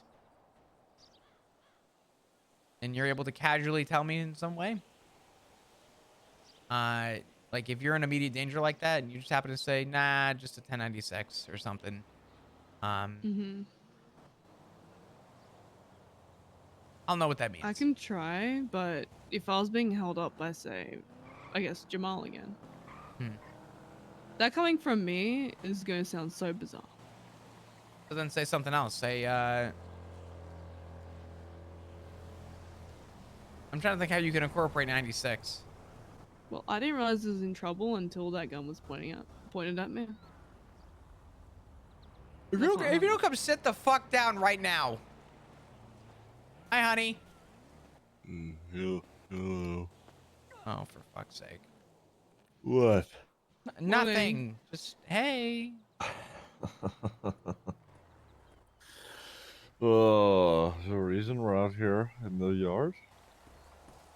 I don't want to walk. I'm good here. Okay. Yeah, that's fair. Nothing crazy's happened. Don't worry. We're hanging out. We're chilling. Sure. Yeah. TLDR. Did you see my text? Yeah. Brew surgery ICU. Mm-hmm. Complication. overnight. I saw Stable. What else? Shit hit fan as always. Went on duty. Tanner Phillip, 7 days to live. He's dying. What do you mean by that? What does that mean? Wait, Tanner Phillip, the fucking therapist? Yeah, he's dying. What the fuck is wrong with him? His brain is enlarged because of a lot of problems he's had and over the last few months, and he was given 2 months to live, and he woke up today and woke up in a pool of his own blood, rushed to the doctors, and they are estimating that he has 7 days. So, yeah. He reached out to me and said it was urgent. I was off duty. An officer called me and gave me his number. I called him. We met up. And he told me, and we shared stories from many years ago. But, you know. Okay. Oh, there's a lot more. Don't worry. But right now, Rue and I are just talking about probably some of the various felonies I want to commit and get away with. Okay. Oh, all right. Actually, honey, I think spousal privilege is still a thing, and even if it isn't, I don't give a fuck. Honey, if you see Jamal and he were to just unironically show up dead on shore, I wouldn't give a fuck. But before you let his body get swept away, let me piss on it. Anyway, sorry. Yeah. Yeah, I heard. Yeah.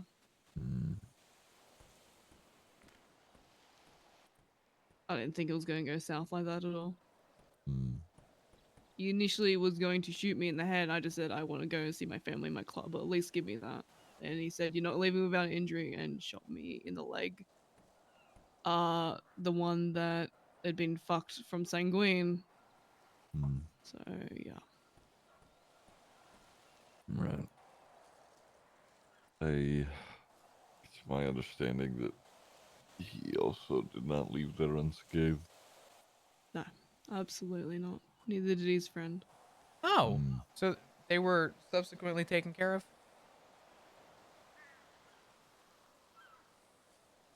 I'm going to make this clear. There's no fucking report. And I told Ivy in the hospital that if he showed up dead, I wouldn't give a fuck. There was 2 cops on duty, and I was one of them, and there was no evidence. We weren't finding anything. I would have much rather you guys take care of that than I did, so. Street justice happens to do a lot, and I'll be honest, with 2 cops on duty, nothing was getting done with that case anyway. Well, Was justice served? Yay or nay? Let me break this down even simpler. Am I going to shoot Jamal when I fucking see him? No. Thank you. Yeah. Want my social next? Fucking A. Hey, listen, okay? You tend to dance around and use a lot of words that convey a very simple message. And sometimes it can be a little convoluted. So, you know, I know that I just sort of let you go sometimes. I just don't know how much clearer I have to lay shit out. Is that a Texas flag on your arm? It's an ace patch. But yes, it does. It is, you know, it's got the Texas flag in the background. Yeah, it's, you know, I'm from Texas. I also am an ace pilot. I shot down 5 planes without being shot down at all myself. So I'm, you know, technically, I earned this patch, motherfucker. I was going to say something, but never mind. No, go ahead. Go ahead. I'd love to hear it. I just don't see a point. It's okay. Listen, this... What do you mean? Honey, this is not about you. This is about Rue. Not everything is about you. The sun revolves around me. You're right. Hank does revolve around you. This is about Rue today. That's not. Okay. Anyway, go ahead, Rue. What was I saying? God fucking damn it. This family's falling apart. No, it's not. Oh yeah, I didn't realize I was in danger till I had that gun pointed at me when I had to hang up. So I mean, I gotta admit, sounds like Jamal had a life-changing, or I guess he offered a life-changing experience, and he decided to change his life in the process too. Good for him. well, I was locked in there, told you have to call someone and they have 3 minutes to come get you, otherwise you're being shot. When you hung up on me, I immediately called Kelly, and I called Tally, and Tally was like, "Oh, I'm sure she's fine. She's with whoever. I think Ivy." I'm like, "Let me make this clear. I know who she was with. She would not tell me. She would not tell me her location, and she hung up the phone abruptly. She is not okay." So. Oh, our neighbor's awake. Yeah, one of them's Jenny. The other one is Siobhan. Oh. Also, apparently Siobhan has a bastardized child that is Max and hers, and apparently, I met him. He's, without a shred of fucking doubt, definitely a serial killer. What's his name? Don't know, don't care, but you'll know when you meet him. Okay. I promise you, with every fiber of my being, you're gonna meet somebody over there, or one day up in Polito, and you're gonna go, "Hey, I'm Ziggy. What's your name?" And you'll know. Okay. You're gonna come back to me and be like, "Flop, I met some weird fuck, and you know what? You were right. I knew." So. All right. Favorite his name moment in the Timmy D&D Sock Tim? campaign?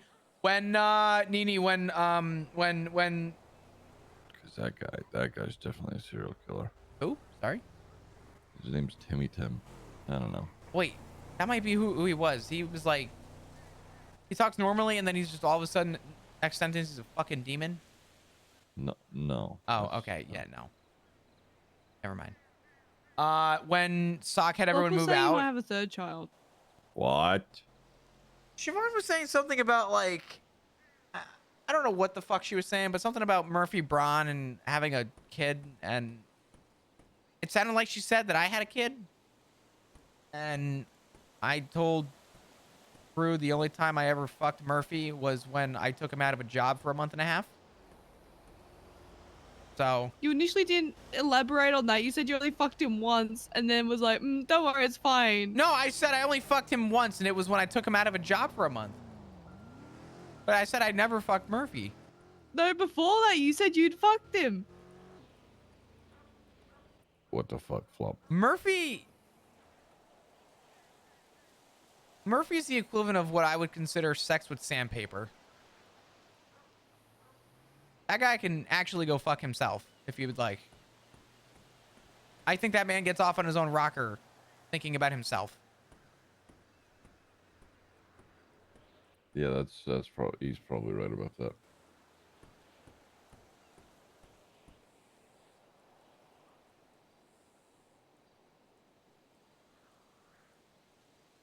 So anyway, allegedly, maybe somehow, for whatever reason, Siobhan, the way I explained it to Rue, and this is how I'm gonna explain it to you: when life gives you lemons, but you got the lemons from a crackhead, throw the lemons away.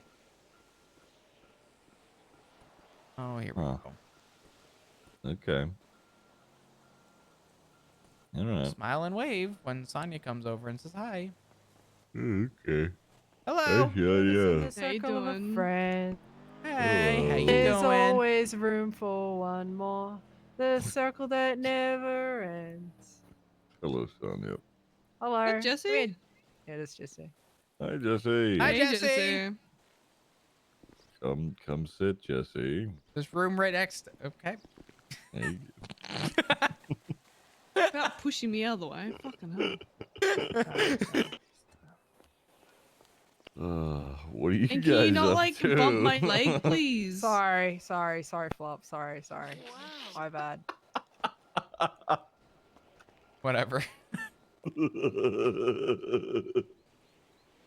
Oh. What's good? Chilling. I'm about to head to sleep. Just saw you guys sitting over here. Want to say hello? No, you're good. What are you guys doing? Well, I'm just shooting the shit, catching up. Yeah. I will say, have you been over there this entire time? Yeah. We've been talking. Why? How many fucking drugs did you have? Do you know how many times I'll watch people and they'll make like 7 trips and do it in batches? You just fucking. I take 100 bags. It's still a misdemeanor. Really? Holy Yeah. fuck. Damn. All right. 100 bag. I mean, it takes a while to sell 100 bags, to be honest. And that's still a misdemeanor. It's like 115 bags. I think it's a felony. I've never been caught, Flop. I mean, And that's not a challenge. That's not a challenge, okay? Don't. I'm not saying it was a challenge, but I just caught you now. You didn't catch me, man. You're not Damn. fucking. You just took a fat L. I saw that shit with my own fucking eyes. Yeah, but you're not on duty, and you told me you Even weren't if gonna I do was shit. on duty, I wouldn't give a flying fuck. I know you wouldn't. That's why I don't care. Watch where you are. All right, well, I'm going to sleep. All good. Have a good one. See you later. Bye, Ziggy. Bye, Roo. Take Are you it staying easy. here, Jesse? See What ya. you doing? Come here, let me give you a hug. No, head out. All right. Good night. Good night. Good night. See you guys later. Did you guys know Oh, that Jesse's my have a daughter? good I one. don't know if you ever knew that, but Yeah. Oh.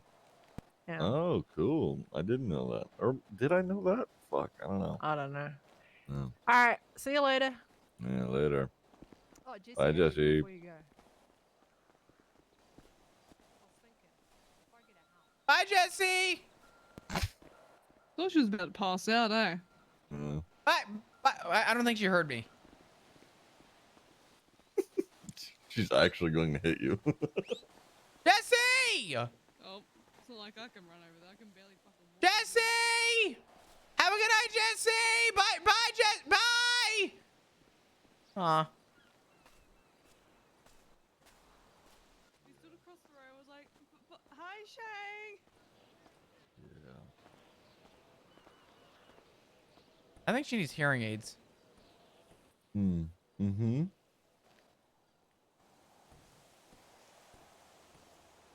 We'll figure it out.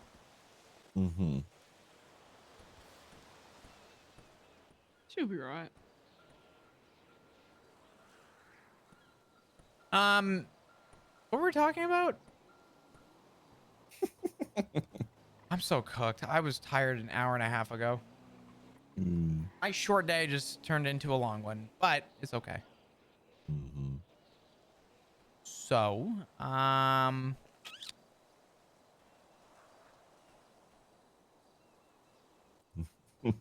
what? Oh yeah. You see my text? Mm-hmm. Honestly, if you blindfolded me and asked me if those two were related, I would have said yes. Yeah. Yeah, fair enough. So what's going on with you, honey? I literally have just been keeping track of everybody else. That's what I've been doing. I've been, just in and out, sleeping at the hospital with Dork. Yeah. Rude. Now you yesterday. I was in and out of your room. Sorry. You're okay. I went and talked to a few people yesterday about club stuff. So. Yeah. I almost forgot to mention, I'm so proud of our daughter. Oh, what happened? She's gonna be a prostitute. Oh yeah, I am. I can't wait. I'm gonna yell. What do you mean? You know what, Rue? Why don't you can explain, Flop? You know what? I insist that I will start this conversation, but I'm letting you throw the hazards on and crash this one out. Okay. So here's you were gonna finish this conversation. I'm selling all my PD cars. I got 100 grand for my Scout. I made about 15 grand ish profit. That's cool. Sure. And I was trying to sell my car. I sold my Scout to Orin Daft, and I tried to get him to buy the car as well. And Rue made valiant attempts for him to reconsider. And then I told Rue that if you actually get him to buy it for the price you're saying, I will give her 50 grand. Mm-hmm. So Rue, why don't you explain to Ziggy your game plan? Because honestly, I'm kind of proud. It's well thought out. Yeah, so I called Dap. I'm like, oi. I think the wording was, oi, cunt. Buy me dad's car for $250 and I'll go on a date with ya. Right? He seemed really interested. So I hung up before he got a chance to say anything. And then, like, you know, I kept calling him, being like, hey, you know, you buy the car, then we can go on a date, you know. And yeah, just kept going on like that. Because the plan was, as soon as he buys the car, I'm just going to tell him, sorry, I'm part of a MC. Not going to happen.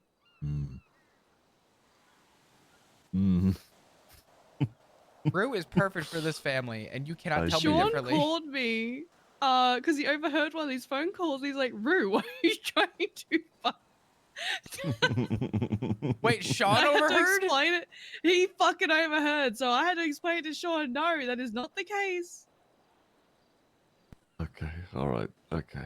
If I get 250 grand for my car, holy shit. I'm not gonna lie, there's like a weird part of me that's kind of like reconsidering selling it. I forgot that thing does like almost 190 miles an hour in a pickup truck. What? It's quick. Fucking. Oh, that you keep it. You keep that thing fucking for yourself. The fuck? That's what I'm thinking. Decommission that shit. I think I'm going to. Yes. No, that's not. There's not. That's not a question anymore. Are you kidding me? That fast in a fucking truck like that? I forget. It's either 189. It goes faster than our Taurus. I'll buy it.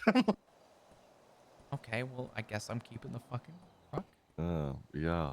Yes. So the sale's not going through. Oh. Rue, I have bad news. I tried so hard. I called him and he even said he could plan out our wedding. Oh, Irish is calling me. Really? Irish. Wow. That's crazy. What? Wow.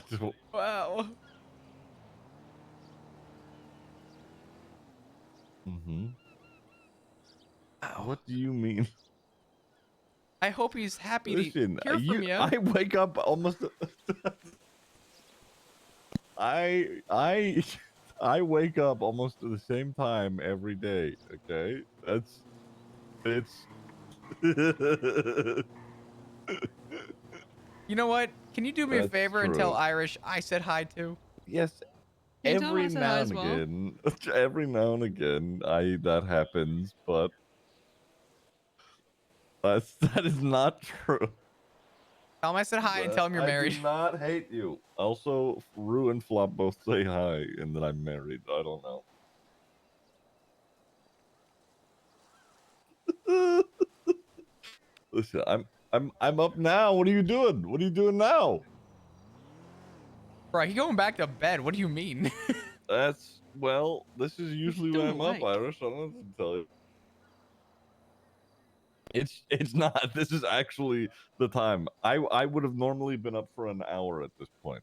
That's my normal, my normal day.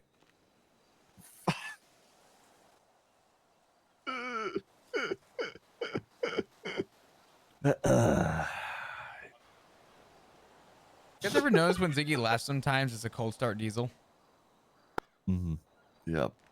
Listen. You know what? We'll figure it out one of these days. We'll get there. Yeah. Yeah.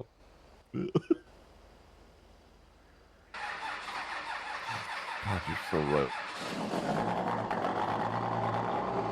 I know, and we really, really should.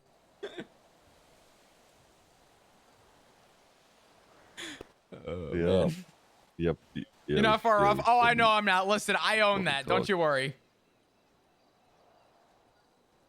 I'm making fun of the man's laugh because I laugh almost identical. Yeah. No, you're right. Oh my god. A lot of people would be angry at that. Yeah. If if me and you were to talk right now, Oh, just by ourselves. Irish tried killing me earlier, by the way.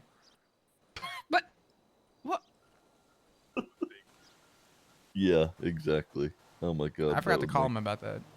That would do it. And he tried hitting me at like 160 miles an hour. Talking with Rude Flop, we're catching up.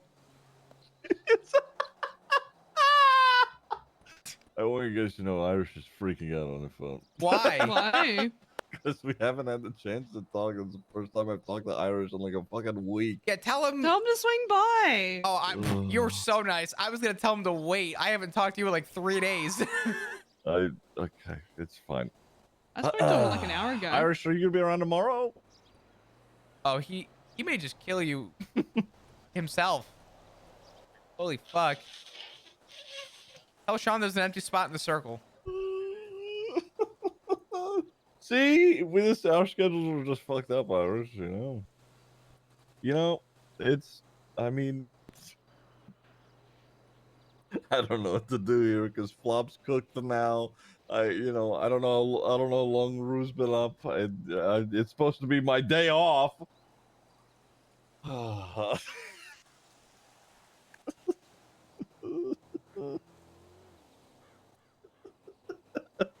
Listen, I should be around most of next week, so you let me know, okay?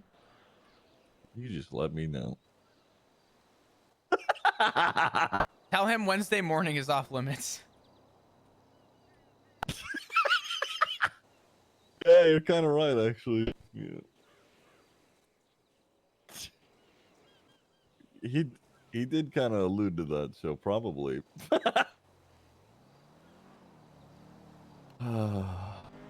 You want to come up? We're all up at the house right now, just sort of hanging out in the front yard. Oh my god, I'm gonna insist that he comes up because as soon as he gets here, I'm just gonna go to bed. Yeah. Flop said when you get here, he's going to bed. You motherfucking snitch. Please don't run over my husband. Not again. What do you mean, not again? Oh, ask Irish. He'll tell you. But he did run you over or almost? Yeah. He almost turned me into raspberry mist, is what he did. He ran you over? Or what? I'm sorry, what happened? No, he was doing about a buck 40 and missed me by like. He said you were doing a buck 40 and just barely missed it.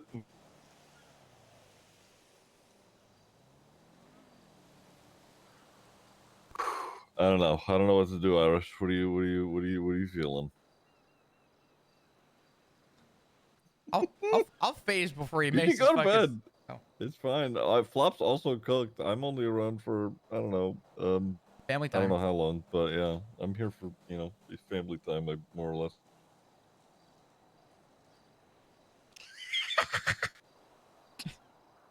I love hearing this Ooh, I voice do out of love co- some tea. I love Ooh. tea.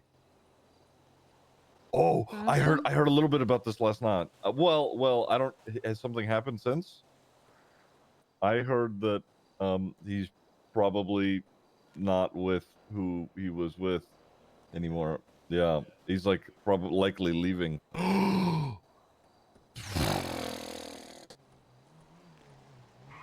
Oh my god. Okay. I love That one-sided conversations. This is sick. Yeah, I got an Yeah. idea. Yeah. Okay. Can I spill that tea? Hey, what's up? Oh yeah. Hey, how's your day been? I'm going up. So far, it's pretty good. That's good. It's been long. I've been around for like 9 hours today. Oh. Yeah, I'm Yeah. just kind of sitting around at the moment, you know. Where you at? I'm up in Pluto right now. You with anybody? I think so, but they're all on the phone, so technically not. Ah, a bunch of phone people. Yeah. Oh yeah. Gotcha. Oh yeah. We love How to about see you? that. I'm currently just out and about right now. I'm actually up in Polito right now. Oh, really? Yeah. Oh, nice. Whereabouts in Polito? I'm at the house right now.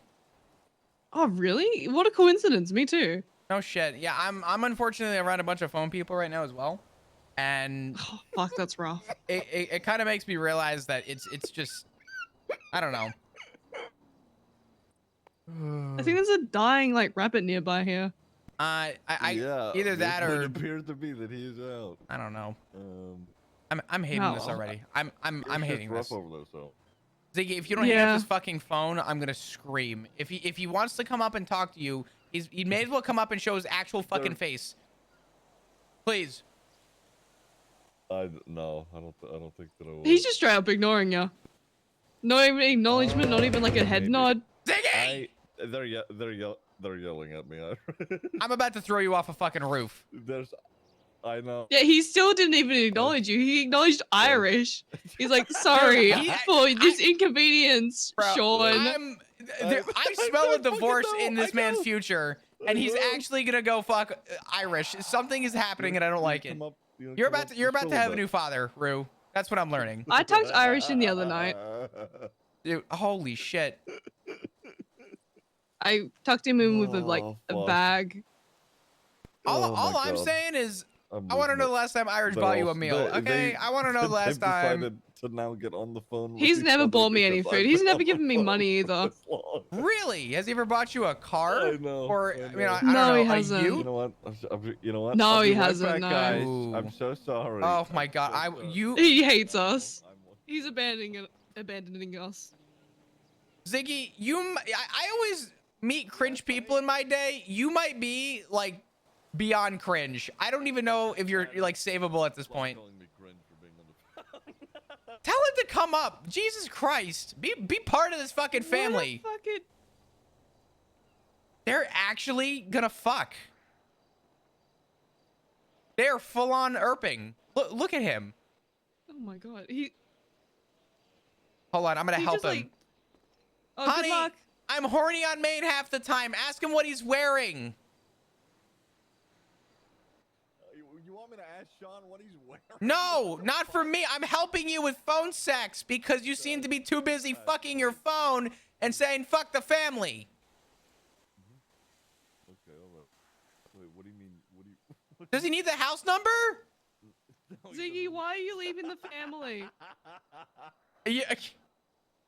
Tell him he's wrong and it's 10 days.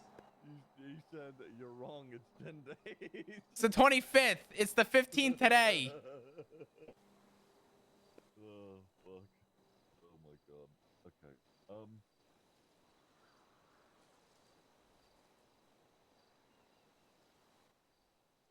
Feels nice to no acknowledgement. I'm pretty sure Irish's like hobbies involve eating soap. I like what is this? What the fuck is going on? He actually might eat soap. I don't know. I've never seen him actually eat anything, so I can't confirm that. What did Dr. Kizu? Let's just- What did Dr. Kizu just tweet? Oh yeah, that's common medical knowledge. Like, Oh. That's a yeah. Yeah, I did my first aid course. Got it. What, do you not know anatomy? As of about 10 seconds ago, apparently I don't. All good. Do you have anything to throw at him? I'm actually gonna start throwing shit at this fuck. I swear to God. I have a box. There's not like a repair kit in the road. Hold on.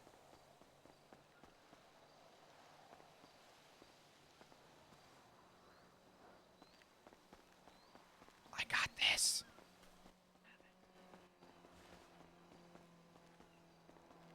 Here, honey, I figured since you wanted a new husband, I'd might as well bring you the fucking man you're gonna be marrying. Jesus Christ.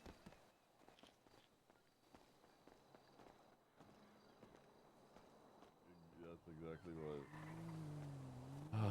Don't bring me trash, you fucker.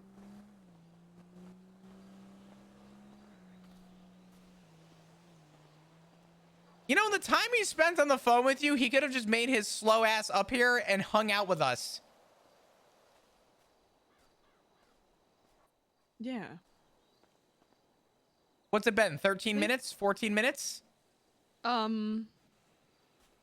have no idea. I think he hates us. You know what? I'm not even mad at Irish. I'm just mad at Ziggy. He didn't even acknowledge you when you're like, why the fuck You are you on see the this phone? shit? He's like, sorry, Irish, for the inconvenience that everyone around me is trying to get my attention right now. Sorry that people love you. I'm sorry, Flop. Don't worry. I'll You know what? Half-assed apology. How'd he hang up?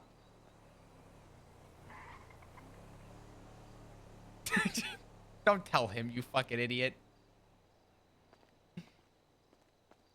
Tell him to come up here, please. Jesus Christ, I hate this.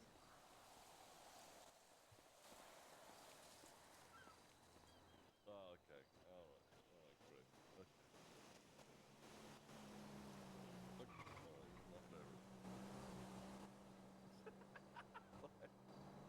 was just very proud that he wasted 15 minutes of your time. I want you to know that. I'm so sorry. Was that all this was? No, but it's fine. I wasn't far off. I said 13, 14 minutes. Yeah, I'm so sorry. I literally haven't spoken to him in like a week and a half, 2 weeks. So. And I haven't spoken to you in like 3 days, and that's like 3 months in my timeline. So, you know, it's been 3 fucking months. Okay. We get to catch up, have our big moment, and then we have the third wheel who's jealous of the relationship, who wants to intervene, who doesn't want to come sit in our fun fucking circle with birds in the dirt. There's an open spot for him. He's tired. He's going to bed. I'm tired too. Did he say tired word for word? He said that he's going to sleep and he should have been You're asleep such a earlier, shitter, so he's going to bed. Okay, I was about to scream at him if he said he was tired word for word. All right. What? Irish, I love you, dude. You fuck. Like when people say they're okie dokie, I immediately stress the fuck out. Why does that stress you out? I'm just gonna. Well, my actually, God. no. I'm defending Ruin this. Ziggy, if I call you and I ask you, hey, is everything okay? And you go, I'm okie dokie. Yeah, I'm probably gonna grab a gun and come hunting you. So. Okie dokie. Okay. Oh, don't. And, like back in BBMC, that was our code word. If someone said they're okie dokie, like everyone fucking scrambled, right? Like, that's I remember genius. a phone call. We got a like someone was like Barry said it was okie dokie, and everyone fucking freaked out. Everyone was scrambled like no tomorrow. The amount of stress everyone was under to make sure he was okay, going off of an okie dokie. Holy shit! And it happened multiple times to different members, the okie dokies. And I freak out every time I hear okie dokie. So please don't say okie dokie around me unless it's an actual emergency, so I don't freak the fuck out. I'm gonna remember that. And actually, you know what? Not for nothing. We've been asking for like something. Can we just make it okie dokie? Can we reuse that or no? Sure. That's a great one. Yeah. That's actually like, or you can even like, we can change it so that like, in case somebody does know, we can make it like, oh, I'm peachy.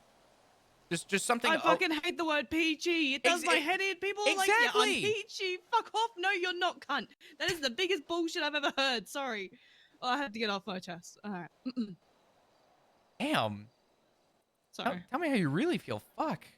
You guys want tea? Sure. Yeah. I don't know if you've already gotten this yet, Rube, but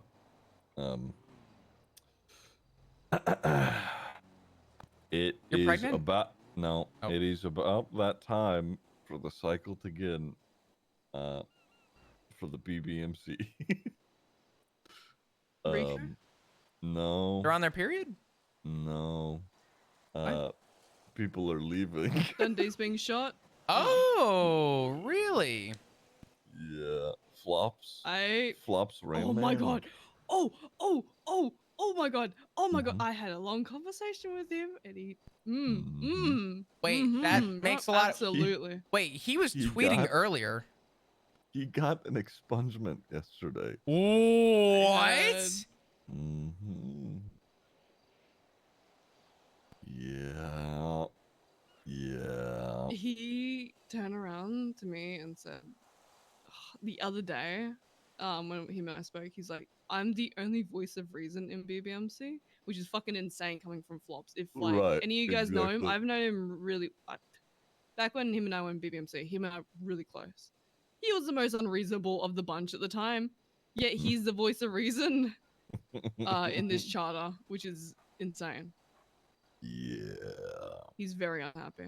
I mean, I don't know if this is a hot take comparatively to my position being an officer compared to like your position being where you guys are, but whenever I had to deal with the BBMC, it was either Kaiba or Flops that I would talk to, because I just knew that if I tried talking to anybody else to have an actual reasonable, healthy, productive conversation, it would have had to have come from either one of those two. Everybody else. Kaiba reasonable. Yeah, Okay. that's crazy. Listen, What the fuck? Kaiba was willing to Are we actually talking have. the same Kaiba? Yes, but Kaiba was actually willing to have a conversation. If I called him and was like, bro, listen, this is what the fuck's going on, he'd be like, yeah, that's fine. That's okay. I'll let people know. As long as you're in and out, that's fine. And I'm like, okay, thank you. That's it. We're not looking to fucking poke the bear here. Just let us come in, let us come out. And he was pretty reasonable with that. Kaiba's still a fucker. Trust me, I know. But I've had shit conversations with Flops with aggression. But as a person, I've had some of my best conversations with that dude. Somehow I'm not surprised. Yeah.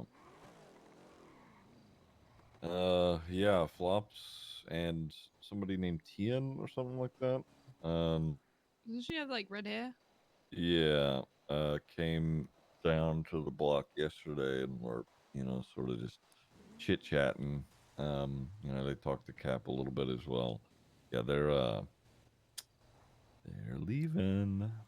By leaving, are they Unfortunate. just jumping ship, or are they like? What do you mean? You know how that's about to go. Yeah, no shit, but how did that word get passed before it got to BBMC? That's my question. You think BBMC communicate with each other? Listen, you know what? Flop. Okay, I'm about to spit some hot take for a second. Hold on. Can I quickly just I've interject? heard how y'all communicate. I don't know how any of you guys function sometimes, respectfully. Whoa. Listen, our comms may not be great, but they're way better than those motherfuckers. Well, I had Flops call me saying, "Are we still at war?" Rather than him asking his own fucking club. I feel like that's all you really need to know. I feel like that's like a perfect like segue into how bad are they? This is how bad they are. Conversation over. Yeah.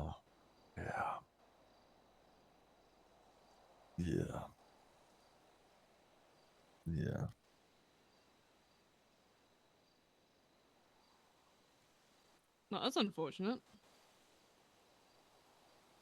Yeah. You know, honestly, good for him. Fucking get out of there. Spooshy's a shithole. Yeah, we talked about it a little bit yesterday. Listen, I don't need you guys coming in and defending ADMC. Flop's a cop. He thinks everyone's cops are shit. You got to remember who Flop is and where he's coming from. The possibilities. And I remember Finn said, if any of those refugees try moving over here, like, we're going to tell them to get fucked. They made that choice, so. Yeah, but at the same time, if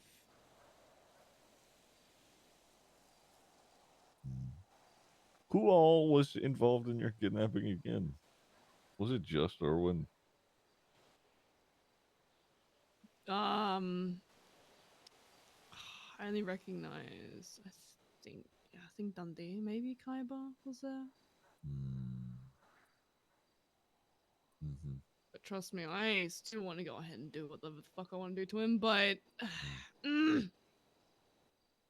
Honestly, right now you'd be kicking them while they're down, which, frankly, there's other factors that go into that. As much as I would love to. Yeah, I know.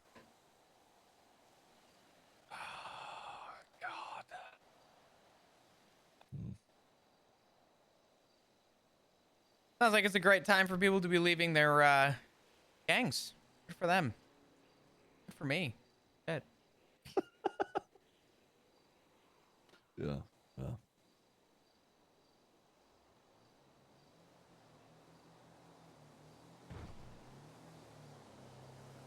Look. What if Okay. to disband? Well, you know, it's Full a, steam fucking ahead with what I want to do then. But you know, right. Yeah. You talking about BBMC disbanding? yeah. Oh no, come Finn, on. They're Bondi till they die. Come on now. Finn explained it in a good way yesterday. It's all a part of the cycle. BBMC will never really die, mostly because it's Irwin. that's who That's the my BBMC point. is. Yeah. He said So that long as Irwin Dundee has a say in that group, BBMC will always have a heartbeat so long as that man can talk. I mean, he is that group. It's just Finn explained it yesterday in the way of, there are people who are starting to realize he isn't, God's gift to them, and this, Starting. yeah. I'm sorry. Fucking hell. I. You know, every once in a while, I look at my situation in the PD, and people come up to me all the time, especially recently, this last few weeks, Jesus Christ. And people ask me, why do you continue to go back? Why do you continue to, like, run that cycle? What's actually there for you? And then I hear shit like this, and I ask the same question. I thought my situation was bad. Why the fuck does anybody justify BBMC? My God. No. Yeah, this charter, yeah, no. The charter I was a part of. Oh, listen, 5 years changes a lot in people. I'm sure it was different back then, but I'm talking now. Oh yeah, no, I'm saying it's a completely different club. Hmm. But yeah. From what I've heard, it's very unfortunate.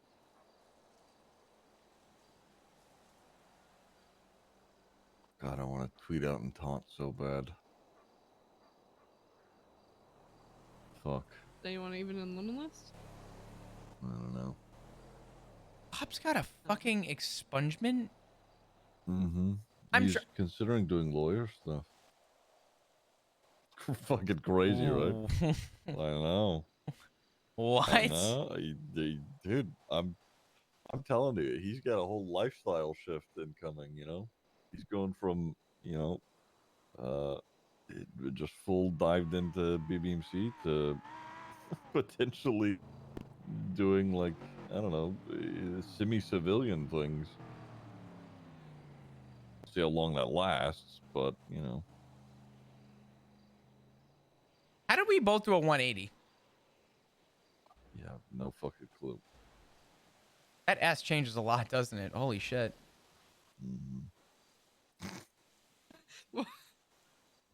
So stupid. You're swapping S's now. Yeah. I think so. I think he's passing the S to me.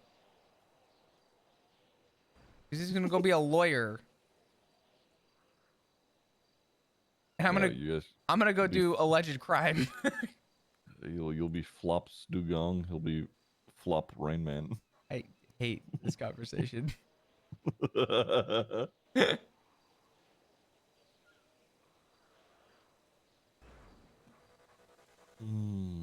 It'll take. Can I go get popcorn and like sit on Big White and just watch the Billy burn? Oh, That'd be fun. so good. You know what I really want to do? I want to run into Flops now and be like, "Oh shit, wait, I have something for you," and hand him a PD application and walk away. Oh, fucking do it, please. No. Please. Are you kidding me? I'll do it on your behalf. I'll do As it. my dying wish in this PD, holy fuck, I would. Oh, I should call him and be like, "Hey, can I talk to you? Here, you drop this. You drop this, king."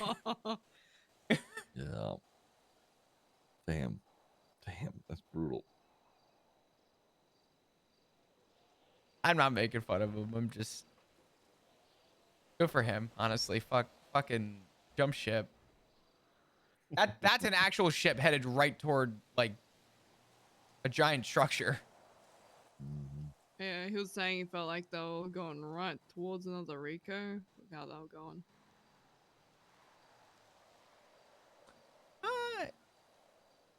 No comment. Oh.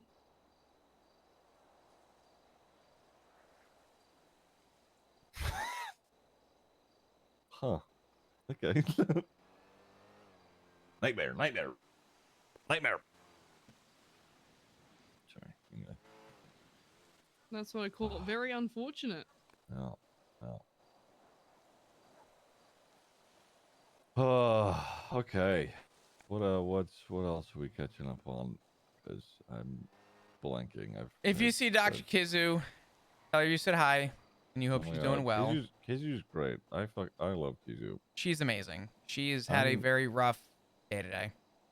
I'm gonna poach Kizu. Whoops. What do you mean whoops? What do you mean whoops? What do you mean whoops, bro? What do you I mean think whoops? a few of us are on that boat.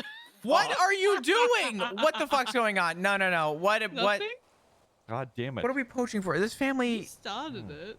This family is at max capacity right now. What do you mean? No, I'm not Oh, poaching no, for no, the no. Oh, family. poaching for that? Oh, please, honestly, holy shit. That hospital is a detriment. She needs to get out there. She needs to get out. I will never tell her. Just started. She needs to fucking quit. No, dead set. Some of the shit I heard. Fucking hell. Yeah, she needs to go. She's a newish doctor, you guys. She No, hasn't she's- been there. She that is long. fucking She's being amazing. tormented. Let me explain something to you. Just like a lot of people in the PD who learn the hard way, some people are too nice for the PD.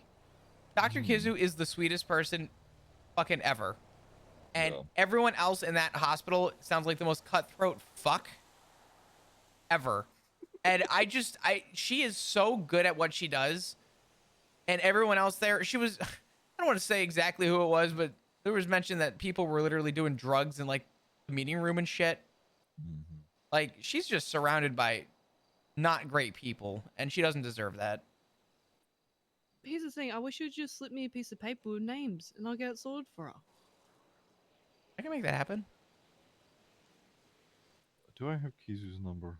I could tell you one of the names, actually. Who? You couldn't do it on behalf of... actually, no, that's not really an accurate name. She said she heard from... She didn't confirm. Never mind. I'm going to call Okay. She wouldn't give me any names. I didn't want to pry, so... Just be nice. She had a rough day today.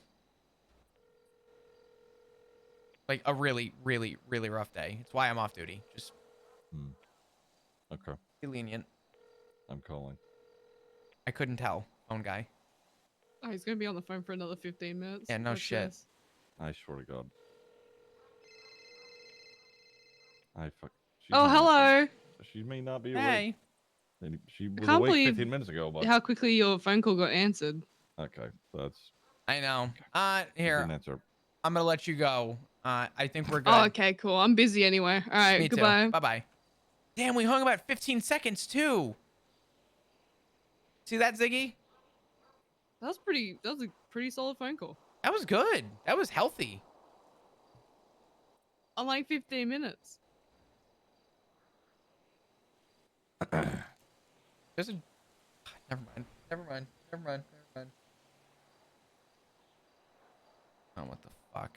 I don't even want to know.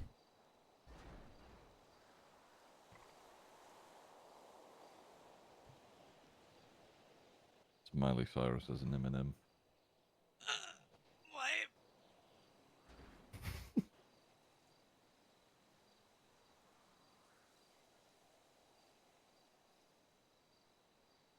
How do I delete stuff on Twitter?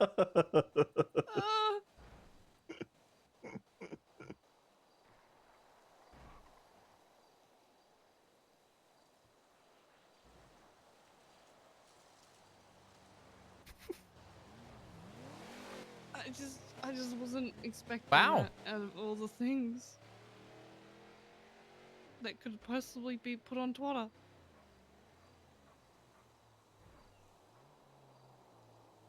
Kelly keeps sending me cursed shit.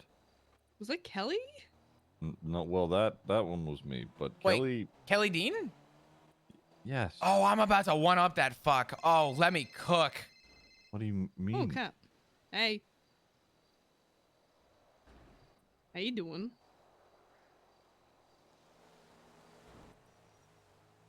Why'd you call me, huh? Fine, hang up. See if I care. Okay, like, fuck you. I don't want to talk to you anyway, Cap. Goodbye. The fuck? Because I can be? No. Thank God. No! No, no, no, no, no, no, no, no, goodbye! You're about to get a call from Cap. Me? Oh. Not if I call him. Ziggy. No, no. Oh, wait. Fuck. Hi, Cap. Tell him no! You want to discuss adoption again, huh, Cap? I don't approve. Yeah. Okay. Tell him For we how long? Tell him we already have a Hank. For the rest of your life.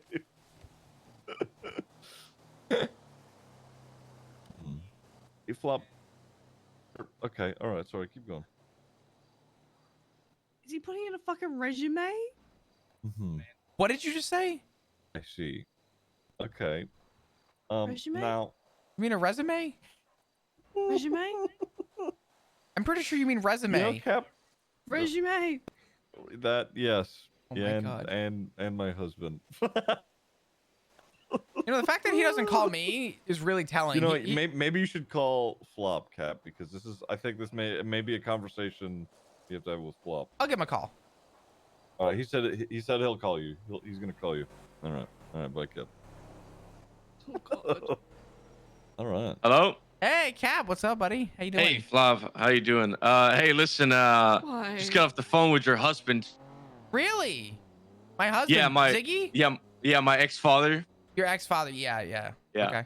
So basically, I've been thinking about it. I've been twisting and turning in my own bed for the past few nights, and you know, Have you I tried was thinking. melatonin? Yeah, it don't work Oh. because you know why it doesn't work? Because I lack father figures in my life. So I'm just like, I was thinking about, you know, perhaps bringing up an extended contract for adoption, Okay. like a contract extension, like an athlete. Right. So you have. I need to back up for a second. Sorry, I'm incredibly cooked.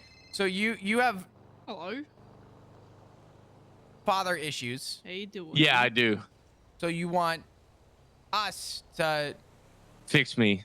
fix you. Yes. Hold on.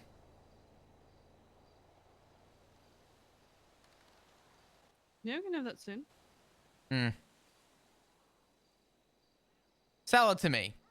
Why should you be in this family? Well, all my fathers have abandoned me, and I'm pretty traumatized. And I feel like you guys are pretty fucking traumatized too, you know. And we could all just be broken people that heals together Hi. and be happy for once. It was Teddy. That's really cute. Oh, nice. Yummy But food, dude. you know what they say about like fires, right? I'm not a fire. You're right. You're the gasoline that goes on the fire, Cap. No, I'm a Sagittarius. That's what I am. You're a what? I'm a Sagittarius. I'm born in December. What's a Sagittarius? Yeah. Oh no, he's trying December to say 5th, Tally. Yeah. Ziggy, Yeah, I'm a Sac. Oh, hold on, Cap. Ziggy, what's a Sagittarius? It's a Sagittarius. Cap. That's okay. He's trying I'm to still say fucking his bleeding. star sign. I just went to the hospital. I'm still bleeding. Cap, let me have a meeting with my husband real quick, and Okay. I will call Hey, you right Doc. back. All right. I am not. We can't adopt Cap. Listen, I love Cap. We can't adopt Cap. we are a burn barrel with a flame, and bringing Cap anywhere in the vicinity of this burn barrel is gonna cause it to fucking explode. I already have to deal with Hank. We are. Please, Jesus Christ, let me come up for air. I love Cap, but I don't know if I could take on another kid. You don't think? I'll lay the foot down. I'm not taking care of another kid. I love my family.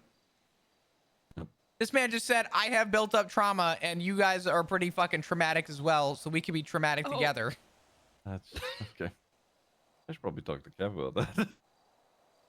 About what? His trauma or our trauma? Yes. What? Oh, his trauma. His father abandoned him. Oh, who's his father? Who the fuck knows? He said all of his fathers abandoned him. Yeah, apparently he's been disowned by every person who's adopted him. Does that So not he's got wait? not a good track record. Well, hold on a minute. By that theory, are we not both fathers that abandoned our son? What do you mean by that? Did we Oh, not? because we did technically adopt Yeah. him for a moment.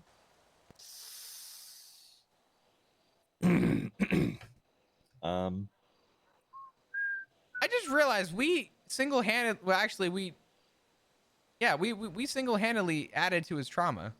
Oof. That sucks for him. Hopefully, he finds someone. That's crazy. That's crazy. This man wants to be adopted in the family to help him cope. I'm sorry. Listen. Oh. That ain't a fucking. That ain't a friendly open invitation. Okay. Hey guys, I won a race yesterday. How'd that go? That's Wee. it's real Oh, true. Yeah. speaking of your car, what car did you use? The Vigero. Let me indulge you. Okay. I want to check to see if it's impounded. I don't know if it is. What? What do you mean? Is it impounded or no? It's here.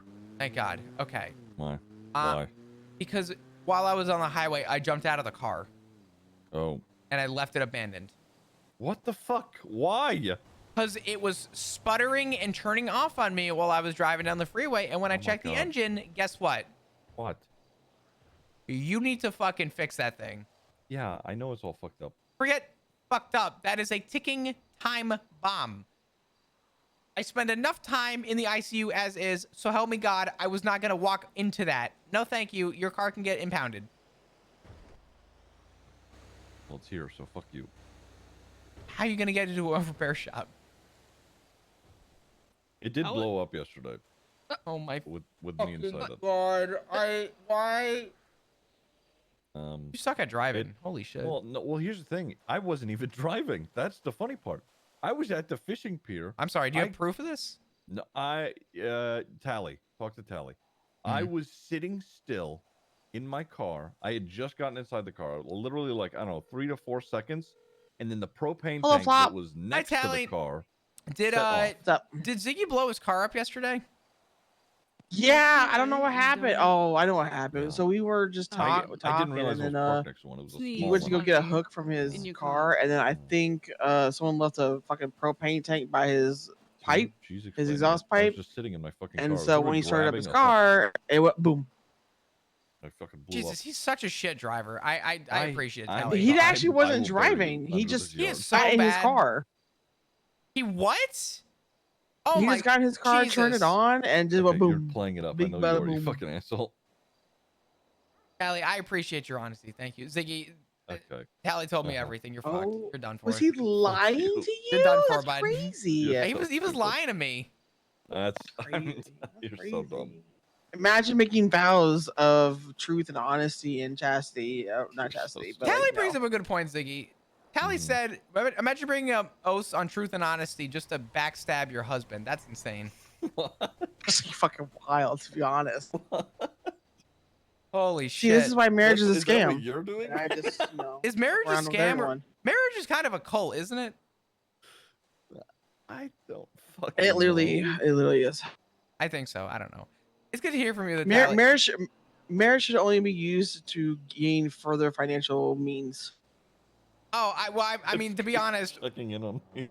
Ziggy and I got married because of spousal privilege, so I could say whatever the fuck I wanted to him, to be honest. Is that how that works? It was. I don't know if that's how legislation is still written, but all I know is that was like why we did our vow renewals. Otherwise, I was just going to tell everyone we were married, and if they didn't believe me, they can go fuck themselves. But I also don't want to spend 25 grand, but you know, here we are. Well, good to hear from me too. Yeah. Glad you're fine. Yeah, all good. I was just calling a shit stir. Ziggy's all upset now. Okay, well. He's not really upset. have He's fun with just that. hold on, a 4K. Isn't shit stirring What just the called sex fuck? for you guys? Shit stirring is sex. Damn, look at how many. Oh my god. Because they put their penises in their butts because it's literally shit stirring. Yeah, Do you something think like I that. heard if that bit me? Something like that. Butt Tally, stuff. I can't believe you just said that. Honestly, Tally, look at Twatter. What does it say? 4K photo of my husband. Hold on. 4K photo. That's a little chipmunk. Look at your little chubby cheeks.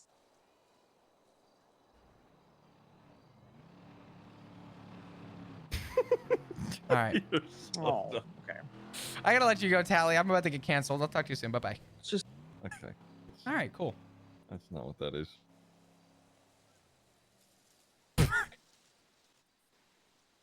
Oh, Cora's awake. Hey, Flop, you should be Cora. Wow. Yeah, you should, yeah. Oh, Edward's up too. Wow. Oh, get a room. Oh. Kelly's been floating about as well. Teddy's about. Oh my god, there's so many people. Yeah, there's a shit ton of people floating around. Nana was around earlier. I think it's my day off. Oh, Maggie's around. Oh, perfect. Something 15K. That's crazy.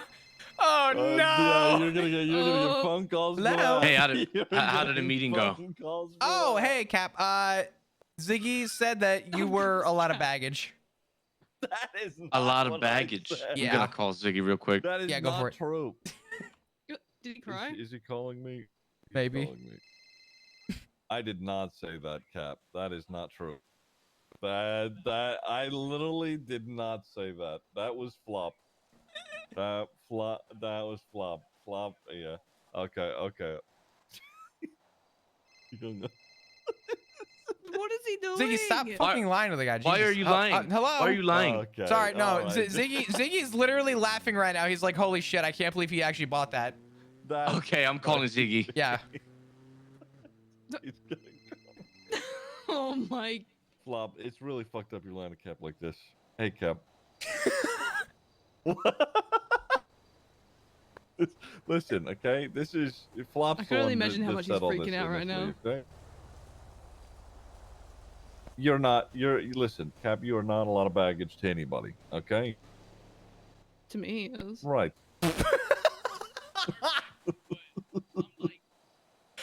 Holy Right. fuck, that was great. 8K, thank you for the 20. Yeah, 29 that's months. I appreciate it. Can we get some hearts in this chat, is all please? Flop's doing. Oh. Honestly, that sounds like a compliment, to be honest, right? You know, you're fucking gas, Cap. Let's go. Oh. Yeah, it was fucked up how Flop said it, huh? You should remind him that you abandoned him like his other fathers. That is fucked up. You know what, Cap? We should talk about that at some point.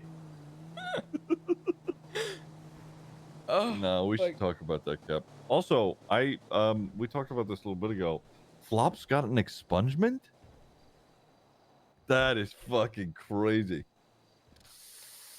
Okay, so yeah, he is out, huh? Holy fuck.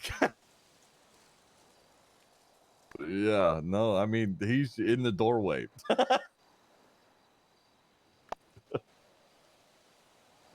Yeah. Ooh, holy fuck. Okay, I'm catching up with these two. I'm gonna let you go, Cap. I'm gonna catch I'm up with so his sorry. family. That you're not a lot of baggage to me, Cap. I would literally never say that about a person, ever. Cap, if anybody, or if anything, I've got more baggage than you do. Okay, all right. You know, I don't want to compare trauma. Oh my but god, you literally I'm just proved his point that we are a trauma family. It's over. Flop saying that I proved your point of being a trauma family. I'm hanging. Oh my god. Oh my god. Is this when I put my phone on mute? He's calling you back. I'm actually gonna lose it. I'm putting my phone on Hold mute. on. What's a last name I could hold on. Ropeburn residence. Hey, point proven, I'll no? kill you. I cannot believe you. What? Point proven, no? Yeah, no, you're actually right. We Yeah. we are Yeah. a trauma family. Jesus But Christ. I'm a lot of baggage to you, Flop. I get No, it. I never said that. I never No, said you that. no. It seems like you did. I'm so No, sorry. listen. Ziggy's gonna say whatever he can to get out of something just to keep himself safe. Okay. I'm gonna tell you now. You're not a lot of baggage. You are a good person with a big heart. The difference is that, you know, you're fighting trauma with trauma, and I mean, you know, trauma plus trauma don't equal resolution. You just get more trauma. You know what I'm No, saying? it doesn't. No, that's not right. I'm pretty sure that's how that works. That's not how it works. Trauma plus trauma means healing. Really? Pardon? You align yourself with more fucked up people because you try to find I'll make a deal. someone you can relate to. Said you doubt. No, I don't want no deal. No. Listen, come on. Oh no. The worst thing you can do is make a deal with me, Wait for okay? the right time, you know. I mean, worst thing you can do is make a deal with Ziggy, but you're making a deal with me. Is Ziggy good with doing deals? Hey, what's the matter with making deals with me? Ziggy's good with making deals. He's just Okay. He doesn't forget them. Right. So listen, Sometimes I do. here's the deal. No. Okay, sounds good. No, hold on. All right, okay. Tell me. No. You said no. It's okay. See, it's fine. I'll talk to no, you soon. I didn't Bye-bye. say no to you. Sorry about that. Nope, he's calling me back. My phone's on mute. Oh fuck! Why'd you say I was good at deals, huh? I'm just saying you don't forget deals. Sometimes I do. You? I don't know, he's definitely gonna call you. That's probably. And then you're not gonna answer, and then he's gonna call Rue as a backup plan because he doesn't know he doesn't know who else to call. You know what? I'll let him take it up with Rue. I'll pull an Edbert and just not even answer and hang up immediately. Oh my god. I did that yesterday. I had an unknown number call me, and I accidentally, I picked it up and then hung up, and like literally at the same time, and I felt bad. Nope. Yeah. Could be worse. All right, we lost the plot. Where were we? Are you fucking kidding me? What? The plot died like a half hour ago. Oh. The plot died when you answered the When phone for Sean Irish. called. Yeah. Yeah. It was true. fucking over. Yeah. Yeah. Oh yeah, Dr. Kizu, just make sure you Oh yeah. just be extra nice. She had a one of those not my story to tell, but she had some trauma, Okay.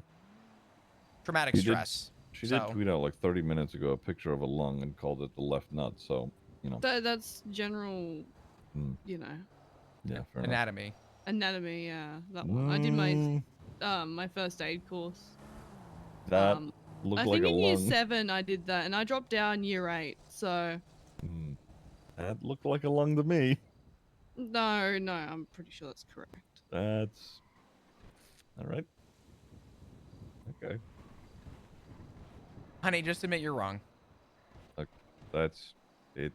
That is. It was a lung, but okay.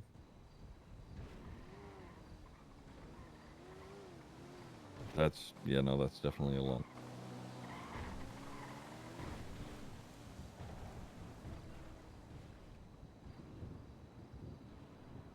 The heart goes in the middle somewhere. Edbert learnt what the scrotum is. Good for him. I'm calling Kizu and she's not fucking picking up. Does she have a fucking work phone? No. I don't think so. Okay, maybe I don't have Kizu's number. Can somebody give it to me?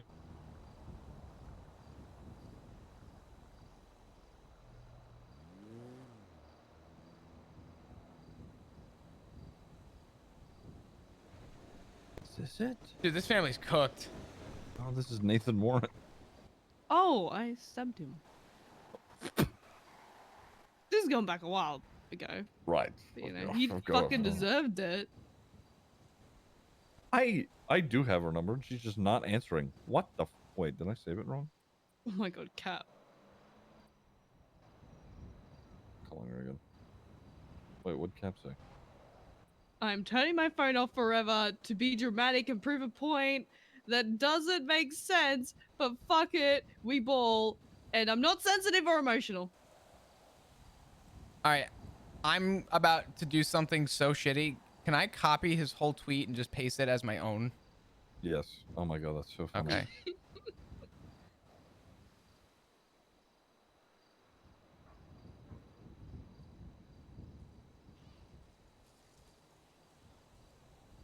Yeah, perfect. Can you do it too now so I don't feel like a piece of shit? I'm retweeting. No. You can't. You. Wake up, new copy pasta just dropped.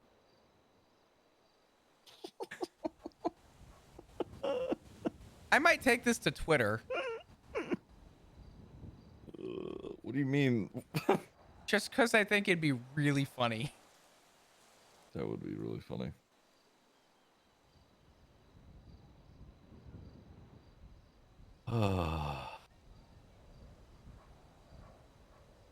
Oh my god! Oh, listen. I'm Okay, scrolling all through. right, Hold on. I I'm remember. scrolling through photos. Holy fuck! Ziggy, I need to send you some. Sure. I just remember something. It's fine. You know what? You send me the thing, and then I'll. I say was what I'm scrolling through back photos. on topic, kind of. Through all my ShareX photos and. Who the fuck's that? Dunno. Hello? Oh, hey, Teddy. I almost didn't recognize you. The hair I and the almost beard. pulled threw me off a sec. Rusty out. Do you wanna go?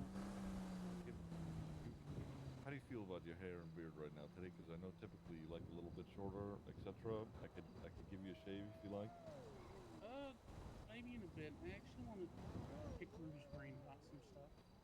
Okay.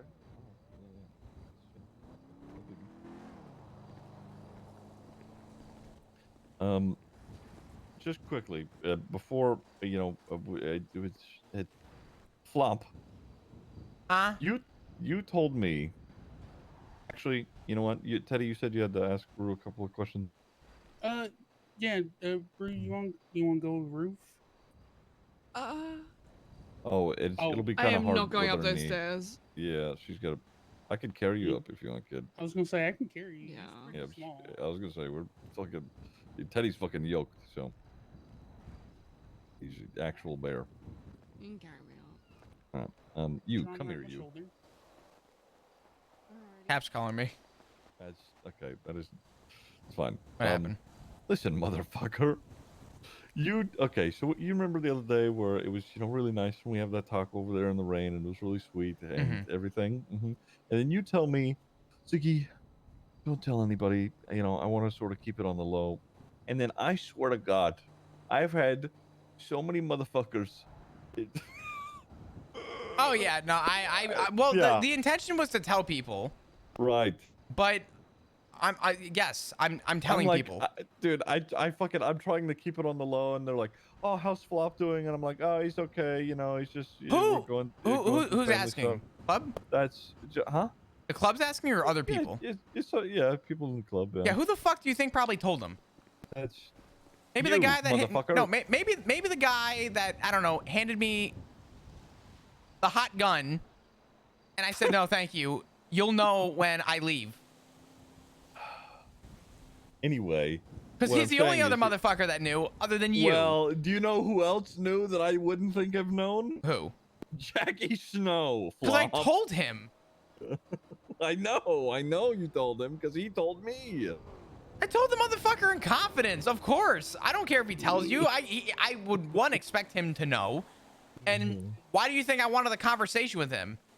You know who else knows? I know. Hales. You know who else knows? Jenny. You know who else knows? I could go down the fucking list. I'm going to everybody who I can think of who I know used to be a cop, and I'm telling them.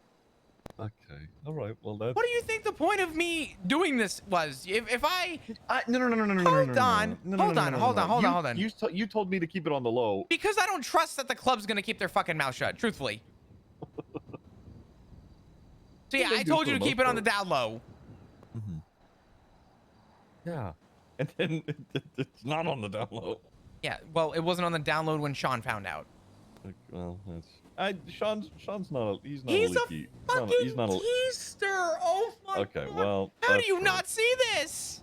That's no. Oh my yes, god, if you no, gave he him a is. tea bag, he'd piss in a cup just so he had liquid to dip it in. That's. Oh, that was really funny, actually. That's really. Okay, nice. That was good. I thought about that on the fly. That was good, wasn't it? Fuck. Wow. Sometimes you say things and it's like definitely a flopism, but that was good. That one worked. Yeah, that felt good. Yeah, I'm proud of that good. one. Shit, I'm Yeah, never gonna do that again. That's like my one That's- peak. I ulted for the first time in 6 months. Holy shit. Let's keep going. Yeah. Anyway, yeah, no, I was, but I mean, it's good. It's fine. I just figured I needed to be careful about it, and then turns out I didn't. Well, I'm going around and telling people. Here's the thing. I'm telling people who I am comfortable telling, outside of some, I guess, people who are gonna find out regardless. But people who I was hesitant to tell are the people that have been, no offense, have been trying to poach me for 7 months. So they're excited. Rue, I thought, was gonna shit herself the other day. She saw me and went, and I was like, here, let me show you to the bathroom. And I unlocked the door and I said, there's there's a toilet, there's a place to wash your hands. So I kind of had to break the news to her because apparently Rue found out. So there was that, and I might have told Rue. I fucking, dude, I've been keeping it on the down low. Yeah, let me just tell the one person who was gonna shit herself when she found out. Are you fucking? You can't sit here and hold that against my will and then tell me that. She's the only person. She's the only person I told, kind of, and it was like, Yeah, because Rue is legendary for known for keeping fucking secrets. Are you She's so kidding bad at me? it. She's actually so bad at it. It's not even. What the fuck were you thinking? She literally, she saw Cora later in the day, and she ran away because she said, "I have secrets and I can't share them," and she ran. I saw Shane the other day. I saw Shane the other day, and she's like, sorry, she was freaking out with Shang, and I had to go over, and Shang's like, please tell me what's going on. I said, you'll find out with due time. He's like, well, I'm kind of a nosy prick, and I'll probably ask a bunch of people. I'm like, okay, if I tell you, just don't freak, right?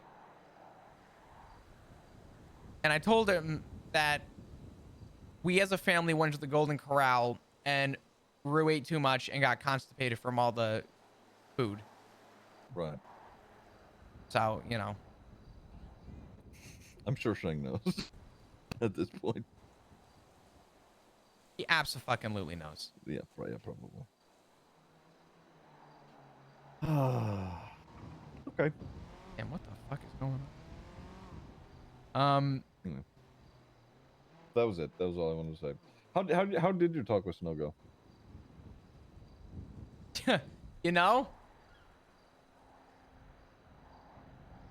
You were right. I'm gonna tell you everything that happened with Snow. I'm not even gonna say that this is like a short story. I'm just gonna tell you everything that happened because it was actually, Snow is such a smart guy. And when I realized everything, it was the biggest light bulb and freak out I've had in a long time. So I called Snow and he pulls up. We had our talk at Beaver Bush, of all places. Told him 2 weeks notice, the whole thing. Asked me if I wanted a cigarette. I said, that's a nice car. He goes, yeah, it's a nice car. He goes, I would have my other one, but it's being used right now. I'm like, ooh, a race? And he goes, what is it that you think I do? Or no, I asked him, I said, ooh, something illegal. He goes, what is it that you think I do? I said, I don't know. I said, but I know enough that Ziggy said that I should talk to you. And we had a full talk, and he said, Flop, respectfully, I don't think anybody from the state deserves to be in this current PD. So a lot happened, a lot went down in terms of, I guess, his description of things. And I told him, I said, I put 2 weeks notice in. I said, plus, I'm not going to lie. That 3,500 an hour is kind of nice. Gonna milk it for a little bit longer. And he goes, you think 3,500 an hour is nice? He's like, you should. He's like, you should go to City Hall and see my profile. And I thought, interesting. Okay. We talked. Told him that, you know, I wanted to kind of get back into stuff. And I told him, I said, you know, Snow, it's amazing to think the things I used to know about the racing scene. And he goes, yeah, I know that you know about Titanium. He said to me, he goes, yeah, I know that you knew who Titanium was. And I didn't realize it until after the conversation. The only person I told about that, if I recall correctly, was you. Did I? I don't remember knowing who Titanium was, so I don't know. Maybe not. Oh, no. I'm sorry. No. I'm misremembering. I'm so cooked. I'm sorry. I've been awake way too long. The only person who knew who Titanium was between me and Titanium was me and Eddie Marshall. Eddie was Titanium. And I found out after talking with Snow that he also knew who Titanium was, but he didn't care about the who. He cared about getting to him and being the one to capture him. Yep. That's what he wanted. He wanted to taint his relation. And I thought about it, and he called me out on Titanium, and it clicked with me as to how fucked up everything was, because I knew about Eddie Marshall and everything that he did, and I told nobody. In fact, thinking about it now, and because I'm cooked, forgive me, I didn't even tell you. I didn't tell anybody, because I took that to my grave, knowing that if the PD had just asked me the question and they put 2 and 2 together that I used to street race, then that would have been kind of fucking crazy. So I took it to my grave. And Snow called me out and said, I know that you know who Titanium was. And I'm like, fuck, who did I tell? And I thought about it. Snow, You know, inherently knew it was Eddie Marshall too. He had to have. And the only person that could have said something about it was Eddie Marshall, which means Snow also knew who Titanium was and didn't tell anyone as well. So I had all these like fucking little connections, and I said, holy shit, okay. So I went down to City Hall and I looked at his profile. Saw he was a bar certified attorney. Saw he had a couple cars. Saw he had a house. Said, huh. Didn't think anything of it. And I ran outside. Go back to my car. I didn't really, it didn't click with me. Before I got to my car, I fucking stopped and realized that when I called Snow, I said, hey, what's going on? He goes, hey, sorry, I'm over in Mirror Park. Where do you want to meet? And I started the conversation with telling him that I don't think I'm welcome to Mirror Park. He goes, well, I'll meet you anywhere. I told him everything that happened with Hydra. And I told him that I wasn't upset. This is before I had the connection, but I told him I wasn't upset with them. But Snow did offer to help me if I choose. And I asked him if I should go down to, if I should consider going back down this road. And he said, yes, I should. And he wants to help me with it. But it clicked with me. And I said, son of a bitch. That's fucking crazy. Yeah.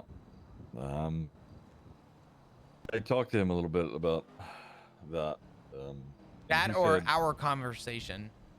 Did you talk about our conversation, or I guess me and his conversation, or? Yeah, it was a little bit. We talked about, you know, a little bit of everything. And yeah, you know, he had mentioned that, or I had brought up that, you know, you had been picked up by Hydra and everything, and you know, like Snow was saying that, you know, he didn't really have knowledge about what was happening, but you know, he found out afterwards, and you know, he hated that you were in the line of fire or whatever. But at the same time, you know, he knows he was holding true to the whole police department fucking up thing, which is, you know, I get it. We also talked about, you know, the possibility of, you know, ADMC and Hydra ever being at odds. And he told me, he said, you know, Ziggy, you're one of my best friends. I can't shoot you. I told him the same thing. So he said he'd never really, you know, be in a hunting party himself. He's not really looking to go get into shootouts or whatever. I don't think he can with so- how much he has to lose. Yeah, he's Put if he's simply. got that if he's got that house in his name, no, he can't. That's the reason why I wasn't in shootouts. I mean, obviously with a plethora of other reasons, but that was a part of it. You know, obviously my main reason is, you know, you and the family, but Well, I mean, regardless of what Snow like truly thinks about me, which I suspect with full intention based on the confidence he had in our conversation, he would mean this, but if I was to ever have to be in a situation where I had to look at Snow, I don't think I could do it. I have way too much respect for that man, and if he didn't have the same feelings, I would be okay with it. I have way too much respect for Snow. no way. He definitely, you know, he respects you. Yesterday, I mean, we were just talking about it. You know, he knows you're a good guy, a good head on your shoulders. He was saying that. Yeah, there's no way that. I mean, he doesn't want to get into shootouts. Period. So, you know. You know what? I'm just gonna come out and say it for what it is. Snow was cool. I didn't think he could get cooler. That motherfucker is. I love that man. Yeah, that motherfucker. I'm fairly positive I know how he's made his money, and I introduced him to it. Yeah, I'm not How the fuck do I say this? Hey, can I ask you a personal question? Sure. Wait, I'm pretty sure me and Rue are the ones who. I'm sorry. I'm just coming to a realization. Spill the tea. Me and Rue are the reason Snow has as much money as he does, at least indirectly. He would have figured it out eventually, but you know, we showed him. Anyway, sorry. Keep going. Is it? Man, I don't want to ask too many like pushy questions until I'm actually out. But at this point, at this point, I'll be honest. If I ever get pinned against a wall, I'm gonna tell him to, and I'm talking the PD. I'm gonna tell them to go fuck themselves. Okay. Yeah. Sure. So at this point, I think I already have too much to lose outside of the PD. So I'm not sorry, but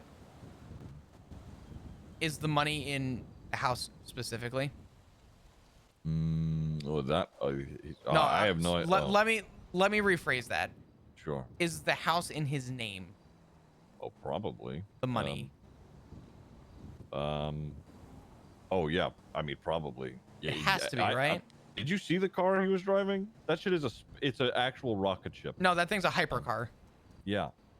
It would not surprise me if he's, you know, honestly, because I think. You don't have to say anything else. I'm not trying to poke the bear on this. I don't want you to feel like forced to have to say something. I don't. No. You're fine. It's special privilege. Listen, motherfucker. Okay. You know, you just don't fucking say anything. We're fine. Dog, I ain't saying shit. What the fuck? Right. I'm pretty sure Hydra bought the house off of us after a while. And that house is a significant amount of money, like several hundred of thousands, you know, dollars. But yeah. I don't know if Snow paid for it himself. I doubt he did. But I guarantee he's got money to do it. To be honest. Honestly, I don't know what the initial start, I should say, of the hate where the PD was, but one of my first conversations I had with Snow when I saw him, he seemed a little bitter, and I told him, I'm really glad that you're not back in the PD. And he said, That what do you... police department does not deserve any of us, frankly. That police Sorry, keep department, I told Snow that if he was there for this new structure,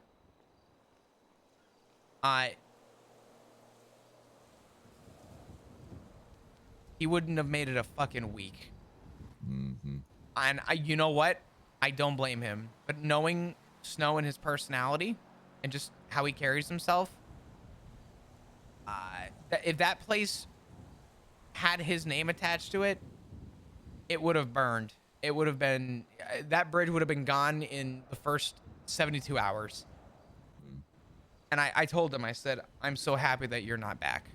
I said, I miss you like all hell, but I'm so happy that you're not back. And I told him that about 6 or 5 months ago, if you can imagine that. And to think how full circle that came is something else. But to be honest, I'm glad that Snow's doing something that he enjoys. Yeah. And that's all I'll say about that. Yeah. I know Snow doesn't look back on it fondly because it was a really stressful and difficult time for him in particular. But the police department was the best operating and the scariest when he was in charge of it. It was actually the strongest I've ever seen a police department work. And again, he'll never, he never wants to go back to anywhere near that because he sort of he's he prefers a good in between of what it is now and before. But yeah, when he was heading it, it was the police department was something to be reckoned with then. I used to tell people, you know what? I'm not even going to say that because that's not even true. I spoke with Tails the other day. Remember Samantha Morningstar, Tails? She said something that was so true. And honestly, out of all the conversations I've had with people, Tails was the one that really drilled it into my skull. She just, there was no filter, and it was just the most raw, most to the point conversation I had with anybody. And I've had a lot of to the point conversations. She got pulled over the other week by a cadet. This cadet walked up to the window, and during the traffic stop, Tails asked this cadet, what made you want to do the job? What's your goals? What's your aspiration? Take a guess what this fuck said. I'll save you the trouble. He said, I applied. I'm going to say that again. His goals and aspiration in the police department is that he applied. Do I need to say that a third time? No. Or is it dumb the second time as much as the first? Point B. Tails said something that stuck with me quite heavily out of that conversation. And everybody says the same shit, right? Everyone does the same thing with the PD that they've always done. And it's the one thing I fight for, but she's not wrong about this. She said the PD doesn't have a backbone. Now, in a sentence, respectfully, it's words, right? PD doesn't have a backbone. Okay, sure. What about it doesn't have a backbone, though, right? That's sort of a generalization. That's sort of like saying a U-Haul. But then Tails went on to say, no one is ever going to know the unity of having Connor Stubble in a helicopter pointing officers into an apprehension. And having units work together. That unity is not there. You said you're never going to see Jackie Snow and Copper in a race giving comms, you're not going to see that anymore. And she started going down this list of all these people, and she said, there are no prominent leaders with a backbone. And the problem with that is that all the new hires that are coming in are never going to experience that level of unity. Nope. It's not going to happen. Yeah. And it was when Tails used those examples of stubble, snow, copper, people that, like, when you hear the name, you thought, oh, fuck, right? You don't get that anymore. Mm-hmm. There is no backbone. There is no unity. And it was after Tails said that and used the examples, I realized you're absolutely right. None of these cadets are going to have anything more than a shell of what you or I would know, or even Tails would know. And it was just reassurance that my decision was correct. Yeah. And honestly, nothing made me, you know, feel a little bit prideful in my position than when Snow said, this current structure doesn't deserve anybody from the old state. Oh yeah, you're 100% right, man. Yeah. Oh, God, He's right. what a department it would have been if it was, you know, Snow and Stubble leading. Are you kidding me? Could you imagine those two fucking heading any of that? Oh my God, what a the police department would have been a nightmare for everyone. Yeah. Sorry, we're just talking about, you know, what ifs a long time ago. What ifs. All right. Oh. Yeah. It's we're just talking about the poor state. The Chat, police I was department supposed is to in. go to bed about 4. I feel like shit. I'm it's in sick, shambles, and yeah. I am on like 3 hours of sleep. Why does this keep happening to me? Yeah. Teddy, how are you? It's good to see you. I exist in this time and place. Well, I'm gonna get your cave sorted, Teddy. Ooh, You okay. know, I know Tessa's supposed to be doing things, but Tessa's got a lot going on, so I'm gonna do your fucking cave, Teddy.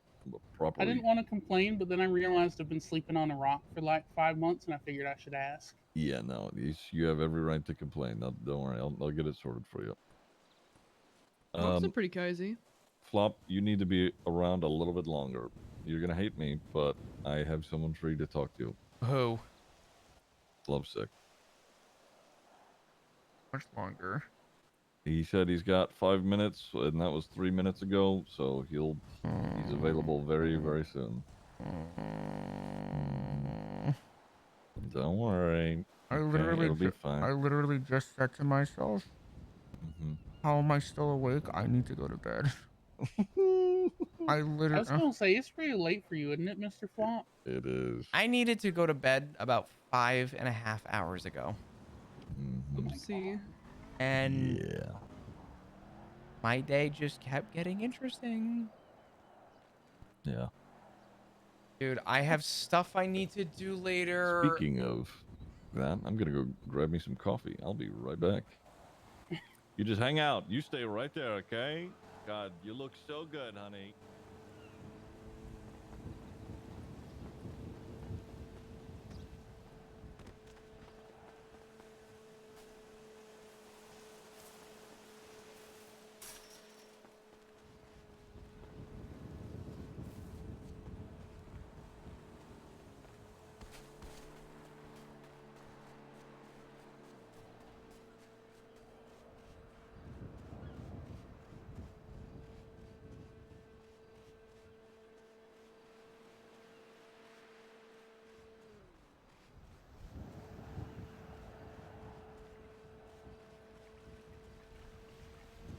I'm gonna cry.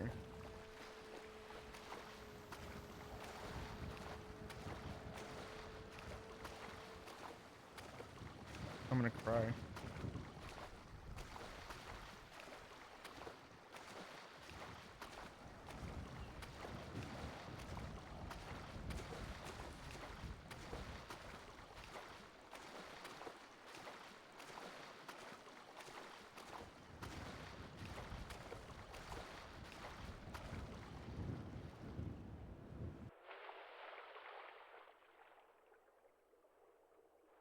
No sharks. We're good.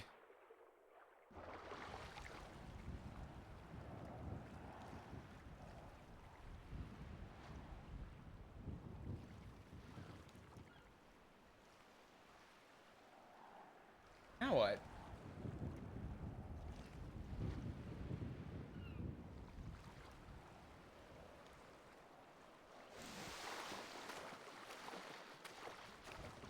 Health over stream.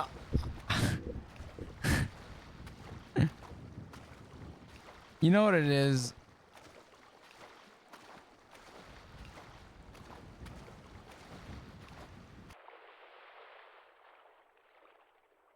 I need Lovesick to wake up earlier.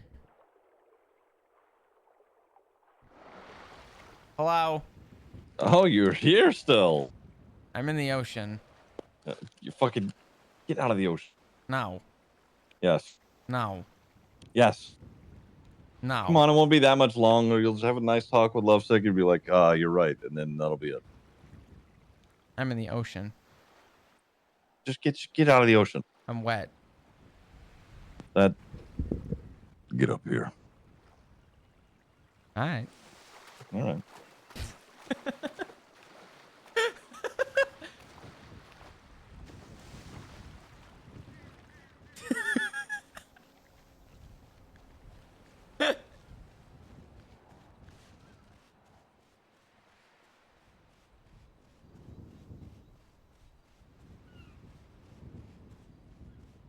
You know, one day I'm going to look back at streaming and I'm going to wonder, where did it all go wrong? Somehow,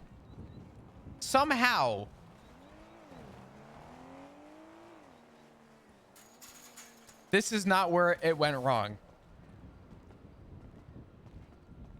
Why this isn't where it went wrong is beyond me.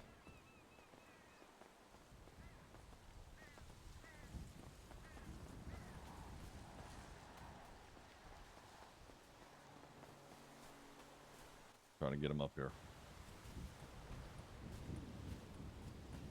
Honey, what do you think if I shaved my mustache? Thoughts? You want me to shave? I didn't like it to begin with. What the fuck? I told you to shave it like 3 months ago. And you were like, no, I'm hot. I do. Here's the thing, though. Oh my God. I'm going to sit on this fucking rock. The mustache makes me. It does. Yeah. Don't I look more like a dad, right? Yeah. Yeah. And Yeah. like, let's say if I were to shave it off, hypothetically, Can I ask you a would look like fucking- that, right? Can I ask you a question? Less dad. Yes. Why do you ask for my opinion just so that you can make a defense that's more obviously in the favor of where you want to be? Honey, should I shave my mustache? Well, think about it. I look more like a dad, and I look a lot cooler, and I look a lot more fine-wined and aged with it. And look at this. Look, just imagine what I would look like without it. It sounds like you answered your own question, honey. What if I just enjoy your presence? Huh? That's kind of How cute. about that? Yeah. See? How about that, asshole? Yeah. Motherfucker. Hi, Rube. You okay? Everything okay? Yeah, I just had to call it. God, kiss Oh, okay. already! I offered to tuck him into bed, and he said no. And I was like, oh. Oh. And then he said Cap wanted to be tucked into bed, and I said ew, and hung up. Yeah, understandable. I love sex. That's okay. That's okay. Can I interest you in a spicy chicken nugget in this trying time? Would you be able to drive up to Do you need food? I've got like 8 on me. I would love. Hold on.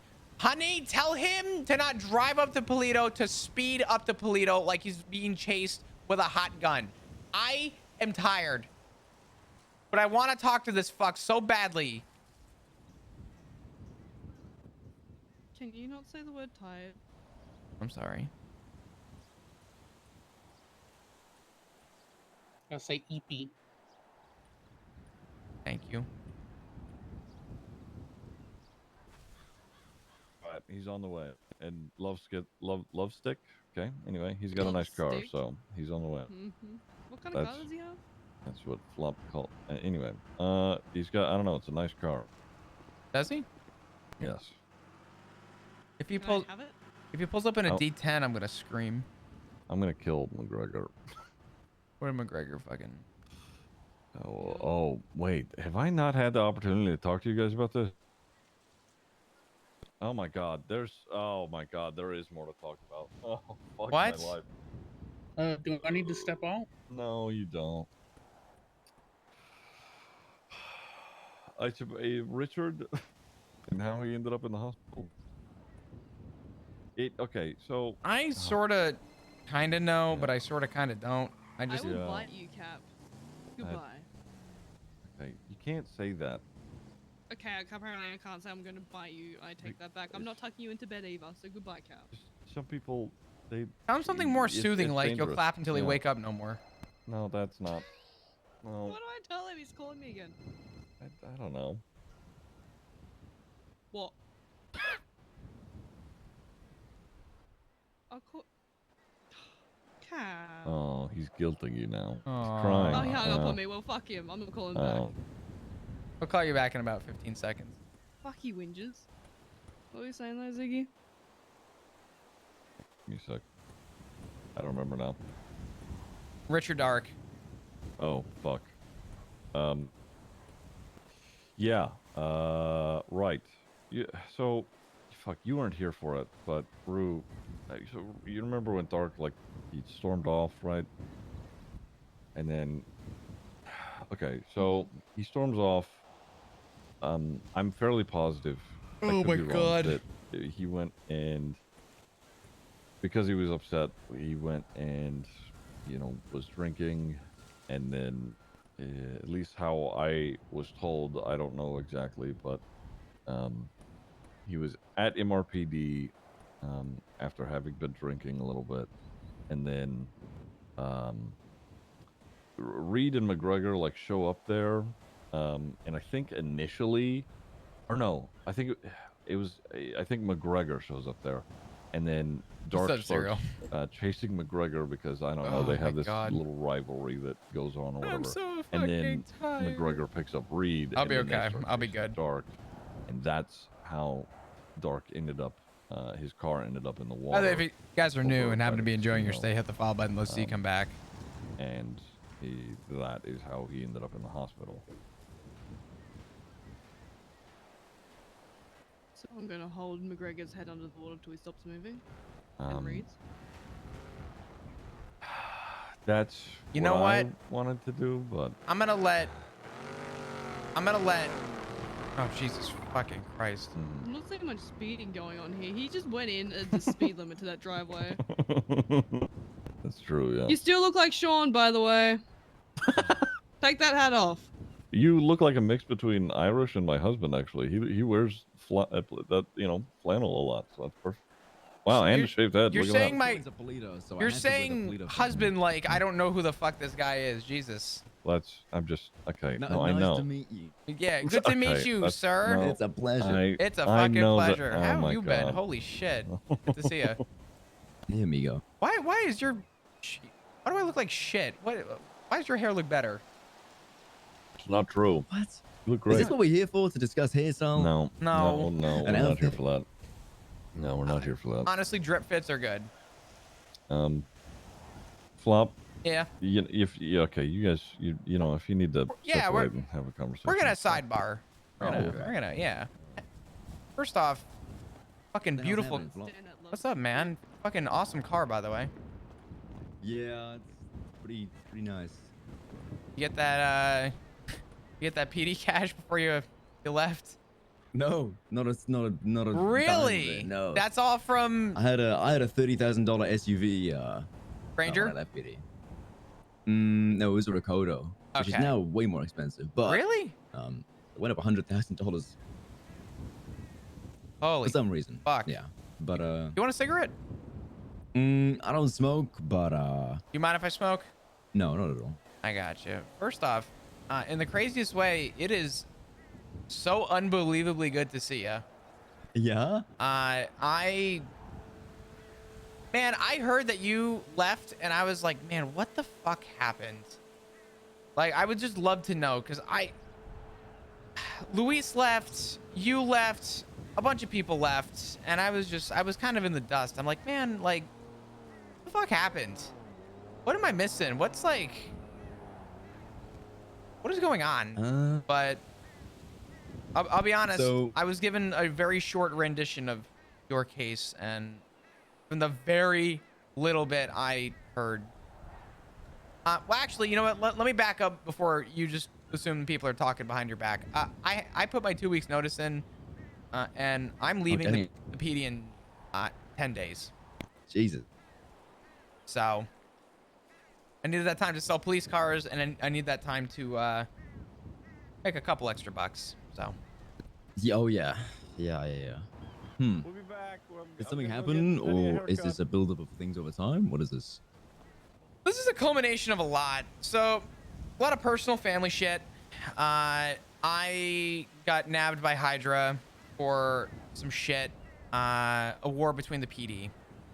And Yeah, I'm aware of that one. yeah.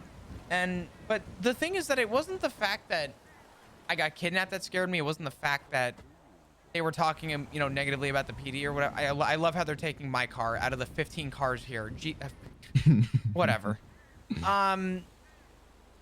But the issue that I had was what scared the shit out of me was that I was about to die for a cause that I knew nothing about.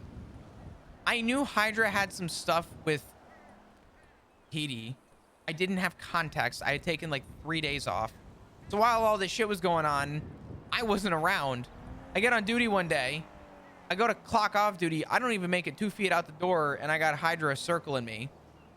And they're telling me that, this is Den Shiesty's fault and a bunch of other stuff. I was not upset with them that they nabbed me to send a message to the PD. I didn't like it, obviously. But they started telling me all this stuff, and I kind of just bit my tongue a little bit because I thought about it. I'm like, I'm actually about to lose everything I've ever built and loved over a fucking war that I know nothing about. And I tried everything. I mean, I feel like you know me well enough to know that I told these guys, I said, listen, I'm not we, I'm me. And I am willing to be a bridge, to be a line of communication so that we can end this. I said, I don't know what's going on, but give me a chance to understand it so I can actually make something happen. And the TLDR I got was that we're past the point of conversating. So I knew where this was going. And when I was asked questions, I said, no, I don't know. No, I don't know. No, I don't know. But I didn't lie to them. I was like, I didn't know, man. So I asked to say, I asked, could I please call a family member and say goodbye? And I did. And they gave me the privacy to do that. They loaded me back in the car.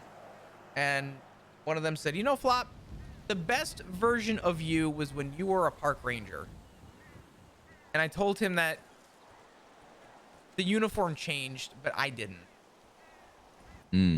And instead of shooting me, I was one of about 6 people who've been nabbed by them during this time frame. I was the only one that didn't get shot. They fed me to a fucking mountain lion instead. Jesus. Yeah, hence the really cool scar on my neck now, I guess. Oh, they have mountain lions now? Hydra have everything.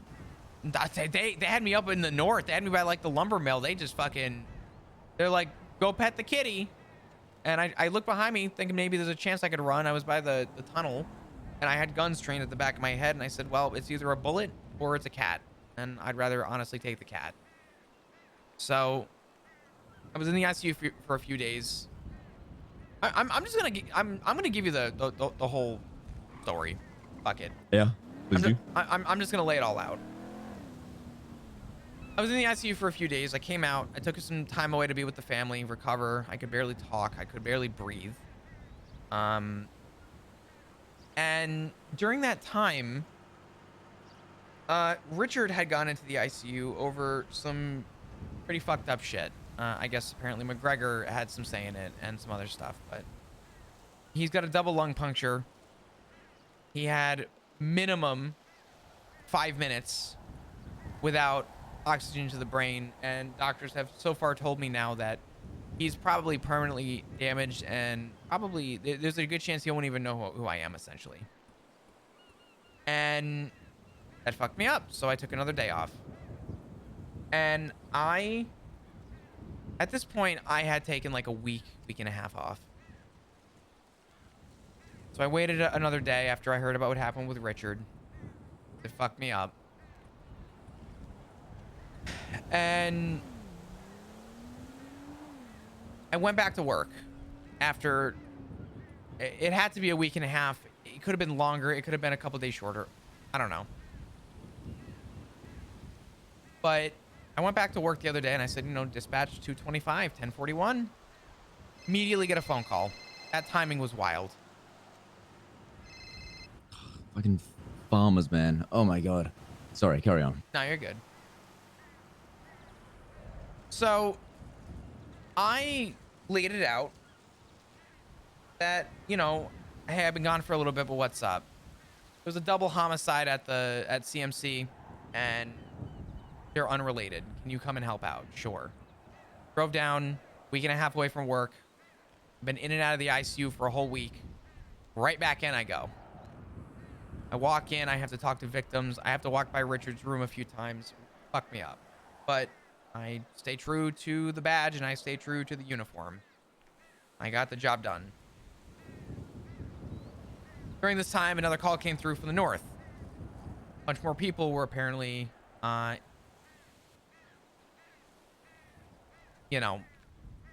involved in some crazy shit. So I dropped everything. That we didn't have a lot of units. I said, Slacks, let's go. And he goes, you stay here, get victim statements, and I'll be en route to that. I said, okay. So I waited for victims. And one of the victims came in, one of three. Got him in a hospital bed. He got medical, started getting his statement. He was worried about his friend. And I said, don't worry. She's with a doctor and I have an officer with him. So I'll get updates as it goes. So he's giving his statement about a minute later, 2 minutes later. I just Slacks get on the radio and freak out and, say, what the fuck do you mean? What do you mean there's another one? And the cadet got on radio who was watching over the surgery and said a victim from the most recent incident passed away. Jesus. 3 homicides in about an hour and a half, 2 hours. And I didn't have the nerve to be able to look at this man dead in the face and say, your friend passed away. Chastity Marie, our old receptionist. Oh, okay.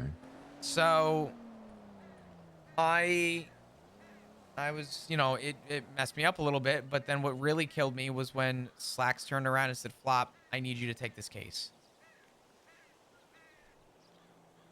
And I walked into the room and I had to look at Chastity.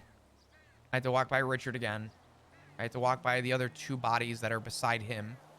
And now a third. I walked out of the ICU ward. I walked over toward the cafeteria. There's a little cubby before the cafeteria entrance in CMC. Yeah, I know. I sat in the cubby, I laid on the floor, and I bawled my fucking eyes out. I cried. And it was the first time in my professional career I failed to uphold and get the job done. One thing to make a mistake is one thing to make a wrong call. It's one thing to fuck up. I shut down. Couldn't do it. And funny enough, the person that found me was Sean McQuillan. Yeah. Sean and I had a really good talk. And we kind of wrapped it up, concluded it. I walked out of the cafeteria. I went back to the room. Finished documenting. Had officers help me with some other shit. I said, I gotta get out of here. This is too much. This was not a good day to come back. I wasn't ready. Go back to the PD, started putting my gear up. I got a call from the hospital. Dr. Bordier calls me and she goes, hey, are you good? I said, no, not really. She goes, okay, one of those days? I said, yeah. She goes, well, they're alive, but Tessa Lamb is in the ICU and you're one of her emergency contacts. jeez. And yeah, please. I was like, you gotta be fucking kidding me. I just in the famous words of I'm drawing a blank. Once I was out, they pulled me right back in. Literally, I was away for 10 seconds and I was immediately dragged back in. Like a cane came out from the side of the stage and dragged me over. So back I went off duty, defeated, broken, whatever. And I missed the shift 3 meeting and I spoke with Sky. I said, Sky, can I talk to you? And she goes, what's up? I said, I want to tell you everything going on. And I gave her this whole rundown of everything that's happened to me, all the ICU visits, what happened with Hydra. And again, I want to specify this. What happened with Hydra, what scared me the most, what bothered me and destroyed me and fucked me up over everything, wasn't the kidnapping, it wasn't the message. It was the fact that I was about to lose my life for something that I didn't even understand or know. And what was the worst that was going to happen? Sorry, let me rephrase. What was the best that was going to happen if I died? Because if I caught a bullet, Lovesick, I don't think I'd be standing here right now. You know, what were they going to do? Put a photo of me up on the board for a little bit? Here lies Flop Dugong, courageous, a hero, loved by everybody. That's great. That's cute. And my funeral. Who was going to show up? Well, I can tell you that if history repeats itself more than once, I don't remember Rooker having a funeral, and I don't remember Aziz having a funeral either. I was about to say that. Yeah. So let's throw that one out the window. Who was really going to fucking care? And I'm going to be a little bit more blunt with you as versus who I was with the PD. Because to be honest with you, I was honest and said that there's problems here, but I have problems at home too. And I said that I wanted to be around the people who I love and who I care about. And everybody said the same thing. Flop, why don't you take a leave of absence? Why don't you just walk away from it all? And I said, I can't. I said, this job hasn't been the same for me. And I told everyone, I said, you know, the first time I smiled was in the last 2 months. It was when I went off duty and saw my family. It was when I got to come back here and I got to see Ziggy and I got to see Rue and I got to see my family. That was the first time I smiled. And I realized that what happened with Hydra was bad. I mean, it wasn't good. And it traumatized me a little bit because I said, you know, I don't even know if I could pull over Hydra right now and have a smile on my face. I don't even know if I can walk by one of them. I don't know, like, what am I going to do in a situation where me, a senior, needs to direct units and I can't because I'm traumatized. I said, you know, that's not a good thing to have. And I started doing the math on it. And I said, I'm going to spend my life fearing for these people over a job of people who really don't care about me. I said, and not only that, but stop being stupid. You were given a second chance. It may seem convoluted, but I was the only person who didn't catch a bullet in this conflict. I consider myself lucky. Because again, I don't think I'd be standing here right now if they had shot me. But what I will tell you, Lovesick, is I have to look at it optimistically as a second chance. I looked at it as forgiveness for them for sending their message. I don't hold a grudge. Didn't like it, but I don't hold a grudge. And I thought about it and I said, fuck, like, what do you do at a second chance at life? Because as far as I'm concerned, my second chance at life isn't to die for the same reason I thought I was going to die in the first place. So I told Sky, I said, you know, with all that said, I said, I'm formally submitting my 2 weeks notice. I'm leaving. I can't do it. I said, I'm done. I can't do it anymore. I said, my father may not even know who I am anymore. And what am I gonna do? I'm gonna come to work and ignore that? For what? What am I gonna gain to come here? A paycheck? Not worth it. My father means more to me. My family means more to me than anything in this world. If I lost my family, then consider it that I lost everything. So I submitted my leave of absence. And I'll tell you what, the day after I submitted my leave of absence, Lovesick, was the first day I actually felt relief. It was the first day I actually had a weight off my shoulders. And it was the first day that I felt comfort. Because I was surrounded by people like Ziggy. And I was surrounded by people, shockingly, for as random as it was, like Sean. I would go hang out with Finley. I would go hang out with JT. I would go hang out with Kelly. People just wanted to get to know me for who I was. And I said, you know what's crazy? These questions that all these people have asked me, no one has ever taken the time out of their day to ask me that question for the 10 hours I'll spend on duty. And it fucking ruined me to think that that police department was so far gone. Yeah. So I gave you the long version, but I left out some details just to keep this concise. But the long and short, to answer your question, it was partially stuff with the PD, but it was also stuff in my personal life. I realized that the job wasn't worth dying for. Not a good legacy to live by. Yeah. There's definitely some parallels in your sort of story with mine in terms of PD not really caring. PD, I don't know if it's the pace of the city or if it's just the nature of the back-to-back calls, like the severe back-to-back calls that they have to attend. But when something happens, they don't really stop and think like, how is this affecting us? Or how is this affecting one of us?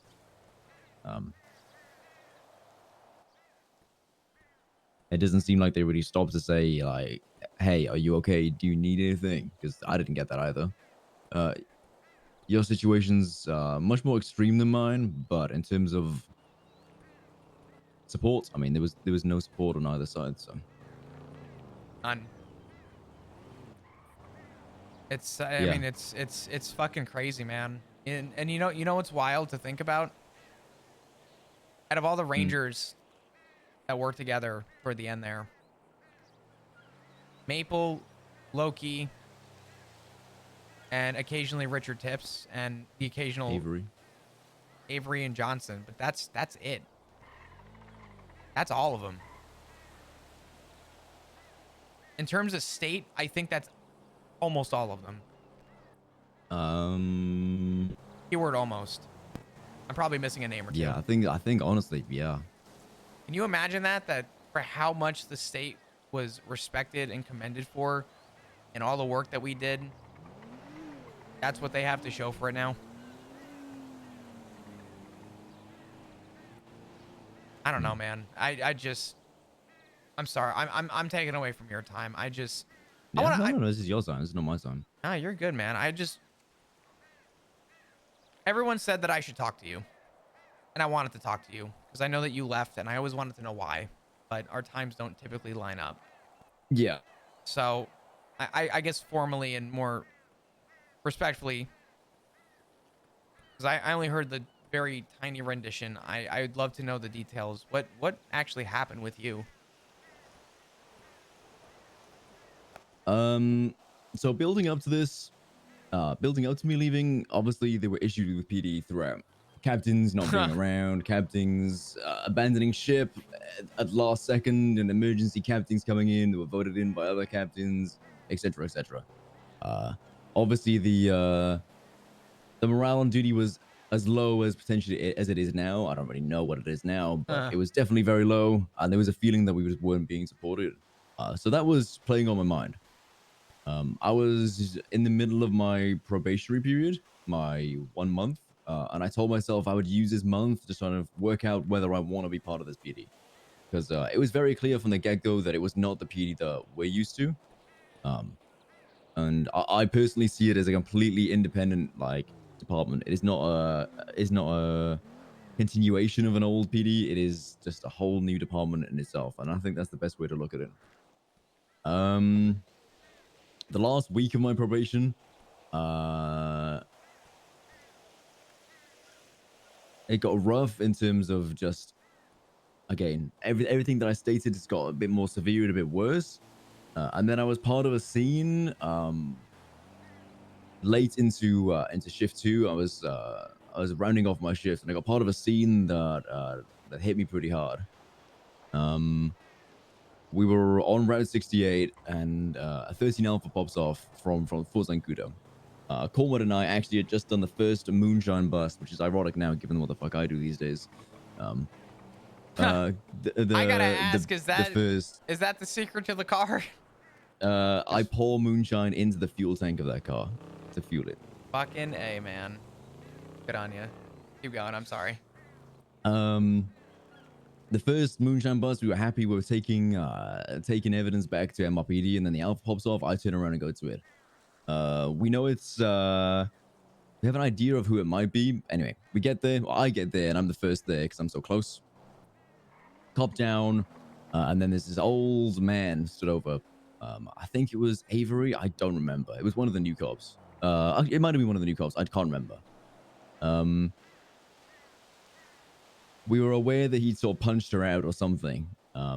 So, I keep him still. I say, hey, just stand still for me, put your hands up, etc., standard stuff, until backup arrives, and it eventually does. And I've got 4 units behind me, sort of waiting on me to do something.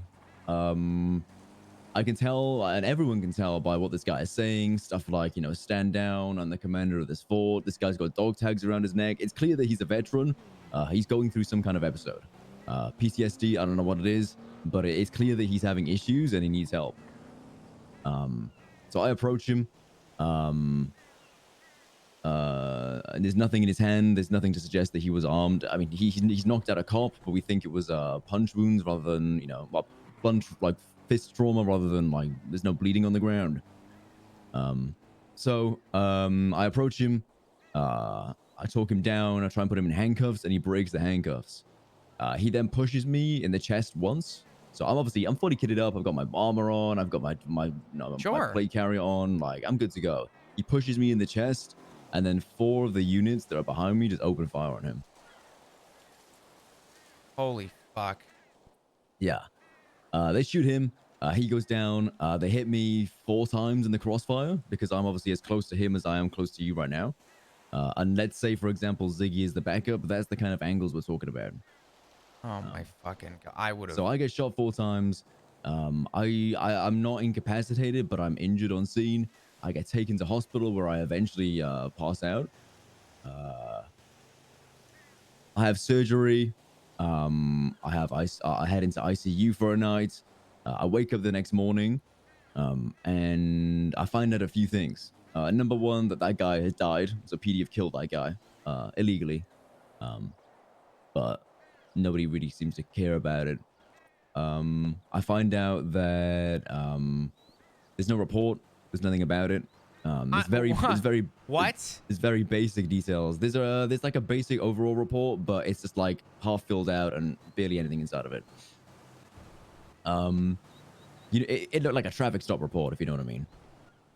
Holy fucking shit, dude. I would have had a conniption. Yeah, and then I take the clipboard off the bed to see who sort of signed into my ICU room.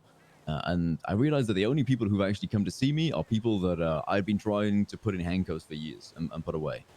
People that I'd spent my whole time in Los Santos purposely targeting, quote unquote, and going after to put them away.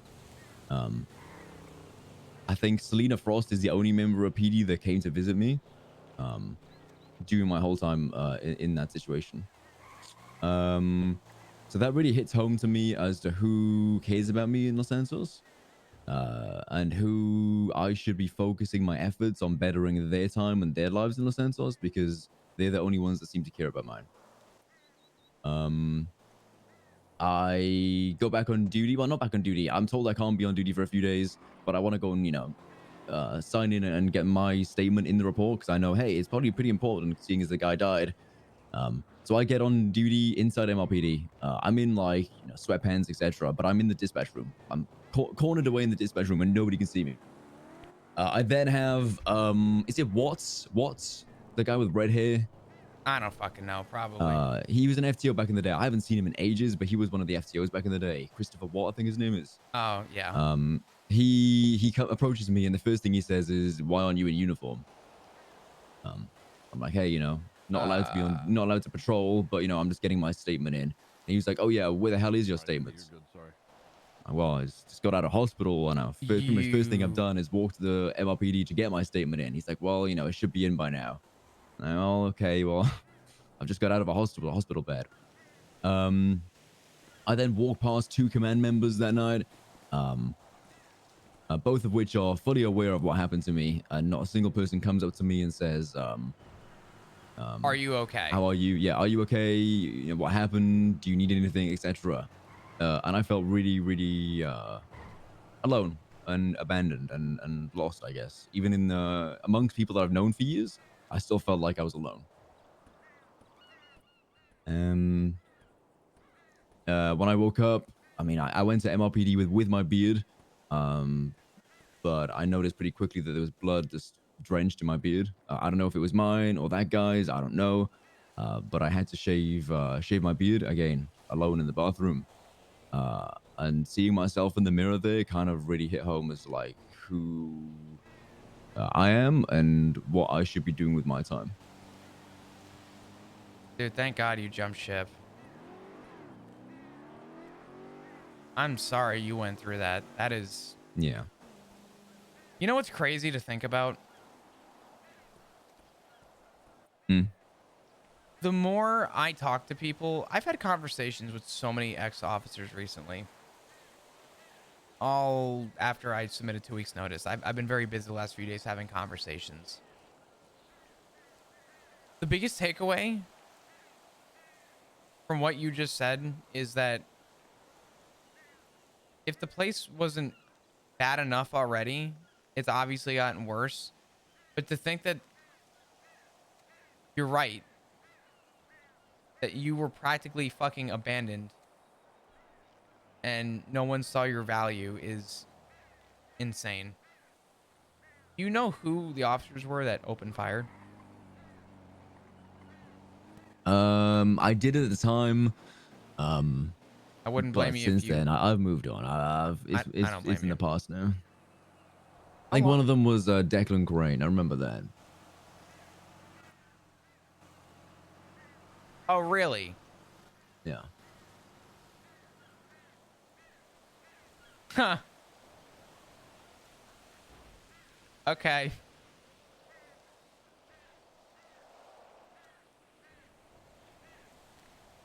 Wow. Okay. Yeah, we'll circle back to that one. Holy fuck. Somehow I'm not surprised. So let me break this down for you, Lovesick. I'm just gonna be blunt with you. I've been the happiest I've been out of the PD. And obviously, I mean, you see my family over there. Right? My family doesn't agree with this. Ziggy and I adopted Rue. Not because of what she is, but because of who she is. I married Ziggy because of who he is, not what he is. And there hasn't been a single condition to the love I have for my family. I'll tell you what. Same people for years I've been trying to apprehend, and the same people I've been trying to kick doors down with, and the same people I've been trying to raid, are the only people who have called me to ask how I was doing. You know how fucked up it is to think that the only people to call and ask how I'm doing are the people that hate me, the people that don't like the badge, the people that wouldn't even think to open their mouth in my direction. And to sit here and pretend and put on a fucking act, say that it was a bad day for the PD, it's just not true. That place breaks people down. And for all the time I've spent away from the PD, I have felt the best I've probably ever felt. Every time I'm around, people want to talk to me. They want to be around me. They want to check in. People want to get to know me again. I'll tell you a story if you want. Seeing as you brought up Declan Crane. Mm.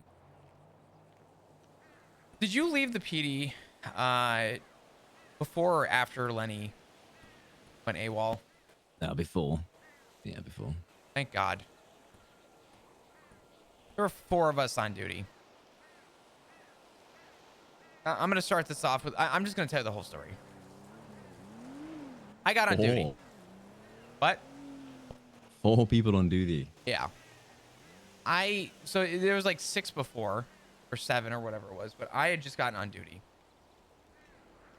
Fucking 10 minutes. Not even. I literally got on duty, and not even 5 minutes later, I'm at the PD. Guess what? I decided to sleep on the roof. Woke up, went down. I went to go to my car real quick to grab something, and Pred comes running up to me, and he goes, "Hey." I said, "Hey, Pred, good to see you. How you been?" He goes, "I need a FOIA for a bunch of people. I need a bunch of FOIAs done." And I said, "Okay, yeah, that's fine." So I helped him. He's like, "You have no idea how much this means to me. I've been waiting 5 hours just to get an officer to respond to me, and you're the first one." I said, "Well, I just got on duty, so I'm glad I could help." Man waited 5 hours just to speak to an officer, which should not be happening to begin with. So I said, okay. I'm on duty at this point, maybe 10 minutes, maybe. Don't even have my gear yet. I'm still waking up, still kind of starting my day. 13 Alpha goes off. I'll be honest, Lovesick, I didn't go. I didn't even have my gun. I didn't have anything. I was literally just like fresh out the womb, just, all right, start my day. And that went off. And I looked at the units on duty and I said, I should be okay. Helped him with his FOIAs. And someone asked my status. And I said, at 10:41, I'm not even like on duty yet. I'm en route to the hospital. I go, I'm there. Apparently Lenny's car had gotten stolen. I was asked to go and search for it. So I started looking in inconspicuous spots. Checked Mosley's, checked Doc's, whatever. Lenny gets on the radio and has a fucking freak out. Now, did you know the little like group or whatever that was together between Lenny, Declan, and I forget who else, but it was Lenny and Declan. They had like their whole little like tag in the MDT and stuff. No. They had their own little tag. I forget what the fuck they call themselves, and honestly, it's irrelevant. But they had a tag, and every time they apprehended somebody, it was like, oh, gang came together and apprehended another one, sort of thing, right? Pretty much created a fucking clique. Whatever. Don't care.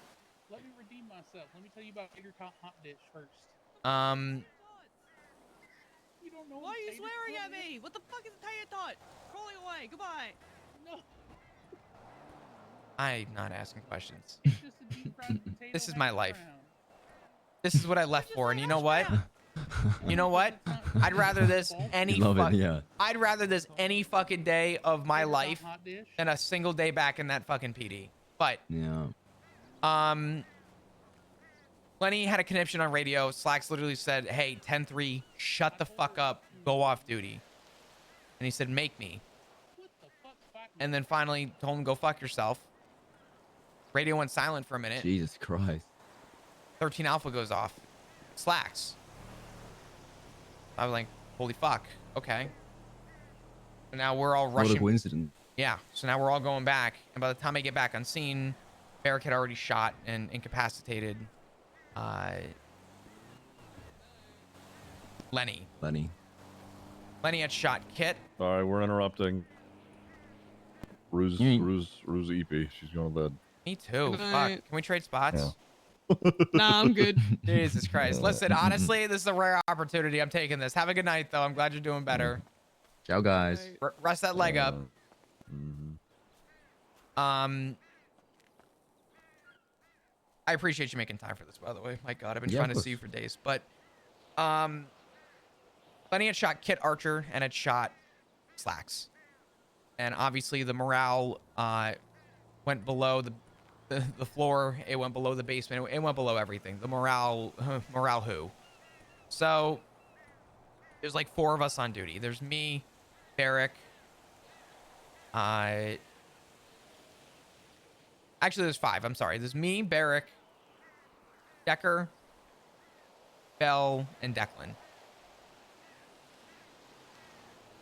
Barrick gets on a radio and goes, Decker and Flop, you guys are going to be the ones to... You do not leave your sight of Lenny at all. You do not let anyone get near Lenny. Nothing. Yes, sir. Bell does crowd control at the hospital. Now, obviously, this happened outside, so guess fucking what? The entire city was at CMC. So poor Bell was doing her thing. So I kept lethal out the whole time. The entire time this was happening, Declan had walked up, stood over Lenny, no gun in hand, no nothing. Stood over him, walked away, came back, just hovered. Now, it is renowned and very fucking obvious that Lenny and Declan were incredibly, unbearably close. If Declan was on duty, Lenny was on duty. If Lenny was on duty, Declan was on duty, and they were always riding together. They were an unbreakable force. So EMS move Slacks and Lenny over and whatever. Lenny gets moved over into the side room at CMC. He had been shot down next to the parking garage just behind the yard by Little Bighorn Ave. Do you know where that is? Like the little abandoned mechanic shop? Over by Milton's. Yeah. He got moved from there into CMC. During that time, he was in a side room, and it was me, and it was Decker, and I had my gun out still. Decker walked in. He walks out. He walks in, makes some comments. He's like, nice to know that you're not doing fucking paperwork and you're able to, you know, whatever. I'm like, what the fuck are you talking about? Like, I'm like, dude, there's a time and place for this conversation. This is not the time and place. And he stood there loading a magazine over Lenny's bed.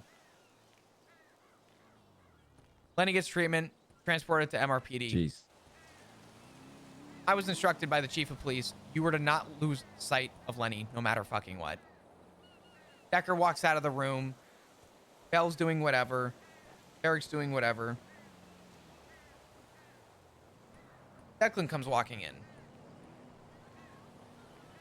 Starts making some comments about me and my whatever, my capacity as an officer.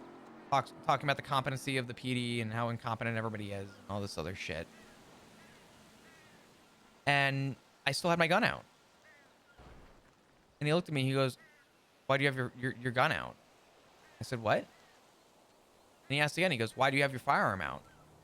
I said, Declan, respectfully, because I don't trust you right now.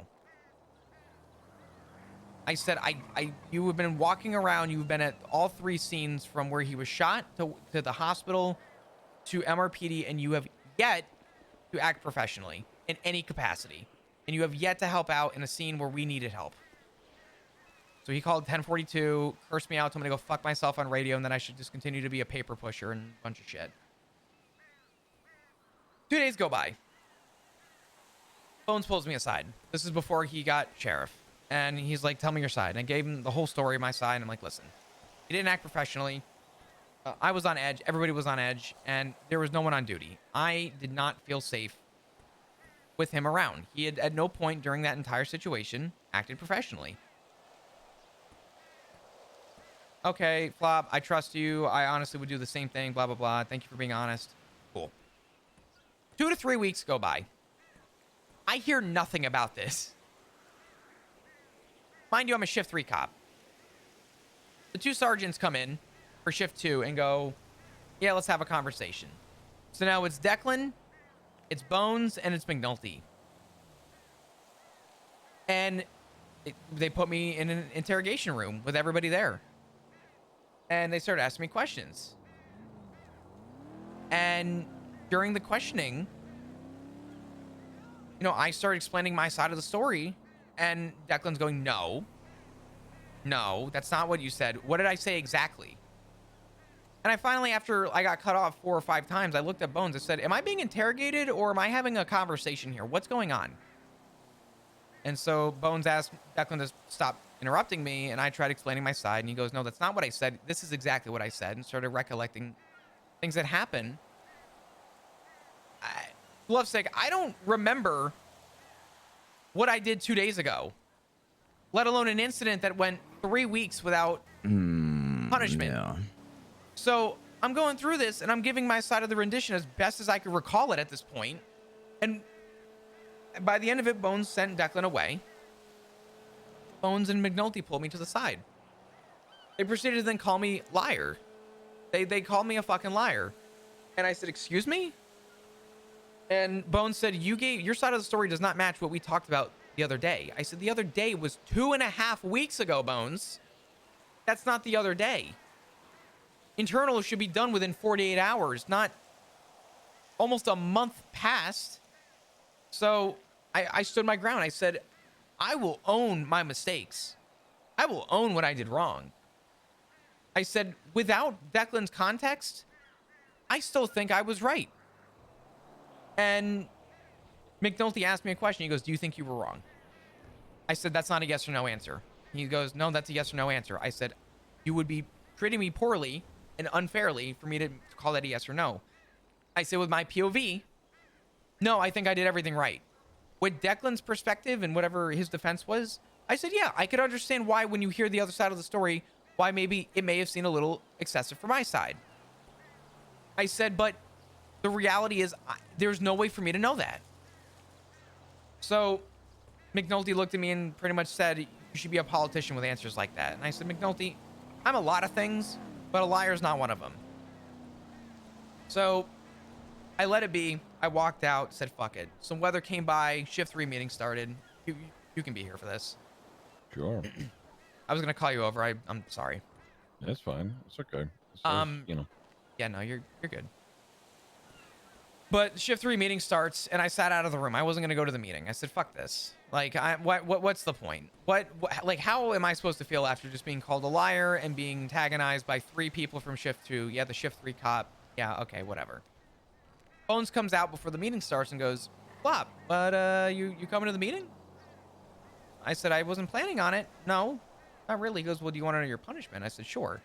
And I get whatever it was, 3 daps, whatever. And I turned around and said, Bones, I'm okay with that. I said, I wanted my punishment 3 weeks ago. I said, but since we're here, can I ask you a question? What's up, Flop? I said, is Declan also going to receive punishment for the things he admitted that he did wrong as well? I said, you know I don't mind taking punishment. You know I don't mind getting dapped. I don't care about that. But he did wrong as well. Is he going to be receiving punishment? I had a 5-second pause, and he said, I'll speak with McNulty. Come on, come to the meeting. I go to the shift 3 meeting. Remember, I just got dapped by shift 2. Shift 2 starts running the shift 3 meeting. Partway through the meeting, Bones gets up and goes, have a really big special announcement. I'm very happy and proud of this officer. Declan Creighton, could you step up? Declan, I'd like to offer you a promotion to senior. Now, let me tell you something. I didn't react because I knew better, and I knew what they were doing. And I was pissed. Admittedly so. So, Declan received a promotion to senior. And I sat there. I didn't react. I didn't say anything. Nothing. I bit my tongue because guess what? I knew they wanted the outburst because they wanted something out of this. And you know what? I didn't give it to them because it was very fucking obvious what they were doing. Meeting ended. I stepped out, let it be what it was. The next day, I spoke with, I woke up, came out of the house here. I saw Sky across the street. I said, Sky, could I get a ride to work? I want to talk to you. He goes, what's up? So we're driving. I said, I recently was questioned. God, man. Whoo, fuck. God damn. I told Sky, I said, I recently was questioned about potential interview for sergeant. I said, I hereby want to formally let you know, do not put me on that consideration list. I said, do not even consider me. Do not even put me in question for a promotion. I'm going to tell you right now, after the way that I was treated by Shift 2, I not only will never step foot in Shift 2 again in my life, but so help me on everything I am worth, I will never stand with another third stripe in my career. I said, I formally do not believe in the system. I said, I'm happy as a senior, and if I die as a senior, so fucking be it. I will never go above that. And she was upset, and she said, I understand, and from what I heard, it sounded rough, and you know, I wish I had more of a say in it and all this other stuff. She said, I really hope you reconsider, though, because I think they really wanted me as a sergeant. Truth be told, after that, I realized, man, it was a joke. So I did me, and I continued through.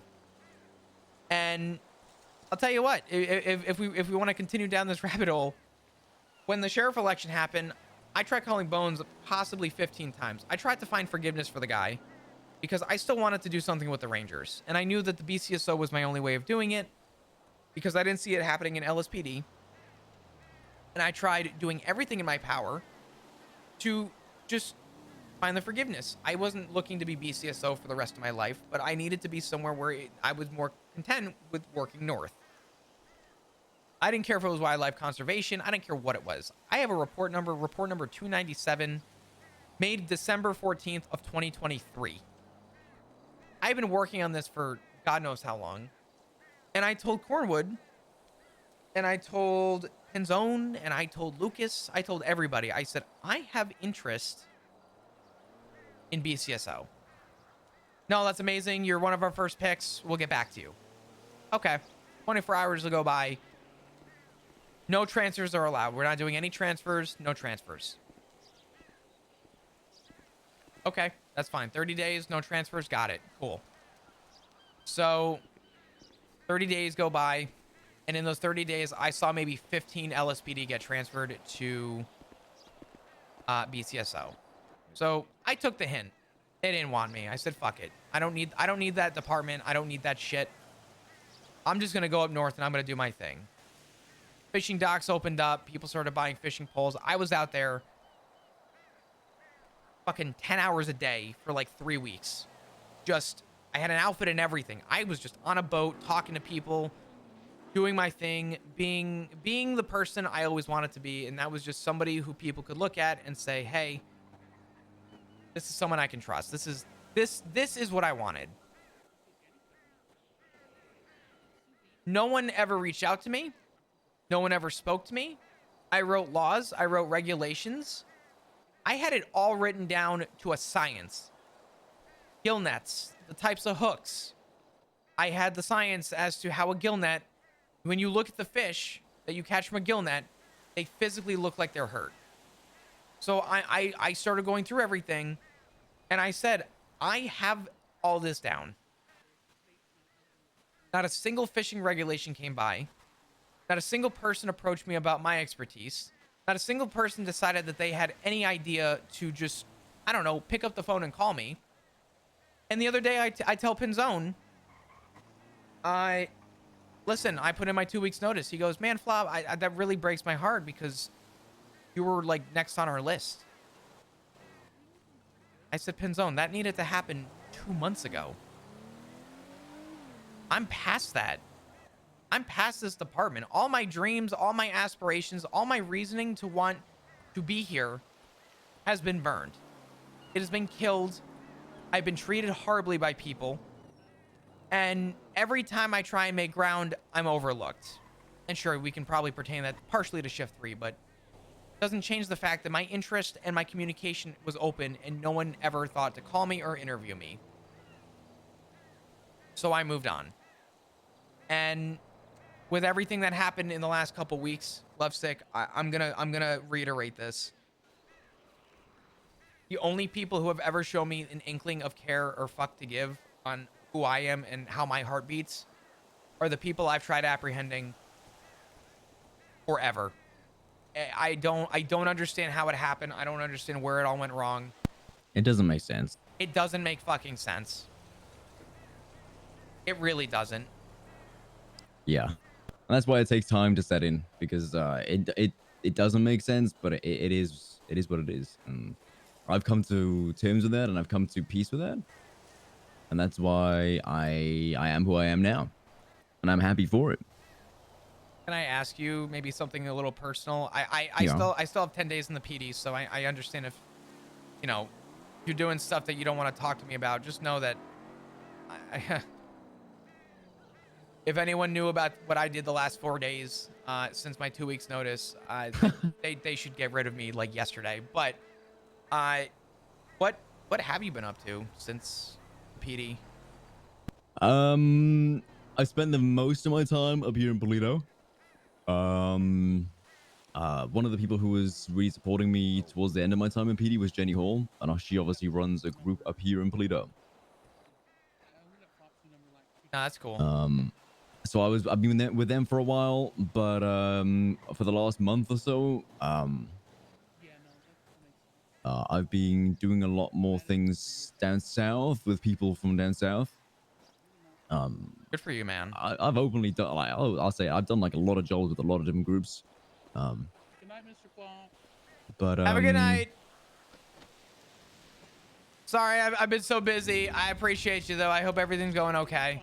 I'll see when I get home later. Sounds good. If you need anything, give me a call.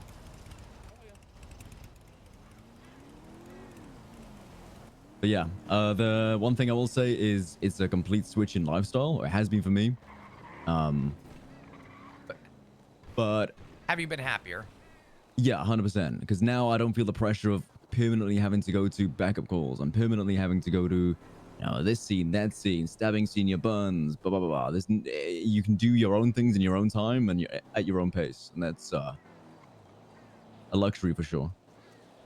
Yeah. I mean, listen, I'm not going to sugarcoat this. I'm just going to be straight up with you. It's kind of hard to not already look at it because it's standing right next to me. But I've had a lot of support from a lot of people since walking sort of in this direction. I said it before and I will say it again. The only people that have asked how I've been doing have been people that I would have never thought I would have an open communication with. And the change of lifestyle is something I'm actually looking forward to at this point. I don't see a home anymore where I'm at. So I'm just glad that you're happy and you're getting involved with things and you're doing things that make you happy. You're doing things that matter to you and are valued to you in your capacity. And that is something that is fucking awesome. Yeah, I wouldn't want anything to change right now. Things are damn good. Yeah. Mm-hmm. Oh, that's good. I'm sorry we lost touch, Lovesick. I really wish I got to know more about your feelings on things earlier. I think that sort of happened with a lot of the folks who, you know, who are still around from, you know, the old guard, I guess you could say. You know, they sort of just started their own journeys in different areas, and some people came back together, some not so much. It just, you know, it is what it is.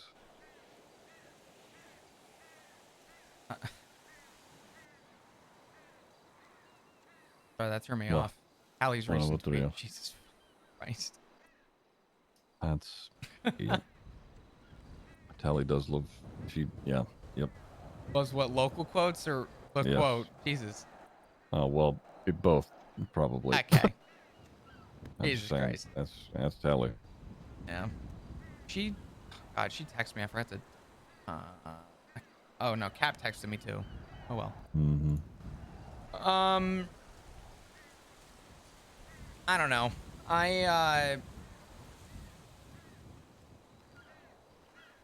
Honestly, Lovesick, I'm not here to cross any boundaries. I just want to say that I'm happy to know that you're doing really well. I have a lot of aspirations on the 25th that I want to do. I have a lot of goals I want to set. I'm trying to save up as much money as I can because I have things that I want to do. So I'm looking forward to that, and I'm looking forward to using that second chance at life to do right and to hopefully be around people that actually give a fuck about me. Yeah, you will. Mm-hmm. I'm happy for you for sure. If there's anything that you need ever, you let me know. I have zero issues dropping anything if you need something. Give me a fucking excuse, please, God. I have a feeling you two will be seeing plenty of each I other. was about to say the same damn thing. Ziggy. You took the words right out of my mouth, amigo. Yeah, you two will Is be there seeing is plenty there of each other. is there something I'm missing? You know what? I'll let Lovesick share what he wants. No, I'm not sharing anything, Ziggy. I know the rules. That's all I need to know. I didn't hear anything. Mm-hmm. Anyway. Well, that being said, I'm glad that you two ended up getting to talk. Honestly, Lovesick, Flop's been, going through the motions with all this, and Nikita, it's obviously, not gold. sure he I'm said gonna that fucking he's talked to a scream. bunch of, Some of you don't other people understand. who have Holy fuck. strayed away or stayed away from the department. So I figured, with you and what you've been through, would be a good perspective. You guys for are him to so have. the goldfish are you Yeah. guys. Holy fuck, I'm about to lose my shit. I appreciate you coming up and taking the time to do it, honestly. Yeah, of course. Are you both heading out now? Yeah, probably. It's my Fuck. day off, so I'm gonna go Yeah. chill. We're gonna go he's up fuck really late. and go to bed. Yeah. The first I Thank you, saw Tally Blaze. this morning, and the first Thank thing I heard God. was shit stirring. Isn't that what you guys call sex? Who did she say that to? You're the second person to say that to me today, and that's where I'm exiting. No, that Tally said that. I Tally fucking overheard said Tally it. said Yes, it. Tally said it. I'm gonna bash my head through a window. Lovesick, it's good to see. Lovesick, fuck, hold on. That. Take my fucking number, please, God. I'm out of here. Later, Lovesick. Thank you. Jesus Christ. Yeah, Sean said don't say anything. Flop said who he's been hanging out with, but Flop never insinuated that Lovesick was there because Flop was told by Sean to not say anything. All right. Good night, honey. Let us go commence coitus. Oh, do you like the cheese board, the charcuterie, and the Teddy's things that he baked, and the bag of chips, and some burger shot over there, It's a cute. Yeah, no, it's a nice. and a fruit bowl? The fruit bowl, a charcuterie. A lot going on here. This is good. Yeah. That's a big banana. Holy fuck. Yeah, it Is that like an abnormally big banana? I think these might be plantains. No. Oh, probably. Yeah. Maybe I'm wrong. All right, I'm going to bed. Sorry, I'm out of Okay. here. Yeah, let's go. Yeah, no. Flop didn't ask or say anything about Lovesick because he was told I can't open the door. I got it. Thank God. All right. Drop those pants. He's actually the dumbest person I know. He's good at acting dumb. Yeah, Flop's no goldfish. He knows that Lovesick is literally the hanger-on for the ADMC. He can't say that though, and if you guys listen to Sean McQuillan, you would know that. Flop couldn't just call Lovesick out. Flop was open about the people that have been nice to him because Flop is married to the fucking guy standing within 3 feet of the guy wearing the cut. So That's why Flop didn't say anything. Jesus Christ. Flop's gonna be the one chain smoking. I might start taking up Flop's hobbies. This shit's driving me insane. I fucking love you guys. I'm gonna wait way too goddamn long. I'm going to bed. If you're new, having to enjoy your stay, hit the follow button. Love to see you come back. I'm gonna fucking scream. It's been too long. I'm not doing this again. I might just take tomorrow off at this point. God fucking damn it. Too long. I'm cooked. I've been cooked for the last 6 hours. I love you guys. New YouTube. Oh, wait. Fuck. Hold on. Hold on. Hold on. Mother. God damn it. Boom. Click. Click. Click. Cool shit. Like it. Go to the end. There's some cool shit back here. I wonder what this could be. Oh my God. Hydra. Wow. Okay. Anyway, love you guys. Appreciate you. Thank you for everything. I'm going to bed. Oh man, I'm so tired. Love you dudes. Take care.